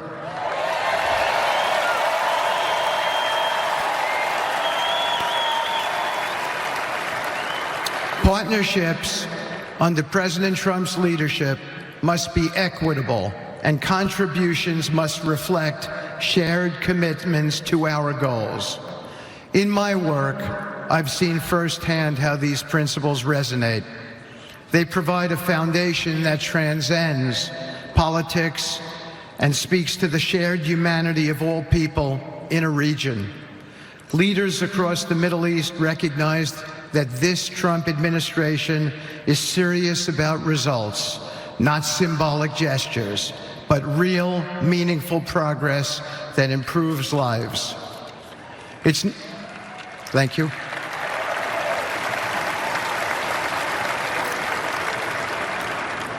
It's not always easy.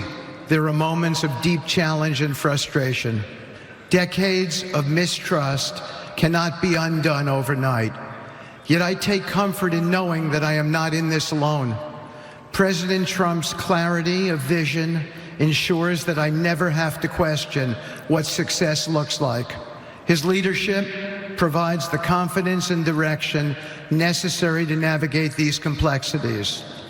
As we move forward, my commitment is to continue the work of advancing President Trump's vision for the Middle East.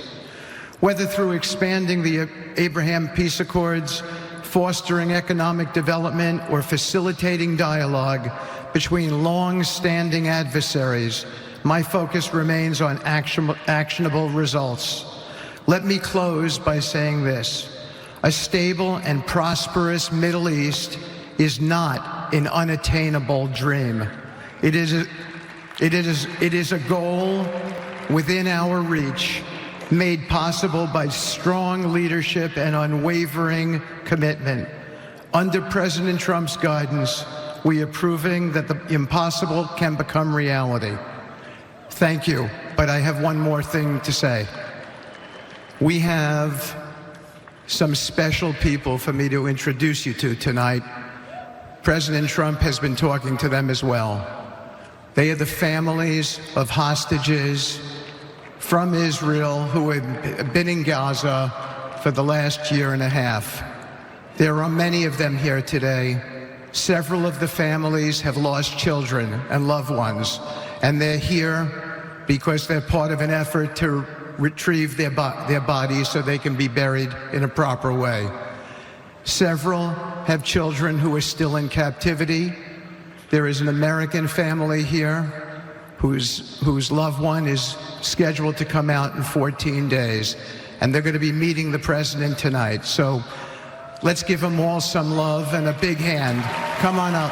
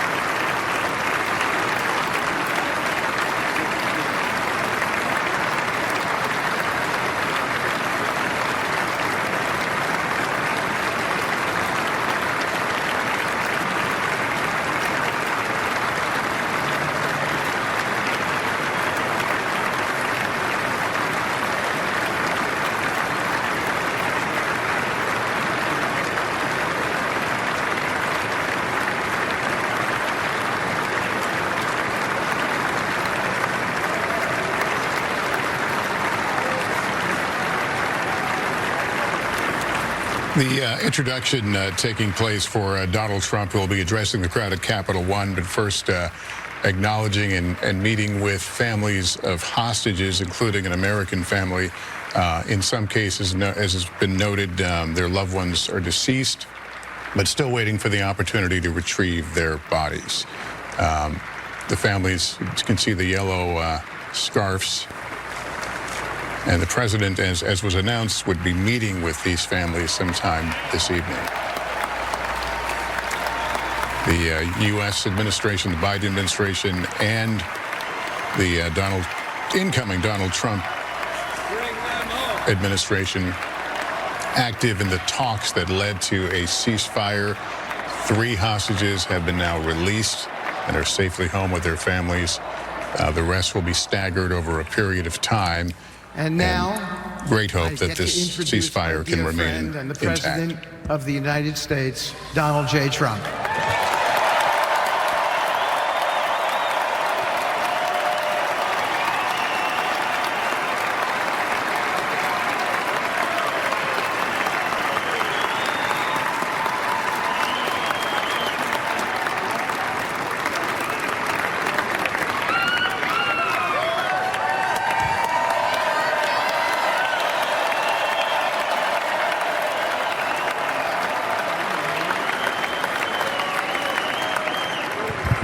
Thank you very much, everybody. Appreciate it. Thank you.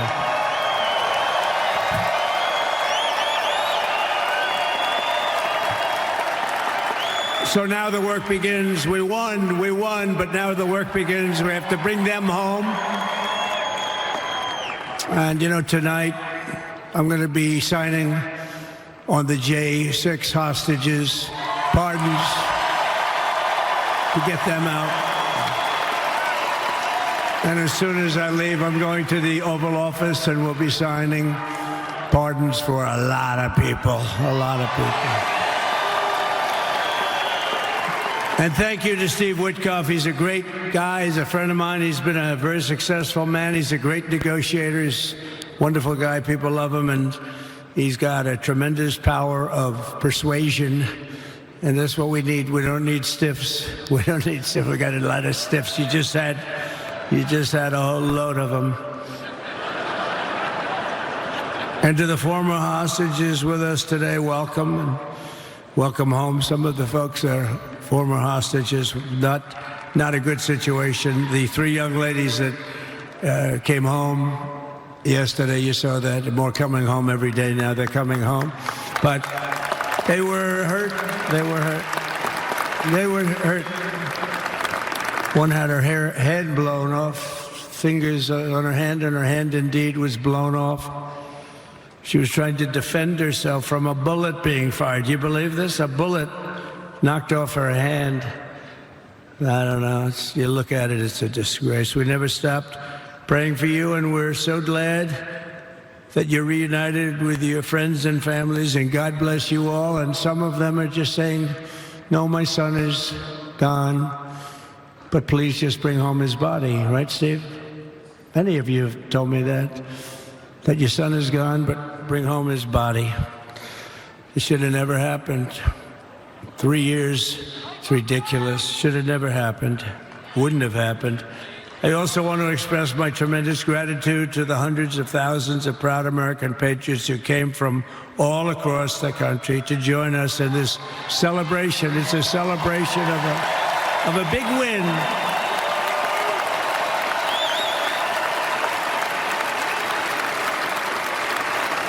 And you're witnessing the dawn of the golden age of America. That's what it's going to be. We're bringing it back. We're going to bring it back fast. We're going to bring it back fast. Let us also thank the incredible service members, National Guardsmen, Police, Secret Service, and law enforcement personnel who are keeping us all safe, even though, and they are great people. New York's finest. I grew up with New York's finest, and we got to give them their authority back. You won't have any crime. There'll be no crime. You give them little authority back. The whole The way they run things in this country now, it's disgraceful. But it's going to change rapidly. We're going to make our cities safe again, too. Even though we're indoors, we've had a magnificent inaugural parade. And let's give a big round of applause. They were great. To all of the incredible performers and hardworking men and women who made it possible. Those people, really talented, amazing people. I also want to thank my wonderful family for being here, especially my beautiful wife, our First Lady, Melania.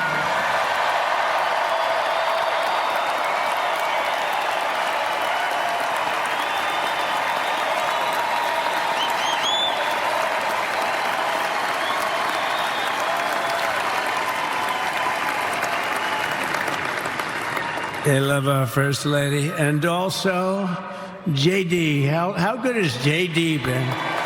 And his beautiful wife, Usha.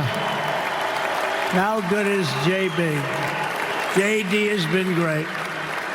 He's another good negotiator, Steve. He's a great negotiator, too. We need negotiators in this country. But so many of the people on the stage, we had not only family members, as an example, Lara Trump, the wife of Eric. She was the head of the Republican Party, along with my friend Michael. Stand up, the two of you. What a job. What a job they did.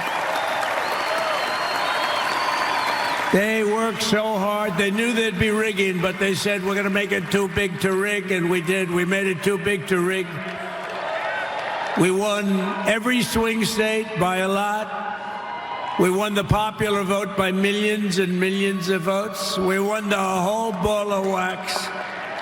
And now we're going to go and drill, baby, drill, and do all the things that we've wanted to do and bring your costs down, your prices down, and make our country safe.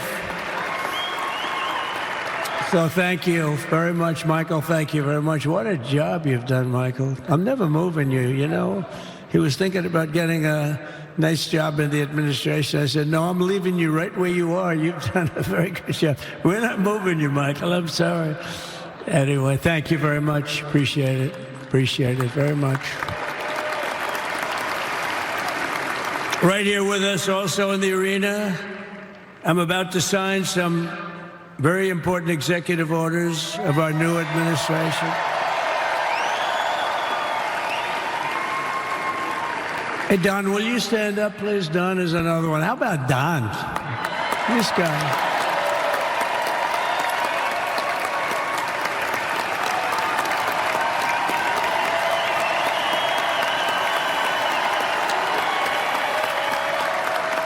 He's a popular one. He goes out and speaks. He gets a big crowd. He's a little on the rough side sometimes, but that's what you want. He's done a fantastic job, and he loves our country. Thanks, Don. Great job. You've done a great job. And Ivanka.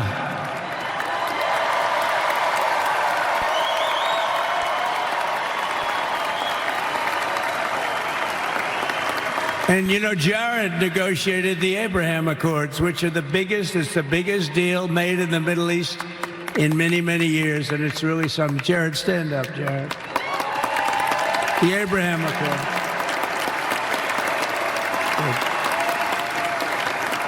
And Tiffany's going to have a little baby.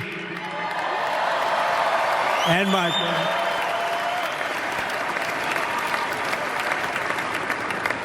And then I have a very tall son named Barron. Has anyone ever heard of him?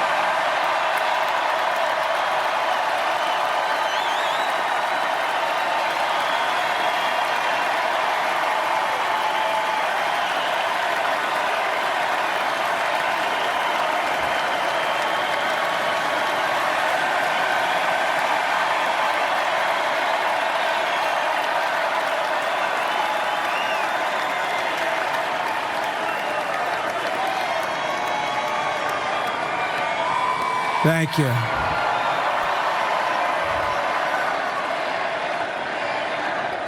He knew the youth vote. You know, we won the youth vote by 36 points. And he was saying, Dad, you got to go out and do this one and that one. And we did a lot of them. And he respects them all. He understood them very well. And he said, Dad, you got to go out, do Joe Rogan, do all these guys. And we did. We did, and Joe Rogan was great. They were all great, right, Aaron? They were all good. He understood the market. Another famous one, how about Kai? Stand up, Kai.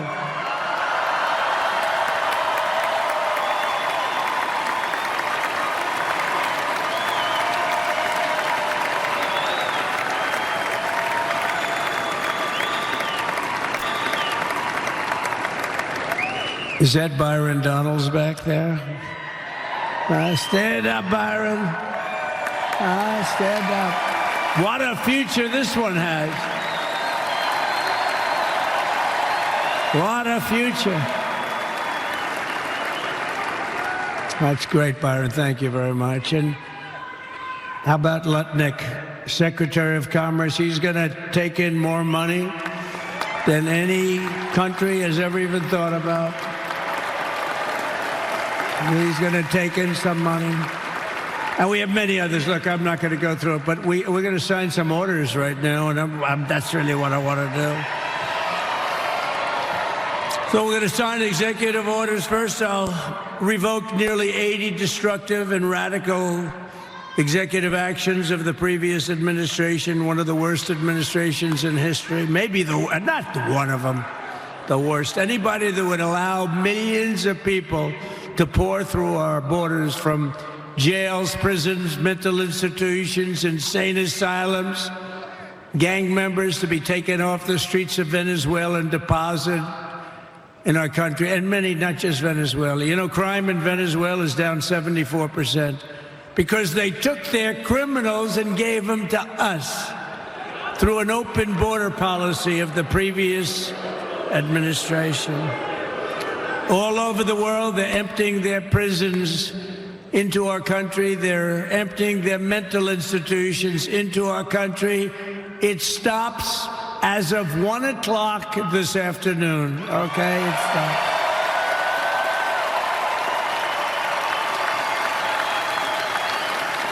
So I'm revoking nearly 80 destructive, radical executive actions of the previous administration. They'll all be null and void within about, 5 minutes? Is that them over there? 5 minutes?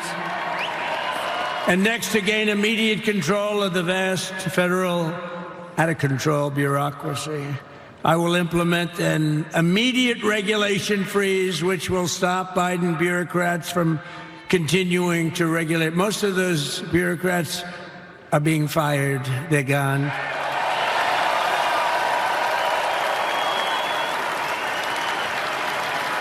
Should be all of them, but some sneak through, but we have to live with a couple, I guess. I'll also issue a temporary hiring freeze to ensure that we're only hiring competent people who are faithful to the American public. And we will pause the hiring of any new IRS agents. We will also require that federal workers must return to the office in person. And we're going to take the 88,000 people that they hired to go after you with guns. By the way, they're allowed to use guns and harass you like they were so many other people. Remember this. Okay, remember? Do you remember a little statement about tips? Does anybody remember that little statement? I think we won Nevada because of that statement. But they went out and harassed you over the tips. In other words, we are restoring control of our government to the people. We're going to take those 88,000. Let's see if they'd like to work on the border, because that's what we want them, really.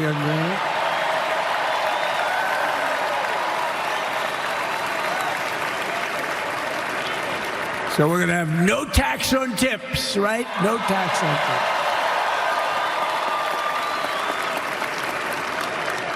And we may have, like the Speaker of the House, is he here? He's done such a good job. Is Mike here? He's around here someplace. I saw him just a little while ago. Hello, fellas. Look at you guys. Yeah, I know it. He's great. He's doing great. They're all doing good. The Republican Party has never been unified like it is right now. They want to save our country. And we're going to more than save it. We're going to make it greater than it's ever been before by a lot. Next, I'm going to sign a presidential memorandum directing every member of my cabinet to marshal every power at their disposal to defeat inflation and rapidly bring down the cost of daily life. because your costs have gone through the roof in the last 4 years.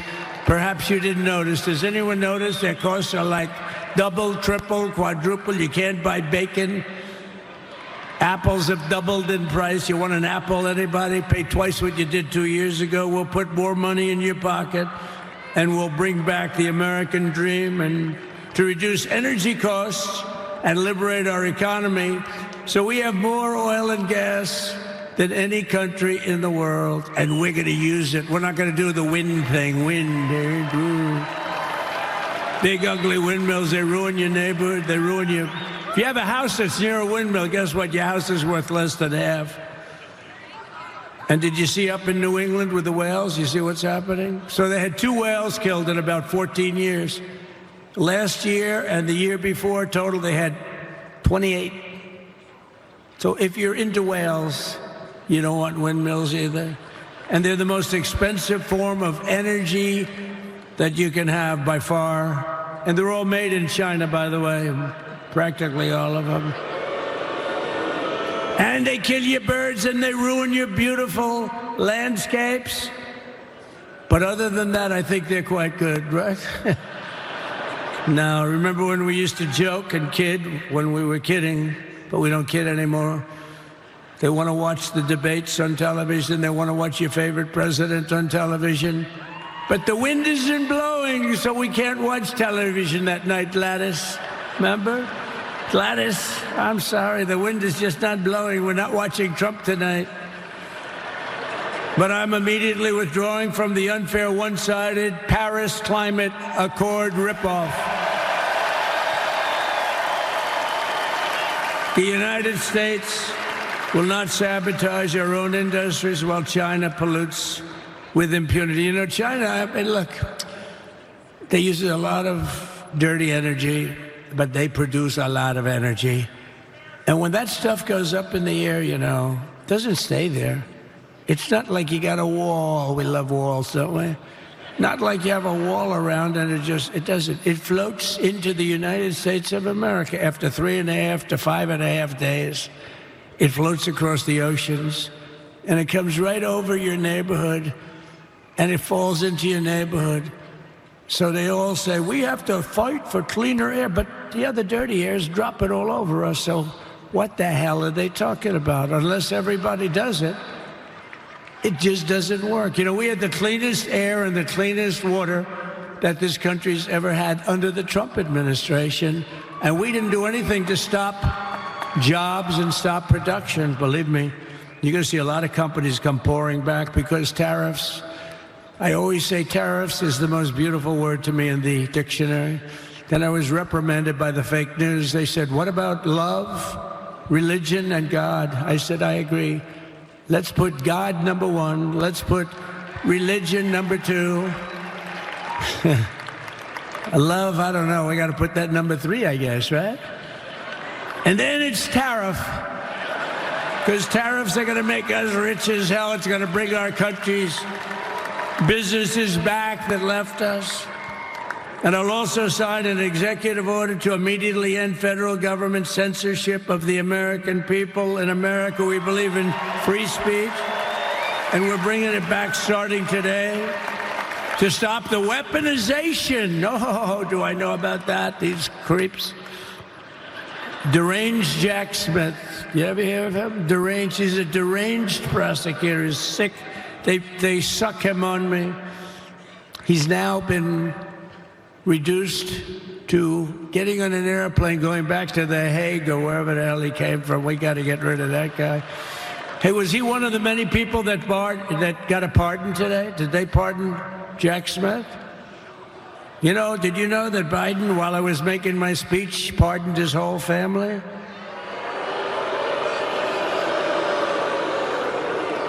The brother, the whole deal was pardoned.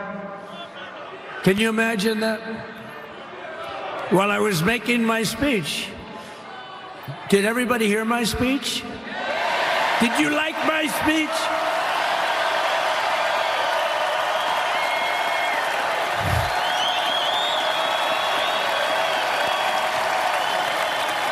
Thank you.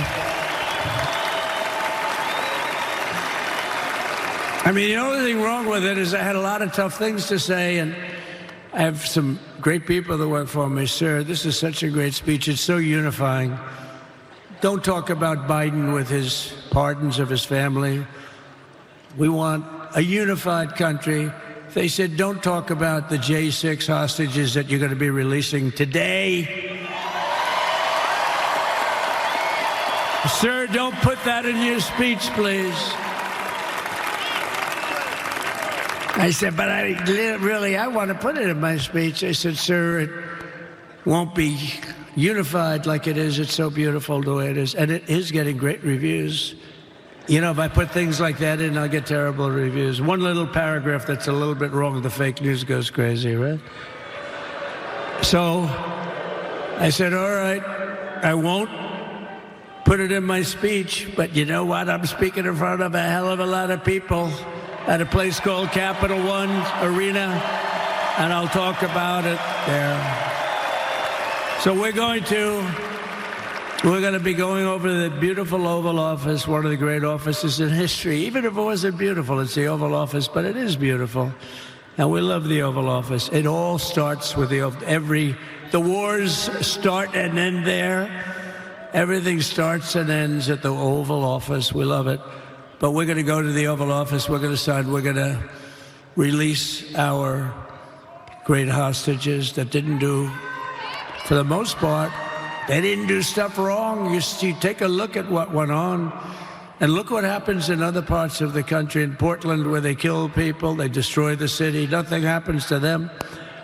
In Seattle, where they took over a big chunk of the city, nothing happened. Minneapolis, where they burned down the city, nothing happened. Essentially nothing happened.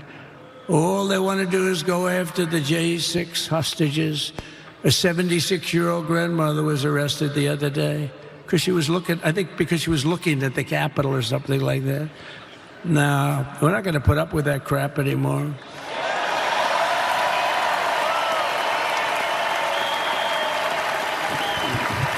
And to stop the weaponization of law enforcement, I've been investigated more than any human being in the world.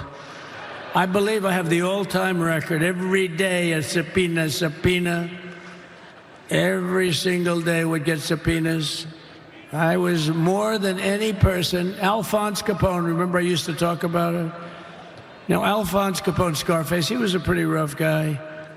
He was investigated about 1/100th what Trump was investigated. My father's looking down at me, my mother, how the hell did this happen? You know what it is? They investigated their political opponent, the opponent of Biden, and then ultimately Kamala. Has anyone ever heard of Kamala?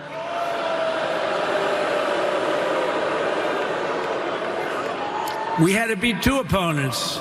You know, we had to beat Biden, then we beat him. Now he goes on top. The guy was like 39 points down. I think I could have beaten Trump. They should have left me and I would have beaten. No, his debate performance wasn't the best, right? That's what killed him. And then they had to change, and that's like you get into a fight. The great Dana White spoke last night. We love Dana White, right? UFC. That's like he puts in two fighters. One of them's getting creamed, getting really beaten, and they say, all right, take him out. Let's put somebody else in to finish up the fight. That's what they did to us. They gave us somebody new, but we took care of both of them. So we beat actually two opponents. But to stop the weaponization of law enforcement and our government, I will also sign an order directing every federal agency to preserve all records pertaining to political persecutions under the last administration, of which there were many, and beginning the process of exposing any and all abuses of power, even though he's pardoned many of these people. Can you believe it? He's pardoned them. You know why he did it while I was speaking? Because that way I couldn't speak about it. I was speaking. I didn't know he did it.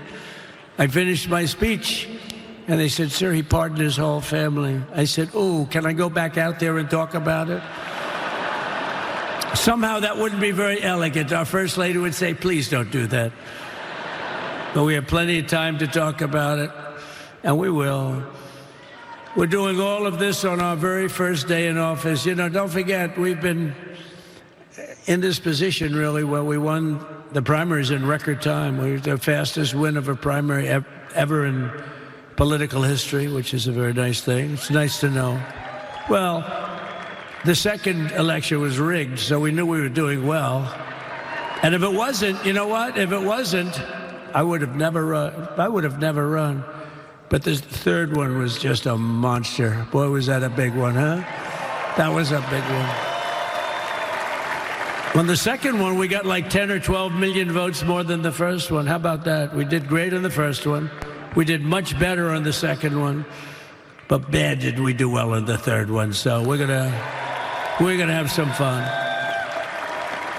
It's very simple. We're gonna make our country great. We're going to make our country great again. We're going to make America great again. How good a name is MAGA, though, right? You know? I was going to say, keep America great, but unfortunately, it wasn't great. Can't say keep it great. It will be great again, but CAG, keep America great, CAG, I don't think it's ever going to replace MAGA. Does anybody like CAG? I don't think so. It's never replacing MAGA. Nothing will ever replace MAGA. MAGA was the most successful political operation, political movement in the history of our country, maybe in the history of the world. Let's see what happens, because we're not finished yet. We're not finished yet. We got a long way to go. But we're doing this on the very first day in office, and in just a few moments, I'm not only signing the release of the J6 hostages, I'm signing other things that you're going to love. Oh, you're going to be happy reading newspapers tomorrow and the next day and the next day and the next day. So I just want to thank, I mean, look at this place. It's full to the rafters. You don't have any. Look at those people up there.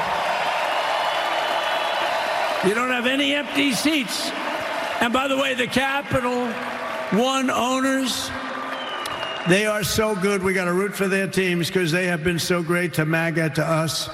And I just want to thank Ted and everybody. You guys have been fantastic. And the ice hockey team's doing great. Ovechkin's pretty good, right? They're doing great. So I want to thank them, Capital One arena owners. They have been absolutely fantastic. And thank you once again to everyone. And I can only tell you, you're going to be very happy. You're going to watch a lot of good things happen. We got to stop some wars that are happening and going on. Some stupid things are happening. The war with Ukraine would have never happened, and it has. As you know, Israel would have never been hit on October 7th, and none of you would be up here. None of you would even know anything about this tragedy that you're going through right now. But Iran was broke. Anybody that bought oil from Iran, they couldn't do any business with us. You're not going to do business with America. China passed, everybody passed. They were broke. They didn't have money for Hamas. They didn't have money for Hezbollah. And your sons would be alive, and they certainly wouldn't be incarcerated like they are. It's a shame, but we're getting a lot of people out in a short period of time. So I'm going to go right over to here, and I'm going to sign in front of you. Is that okay? Good.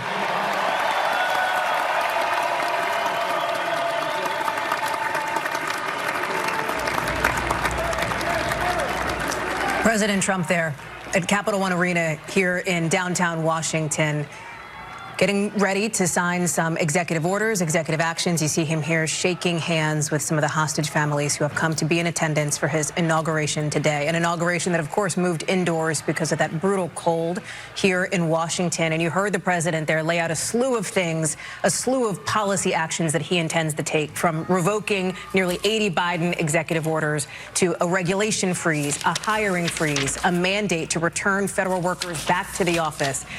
Threats of tariffs there, a memo, as he put it, to try to cut costs and bring down inflation. Of course, some of the specifics here are still thin, not clear how he would implement that. And then the pardon of defendants from the January 6th attack on the Capitol, as well as climate action as well. We will see as President Trump takes his seat here if he will walk through which specific papers or in which specific folders, as I'm joined here by Kelly O'Donnell as we see President Trump there in downtown D.C. This is, of course, the serious work of actually being president. And so holding the pen, choosing. Oh, he's all right. I'm just going to say, Kelly, a microphone here, and it sounds like we will be able to hear him as he walks us through this. Biden-era executive actions, executive orders, presidential memoranda, and others.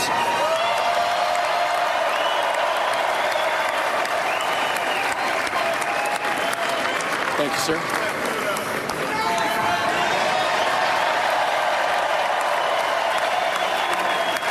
Thank you. The second item, President Trump, is a regulatory freeze, as you announced in your speech, preventing bureaucrats from issuing any more regulations until we have full control of this, the government and this administration.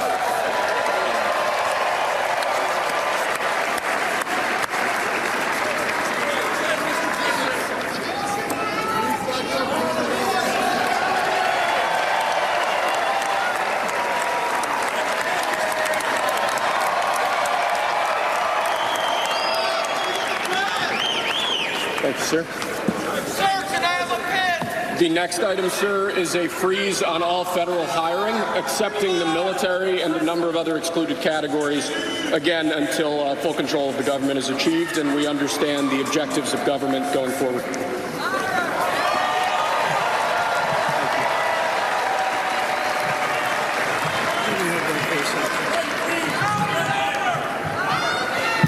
Could you imagine Biden doing this? I don't think so.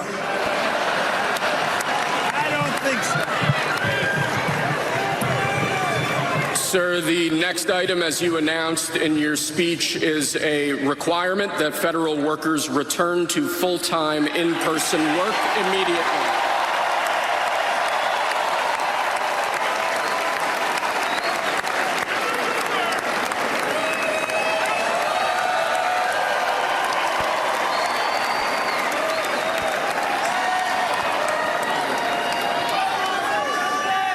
Thank you, sir. Next, we have a directive to every department and agency in the federal government to address the cost of living crisis that has cost Americans so dearly.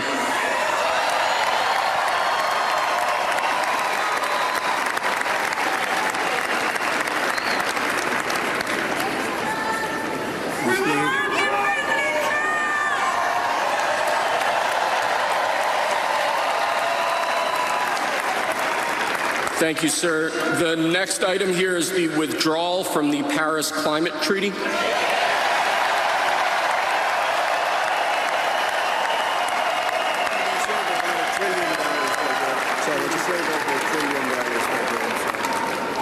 Yes, sir.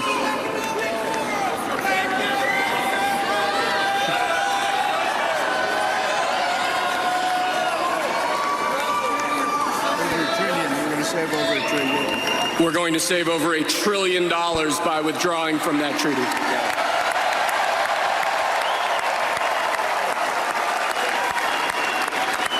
And the next item, sir, is a letter that will be transmitted to the United Nations explaining that we are withdrawing from the Paris Climate Treaty.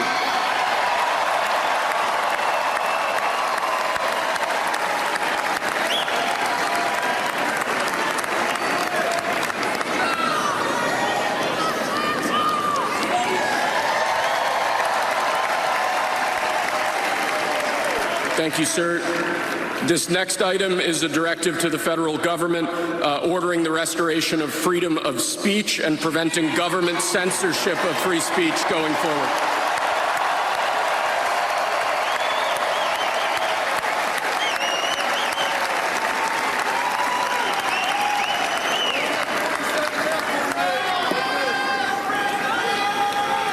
And lastly, sir, before we go back to the Oval Office to sign a large number of other items, is a directive to the federal government ending the weaponization of government against the political adversaries of the previous administration, as we've seen.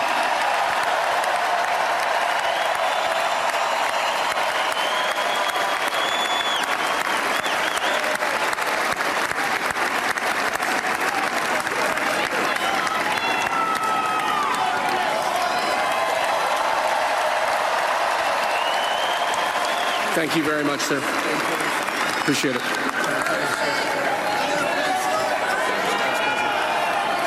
Pretty fun job.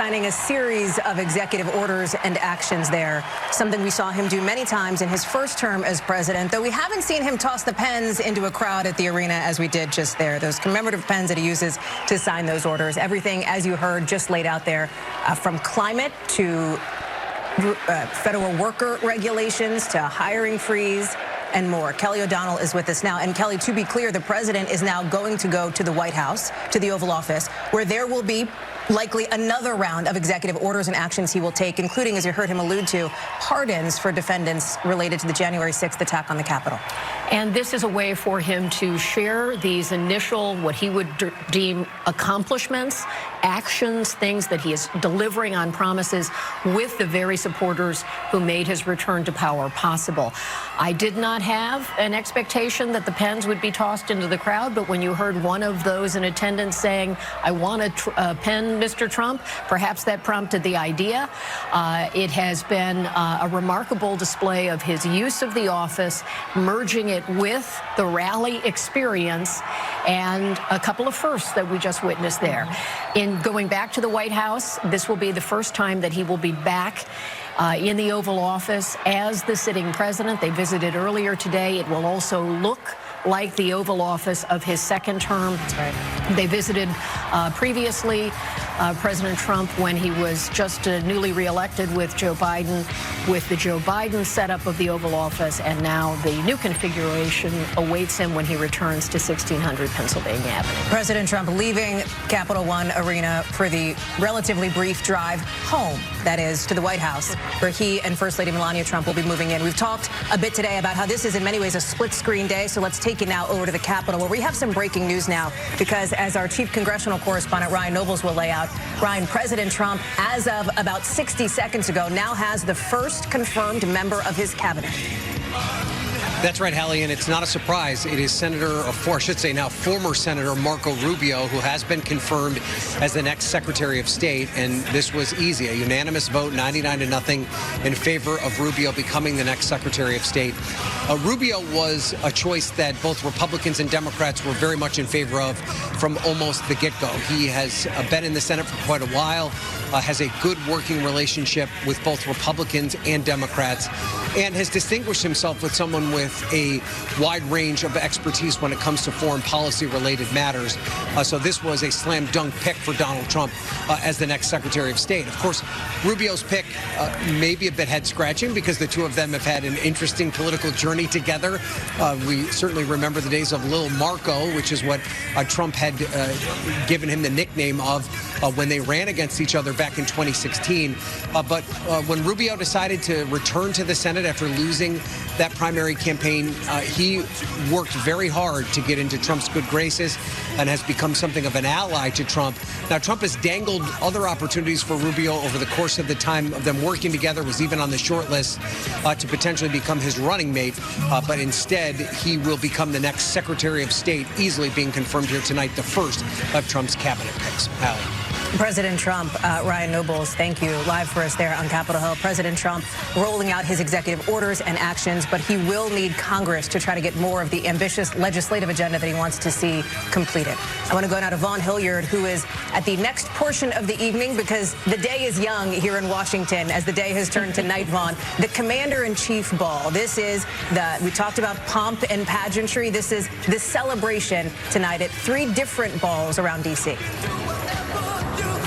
Right. They're all happening around here at the convention center. So as he makes his way to the White House to sign those additional executive orders, he will then make his way here to each of these balls. And I think what is so different about today here, Howley, is the fact that typically inauguration days, we are so focused on the pomp and circumstance, the parade portion coming down Pennsylvania Avenue, right when the outgoing president flies out on Marine One. This is a moment, though, on Donald Trump's second inauguration in which, for years in the making, there were organizations made up of former Trump administration staffers and cabinet members who had been drafting executive orders. I was told that one organization here in Washington, D.C. had drafted more than 150 for him to potentially choose from, and that they had Project 2025, folks will recall. That was made up of former cabinet officials and some who are going to be in this next administration, who essentially had outlined how the departments and agencies in a second Trump administration could more efficiently run, and that they were not as prepared hard in the first administration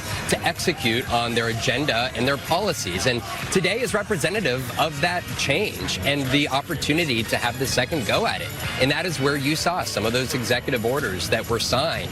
The impacts are going to be substantial. And so, well, we saw the now president, kind of focus on parts of the past, suggesting that he was going to be ordering the departments and agencies to hold on to all evidence as it pertained to what he called political prosecutions and investigations into him, and again called wrongfully the 2020 election rigged and stolen. There is also very much a component of this that is understanding of the political stakes for him in these weeks ahead, inviting those family members onto stage. And the man that introduced him, Steve Witkoff, you just yesterday came off of serious negotiations between Israel and Hamas that ultimately will bear out over the course of the next 42 days to really get to whether this ceasefire can turn into an end of the war in Gaza. Yeah, Vaughn Hilliard live for us there in Washington. Vaughn, thank you. And Kelly, very quickly here, some of these executive actions are certain to face legal challenges. There are experts who are poring over these and will prepare those challenges almost immediately. And this concludes, for now, our special coverage here of another historic moment here in Washington. President Donald Trump's second inauguration, as both he and Vice President J.D. Vance were sworn in earlier. There is much yet to go as the president is headed back to the White House to take more executive actions. And then after that, on to those balls that you just saw reported on. We will have continuing coverage on NBC News Now and online at NBCnews.com. Thanks for watching.